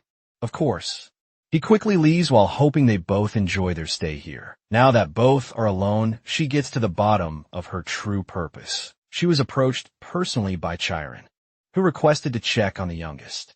Jean forwards that he understands his father must have sent her, and despite the elderly woman suppressing most of her power, he can feel her intense aura seeping through. It makes him question why after all this time he had yet to hear someone so powerful as her. To that, Vanessa simply thinks it's a matter of coincidence and chance. The world is full of powerful people, including Jean Run Candle himself, having been blessed with sword ability, magic ability, and even uniquely shadow energy. Jean is rather surprised but also convinced that his father must place a lot of trust in Vanessa for him to reveal such important information like that easily. To Jin's utter shock, Madame Vanessa goes as far as to admit that the patriarch trusts her, so much in fact that he relies on her when needed.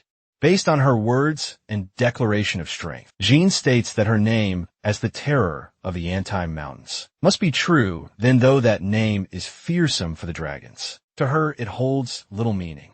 Instead, she prefers the name Black Knight as much more appealing, and you best know it. At the time, she looked like a goddamn amazing knight. Her appearance in her prime reminds me of how Yugris from Solo Leveling looks knights will never be not cool. Time to flesh out the concept of Black Knights. You see, a Black Knight is actually a category from the Run Candle clan. After becoming a knight of this caliber, they are known to erase their existence entirely in an effort to serve the family fully. Their contributions are so damn noteworthy to the main family that their names are etched in the Run Candle mausoleum for remembrance and honor.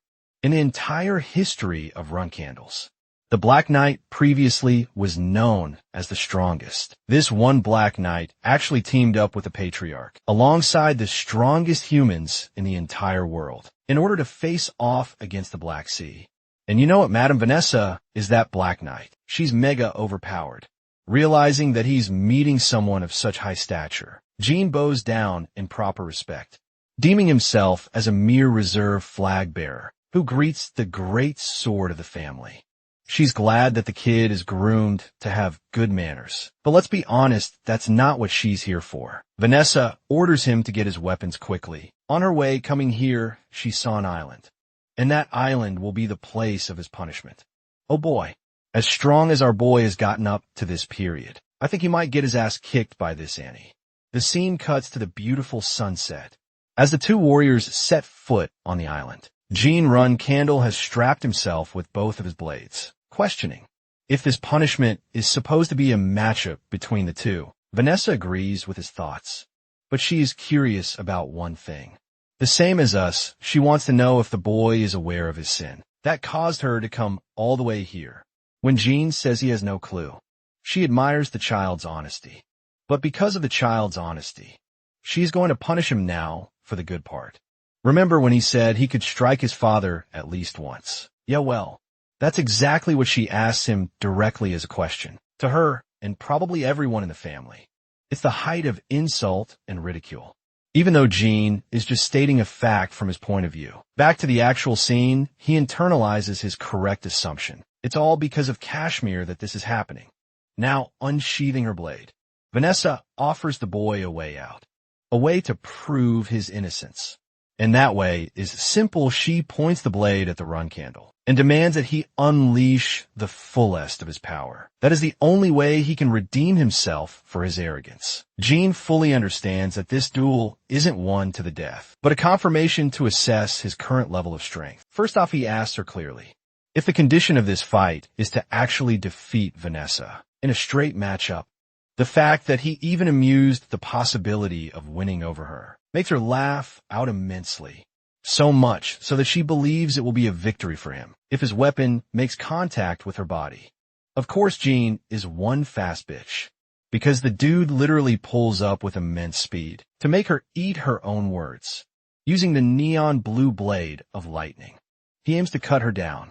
Vanessa finishes up her words, and without even moving from her spot, she waves her blade and deflects Jin's attack, causing him to go back and reclaim his ground. But he's not just done yet. He bolts with super speed, and this time attempts to go for a swing from behind. Slash is clearly aimed for her neck, and it makes sense that holding back against a powerful opponent would be a death wish for him. So he's going all out. Vanessa is really impressed that he's using the Wang blade to his advantage. Her inhuman speed allows her to counter his attempt with another, deflecting Slash what's more. She's really curious to see how powerful his shadow, energy, and magic abilities have become. The Run Candle is really astonished that she shares extensive knowledge about his Wang sword, which only proves that his father didn't hold back on leaking his secrets. By the way, Jin is actually visibly struggling. His opponent is using an ordinary sword, and yet her slashes are so intense and fierce that he's having a hard time keeping up with her. Vanessa reminds the boy that the patriarch trusts her fully, and her words are complemented by the truth of her raw strength as she deflects the lightning sword like it's no big deal. An explosive clash of numerous sword hits takes place back to back. Vanessa finds herself entertained, witnessing the Wang blade of lightning, especially since it's being used by a Run Candle now, who specializes in sword ability already. She's also impressed by the boy's usage of deceptive magic. Why? Because in that moment, where she was focused on clashing her blade against his, Jin casted magical spells to deter her from behind. Jin has been secretly casting magic with his free hand. From these factors alone, Vanessa has acknowledged one part of the Run Candle, that he knows how to actually fight someone. That too to an impressive amount. She evades one of the spells and blocks the other. So far it's like Jin is her toy, because she's really hoping for him to show her new things. With each instance, Vanessa goes for a retreating motion, and Jin Rookendal isn't giving her a break, quickly dashing after her. Just like he fools everyone else with his ancient light magic ability, Jin tries to get the best of her by blinding her with the spell. Even the Black Knight admits that. She hasn't seen such an ability in a while. By the way, the spell actually connects. She's blinded to her sight. But unafraid, Jin plunges his sword to strike her down, and a smile carves up on her face. It's the realization that Jin would easily destroy most 9-star knights in a battle. But here's the thing, this woman is the definition of aura. Jin's expression is of absolute shock. It's the most surprised I've ever seen him in the story. Vanessa, despite being blinded, has evaded his stab. Not just that, she returned it with double the force with a hook punch to his side. Yes, this lady can throw hands literally too. She got our boy flying to the stratosphere. But Vanessa understands why Kieran is so intrigued in the boy's development. Jin catches himself with his blade as blood pours from his body from the previous hit. Recovering from the heavy hit, Jin boldly asks if his sister Luna was capable of striking his father at least once at the same age. Vanessa denies this, but points out that Luna gained that ability right after becoming an 18-year-old. Now Jin has gained a secondary understanding of the test. It's a way for them to compare the sprouting talent between his strength and Luna's past records. The only problem is if he fails to prove his power in this matchup against the Black Knight. He's going to lose an arm at the very least for his arrogant words, recalling the agonizing training period he went through on the land of the Wang tribe. Jin has always gotten used to the feeling of losing his limbs. For now, he wants to concentrate his might on proving his ability to his opponent. And so he gathers clumps of energy into his jewel heart, inviting a smile from Madame Vanessa, who wonders if this is the boy's trump card. Of all things just now, he's casted energy spears. Dozens of them, in fact. Vanessa reminds the boy to be cautious while using such a thing, signifying that it's pretty damn dangerous that he has such a power. Jin smiles back, hoping that he may have impressed her with this technique. Invoking the technique of the battle god. 4 swords. He plunges his lightning blade into the ground and declares the erosion spell with this. A bunch of magical portals with projectiles appear, vertical from the ground. The whole thing reminds of Gilgamesh and Enkidu again, especially when it comes to their main abilities. Ready to impress Vanessa's standards, Jean declares that he's got a lot in store for her. Erosion unleashes a wave of thunderous currents from the very spot he's standing on. Even Vanessa is taking note of the fact that Jean is focusing on merging thunder, with the earth as tiny spears pop out from the ground. She also highlights how this particular ability shares a resemblance to magic, rather than true swordsmanship. In a way, she's disappointed, because she was expecting the technique to be something more than what it is, especially coming from a tribe of people who ruled the world 5,000 years ago. And yet the technique appears underwhelming in its image. But just as she's admitting her disappointment, a gigantic bolt of thunder descends upon her from the skies. She managed to step aside just enough to avoid getting hit. But you see, this is exactly the point. All of a sudden, Vanessa finds herself intrigued by the special use of his technique. My guess is that the little spears, or blade-like energy points, are supposed to attract and focus lightning anyway. Jean wastes no time and rushes with full force, recalling how his technique is far inferior to the one the battle god personally showed him. However, that's not what it's for. Jean ignites the presence of the blue god of flames, Tess. I think he's trying to go all out with this one forward lunge, especially with how many variables are at play here. There are lightning points himself, and then even Tess. The same tiny spears actually begin to conduct electricity, which means a ton of thunderbolts are on their way to strike his opponent down. But that's not all. Even if the Black Knight is capable of evading all of them, as they're coming down, he can still find an opening against her. In that vulnerable moment, Tess concentrates its descent alongside the barrage of thunderbolts. But here's the thing. Jean greatly misunderstood his opponent's next move. Vanessa calmly questions if he was hoping for her to dodge, blowing his expectations out of the water. The Black Knight concentrates her power in her blade, showing a hint of her true strength, while impressively remarking the emergence of Tess here. Jin's eyes widened in sheer shock. This woman is really about to deflect everything. He's about to send her way. And that's exactly what happens. Sharp, precise ripples of sword slashes cut through the air with an intensity so powerful that they destroy the lightning strikes all at once. Finally, there's the direct attack from our favorite Blue Phoenix itself. Tess unleashed a wave of fire to hit her directly. But even as powerful as this attack is, the Black Knight is capable of slicing through the flames, and even going as far as to destroy the manifestation of Tess. In that moment, using this as the opening he needed, that's exactly where Jean Run candle sweeps right in, emerging from the Phoenix's withering body, powering his sword with shadow force, and surprising Vanessa to an amazing extent. So far, she's really happy with his battle IQ, and she also greatly regrets being unable to bring a more competent blade with her for a better fight, warping his blade in the darkness. Jean Run Candle releases the Shadow Sword's first form, the Soul Slice technique that he perfected, just like the first Patriarch Tamar. In response to his slash, Vanessa responds with a powerful strike of her own. The clash releases considerable amounts of energy from both sides, but the outcome is clear. Vanessa's blade fails to withstand the overwhelming force that was generated from the Soul Slice attack. By the end of that last strike, Jean Runkendal is once again on the ground, recovering his breath from the sheer energy he exerted in that moment. Vanessa is considerably impressed with the boy's talents, recalling her objective to punish him. But something incredible has happened. Jean Runkendal successfully left a scratch on her face, which invites a reward from Madame Vanessa for his incredible accomplishment. Our boy is looking seriously glad, because he had to basically pull out everything from his arsenal just to get one tiny little scratch in.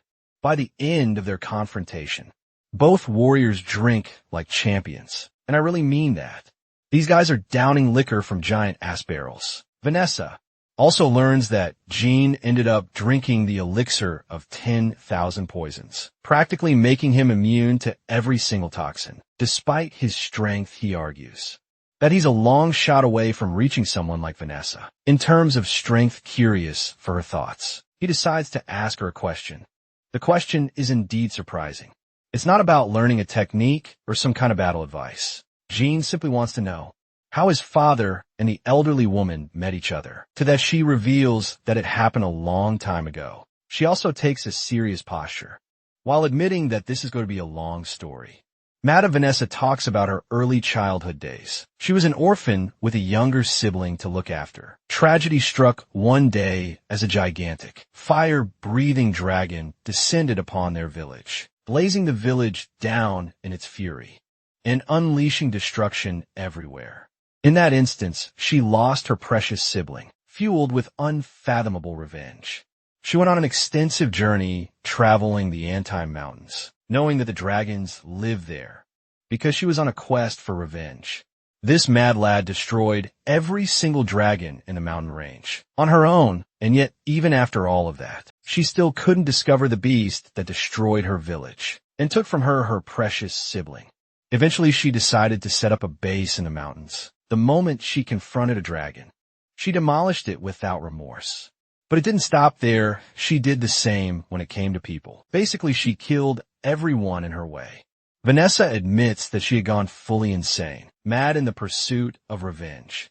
Her kill count for dragons reached over 100, which is freaking insane, considering their caliber of strength in this story. And yet, even after all these years, she's been unable to track down the one that destroyed her village. 15 years passed after her mad pursuit until one day, the patriarch, Chiron, decided to personally find her. She could sense immeasurable power. The only man on the planet who managed to defeat Vanessa in a duel, even after she had gone crazy for 15 long years. After taking her first L, Chiron then personally escorted her to the location, where the wild beast that killed her village resided. It turns out that this bastard was actually a guardian dragon that descended from the family of mages, the Zippels. To make it even more interesting, the dragon descended from Kadin's own bloodline. Of course, the creature wanted to protect its bloodline, so Kadin stood by him. What ended up happening was that Jin's father decided to face off with Kadin, while she decided to take on the bastard dragon, who slaughtered everyone she knew. Having suffered a really powerful slash from Chiron, Kadin flew away like a little bitch. It's only because of that she managed to kill the fire dragon and completed her cycle of revenge. Shortly after the incident, she loyally swore to become Karen's personal Black Knight. This woman gets more amazing with every panel. Such a refreshing character. Jean is amazed and yet at a loss for words. Madame Vanessa emphasizes that there's no point focusing on the past anymore, since she's been yapping for quite a bit.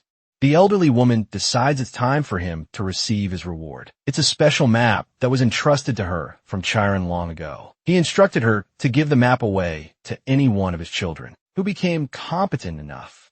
In her eyes, the run.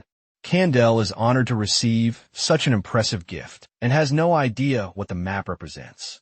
Here's the kicker. It's the map charting out the location of the Black Sea. Here's the deal on why this map is so goddamn special. Jean points out that the Black Sea is teeming with high-level monsters, to the point not a single nation ever bothered to carve a map of it. Yes, that even includes the prideful Zippel mages. And yet the Run Candle family has already accomplished this feat. It was once a confidential mission on behalf of Chiron, who led his forces alongside his knight. Having obtained this map, she tells him that he'll have to endure a new test after using the map. It makes the Run Candle question what this is going to be like. The only remarkable place on the map is highlighted with red. That's the spot where Jean is tasked to kill the monsters. These monsters aren't your average high-level beasts either. Rumors have it that they were raised by a powerful witch called Hellerim a long time ago. Okay, side note. I find it really hilarious that this reward just ends up being yet another test for the guy. Poor Jean the very next day. It can be seen that Vanessa is returning home to the mountains. You can even see a skeleton of a dragon being used as a decoration piece, which is honestly so in character for a monster like her. Interestingly, the Black Knight notices that her door is unlocked, and when she makes her way inside, there's a clear intruder drinking something. She actually talks highly of the person, stating that he's become more and more surprised. With his tricks, not only did Chiron send her a letter, but he also decided to whip up out of nowhere and showed up to her place. The man is chilling like a Zen warrior, enjoying his tea, and he only cares about hearing about the progress of his youngest son. To that, Vanessa points out that Corinne's patience is starting to run thin with his growing age, but even according to someone as strict as her. Vanessa argues that Jean Runkindle is showing impressive progress. Of course, Chiron smiles, pointing out that he could read her expression the second she entered the room. It meant that she was proud of what she saw in Jean, casually confirming her own reaction. Vanessa pours down some water and even shares that she's gifted the boy a map as a reward too. Now, that is something that shocks even the likes of the patriarch, and the reason being is that she never once sent it to any of the other children. It makes him wonder if Vanessa had a gut feeling that Jean would end up impressing her. In the end, though, Chiron is curious about her thoughts, symbolized that she has grown out of her attachment for Luna's talent. Vanessa goes silent all of a sudden, before stating that every single Black Knight was fond of Luna's godlike talent. She was the pride of the family, and they all wanted to make sure she rose to the top. Unfortunately, Vanessa thinks that it's because of their carelessness that the eldest sister abandoned her interests in rising to the top. Vanessa also reasons that the family's troubles could easily be handed over to Luna, and from then on, they wouldn't worry about focusing on their own duties. Throughout her speech, Chiron is silently observing her words. She tells him that it's necessary for them to ensure that Jean Runkindle doesn't become another Luna, which is why she will take extra care for the boy. Also, she has a gut feeling that Joshua is also looming over, behind the scenes, and observing everything go down. The patriarch counters that Jean isn't the type of person that requires care or consideration, like Luna did because of her past, especially because Joshua appears to be troubled and watching Jin's every move. Chiron strongly believes that if his youngest son is unable to control his family's troubles on his own, then he will be worthless against his enemies. To that, Vanessa entertains the possibility of Jean Runkindle becoming yet another Luna, questioning what would happen in that case. But interestingly, Chiron terrifyingly puts that it's the reason she handed the boy the map in the first place, signaling that the boy's upcoming test will be a test of his integrity. To the mission speaking, of which Jean Runkindle is already speeding his way to the location, thanks to Maracan's flight speed. August 15th is when they finally reach the devastating Black Sea, the only location on Earth that no one dares to enter. Following the coordinates given on the map, they successfully find the pillar they were looking for. However, the Dark Dragon corrects the boy's false observation, pointing out that it's actually the nest of Kalkia, a structure that is formed by a species of flying monsters. Now, I don't know about you guys, but that sounds epic with the way it's shown anyway. These ugly, flying creatures clearly don't take a liking to any invaders, so they're strong on the offensive. But really, what can they do against the might of the Dark Dragon himself? Morrigan considers it a bold move on their part to even try and unleash a powerful column of breath that nukes the flying creatures, eviscerating their very molecules as they're caught up in the full range of the blast. The creatures are purely decimated. This show of strength astonishes Jean, as he even comments how Merkin has regained more of his power. From the looks of it, the Dark Dragon laughs, countering that it's still nothing to the meteoric rate of improvement Jean has experienced in the past few months. Jean tells him that it's still a ton of improvement, taking into consideration that originally Murakan lost his power because his heart was shattered in a fight. The Dark Dragon is still unimpressed with his current display of power, believing that he is a long way from becoming whole. He's also desperate to find another means to replenish his lost powers. They make their landing, as the Dark Dragon reveals how flight won't help them anymore, so it's best to step down. At first, you guys must be thinking that it's just an excuse, but here's the issue.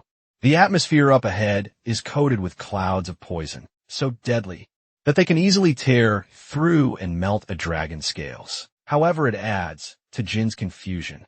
And the reason is simple: how the hell were those freaky flying monsters flying without any problems? Murakan transforms to his human state and points out an interesting fact.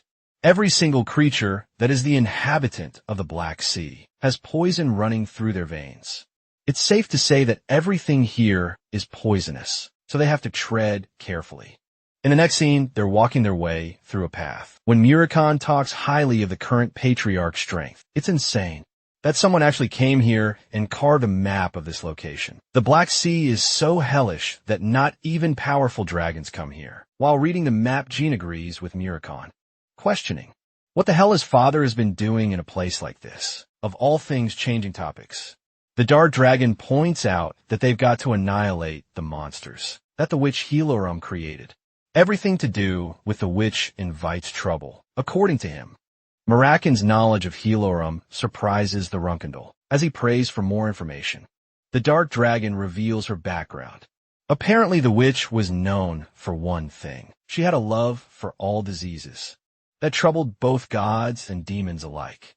The most Jean has heard of her is from the history books, and there it is said that Yahello literally raised all kinds of calamities. Even Murakami confirms this fact, pointing out her human appearance, even though she was a half-demon, adding on to her lifespan thanks to her demonic self. It can be said that her very existence is a curse, so much so that every time she was awakened, the gods preferred to avoid their contractors out of fear. The impressive part, a demon king called Orgel actually once decided to take the toll of her curse entirely. When they were together, it is something so impressive. She might hold a grudge and exact her revenge. Jean, interestingly, points out how odd the behavior of the Dark Dragon is. Never before did Murakami fear the idea of going up against an opponent, exacting revenge on them, of course. The Dark Dragon suppresses the humiliation session and emphasizes just how bad things can really get if they end up pissing her off. While they're bantering, a bunch of creatures of hell are making their way up to them. This wolf has brought dozens of his friends along too. Here's the part that worries Jean the most. Even though his dad and Vanessa clearly knew about the location of Yahello and all the trouble that comes along with her, they still didn't decide to kill her or kill the creatures. For that matter, the Dark Dragon is baffled all the same, almost offended that Jean is asking the question. The hungry wolves that were eyeing them down realize that it's the perfect time to strike down a distracted prey. So a bunch of them quickly make the jump in an effort to strike down the run candle. But Jean responds beautifully with a barrage of electric slashes that cut the creatures all down and leave their nasty, poisonous blood trailing on the rocks too. This is clear-cut evidence of what Merkin said earlier. These monsters really do have poison running in their veins, and it's so dangerous that it's grilling a rock. Sometime later, they actually reach the part of the map that was marked. From here on out, Jean doesn't want the Dark Dragon to follow or intervene with the test, because it was a task specifically entrusted to him. The Dark Dragon understands that, but still worries for the boy, questioning if he'll be okay to navigate all on his own. Inside the thorny cage, the Sword Master strides courageously ahead, displaying no signs of fear as he steps into the domain of the thorns. As he's made his way inside, Jean notices Murakami from afar and turns his attention to a beautiful butterfly. Its color is a distinct purple that is foreign to the outside world. And for some reason, Jean assesses that the place feels different inside, compared to the outer world. Among the thorny structures inside, Jean notices a tangled mess of thorny vines, questioning why it's so large in size. As he's trying to comprehend the situation, a little fur ball pops out of the vines. It's a cute kitty cat that appears alarming to the run candle's eyes, because this cute kitty is numerous times larger than even a human. If dangerous, then why is a friend shaped? Seeing the creature, Jean begins questioning his senses. He has no idea if he's supposed to take down this monster or not, and it's the first time he's laid his eyes on a mythical creature, such as this one from its adorable and harmless appearance. Jean quickly grows fond of the creature's innocence, and even shows kindness by saying hello, instead of responding to him. It pounces away using the vines as a means to escape, much to the run kennel's surprise. It's surprising to him how a creature of such size can run away like that, when ordinary monsters would be quick to attack, since it's the only thing keeping its interest, the run. Candel decides to chase after the giant pillow to find where it went, but he's a bit lost himself as he can't tell where it went. Suddenly, Jean hears a rumbling noise and becomes terrified when he sees a giant ball of thorny vines bolting down with rapid speed. The ball actually leaps over his head, And before things can get any more predictable, the run Candle decides to slice it down 3 times. Cutting the structure down from inside launches the giant cat, which actually hits him at full impact. Not just that it smashes him against the vine cage, yeah. I know we were all thinking that he's found a friend. But apparently not. This cat is a straight-up menace. It launches away again, while Jean Rukendal is in tatters, despite the tricky battle. The Sword Master can't call it quits so early, especially when Vanessa tasked him with the mission. At first he was figuring out a way to capture the cute thing, but he's done playing around. His next approach is to force the creature to reveal itself. In order to do that, the run Candle unleashes a flame spell. The spell is called the Fire Wave Gale. And as the name implies, it burns everything in its surroundings. It's the perfect attack against a creature that utilizes the thorns as its environmental advantage. Faced against the towering flames, the cat shows an expression of annoyance. The flames are burning down everything around. I think this will really piss the cat off even more. But Jean thinks it's a good way to lure it out, stating that he's going to burn the whole place down otherwise. In the end, the fur ball decides to reveal itself from the shadows. Here, Jean whips out his thunderous blade, declaring a real battle between them. The funny thing is how Bro is challenging a goddamn cat to a fight. The even funnier thing is how this cat pretends to be the most adorable thing ever and plays cute in front of him to get pity points. But Jean ain't falling for the same trick twice and calls out its bullshit, causing the creature to wince, deciding to go fully serious.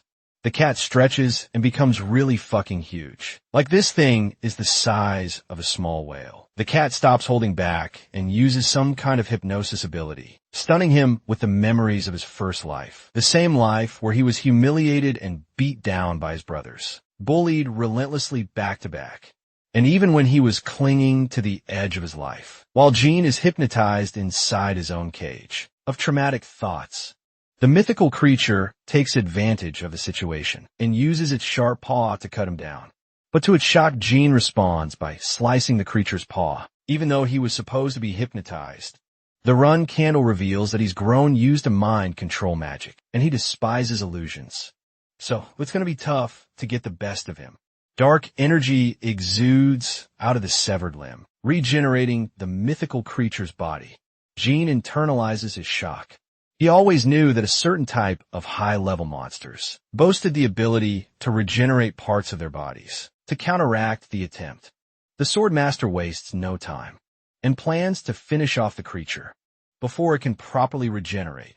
Using the Myung Wong sword, he throws down lightning bolts to finish off the creature. And then the funniest thing happens again. This goddamn uses its razor-sharp paws to punch down on thunderbolts. I think the author is trying to tell us something here. Cats are secretly overpowered gods. Unfortunately, one thunderbolt ends up coming in contact with the stupid cat, causing the giant fluff ball to let out a painful meow as it receives a full shock. While the creature is staggered, the run Candle uses his second sword, the shadow blade, covering it with shadow energy and releasing the first form of his sword technique, the soul slice. He unleashes it with so much magnitude that it severs the creature in, half commencing the end of the beast. Or so he thought, because even an attack as ruthless as this isn't enough to stop the mythical creature from regenerating. Tendrils of flesh and magic begin reconnecting, causing Jean to express his shock. He points out that even the best regeneration, magic can't stitch something that was severed in half. Like that, all of a sudden, Bro is feeling the sheer weight of terror behind his father's request. Chiron sent him on his mission for a reason. The impossible goal of this mission is to kill an immortal being, showing just how helpless Jean feels in this moment. The Runkadol faces an immortal opponent, not knowing why. His father has tasked him with a mission of this caliber. From his little knowledge of the creatures of the Black Sea, Jean Runkendal is confident that not even the best of the creatures of the abyss can regenerate to a scary effect like that, even when it comes to dragons like Quick and Tyrell. Their regeneration ability is limited to how much time the dragons can reverse. This means that what he's seeing may not be an effective display of talent or skill, but something entirely else. While his confusion grows, but a hyperactive curse and to that effect. And if that is the reason it cannot die, the fluffy creature weeps in agreement, making Jean sense its great pain. It shows how the creature must have been alive all this time, for many years, and it has lost the will to even fight anymore. Now that Jean has already burnt down the entire forest, there's no place for the immortal creature to be anymore. The sad little thing appears speechless. Its devastating look even invites an apology from the run candle. Jean feels guilty for having brought so much pain to the creature, and justifies that it was behalf of a test. The boy emphasizes that the children of the run candle family have to follow the patriarch orders. To a strict degree, hearing the word run candle actually elicits a surprising reaction from the creature as it stands back up in intrigue. It leaves Jean completely confused because the cat is going on and on meowing its way. But Jean simply doesn't understand its language and explains that he's lost on what it's trying to say. The creature meows again and turns around as if to say, "Follow me." Jean senses this and decides to tag along. After a while, they end up arriving at the mythical creature's house. But strangely enough, there's a mystical alcohol bottle in here. That snaps the warrior's attention. This is actually the sign of royal liquor, and it's basically the reward for Jean. After he successfully completed the test he's been assigned, grabbing the bottle and popping the lid. And so, following his knowledge, Jean puts the liquor in his mouth, wondering if his father is trying to tell him something. His mind plays the story.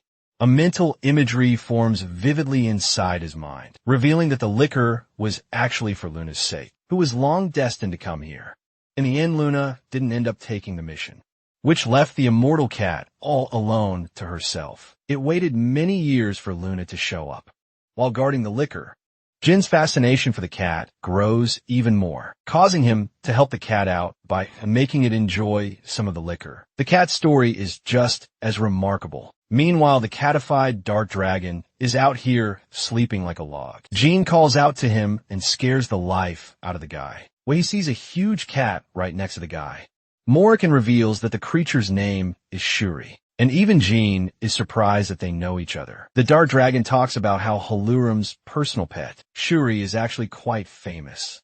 Speaking of which, Shuri takes a liking to the dark dragon right away and cuddles the crap out of him.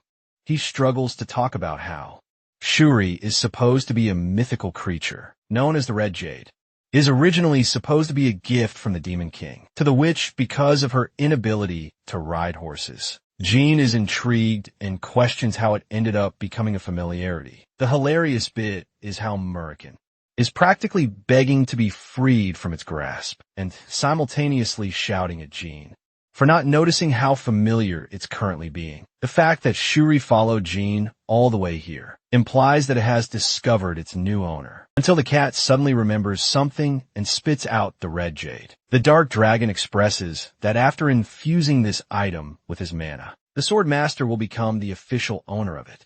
Jean Run Candle does exactly that, pouring an essence of his own mana into the jade, igniting a connection with the mythical creature. It even takes its giant, manifested body and stores it inside the red jade itself. This marks the completion of the possession process, allowing him to summon Shuri at will at any time he pleases. After infusing his mana, Jean pours his mana to test it out. When he summoned it this time, Shuri shrunk in size and became smaller. More icon fills in the gaps for all of us again, and reveals that its real size is only seen when it doesn't have an owner around. The rest of its body is dependent on the contractor. Typically, it gets smaller upon forming a contract, but yet Jean is the owner now.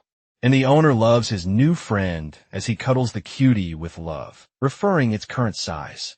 Jean officially gives it the name Sherry Runkendall to make it a part of his family, allowing the mythical creature to have a place to call home at last. Now that the test is concluded, it's time for us to go back and see what Joshua is pulling with his new scheme to evolve Julian, experimenting on Island 32, the Bluebird Archipelago.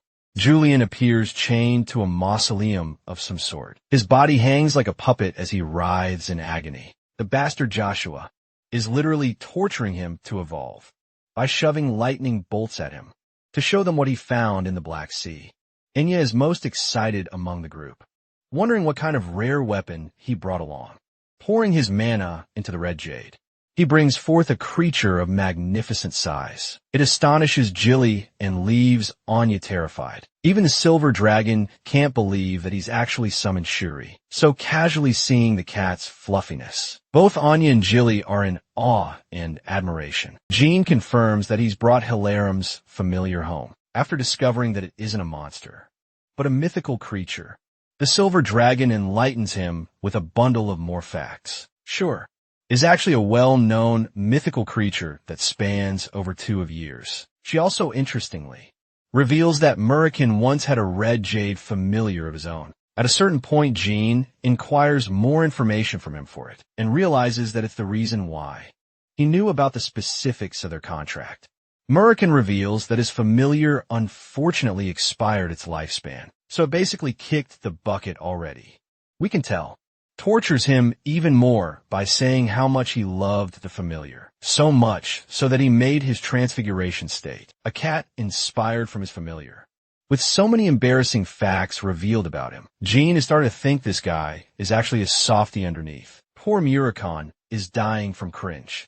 On the other hand, apart from that, the silver dragon is rather shocked that a red jade familiar survived, especially when the demons went extinct.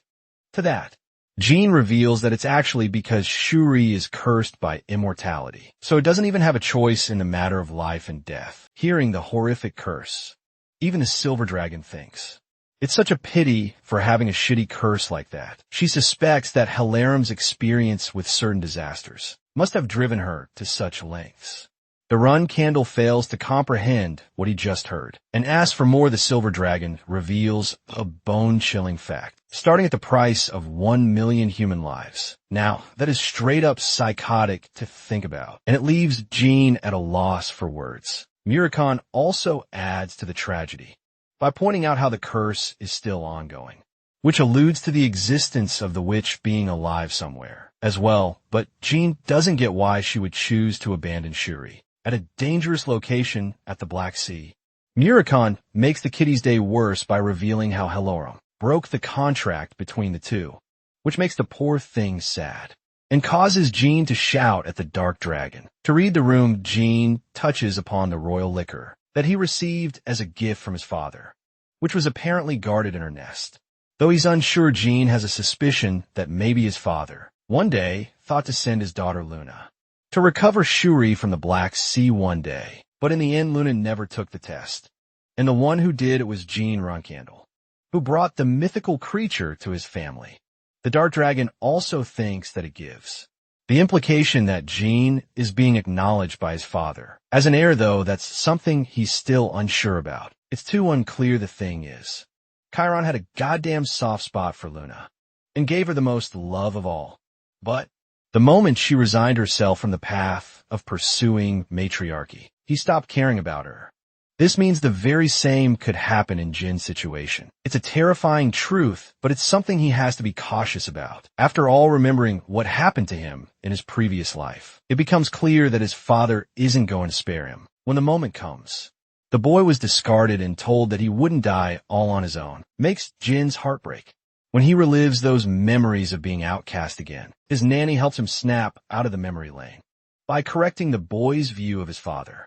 Even though Jilly is a nanny, she has seen Kieran's consideration for Luna's gentle and loving nature. This fact actually changes Jin's entire perspective, as his face illuminates brightly. Jilly continues her thoughts. She understands that the poor creature has been cursed with immortality, but to that effect, she also knows that if Luna was tasked to take this test on her own, then because of her dominating nature, she would have put out an endless fury of attempts just to kill the creature. She's not cruel, but fearless and obedient. Now, following this train of thought, the nanny thinks that Chiron must have sensed this, and so the person he really wanted to send was someone who could take on the role of being a patriarch, someone who could look after the creature with consideration and care, instead of trying to kill it. It's the exact thing that Jean Runcandle is doing so right now, by showing concern for the fluffball. Believe it or not, Jean ends up conceding and agrees to his nanny's perspective, squishing the face of the kitty as it makes cute sounds. In the next scene, We can see Kashmir talking about the unusual behavior of the compass. As of late, it's come to his attention. And that's why he wants Jean to stay updated on the matter. The Run Candle asks for more information and ends up learning that a strange contractor's whereabouts have been spotted in the Hugh Fester region of Bluebird Archipelago.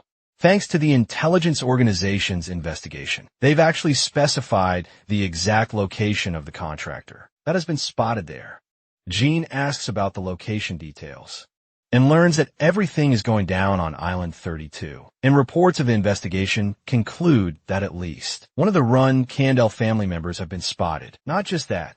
The report also lays out the confirmation of having spotted Joshua Run Candle as the flag bearer and guardian knight. And from the looks of it, they're under the assumption that Joshua actually owns the entire island. The very mention of Joshua's name has Jean going serious and asking about the details of the contractor on the island. If his brother really is hiding a contractor there, then it means it's a place that needs to be checked out properly. Jean learns that the seas surrounding this specific island are always like this for some reason. The place is completely uninhabitable for humans because of the raging storms, as well as frequent lightning strikes. The fact that the island is known to be dangerous makes it a more alarming matter for Jean, because he thinks that Joshua's intention of hiding a contractor here must be serious then. The funny thing is how Murakon is having an even worse time than him. Jean checks up on the guy's motion sickness and questions how the Hell Dragons can be so damn weak to sailing. The Dart Dragon fires back a snappy response, stating that his condition could be related to his sudden increase in power or something else. But we all know this is probably an excuse to cover up the real reason. Anyway, he asks Jean what his goal is concerning the secret contractor that Joshua is keeping on the island. For that, our boy expresses that everything hinges on the contractor's reaction. For that matter, at last, they've finally spotted Island 32 of the Bluebird Archipelago. Unfortunately, this is as far as they can go, as not even the ships can course through the rough currents beyond a certain distance.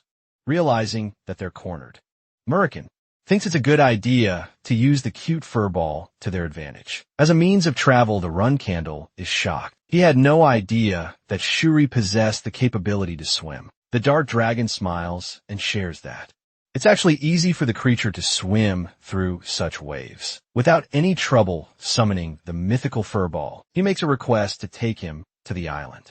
The cat meows in happiness, and Murakon is the first to mount on its head. Jean also grips some of its fur, and the group takes off by diving right into the waters. To Jin's shock, this thing truly does behave like a Pokemon. It's casually floating on top of the waters with immense speed, even against such currents. It leaves the sword master astonished. Shuri is going faster than a speedboat, with the way it is leaving giant ripples. It doesn't take them much longer than that to step foot on the island. Shuri dries itself off, while Jean begins his search for the mysterious contractor. He also retracts the mythical creature back into the Red Jade to make sure the cute thing doesn't get into an unnecessary fight. While he's doing this, the Dark Dragon notices something. His lightning Myung Wong blade is actually fidgeting and behaving strangely. Jean decides to inspect the blade by pulling it out of its sheath. And when he does that, the beautiful sword is glowing more than before and reveals a set of unknown characters that are foreign to the Run Candle's eyes. The lightning blade Sigmung is reacting strangely, like a compass pointing to a specific direction. When Jean looks down in that direction, he sees a lightning bolt crashing down at that exact spot. Immediately, he senses that something is happening where the lightning strikes, which means they gotta hurry. The legendary Myung Wong Blade's reaction implored Jean to head out and check the location upon arriving there. His eyes widen in shock, while Murakon proclaims his surprise and disbelief upon seeing the Grave of God. The phrase Grave of God is unfamiliar with the Run Candle until the Dark Dragon explains that this place is supposed to be the grave of the god of Thundergram. This makes the Run Candle recall his conversation against the battle god Vaughn when he was still training. You want to know why? His blade was known to be called the Lightning Sword. Sigmund. Vaughn revealed that it contained the power of the thunder god itself. But here's the surprising bit. This blade actually wasn't conceived from the thunder god at all. In fact, the weapon is responsible for killing the thunder god, and then sealing the god's power within itself. Talk about one cold-ass sword. It killed a literal god once again. Confronting a piece of Myong Wong history, Jean clearly wasn't expecting to run into a situation like this. Murakami mentions that Graham is confirmed to be dead, and their grave is supposed to be in this place. But that only begs the more serious question. Just why on earth is his scheming older brother Joshua keeping a contractor hidden in this location? While they're contemplating the situation, someone is preparing a blue lightning arrow, aiming at them from a distance. The light is blindingly sharp, until the warrior releases the arrow with utmost ferocity. The arrow is tracked by Murakami and Jin's perceptive eyes, and the run candle faces little to no trouble in blocking it with his blade. But here's the thing. The attack was actually executed from both directions, meaning Murakami was also targeted by another assailant, and he fended off the blow, while the smoke clears. Jean assesses that they were just struck by a lightning arrow, and then a sword full of wind and poisonous magic. As the smoke cleared, the two familiar assassins made themselves known. They're hungry for battle, to take revenge against the run candle. After losing track of him last time, Jean, on the other hand, is unsurprised. He was able to guess their identities based off of their attacks alone. These two bastards are the bloodhounds of Luna's nanny, and they're working for Joshua now that she's no longer alive. But they've also brought some company. Jean spots the contractor, the one paired with the lightning god's ability, and the same person who shot the arrow. Remember when they mentioned that the thunder god Grom died? Yeah, well, Julian has actually made a contract with the wind god Fatal, who is supposed to be the sibling of the deceased thunder god, hence their shared abilities. Immediately, the assassins instruct Julian to target Jean Runkendal primarily, and then take care of the guardian dragon. From that instruction, Julian bursts forth with incredible speed, but instead of following orders, he changes his target to Murakami and charges up a lightning arrow towards him. But since Murakami is so pissed, he's ready to throw hands and prove his strength. So he tells our boy to take care of the other two assassins while he's busy facing off. Julian Gojo's off-brand cousin, with a short height, releases an arrow from his lightning bow. But Murakami easily dodges the blast with ease, swirling past the projectile using his shadow energy. Enraged that a contractor has the balls to target a guardian dragon. Like him, Murakami gleefully grabs the rascal's skull, happy to have given the opportunity to teach the kid a memorable lesson. And then he shoves Julian's face straight into the ground, with such a heavy impact that it releases lightning. The funniest part, bro, is knocked out cold after that single blow. Went to sleep in seconds, Murakami talks down on the ordinary contractor. But Julian's body starts reacting strangely, and releases bouts of lighting energy. Let's cut to Jean Ron Candel's side of things, as he's currently facing off against the two assassins, bloodthirsty for his head, thinking he was the one who caused the downfall of their mother. Of course it's their mistake, thinking that this is the same guy they met back then, because Jean casually deflects their sword blow calmly, and points out how Joshua must have manipulated the assassins into thinking that he was the one to kill Taimoon. Jean points out the ridiculousness of the notion that he killed the nanny, but the enraged twins are not having it and are full of bloodlust as he's clashing his blade against them. Jean tells them the reality of the situation. Taimoon was killed by assassins, disguised in the armor of the executioner knights of their family. What's most interesting is that their very own poison was spotted on the murder weapon. Jean overpowers the assassin with his blade and reveals how Joshua Runkendal is actually supposed to be his eldest sibling. Kyujin is at a loss for words. All this time he had no idea that he was facing Jean Runkendal, even accounting for their previous battles. Jean confirms his identity, while the other assassin goes ballistic on him. Her attempts to surprise him from an aerial strike are no good, as Jean casually moves away, using his ultra instinct that he learned from Goku in the other realm. He basically calls both of them as Joshua's puppets, who don't even see that they're being manipulated with such ease. The female assassin thinks that this guy is actually just saying all of these things as an excuse because Jean is afraid of them. Jean dishes out a heavy punch against the bitch's side to prove that he's stronger and explains Joshua's scheme. First, his older brother wanted Taemun to place a curse on him, but because he feared being caught so much, he decided to kill her off to prevent being caught. Also, his punch just now really did a number on the girl. I mean, look at her face. That looks painful. Jean continues by emphasizing that Joshua has full knowledge of the fact that he's a magic swordsman, on top of being the contractor of the God of Shadows. The very fact that his brother concealed such crucial information from the both of them implies that he's deceiving them from the beginning. The punch sends her rocking right back, while Koo-jun finds himself being overwhelmed with the information. He doesn't want to believe it.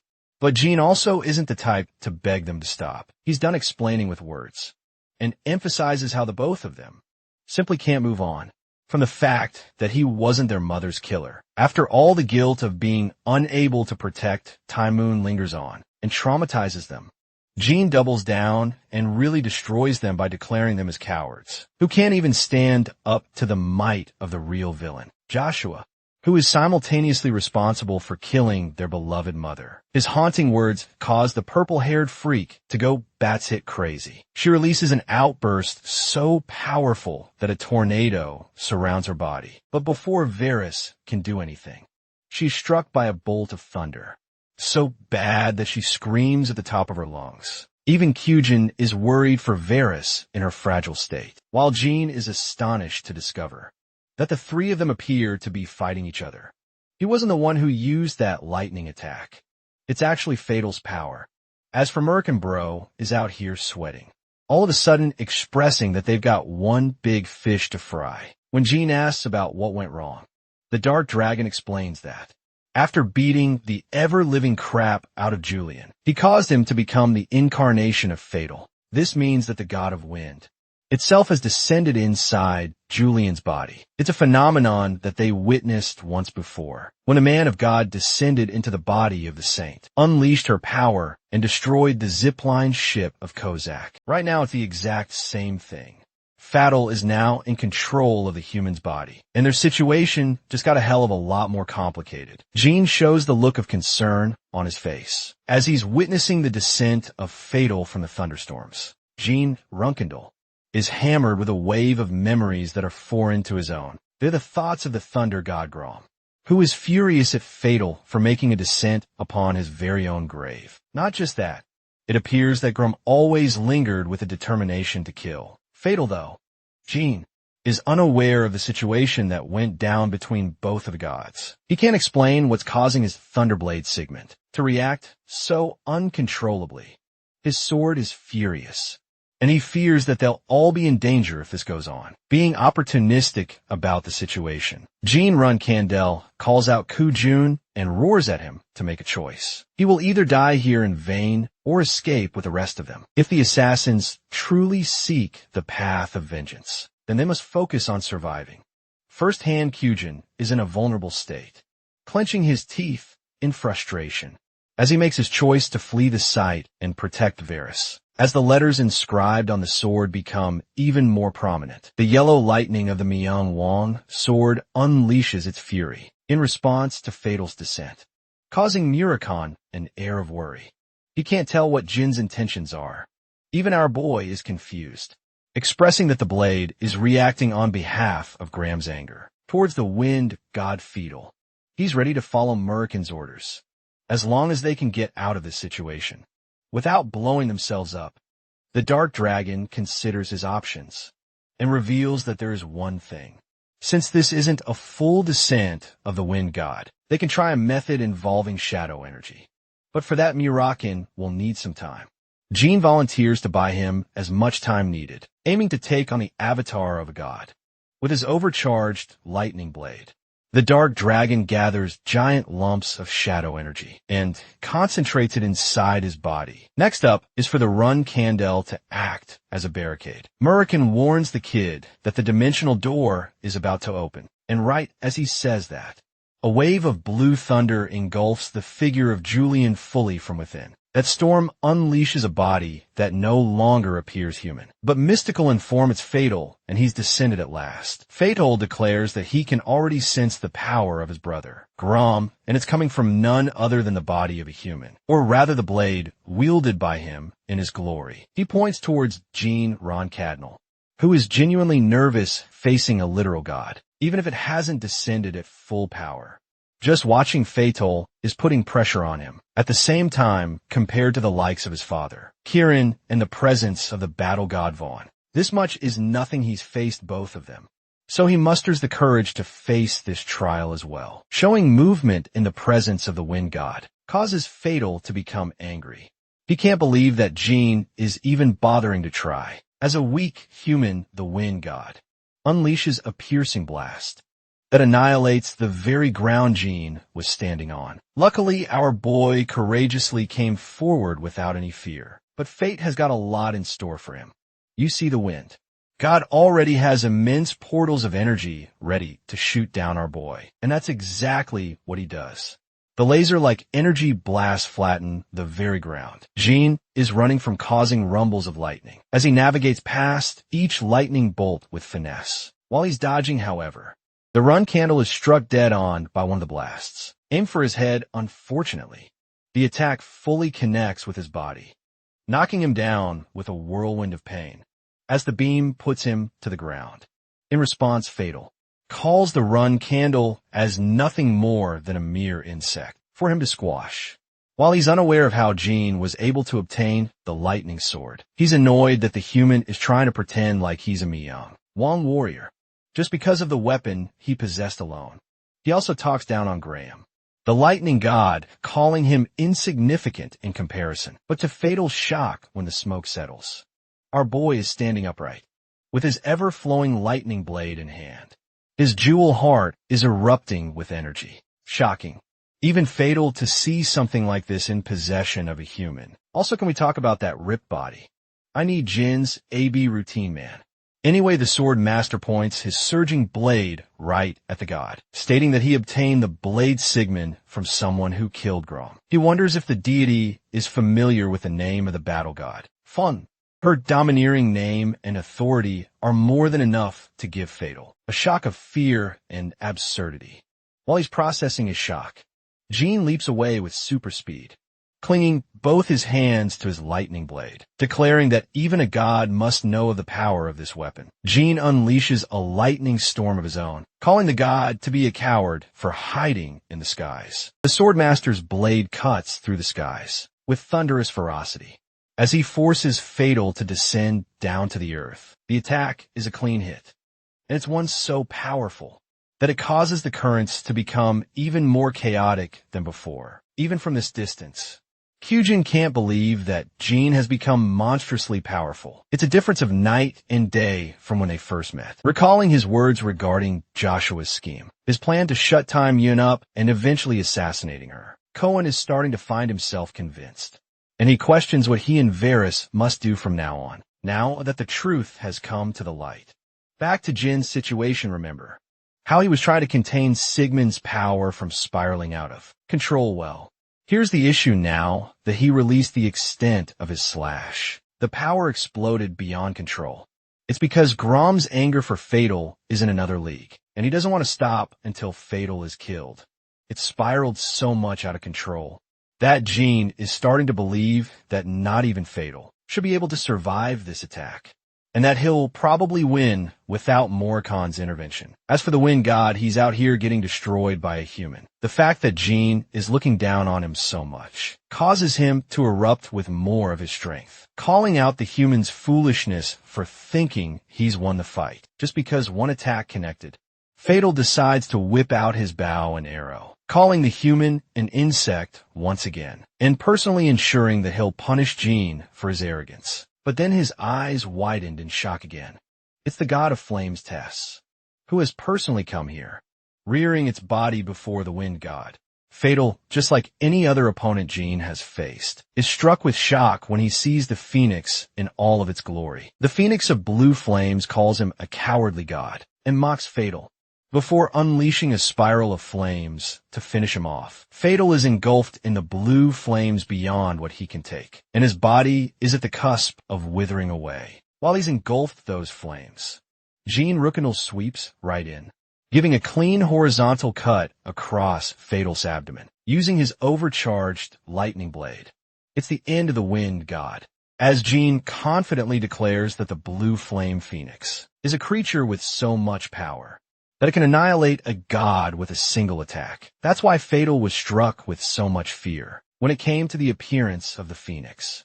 Jean looks towards the end of the battle, believing that there's nothing Fatal can do anymore, especially since he descended using a human's body as an incarnation. If the human's body is gone, then there's little he can do, or so he thought, because Jean experiences pure shock when he hears Fatal's voice. The wind god properly acknowledges the run candle for his strength, despite being an insect in comparison. Despite everything that Jean has done, Fatal declares himself as a god that can't be extinguished by such means. Even if his entire body as an incarnation is ripped apart, it's not possible for him to die so easily, a fact that Jean Rookendale failed to consider. I don't think anyone was expecting that one. Bro hit him with so many attacks. Jean expresses his frustration, realizing that he's facing someone like Shuri with an immortal body. Fatal questions why the human is so disappointed, and even mocks him for attempting to strike someone down against their immortal body. The wind god prepares an all-power final attack, which honestly looks like the one thing that's going to be the end of Jean. It's a gigantic spear from the heavens, and Jean gloriously looks upon it. But it's finally time for Muricon to play his part. He calls Fatal a bitch for using the lame immortality approach. Remember the shadow force that the Dark Dragon was charging for so long, yeah? It's become so overwhelmingly powerful that not even Fatal can contest it. For long, Moroccan looks down on the god for speaking about immortality right in front of his brother's grave. It's the height of foolishness to the Dark Dragon. The majestic Dark Dragon unveils his true form, stating that it's time for him to play with the incarnation of Fatal. From a moment it went off, Jean could sense Murican's shadow energy release and stood in shock. Let's actually go back to his younger years, when the boy first experienced the Dark Dragon's shadow release technique for the first time. Muricon released a bit of his shadow energy, explaining how it is rooted in one's own shadow. Every single shadow to ever exist in this world is formed by Sodaret's powers, such as its divine power because of the fact that they're formed due to the god of darkness's powers. The shadows also serve him completely, which means that as the sole contractor of Sodaret, Jean Rookendale can access this energy, harvesting it for himself in a form of one giant release. It was at that time that Muricon laid out a vision for Jean Rookendale. He could one day become the master of all the shadows in the world after conquering his power. That in turn is the essence of shadow energy release. The young sword master points out that the Dark Dragon has only received half of his original power, and yet he's still so absurdly strong. It makes him shiver to imagine a world where Murican was at his physical prime. The Dark Dragon has emerged in his true form, engulfing Fatal's Knight. The beast's declaration of battle pisses off Fatal. He extends his hand to annihilate the creation of Sodaret, dubbing him as nothing more than a mere servant. But suddenly something happens. Fatal can't do anything, his powers don't work, much to his own confusion, and the Dark Dragon reigns supreme, still engulfing him whole. Fatal's troubles began to worsen, as the giant beast dwarfed him in size, while he could do nothing but complain about why his powers weren't working anymore, giving him a demonic glare. Muricon mocks the god for appearing flustered and helpless in the face of losing their power. He thinks Fatal is making a clown out of himself here, recalling the wind god's previous declaration of being unable to die, even if his body was sliced to pieces. Merkin happily takes up the challenge, emphasizing that Fatal has yet to experience the despair of the shadows. He promises to teach God a lesson on humility, on what it truly means to be helpless against the shadows. While this is happening, the Wind God is actively losing his sanity, appearing afraid and telling the dark beast to go away from the dark. Morrigan unleashes two slashing attacks that pierce the Wind God's body. Through his shadows, this annihilates the incarnation's body to pieces, severing Julian from limb to limb. Fatal is caught off guard and experiences pain. But then again, he's arrogant in his ability to regenerate from such an injury. But as he's attempting to do that, it doesn't work anymore. Murican severs him again, this time horizontally with a deep cut across his body. The torture continues as the dark dragon continues to sever Fatal's body, piece by painful piece.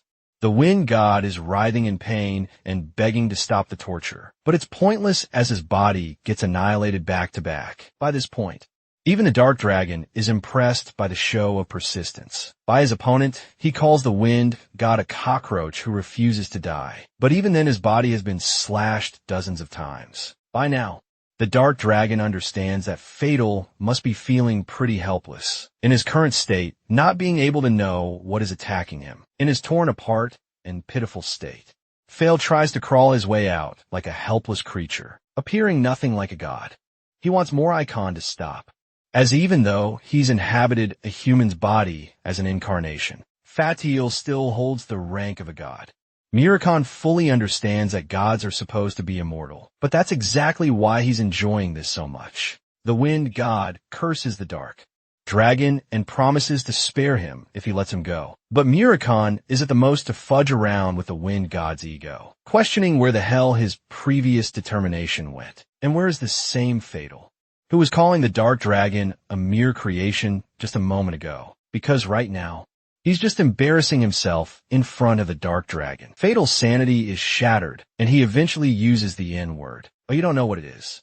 It's called no, and that's the only word that comes out of his mouth. After the dark dragon rips his body to shreds, hundreds of times more by the end of that process, Morrican is left with a relief from the annoyance. Jean is proud that he was finally able to subdue the threat, successfully killing the incarnation at last, so that the dark dragon emphasizes that Fatal is still alive. It's just that his descent into Earth has been prevented, and the process will no longer continue. After all, the dark dragon made sure to put the Wind God into a never-ending cycle of pain. God or not, Fatal's consciousness eventually broke, its spirit unable to take the pain as it left the body of Julian. At long last, Julian's body is let go of as the Wind God escapes through the dimensional door. The skies are cleared from the grasp of the dark clouds, and the shadow energy disperses into nothingness. By the end of it all, Julian is sitting there with his family jewels out, his body frying from the energy release. Morrican also returns to his normal state, commenting how it had been a long while since he had to use his abilities to such an extent. I genuinely wonder, what kind of opponent can withstand an attack that involves an endless cycle of pain? The dark dragon is glad that the incarnation process is halted, and because of that, Julian won't be able to wake up for at least a week's worth of time. Damn, that's a coma. Jean inspects the unconscious Julian's body and realizes that he's still breathing, which is a good sign with his threat cleared. All they gotta do now is check on the two assassins that fled, Hugin and Varys, as they're on. Candel is mentioning this. Morrican's body suddenly flops to the ground. Jean shows obvious concern for his friend, but the dragon assures him that there's nothing wrong. He's just taking a small break after releasing so much of his power. At the same time, instead of believing his words, Jean makes fun of him on the contrary, pointing out how the dark dragon looks completely gassed out and doesn't even look remotely fine. That gets the tough guy personality inside. Morrican firing off as he roars at the kid. He's just gonna rest for a bit. But he wants Shuri to be placed in guard instead. Jean summons the fluff ball, and instead of giving him time to rest, it snuggles the crap out of Morrican instead. Jean is such a devil, he leaves Morrican all alone as Shuri's plaything, while the poor guy is begging him to take her with him. Sometime later we get to see the Swordmaster searching around for both Kujuan and Varys, but it appears that both of them must have left the island already. Suddenly, Jin's eyes glance toward the boat just nearby. However, even he thinks it's a little too small to accompany two people at once. Then he hears a loud, hissing noise coming from Shuri way back. Sensing trouble, Jin switches direction to head right back. Let's see what's going on. Shuri is out here going ballistic because of a certain someone. It's Joshua, and he's rather surprised to discover Julian's situation, as well as Murican laying flat behind. He wonders if Jin is also here. The older Run Candle tells the overgrown cat that he's not in the mood to kill an irrelevant familiar. All he cares about is their owner. To that, Shuri hisses even more. But before it can do anything, Jin makes his superhero landing, confronting his brother with a serious glare. Joshua has the same question for Jin, inquiring why a reserve flag bearer, of all people, has come to this island while this is happening. Jin is trying to internalize the situation. He wonders if Joshua took a boat to his way here. And based on that information, he concludes that Joshua must be alone. Jin straight up tells him to drop the bullshit, because there's no point pretending anymore. Joshua is baffled to hear such a response at first, but then our boy clarifies his answer. Just like how Joshua has been keeping tabs on his little brother's adventures and powers, Jin also knows and has been following everything connected to Joshua, based on his reaction, the arrogant. Older Run Candle assesses that his little brother is quite angry. Joshua is basically saying that Jin's reaction is inappropriate, meaning he's still trying to act innocent, as if he's committed no sin. Jin decides to drop proof, recalling the message he read when he was in the Key Dart research facility. There it read that the man known as Jean Grey won't be receiving an easy death. Joshua appears smug, impressed that his little message left a number on his baby brother. After all, despite the incident being reported by every news source in the world, no one in the entire world could figure out Jin's identity as a Run Candle, and now for the most pivotal reveal. Jin Run Candle declares that it was his brother, Joshua, who placed a special curse on his body while he was an infant. It's important because it's the very reason Jin suffered so much scrutiny from his family in his first life. Now he thinks Joshua made a major mistake by letting him live. The same confident, calm, and determined Jin now released shadow energy that is chaotic, dangerous, and threatening. He believes that what comes next will be a result of Joshua's own mistake, as he failed to kill Jin Ron Candle, instead of placing a shitty curse on him. And with that declaration, the descendant of the first patriarch, and the contractor of the god of shadows, Jin Ron Candle points his blade at his one true nemesis. In response, Joshua lets out an evil smile, as if he's entertained by all that's happened because of him. It appears that this confrontation is full of surprises, as Joshua finally greets shadow energy in its truest form. He proclaims that the shadow energy was supposed to be his. But to that, Jin Rookendall calls him delusional forever, even thinking that not just that. He challenges his older brother to come, try and steal the power for himself. Jin rushes with chaotic speeds, roaring why his cowardly brother refused to bring knights alongside him, this time like he did against Luna. The contractor of the god of shadows releases a shadow slice, pointing out that his older brother isn't the type to take on a fight, all on his own. To that, Joshua leaps upwards, taking his blade out, and questioning if his little brother is so arrogant to assume that he can take him on, merely because of Saldaret's authority.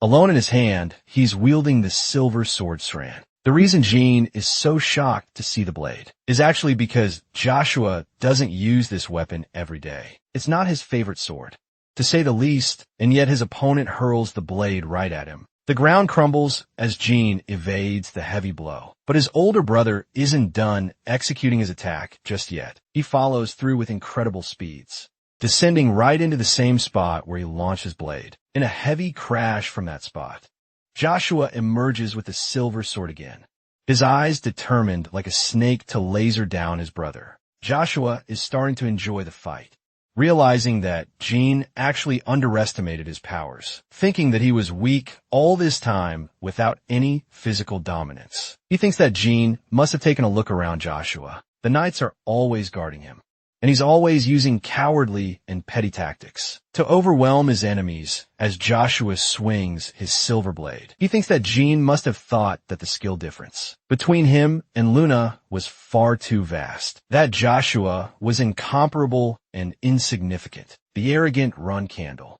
emphasizes that Jin's theories and thoughts are all useless. According to him, he has the ability to match Luna's power anytime he desires. By the way, I have to tell you guys that Jin, despite receiving all of his training, is actually struggling against Joshua. Here he's on the back foot and receiving massive cuts all throughout his body. Finally understanding that a flag bearer of the run, Candle family, is capable of carrying his own weight, Joshua prepares another heavy attack, questioning if his youngest brother knows about the way of their world. He is unfamiliar with the ugliness, a path that Jin has yet to walk. Saying so, Joshua hammers a really strong downward slash, which Jin has to block with the full weight of his body. Despite having blocked the attack, the backlash is so heavy that he's coughing out blood in severe pain. Joshua then compares the ever-growing realization of the Zipla family, surpassing the Run Candle family. Even though Kieran's there, the strongest knight is alive and well, and yet their families are experiencing a disparity. Joshua blows Jin away with an explosive kick that looks straight out of Dragon Ball. Then he follows up with Jin's flailing body, stating the truth of why Kieran has yet to cast Joshua aside, even though he understands that Joshua doesn't even meet his standards. According to the eldest brother himself, the reason is simple. Even though the patriarch is unsatisfied by Joshua in every manner imaginable, there is one thing that separates him from the rest. Jin is genuinely helpless in the air. He knows that he can't dodge this attack, so his next best approach is to take the blow head on. Joshua prepares his attack and continues his speech, concluding that their father, Chiron, understands that the person most wary of all their enemies in the clan is none other than Joshua himself. In that moment, Jin invokes what little shadow force energy he can to match the blow of his brother's attack. Their swords collide in equal might, both sending ripples of energy throughout the battlefield. Both opposing energies form a twister of slashes, until nothing is left but a crater. In that space, the crumbled arena is just a home ground to the run candles. Jin stands breathless and exhausted, internalizing that he never even dared to expect less from Joshua. The only thing he always thought was that his brother lacked the qualities of an acting patriarch in his father's place. But it's only thanks to Luna's rejection of the throne that Joshua can flex so much. Right now, I mean, this guy is styling in the middle of the fight. He's seriously confident in his victory. At the same time, he's actually impressed by the might of the Shadow Sword, as Jin was able to endure the previous blow. From the smoke emerges the youngest, Runkindle's familiar.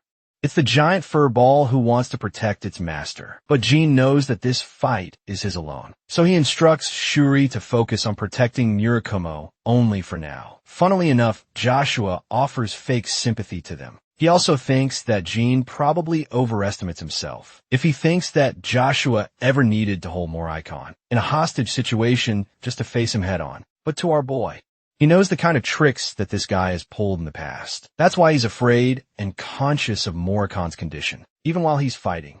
The older brother becomes hypocritical in his statement, calling Jin out for being arrogant, enough to assume that he won't be able to end Jin's life in a real battle, because if that happened, the contract that Joshua desires so much would no longer be available for him to steal. From this revelation alone, Jin has discovered one thing. His brother knows how to transfer a contract from one body to another. It's just like the Zippel and the Canzello clan. At first, Joshua commends his little brother for having the foresight to think far ahead. But that fact still doesn't change the outcome of this battle. Joshua roars a declaration.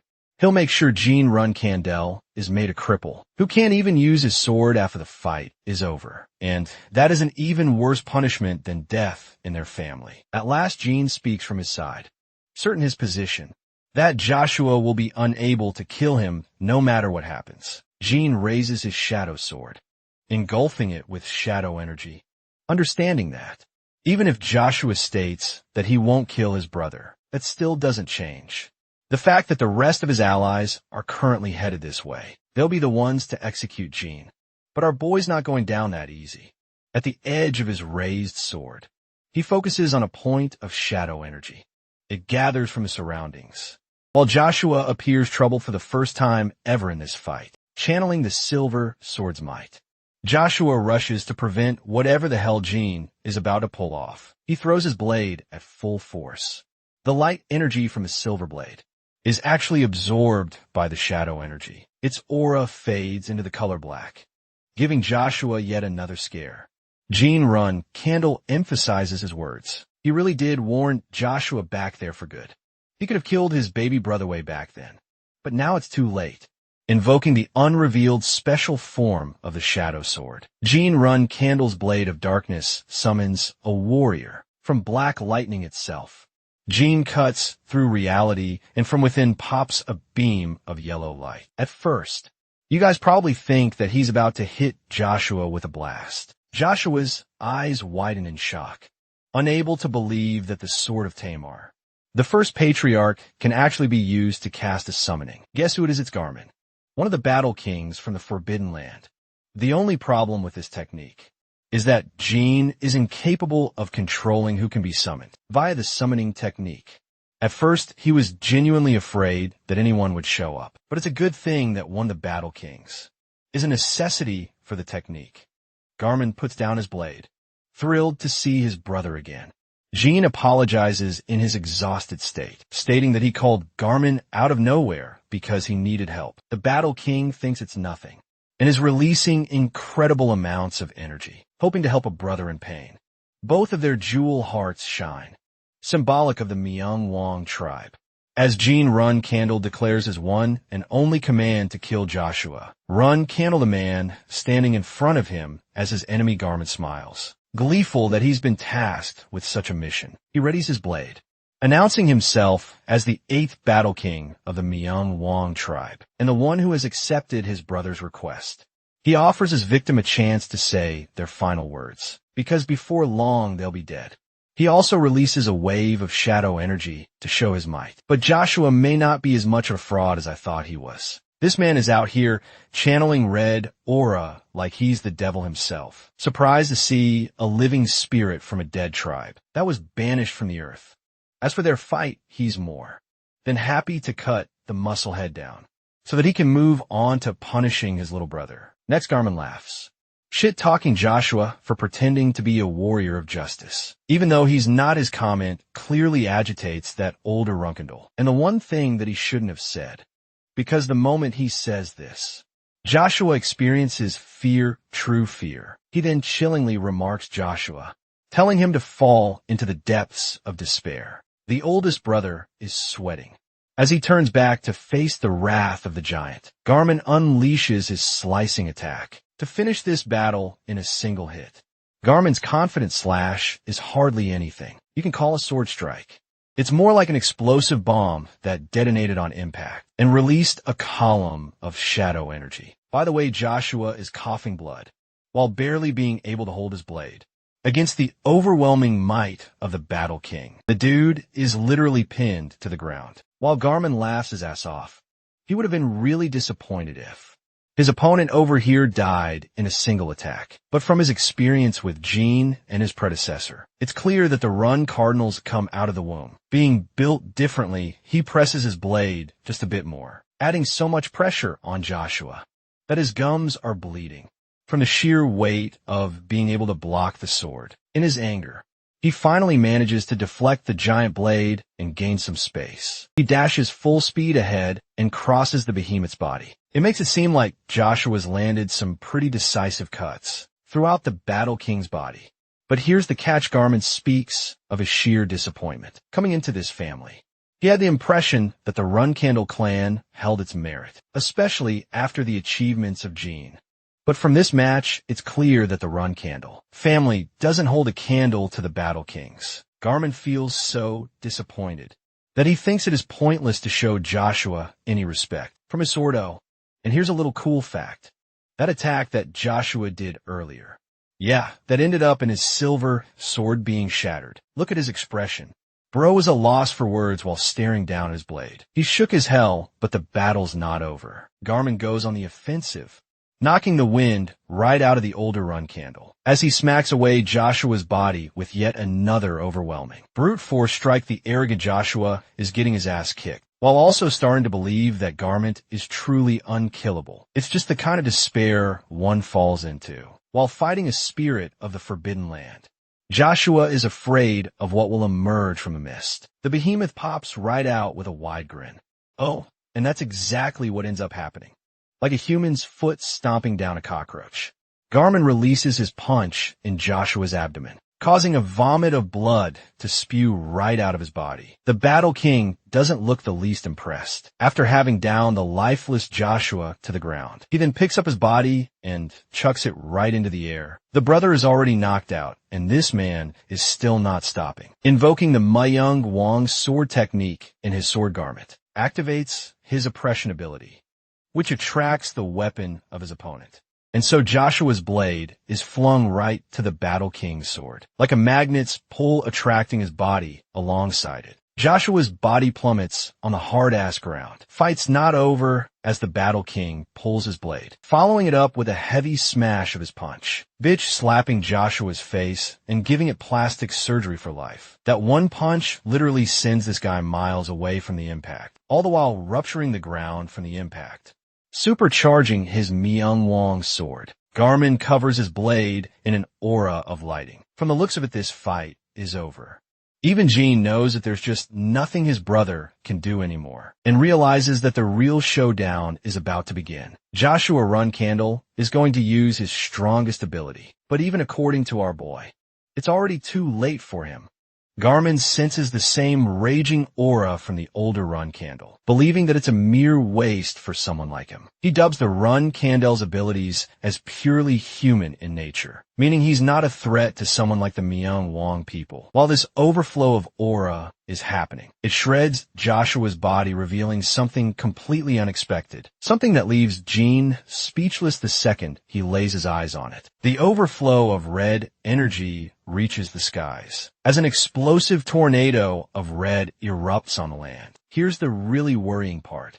Jean is warning Garmin to get the hell away from the place as much as possible because Joshua is using his one final attack. It's a self-destruction technique of the Run Candle family, and if it's coming from his older brother, then that means not even this island will be left in its place. Jean hurries towards their escape, stating that they can use Shuri's help to get away as far as possible. But the Battle King has a different opinion.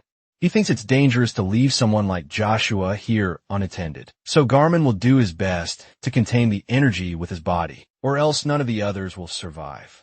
The Battle King also explains that he was summoned here, without his true soul formed by the shadows of this world. This means that when he fades from the battlefield, he's going to lose the memories of what happened here. But he plans to explain everything to Jean when they next meet each other.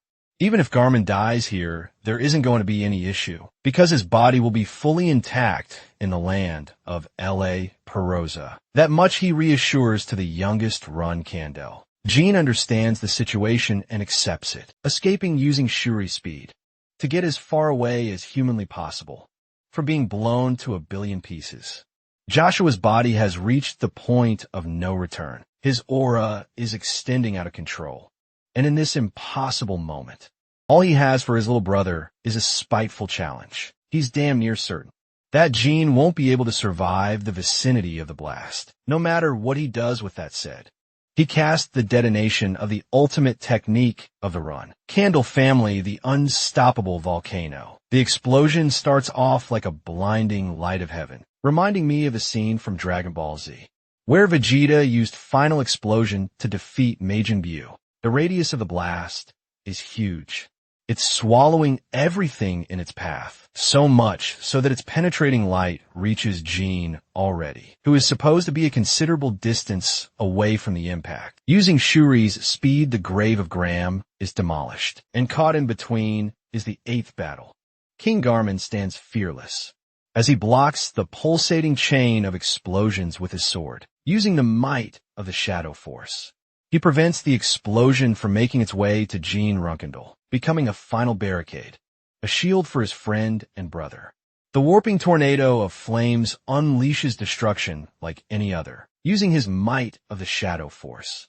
Garmin is able to successfully swing the explosion upwards in the sky, hurting its vicinity, which would have surely demolished Jean along the way. Having done his part, Garmin grins, knowing that he saved our boy, the main character, and simultaneously won our hearts with his feat of bravery and sacrifice. He wants to wait for his brother in the Forbidden Lands. After fleeing a considerable distance from the island, Jean and Shuri finally see the blast erupting, fully destroying everything on the island. This means that it also took out the 8th battle King Algan sighted after he swung his blade. In the aftermath of the explosion, Jean candle gazes at the sea. What was once a piece of floating land is now nothing. None of it remains, but his thoughts are more concerned about Garment, the one who valiantly took the fall for his survival. And that concludes the end of Joshua Candle, our protagonist's greatest hurdle. But something about the situation upsets our protagonist. It's almost as if it's unfair for Joshua to die this way. Or rather, it's unlike him to end without a cause. And then the impossible happens. I bet what I'm about to tell you guys next is going to shock you. Jean reads the latest news of the Candle Night appointing ceremony. Lo and behold, Joshua Candle is photographed there alive in the flesh. Smirking like the cockroach, he is not. Even Jean can believe his damn eyes as his expression turns to anger, with him crumbling the newspaper. Going through all of that, just to find out that your evil brother is still alive. Must hurt like crap. Not to mention that everyone and their mother hates Joshua. Seeing Joshua alive in the flesh may have ticked our boy off. What about Joshua himself? Just where is he to find that out? We have to head over to the hideout of a certain witch's lair here. The interim patriarch of the Candle family, the supposed man to succeed. Chiron is currently strapped to a chair. He's struggling and writhing in pain from his very spot. Then a voice reminds him that, even though he's supposed to be the child of prophecy and become the next leader of the Candle family, currently he's trembling in fear in the witch's basement, manifesting from the shadows. The witch mocks him shamefully, calling him pitiful beyond comparison. In Joshua's sorry-ass state, he questions the witch strongly, asking if she's only come here to make fun of his demise. The witch isn't afraid of him, so she confirms such a fact and agrees that it's exactly the case. Halura makes her descent, and I think I just had a neuron activation moment after seeing her. The damned witch of calamities is furious that this man destroyed the clone she had spent so much time creating. And because of the clone's destruction, Joshua is currently suffering the after effects of what happened, trembling in agony. Halarum thinks it's only fair to laugh at him while he's like this, tensed up in both pain and anger.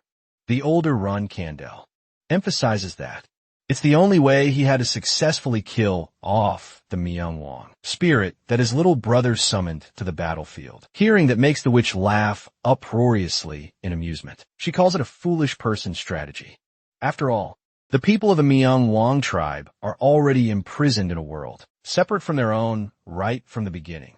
Joshua basically had nothing to worry about. What the witch really cares about is that he carelessly killed off, discarded the clone that she handcrafted after putting in so much work. Halarum toys with Joshua and turns back, questioning why the prophecy just had to have chosen this guy, of all people, piercing her gaze towards him. She talks about how everything could have flowed much smoother if only the prophecy revolved around Luna, or even Jean Runkendall for that matter.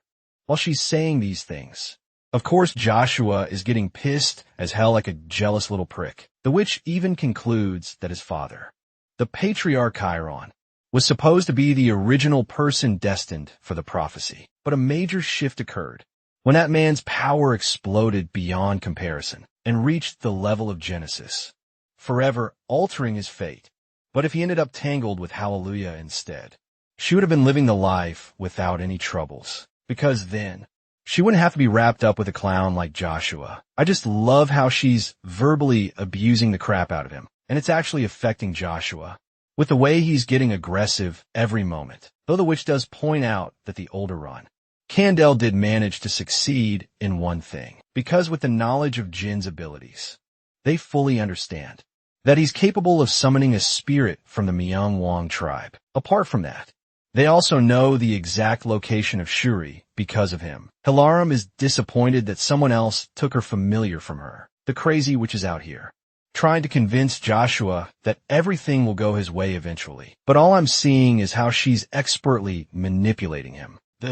Lurum promises to create yet another clone for the Child of Prophecy. The older Run Cadnal is peeved and asks how long it will take her to create another one. The witch laughs at him, stating that it won't be that difficult with the materials he's brought her.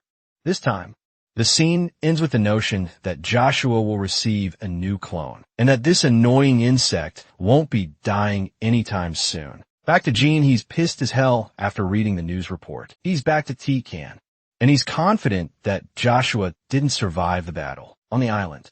It's easier for him to assume that there was a mistake in the writing of the article, however. Kashmir verifies that the ceremony indeed took place, and forging a fake image of such an important ceremony would be unthinkable in every way. Jilly brings up a really interesting point. Maybe the transfiguration. Boober transforms someone to take the appearance of his brother. But Jean shoots down that possibility too, pointing out that the ultimate technique of the Run Candle family that Joshua used in his final moments was, in fact, real. That thing literally annihilated multiple islands, and it's only possible with a Run Candle's body. The Silver Dragon brings up the theory that perhaps the Joshua that attended the ceremony is the fake one, instead of the one that Jean killed. To that, not even our boy knows with a conclusive answer. Right now, his best shot is to confirm the situation with Julian, the contractor of Fatal, who is currently constrained to prevent any issues. He's certain they'll find something valuable once the kid awakens. There's also Murakon's ranting going on. He's seriously annoyed. He couldn't see crap because of his unconscious state. Quick until finally remarks that the guardian dragon failed to guard as part of his job. If Jean didn't end up summoning someone from the Wang tribe, things would have ended very differently. I just love how the Silver Dragon keeps calling him a useless patient who can never reach the heights of his power again. The Dark Dragon waves off the fuss, understanding her point as she keeps on hammering it to him. Quick until wants him to check up with Misha, who might be a possible lead to help him retrieve his powers back. Jean asks the important question for all of us. Who the hell is Misha? Quick intel reveals that she's actually his older sister, who is also a dark dragon. Moricon has had enough of getting steamrolled and rants away, stating that he doesn't accept Misha as his sister. Saying so, he slams the door shut, proving that there's some tension between him and his sister. Even Jean comments on it, until he learns the truth of the situation from Quick intel. It turns out that when the Dark Dragons were young, Misha picked on him a lot and bullied him around. Eventually, Moricon became powerful, and the first thing that came to his mind was to exact his revenge against his sister for everything she did to him. That makes Jean wonder if the two can really have a successful reunion, considering everything that went down. We can tell confirms that although Misha is also a dark dragon, she's not going to kill her brother, who is supposed to act as a guardian beast for the Run Candle family, as well as the protector of Soul Dread's contractor. It's just not going to happen. The Silver Dragon intends to tag along for the journey, preventing anything ridiculous like that from happening. Because in reality, Mizhan and Quick Intel share an amicable relationship with each other. That night, they come to learn of the Dark Dragon's sudden disappearance. Quick Intel is mad that he's stupidly left by himself, while Jilly retrieves a letter from her room. I think everyone knows who it's from. Jean retrieves the letter. Get ready, folks. This is going to be good. First off, Bro's look of sheer cringe and regret is enough to give you guys an idea of the contents. It starts off by Murican addressing Jilly as his beloved Strawberry Pyant. The only concern that Murican shares in his letter is for Jilly alone, not his contractor Jean, the man he's supposed to protect. Bro is out here acting like the nanny is his wife and he's going to war. This man even talks about their first encounter and how it felt magical for him. Upon returning, he promises to take Jilly on a trip they plan together, while Jean is out here legit ripping the damn letter in half, because bro can't bear the cringe. He also can't believe that Jilly decided on a trip with Muricon, without even saying a word. Nanny tries to deny anything like that, but her reaction is obvious. Meanwhile, Quick can tell. Doesn't care and shows concern for his well-being while he's away. The scene cuts to another town, where a cloaked figure is making his way to a hideout. He opens the door and sees Ku Jan waiting there for him. Apparently, there's supposed to be a trade between the two parties. The bag of coins is tossed to his side, while the man questions the effects of the poison. Kyujin emphasizes that this poison is unique, and it's so strong that it's practically untraceable. The unknown man is intrigued, looking at the container, and asks where Kyujin retrieved the poison from, showing hostility and refusing to answer any more questions. Kyujin practically tells him to fudge off because the deal's finished. Afraid of him, the man agrees to leave. The assassin then goes to the other room, while Kyujin is begging her to just wait a little while longer. Even a ruthless assassin like him breaks down in tears because he doesn't want to experience the loss of the only family he's got left the following day. Kashmir arrives with some good news on him. He discovered the location of Kyujin Marius. He appears to be hiding in the Delhi Kingdom. Jean receives a note pertaining to all the information from Kashmir's organization. They confirmed that a rampant surge of blood poisoning has started circulating lately among mercenaries. A member that he personally sent confirmed that it was poison, a lethal one that isn't even registered among academia. These clues are more than enough to confirm Kyujin's presence in the kingdom. And Jean is certain of it. Even Kashmir reaches the same conclusion, since the Delk Kingdom is home to the Marius family, and the safest place for them to be. Just like last time, Jean Ron Cadnal has to task himself to go to Delk Kingdom immediately. And so that very same day, he tags alongside Alicia and Kashmir to explore the same location, where the mercenaries have been arriving to purchase the poison. They discover Kyujin Maria sitting all alone in a shabby spot. The broken down and defeated assassin can barely recognize Jean Runkendal. But from this, our boy understands that the assassin was actually anticipating his arrival. After all, this is the same assassin duo that made it impossible for themselves to be tracked the first time Jean confronted them. And yet Kyujin revealed himself without any troubles here. Jean thinks that the assassin feared Joshua would catch him after his failure at the island. That's why he signaled Jean to come. Using this strategy, Cohen begs our boy for help and takes him to the room where Varys is choking blood. Seeing her in such a critical state, Jean understands that the assassin is desperately trying to save his sister's life. Unfortunately, they can barely do anything at this level. Remember that final moment of Varys, where she unleashed a questionable amount of mana that actually resulted in a mana counterflow or mana backlash. And in her current state, her body's in a state of complete decay, meaning her chances of survival are really slim in this condition. To Jin's surprise, the 8-star assassin kneels in front of him, begging and pleading the young master to save his sister's life, as she's his one and only family left. He's prepared to do anything for Jean, as long as he guarantees her survival, even promising to atone for his sins by serving to run Candel, young master forever. Jean shows his ruthless side, but not to the point of cruelty. He wants Juan to get up and prove his worth.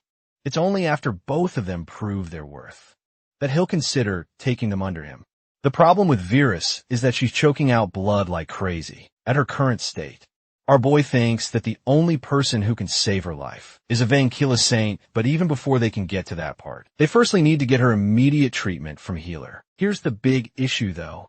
In the entire region of Hwafester, there are hardly any healers who are knowledgeable about treating the symptoms of mana counterflow. Then there's the added concern. Even if they do find a healer like that, it's likely going to expose their location to Joshua. Because of his network hearing all of this, Kohan sinks into helplessness and despair. Then the leader of the city of Tekken offers a way out. He suggests retrieving Varys to the city of Tekken, then using a healer for an emergency treatment. After that, they'll go look for a Van Kella saint. The matter requires immediate precedence, so they're going to have to pull this off right away. Alicia promises to stabilize her body until then, and covers her up in her cloak. Even she knows that Varys' condition is near fatal right now, and that they'll have to hurry before things get worse. Jean agrees with the suggestion and hastens to leave. Hyujin is surprised that they're still giving his sister a shot, but the youngest run Candle does leave with a message, even though their intention is to make sure Varys lives. If a fight breaks out between him and Joshua's servants again, chances are they'll have to forget about his sister. It's just something Hyujin has to mentally prepare himself, tears streaming down his body. He accepts the condition. The four of them rush their way through the Delk Kingdom, while Jean points out just how fragile Varys' condition appears to be. If they don't rush at full speed, she'll soon die of organ failure. Kashmir luckily spots the teleportation gate from this distance. Unfortunately, they'll have to come across a whole bunch of people from this point onwards, so it might get troublesome.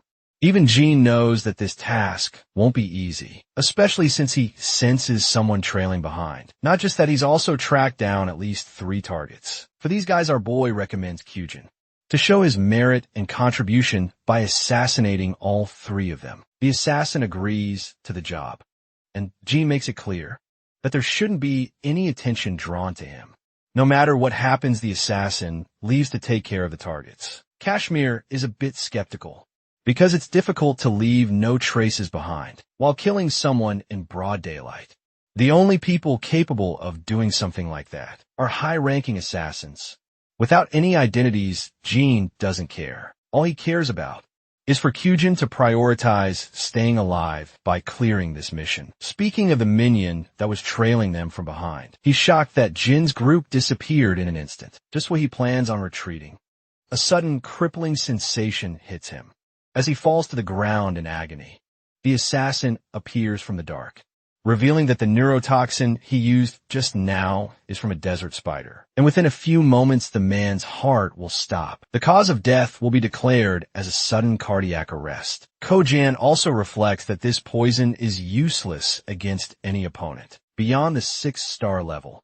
But it's a good thing he's having to deal with trash-level targets, rather than a knight from the Runkendal family. The Runkendal group keeps navigating without any interruptions. A man is trailing them while disguised as someone carrying groceries. The pigeons on the ground are already setting their sights on his bead. Suddenly, one of the pigeons is struck sharply with a tiny projectile. It causes the entire group of pigeons to react in chaos, pestering the people around and causing enough of a distraction for the assassin to slip in from behind and do his job. A smile is carved on Jin's face, with him realizing that the assassination is already under motion. The dude with the grocery bag is swatting away the pigeons in anger, until Kujan releases a small poisonous chip on top of the bread. He then grabs it and gestures it inside the guy's mouth. It's the perfect trap as the man swallows the chip through the bread. The poison touches his mucous membrane and prevents any airway from going out here. The cause of death will be deduced as a blockage of airway via food. Yet another masterclass of an assassination by the finest around. Finally, Kyujin reaches for his 3rd target. Using poisonous water, he spills it on top of the guy with the red cap, something the dude clearly didn't expect. Some of it gets in his mouth, causing him to feel hallucinations and dizziness, blocking his senses as he falls into the pond. The man reaches his hand out, and the same bottle drops down on top of him. For this assassination, Kyujin states that it will be deduced as an accident, thanks to the man's alcoholic state. All evidence will be wiped. They'll think it was a drunkard's demise. The group successfully returns to Kashmir's fancy estate. They've already got Varys, a healer to sort her out in an emergency. The good thing is that she's no longer in imminent danger, but even the healer suggests that she take a good amount of rest, for a while still. The most he was able to prevent was her critical status, failure to get help from the Vankel. Saints will result in a permanent mana failure for Varys. Hearing this report, the assassin, Kyujin is eternally grateful for the help that the young Run Candle showed him now that Jean has upheld his side of the promise. It's time for Kyujin to show his loyalty. In the other room, we get to see Julian in captivity. Symbols of the wind god appear throughout his body, as he's bound in chains restrained so he doesn't last out. Julian's experience changes to one of anger when he hears Jin's voice. The young master apologizes for treating him this way. It's the safest method for them. to make sure he doesn't go bats hit crazy again. Fatal's contractor is at a loss for words. His eyes widened in shock when he spots Ku Jae-han siding along with Jean, because this implies that the assassin betrayed Joshua's orders. However, the truth is even bleaker than that. Ko-gin reveals that it's actually them, who were betrayed and manipulated by the older Runkendal. There's no point swearing a loyalty to that man, when it's clear he left them at the island to suffer and die. The assassin strongly believes that it's less about loyalty, and more about the fact that they're so afraid of Joshua's might. Hearing such offensive words, Julian lashes out and tells him to shut up. The assassin offers him a chance to cooperate and side with young Master Jean, who saved all their lives and ensured their survival by treating them. Julian is surprised to hear the words young master attached to Jin's name. After all, he and the other assassins had no clue up until now that their target wasn't Jean Grey, but actually his real identity. Jean Runkendal, our boy, confirms the fact that he's the youngest brother of the same scumbag. That as their master, this revelation comes as a surprise to Julian, who finally realizes that this is the same dude his master couldn't shut up about. Jean recalls their fight and reminds the contractor of his powers. He even showcases by unveiling a hint of shadow energy from his blade, confirming that he is indeed Soderet's contractor. Julian is once more struck with shock. He's afraid that this power is about to hurt him, but instead of hurting him, Jean actually tears through his restraints and frees him from the shackles. As he flops to the ground, the young master hopes to have an honest discussion with Julian without getting any complications in the way. By the way, he blitzes right in front of Julian to make a proper threat, emphasizing that if the contractor refused to cooperate, then there's no point keeping him around. In the next scene, we're in the middle of the interrogation. So apparently the whole plan on the island was just a mere coincidence. From Joshua's side of things, he didn't plan or expect for Jean to come. Julian reveals that he was taken there by Joshua to become stronger. Still, our boy is skeptical about the way he obtained so much power, using Fatal's authority against Graham's grave. He wants to know what happened. Julian's dreadful eyes turn to sorrow as he reveals that he's actually just a mere replacement. Catching Jean off guard, he continues by stating that Joshua has always wanted to steal the contract of the God of Darkness, but in the off chance that things ended for the worse, if he couldn't obtain Soderet's contract from Jean, he prepared Julian's body to steal his contract instead. A tactic like that is the height of disgust, even in the eyes of Jean. Then there's the problem that he was actually there when Joshua died. His detonation was real at the Bluebird Archipelago, and that kind of power simply can't be faked. Yet, it's shocking that the same bastard older brother is alive and well, appearing in the ceremony without any problems. Jean doesn't know how or why, but he's curious if Julian is willing to help him out with an answer. Here, the helpless contractor of Fatal is prepared to give out every last bit of information he knows. But all he wants in return is proper protection. Jean promises to offer him protection, as long as the information is worth his time. And so he starts off by mentioning the role of a special woman, with prophetic powers, of course. He's referencing Hilarum here. But neither Jean nor Julian know that. Yet that same woman is responsible for influencing every single move that the older Runkendal has made so far.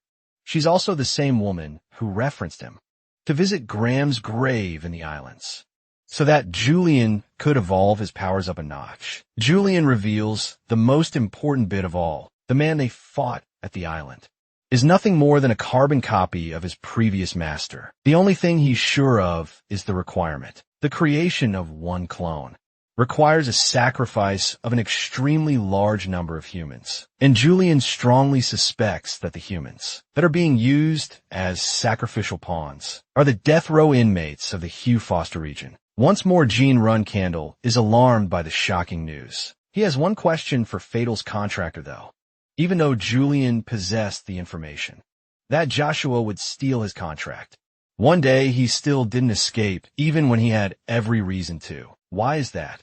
Jean guesses that maybe he's using the kid's family as a threat. The truth is similar to that.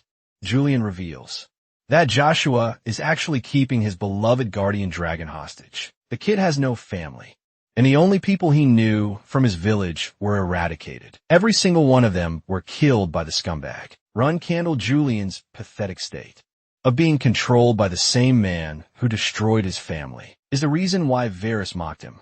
Because the kid didn't even have the heart to go against his own enemy. The poor kid is driven to the corner because his guardian dragon is the only thing he cherishes in his life, the only creature he loves. It's a situation similar to Ku Jan's, who is worried sick for Varys' state. Tears stream down the boy's eyes as he pleads with Jean to help his guardian dragon. The young master gets up from his seat and maintains his neutrality. Unfortunately, since Julian is a prisoner, he can't really help the boy out. At the same time, Jean promises to help Julian if the boy swears his loyalty to him. He allows Julian a chance to go and rescue his beloved guardian dragon on his own by proving his worth. This level of kindness astonishes the young contractor. Jean is hoping that Julian won't end up disappointing him. After their conversation and saying so, he leaves the room with the assassin. The next thing he does is hold a meeting with Quick Intel, and Kashmir, discussing the information he received from Faye, tells Contractor the Silver Dragon is surprised by the mention of a prophet pulling the strings behind the scenes. Not to mention, this same person boasts the ability to create human clones and steal the contracts of others. Jean is curious if she's got any clue on the prophet's identity to that. The Silver Dragon persists. That all clues point towards the fact that they're dealing with a demon, or even the Demon King here. Lastly, it could also possibly be the Witch Hellerum, who fits the picture for using both methods as a tool. Jean finds himself in deep contemplation, figuring that perhaps she is a being with connections to their family from within. Apart from Joshua, even the city leader Kashmir seconds this opinion. If a person of that importance is helping out a dude like Joshua, it's clear that most of the important figures within the family are already aware of the truth of her involvement. The only question that remains is to figure out if these people are siding with Joshua, or if they're spectating the scene from the side. The Silver Dragon thinks that if the people are actively supporting the older Run Candle, despite the truth of a demon's involvement, then Timar would probably be disappointed in his lineage. From the looks of things, Jean understands that it's a very sensitive matter. Even within his family, it's not something for him to easily tackle, at least until he becomes a proper flag bearer.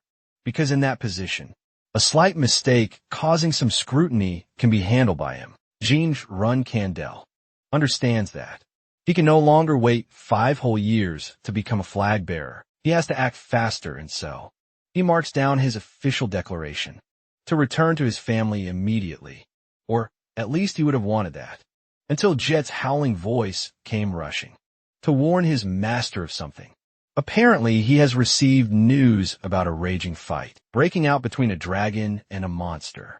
The merchant strongly believes that Muricon is involved in the scene. All 3 of them express their shock as the scene fades to the battle taking place between a red dragon and a black dragon. The entire battlefield is engulfed in flames as the gigantic red beast prepares a dragon's breath and unleashes a fiery column of flames. The attack is far too strong for Muricon to take head on, as it incinerates everything in its path. While the people are crying out in fear, a woman with green hair observes the fight, questioning what the hell is going on. From the red flames emerges the Shadow Dragon, proving that he's not finished yet. Bursting at full speed, Shuri has her master and Quick Intel mounted on top, while they're headed towards Muricon's suspected location. The Silver Dragon feels guilty for leaving him unattended, all by himself, but Jean assures her that it's not her fault, and that she has nothing to worry about, because Jean would have felt his connection severed from the Dark Dragon if something happened to him. The Silver Dragon is at least confident that Misha won't have more Icon killed, especially if he's facing off against Kaduna. After all, not even Misha will be able to predict what would happen to Soderet's contract if that happened at the same time. Quick Intel suspects that maybe the Dark Dragon's sister drugged him, or perhaps plans to torture him, so that she can eventually get to Jean Run Candle, his contractor's location. Our boy is hearing her out when eventually Shuri meows, signifying that they've arrived at their location.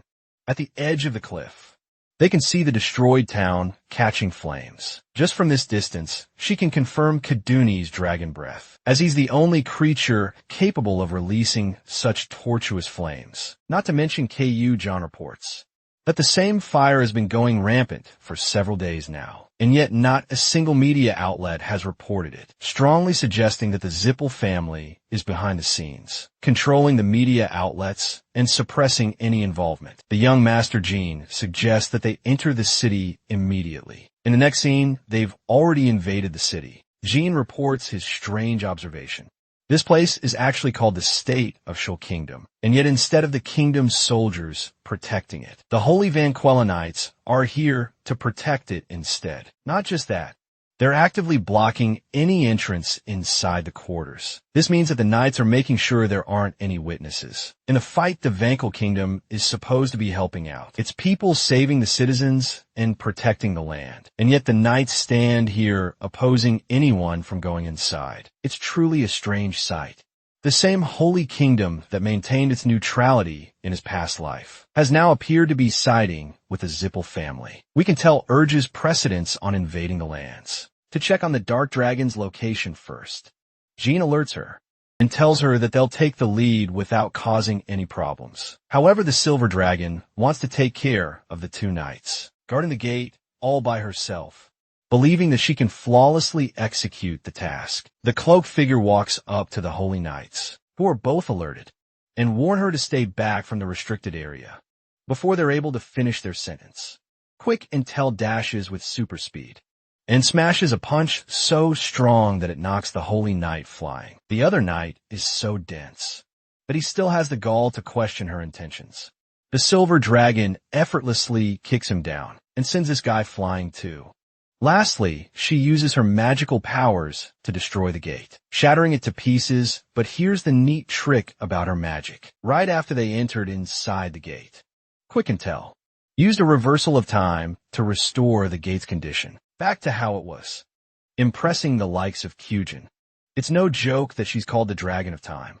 Inside the restricted area, the group's first impression is just how abysmal and horrifying the place is. After making their way inside, the group's attention is brought towards a sudden announcement, addressing the citizens of Santel.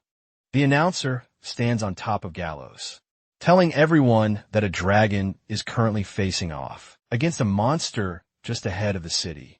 But this crazy fanatic doesn't want the citizens to escape, rather perish in the pursuit of heaven and to fall into total despair. As this is happening, the crowd is listening without panicking at all, which appears to be an unusual reaction from the people. The announcer reveals that the same monster is responsible for killing their families and loved ones, but the creature will soon turn to dust, as the dragon will defeat it fully.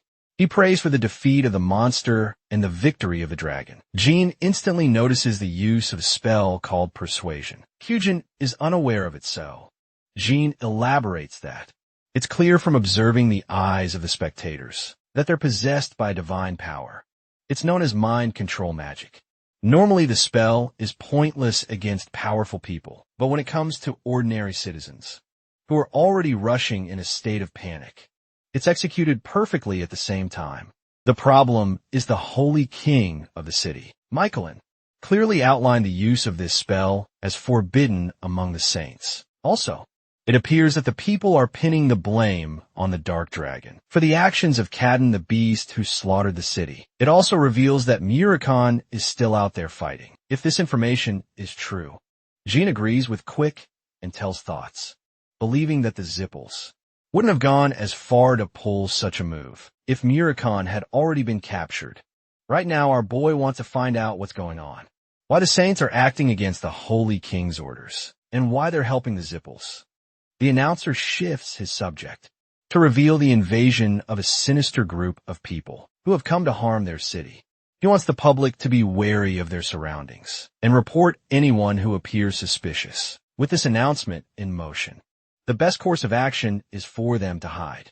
But as they're about to leave, one of the people spots them and roars his attention towards the suspicious group. The mind-controlled people rush to capture the group, allowing them a window to escape.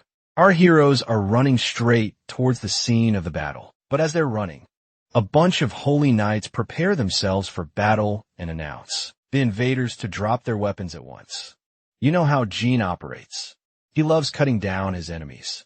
So he whips out his blade of lightning and sends down Zeus's wrath with 4 lightning bolts, annihilating the entire group.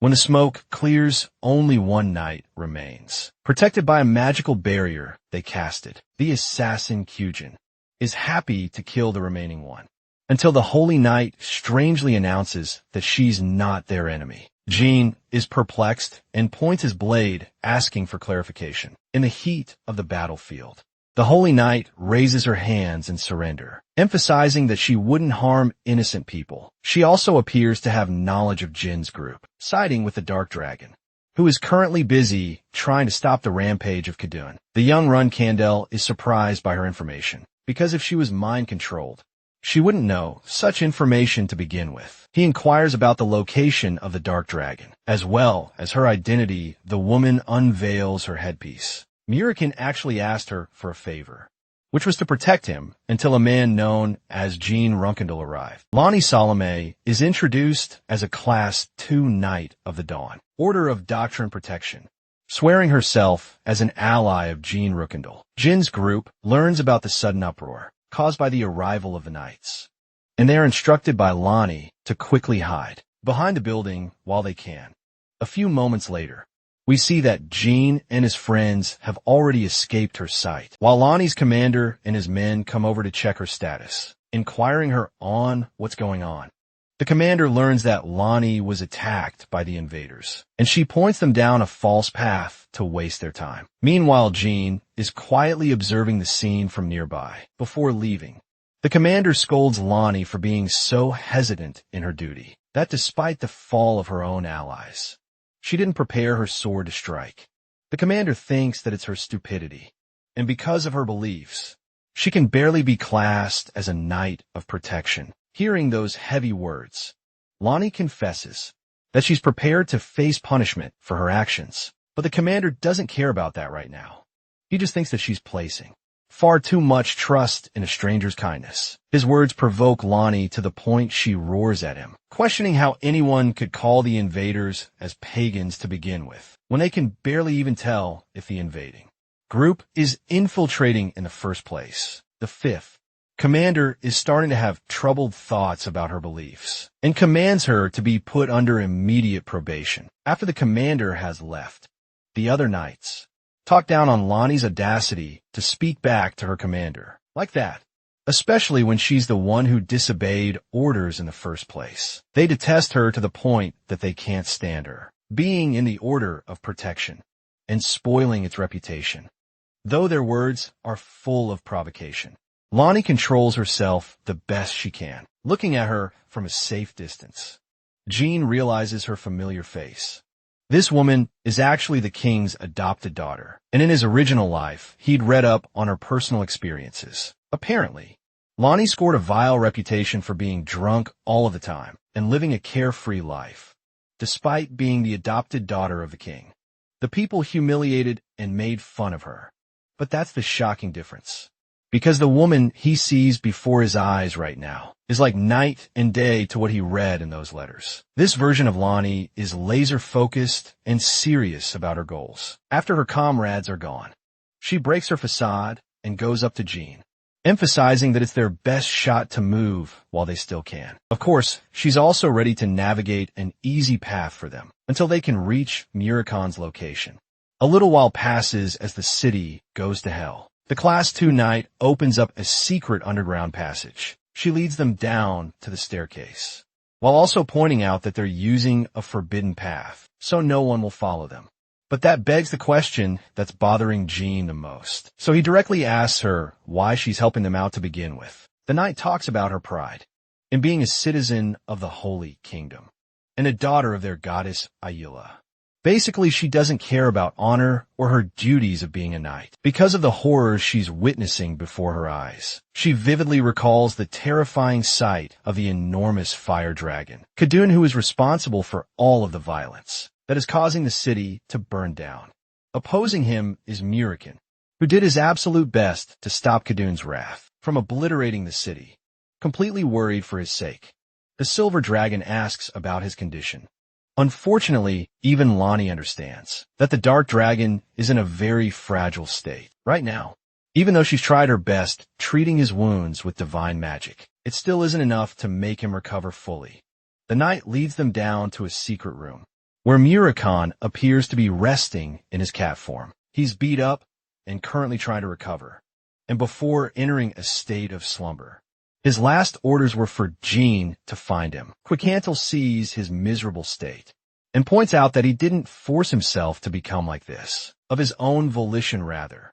It's the only way his body knew how to survive after a brutal battle. It was a response based on instinct, something only the top dragons can do.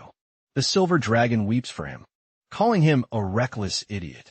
But she's glad that, even after losing most of his powers from his prime, Murakon still has the ability to use this secret technique. As for Jean, he's equally worried about him.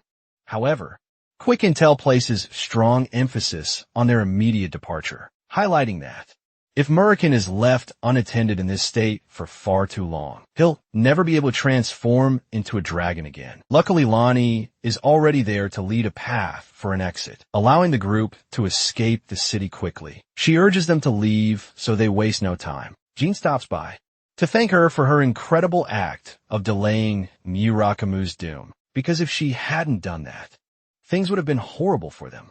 That's why on his name as a run candle, he swears that he'll repay her debts.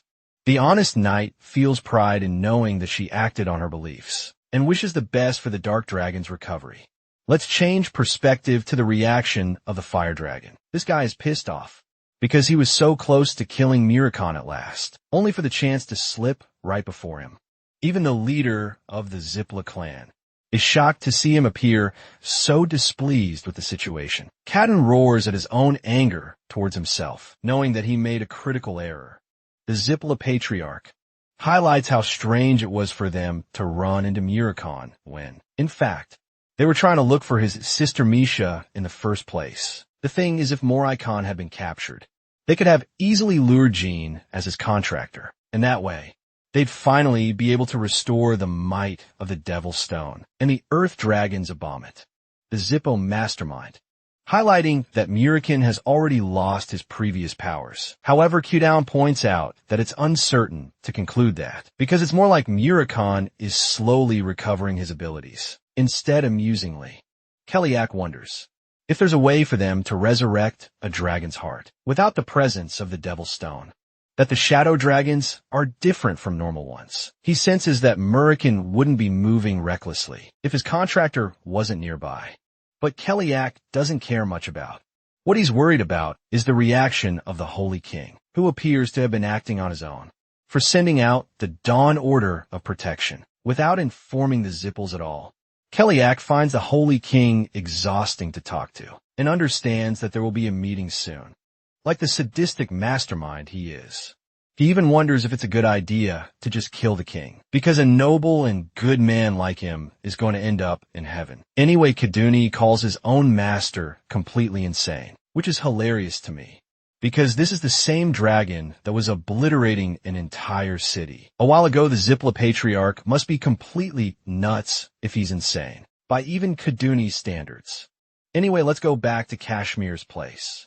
Remember Kahan's sister, luckily she's awake, though she's sad after reading her brother's letter, which probably contained a history of events that occurred while she was unconscious.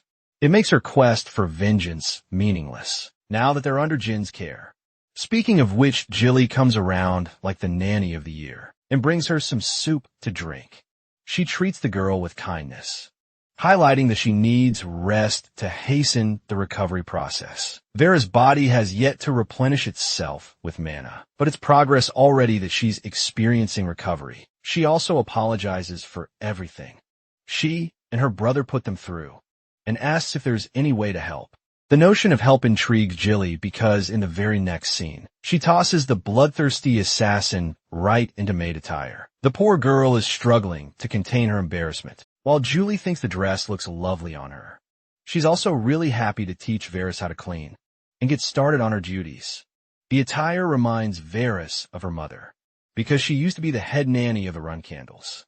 and wore the same outfit while she's reflecting on her memories of her. A veil of shadow creeps up into a vortex of black, and a spiraling voice comes out. Misha is pissed off that her brother made her come all the way here. And goddamn, does she look like a dessert to the eye. But for Kyujin, this man turns into a marshmallow the moment he spots his sister. The beloved siblings reunite at last, as Kyujin embraces her in a loving manner. He'd started to lose hope in her, but thankfully she's here. It's also uncommon for him to cry, which shows his love for his sister. As for Jean, our boy is also very happy to see her return full speed to recovery. Virus bows down in respect. He asks her about it and learns that apparently some guest attacked her.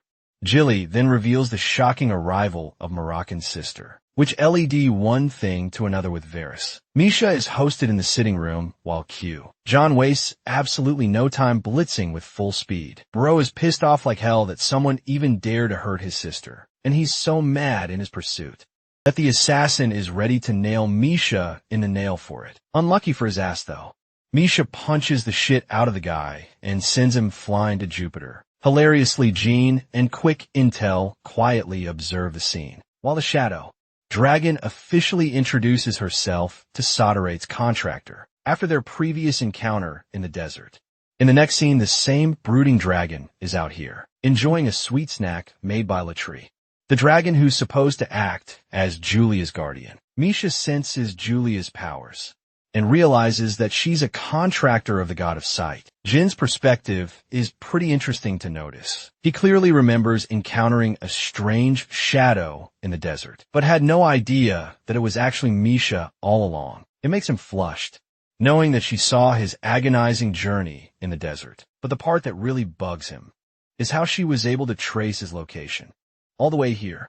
The Dark Dragon's sister quickly explains that Muricon is her puppet, if anything, and she's always had a tracking spell on him from a young age. It functionally works differently from ordinary tracking magic, because Misha has full knowledge of her brother's actions, even though Murdoch is completely unaware. The Silver Dragon thinks that it's a loaded and confusing explanation, to which Misha amusingly laughs at. She thinks it is easier to describe such an ability as an authority rather than a specific tracking magic spell to demonstrate her ability. She plunges her arm into a pool of shadows, promising to entertain Jean. She slips out a small tendril of shadow and demonstrates the effectiveness of even a single trail. With just a single attached shadow, she can instantly discover people's locations. But that's not all. She could also manipulate her shadows to manifest and make complete copies of a person. For example, our boy is fucking terrified when he hears Misha talking, and his face informs this girl is basically a skinwalker. Jean looks at her in terror, while she gives him a cheeky smile in his own face. It only makes him realize the sheer possibility that comes with complete command over the shadows. Even Misha highlights that it must feel strange experiencing oneself like this, without a mirror, without fucking with his mind anymore. She releases the form back to her shadows. She wonders how he feels experiencing himself, while Jean sings praises of her excellent command over her powers. He can't even fathom the fact that another one of him can easily exist out there without his knowledge. It goes to show that if humans came to control this power, they would destroy each other. Interestingly, Misha reflects that she's never going to let Jean fall into the same fate as Tamar's, and she is hoping that he steps down from the pursuit of power. If anything, the Shadow Dragon continues her watch on him with great intrigue, to Misha's absolute horror.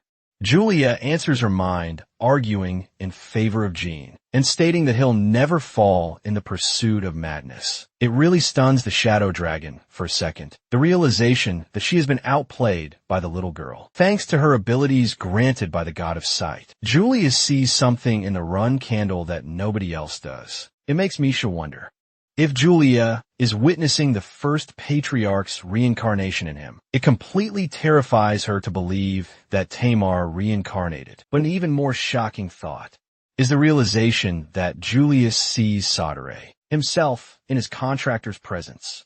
The Shadow Dragon holds herself down from jumping straight into conclusions, even though she can fully grasp that the God of Darkness no longer communicates with her. She thinks that it's entirely possible, that something must have happened. Force old Dre to radio silence on her. Unsurprisingly, Julia's comment about Jean is so vague that her father asks her about what she means. The loving and cuddly girl once again emphasizes her point regarding Jin's pursuits. Our boy actually didn't know what she meant either, until he remembered that she's always called him Mister from the first time they met each other. The hot dragon, I mean. The shadow dragon gets up to check on Maracan's condition. She grabs his silly little cat-like body and almost doesn't want to heal him back to full health because she finds him endlessly adorable as a cat. Of course, Jean doesn't like that and understands that Muracan wouldn't be thrilled about it either, so he begs her to do her best. She confesses that she's messing around and fully intends to help her brother recover. Misha demands them to leave the room and casually admits that there will be a lot of screaming involved. Her comment is so terrifying that even the unconscious cat is shivering in fear, and it's safe to say the cat's screams reach the moon. That night, Jean is patiently waiting outside. The screams are starting to get to him because it's been 3 days since Muracan's recovery, or perhaps torture began. The silver dragon quells his worries, reminding our boy that Misha is going to have to go through an incredibly taxing job of helping Moricon regain his lost powers. If the process is unsuccessful, he'll still be fine, so there's nothing to worry about. Except Quick Intel hides the fact that if the process fails, the Dark Dragon won't ever be able to use his powers again, even if he recovered. A contemplative Jean stares at the little leaf in his hand, questioning the chances of the success rate. Queen Nadel reveals that it's an ambiguous 50% for both success and failure, so their odds aren't that bad. At the same time, she's terrified of what will happen if the process results in a failure, which is also why she wants Jean to be mentally prepared for the worst to come. Her words, coupled with Muracan's agonizing screams, isn't a pleasant moment for our boy. It reminds him of his first ever encounter with the Dark Dragon, while he was just a helpless little child.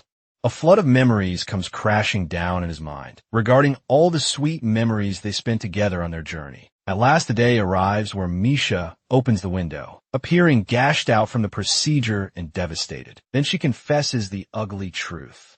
She has failed. Her words terrify Quan Cantel and infuriate Jean enough to roar his name. But suddenly a fast shadow glides out of the window as our beloved Muracan sticks his superhero landing aura, farming in all of his glory. The maniacal dragon laughs like an evil villain. His mere laugh is able to send ripples and shatter structures nearby. At long last, Muracan revels in the glory of his prime, a fresh body and absurd levels of strength. But even while he's out here, posing like he's turned Super Saiyan or something, his sister quickly humbles him by kicking his ass literally. Misha is pissed off that he's happy about only gaining 40% of his original power, stating that his body is far too weak to handle its full strength. I have to point out that she's also bitch slapping the shit out of him. While this is happening, so F's for this man. In the comments, the Dark Dragon thinks that his sister messed up the procedure on purpose because if she'd fully restored him to full strength, he'd end up stronger than her. Misha launches this man flying for thinking of something so incredibly stupid, and she follows through with a full beatdown, all the while expressing how much pain she felt just trying to save his ass, as they're bantering against each other. Jean and his group are at a loss for words. Funnily enough, Misha wants to kill his ass right after reviving him only moments ago. The Shadow Dragon concedes his defeat, while Jean is happy as he can ever be, seeing his friend nourish back to health. He thanks Misha, who understands how frustrated they must have felt when it took her days to complete the procedure. She also doesn't want to waste time anymore and plans to leave, highlighting how busy she is compared to her absolute moron of a brother. I just love how she humbles him every chance she gets. Anyway, the Run Candle apologizes for not being able to make it up to her for all her help for that. Misha assures him that it's her duty to act on behalf of Soldaret in case anything goes wrong, and now that she's connected her shadow with him, they can meet at any time. Finally, she advises Jean with a mission to head to the old Otarium. Confused, he asks why and learns that there's supposed to be a special grimoire, a piece of legendary treasure left behind by Riel Zippel. This grimoire is no joke either. To the point Jean already has previous knowledge of it. He expresses his concerns, bringing up the fact that the Oterium is going to be difficult for him to get to, with his current level of strength. To that the Shadow Dragon agrees, and explains that, though she intended for him to go there after becoming a flag bearer, it will be too late then. That's why she recommends taking Muricon alongside, who can certainly hold his own, with his current level of restored strength. Her fixation on being late makes Jean wonder if there's another person actively on the hunt for the grimoire. Misha confirms that it's a dangerous mage, someone who Jean already knows about. When he asks for clarification on who it is, Misha utters the words Arya Alhart, the same child who is born with a similar destiny, like Jean Rookendale himself. Let's break down what Arya Alhart even is. It's actually a false identity of Valeria, one of many fake names she used in his previous life. She had a unique fascination for this name, and it really astonishes him to learn that his previous mentor is currently looking for the special grimoire. Jean stops to question what Misha implies when she says that Valeria shares a special destiny along with him. In her response, the Shadow Dragon expresses that Jean is chosen by the shadows, while the mage is chosen by history itself. Misha thinks it's a wise choice to support her in her ventures, because she could prove to be an irreplaceable ally to him. This turns Jean inward, reflecting on Valeria's ultimate goal. In his previous life, she'd always wanted to discover her family's lost mages, and if history has chosen her for this mission, it begs the question if she is close to attaining her goal anyway. Misha switches topics and bullies Murican, reminding his ass to look after his contractor properly. While she's away, he ends up calling her a granny for it. And well, you can tell that she's beating him up because of it. In the background, Julie turns up with a delicious strawberry pie, which turns the dark dragon into a sweet girl. In fact, the older sister is even ready to reward the nanny with a small piece of advice. Hilariously, she reveals that Murican actually has a type for women like Jilly, so it's completely fine if she kills him, if he tries to be forceful in his ways. The silver dragon is amused by her jokes and thinks that Misha should take it easy and return home. The dark dragon thanks her, says her farewells, and turns to open up her portal. Waving goodbye, Misha leaves, causing Moricon to turn into a beaming Prince Charming in front of his beloved strawberry pie.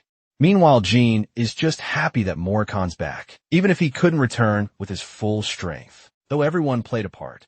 The dark dragon remembers the contributions of Lonnie the most. That night is the sole reason he's alive right now, because Kaduni would have tossed him in front of his master. Jean reveals Lonnie's name and explains her role as the adoptive daughter of the Holy Kingdom. The dark dragon cuddles with Shuri and understands that he has a debt to repay for Lonnie's kindness. The Runkadal also reveals about certain intel he received from Kashmir during the time Muricon was recovered.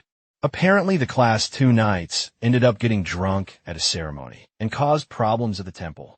This was taken as a direct offense to the king, causing her to get tossed into a cell. Jin's words infuriate Muricon to the core. The same valiant knight who helped her is now rotting in jail and awaiting her trial, and her life is in grave danger. The perspective cuts to Lonnie herself, who is completely shattered and robbed of her will. The girl covers her face in shame, still being unable to contain her drinking habit. The timeline skips to December 14th in the Holy Kingdom. A crowd of people has gathered for the special event called Advent, where Ayula descended upon their kingdom. It's a celebratory festival that lasts 1 week in praise of the god, and Moricon understands it, because Ayula is supposed to be their savior and maker of peace. People think that every time Ayula is enraged, it destroys everything. It's the reason they symbolically represent it as a dormant volcano that can explode at any moment. King Mycalen is received well by his people, roaring and chanting the Holy King's name.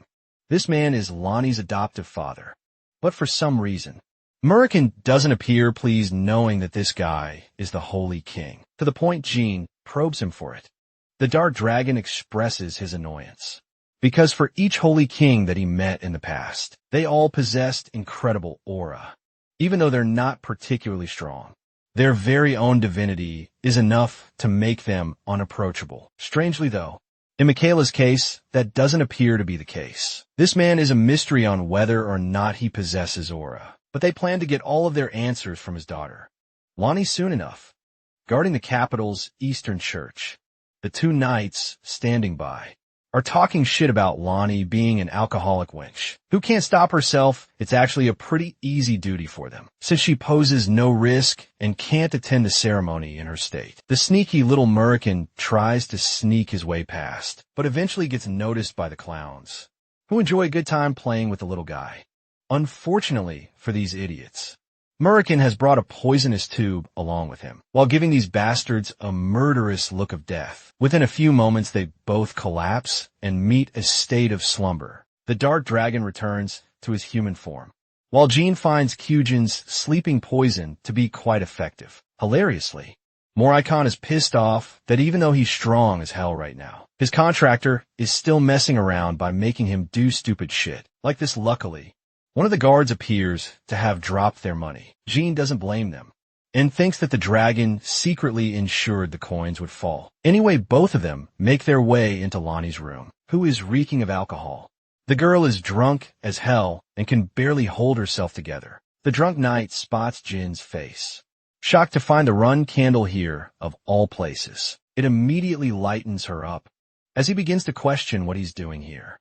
The young master reminds her of the promised debt he was going to pay. Even Muricon is thrilled to pay his gratitude to the knight. Lonnie is happy to see that he's doing all fine, but it appears that their roles have been switched, because now she's the one in trouble.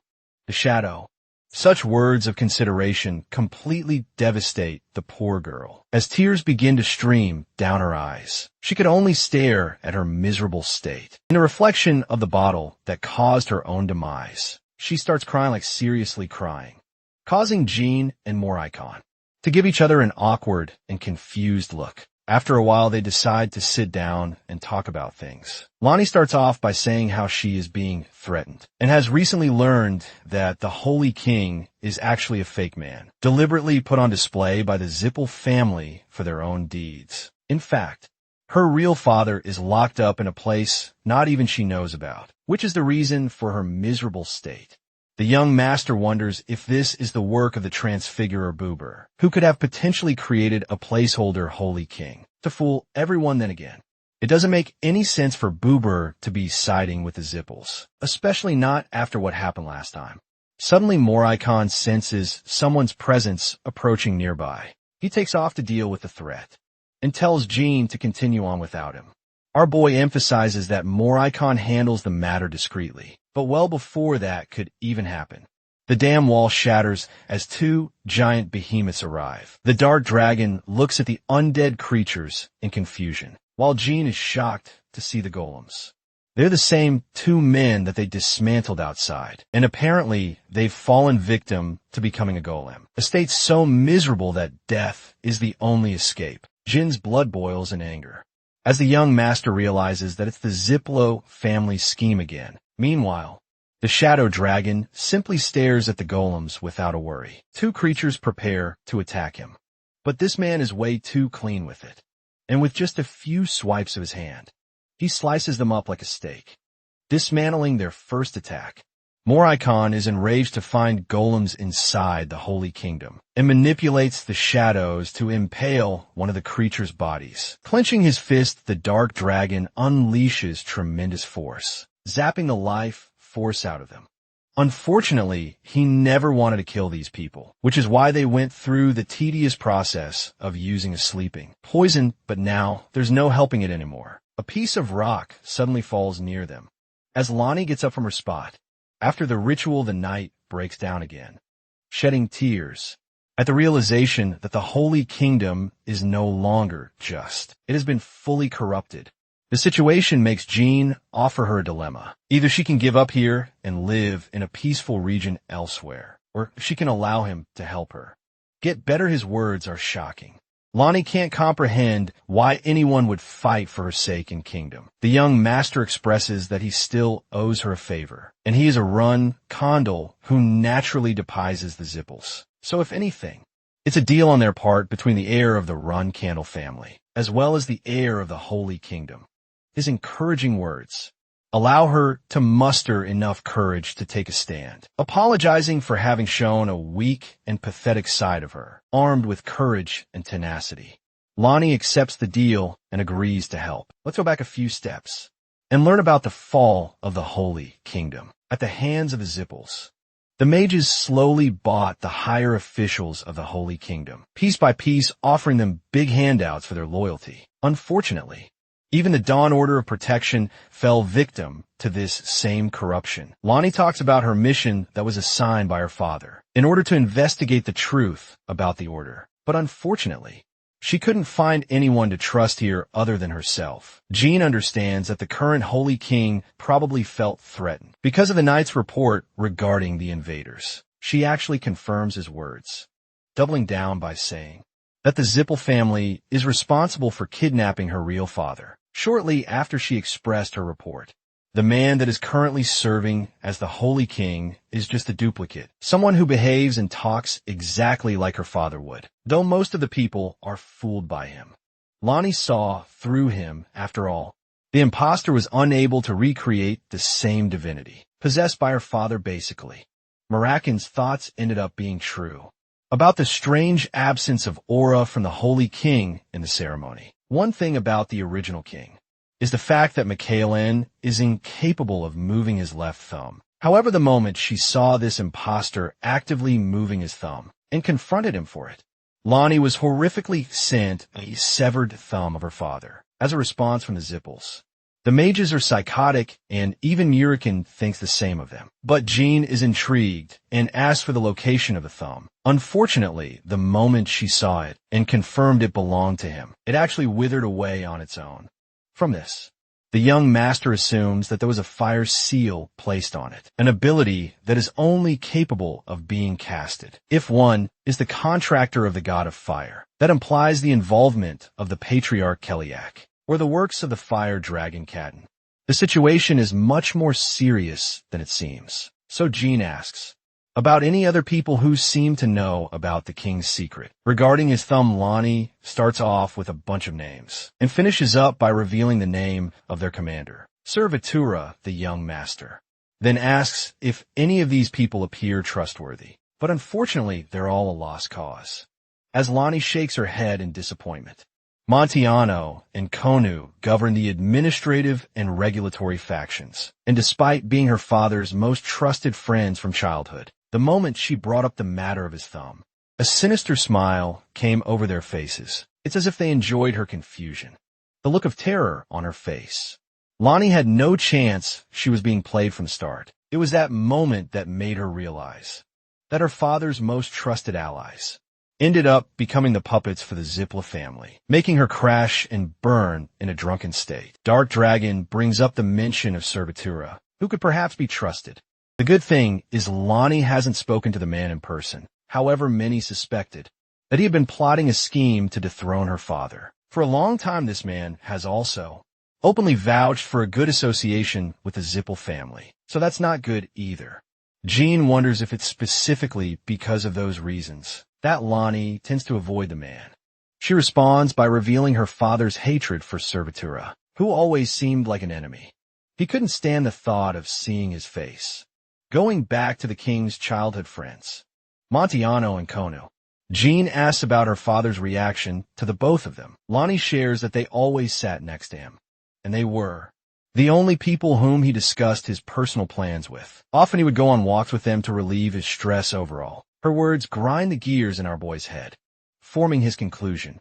He gets up and requests being taken to servitor at once. It's a shocking declaration coming from the Run Candle, especially when Lonnie has already revealed him as an enemy to the throne. However, the young master doesn't really find it pleasing either to hear her father's stupidity.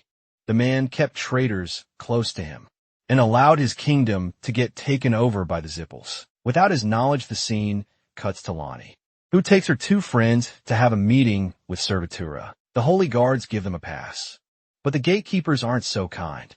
They demand them to surrender their weapons. Lonnie turns to our boy, who agrees with the idea, having granted entry. Lonnie discusses the possibility of Atura being a pawn of the Zipples. She has reason to believe that he would plot against her, and even kill her father.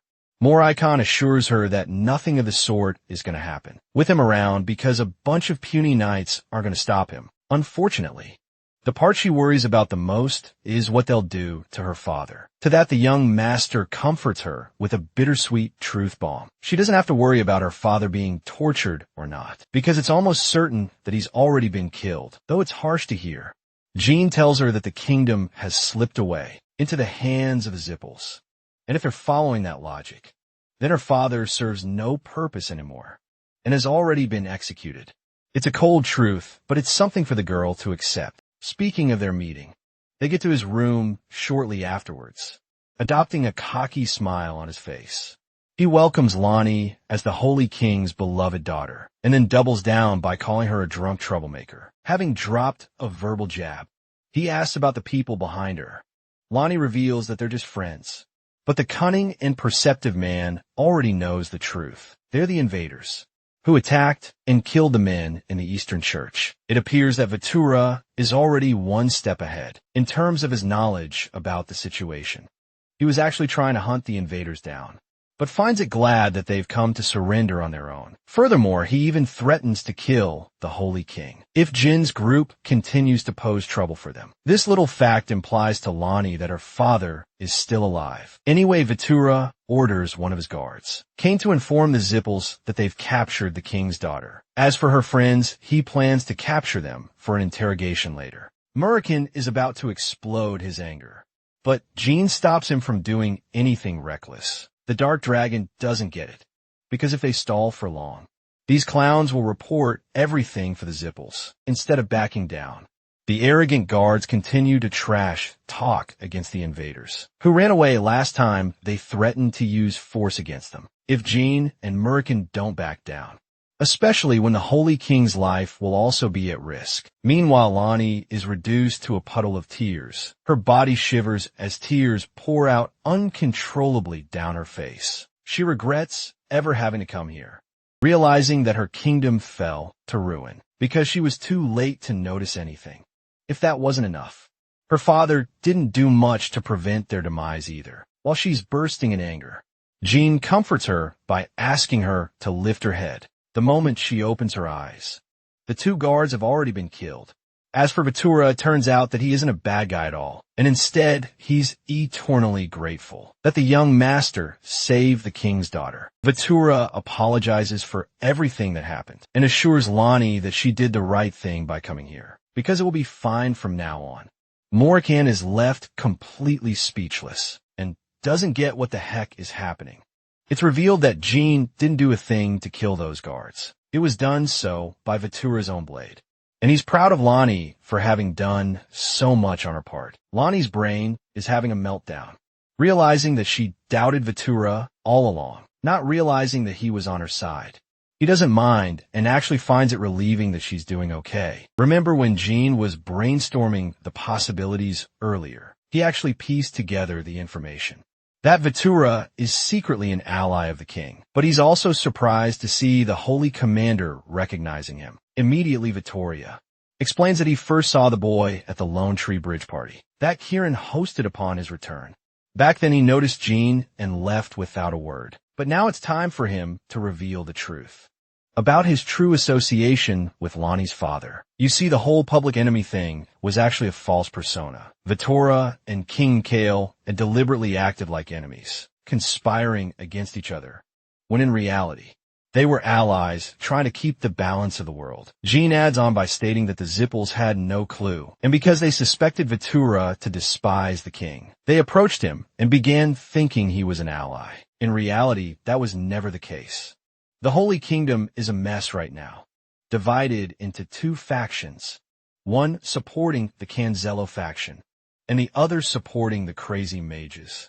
It's here that Vethora confesses that the fake king is actually placed by the Canzello family, who can command the use of shapeshifters to do their bidding. This means Boober and Canzello are involved in this mess. Futura explains that initially, both groups try to take over the Holy Kingdom together, but for some strange reason, They no longer appear to be cooperating with each other. Of course, this is once again because of Jin's involvement, but no one knows about that.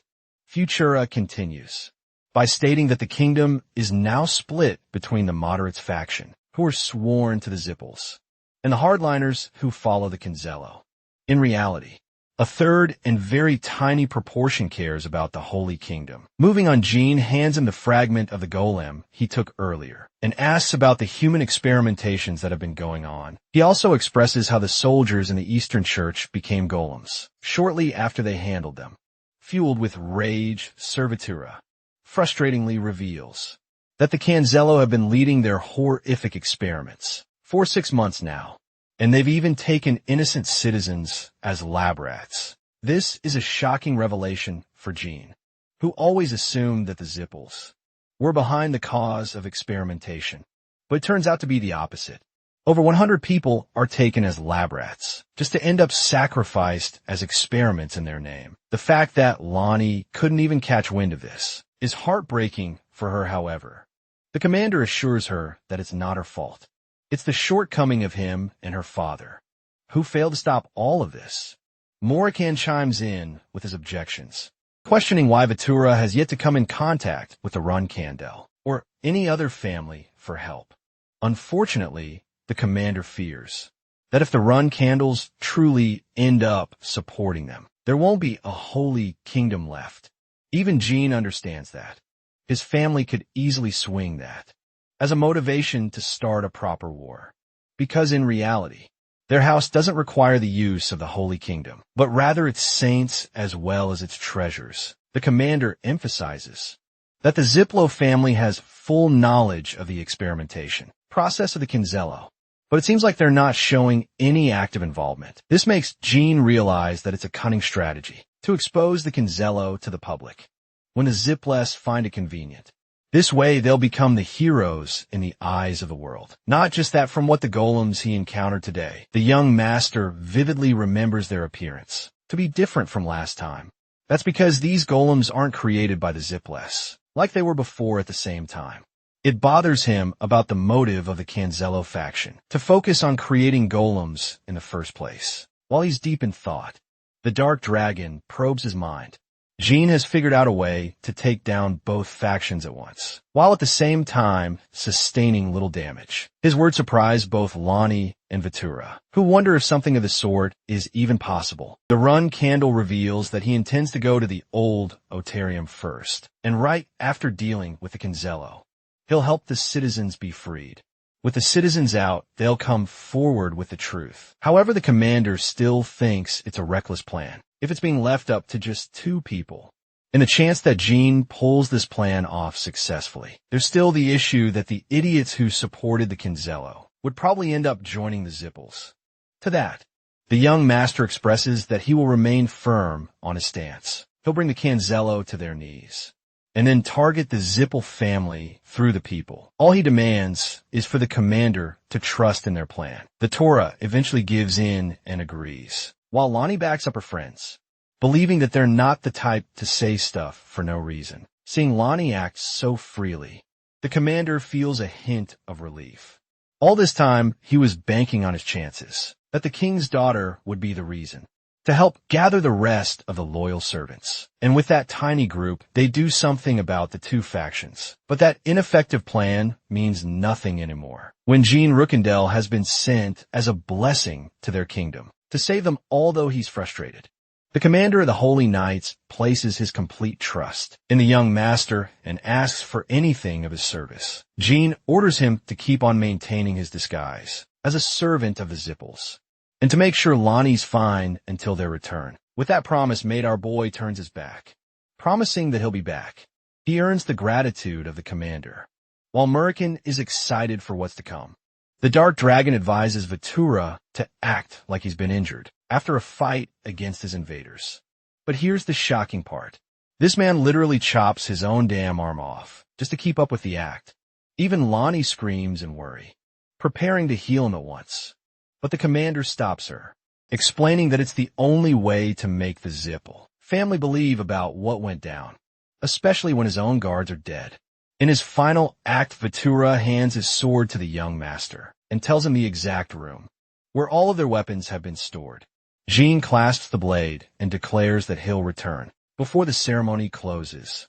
Let's go ahead and head to the old Otarium, a place that is currently being used to experiment. All kinds of ugly things. One of the researchers expressed sadness for being unable to save another test subject, when suddenly the room goes red as a warning signal startles everyone. The men have no idea what's going on. The barriers they placed have been tampered with and removed. The evil mages have no idea because the barriers weren't even destroyed, just completely nullified. While they're piecing the situation together, they realize that an intruder is making his way. Both men take a step towards the window to see what's going on, only to witness an ever-blazing shadow dragon making his godly descent. The winged beast of black has completely dissolved the barriers and has taken control, terrified. The men roar out a signal to attack the dragon at once. But Murakan simply enjoys himself, imbuing himself with dark magic before sending out his tendrils and engulfing the entire Otarium in a coat of black. Content with what he's done, he smiles at their amusing yet helpless attempts. The mages can no longer control their magic, allowing the dark dragon to make his move. To summarize just how powerful Murakan has gotten, let's talk about what he just did. With a single swipe of his hand, he slices the Otarium like butter, cleaving it clean, but not just that. He quickly makes a devastating descent to deepen the blow. Having marked his descent, Murakan shares that any remaining survivors will quickly meet their doom, because the dark dragon hasn't just come to invade.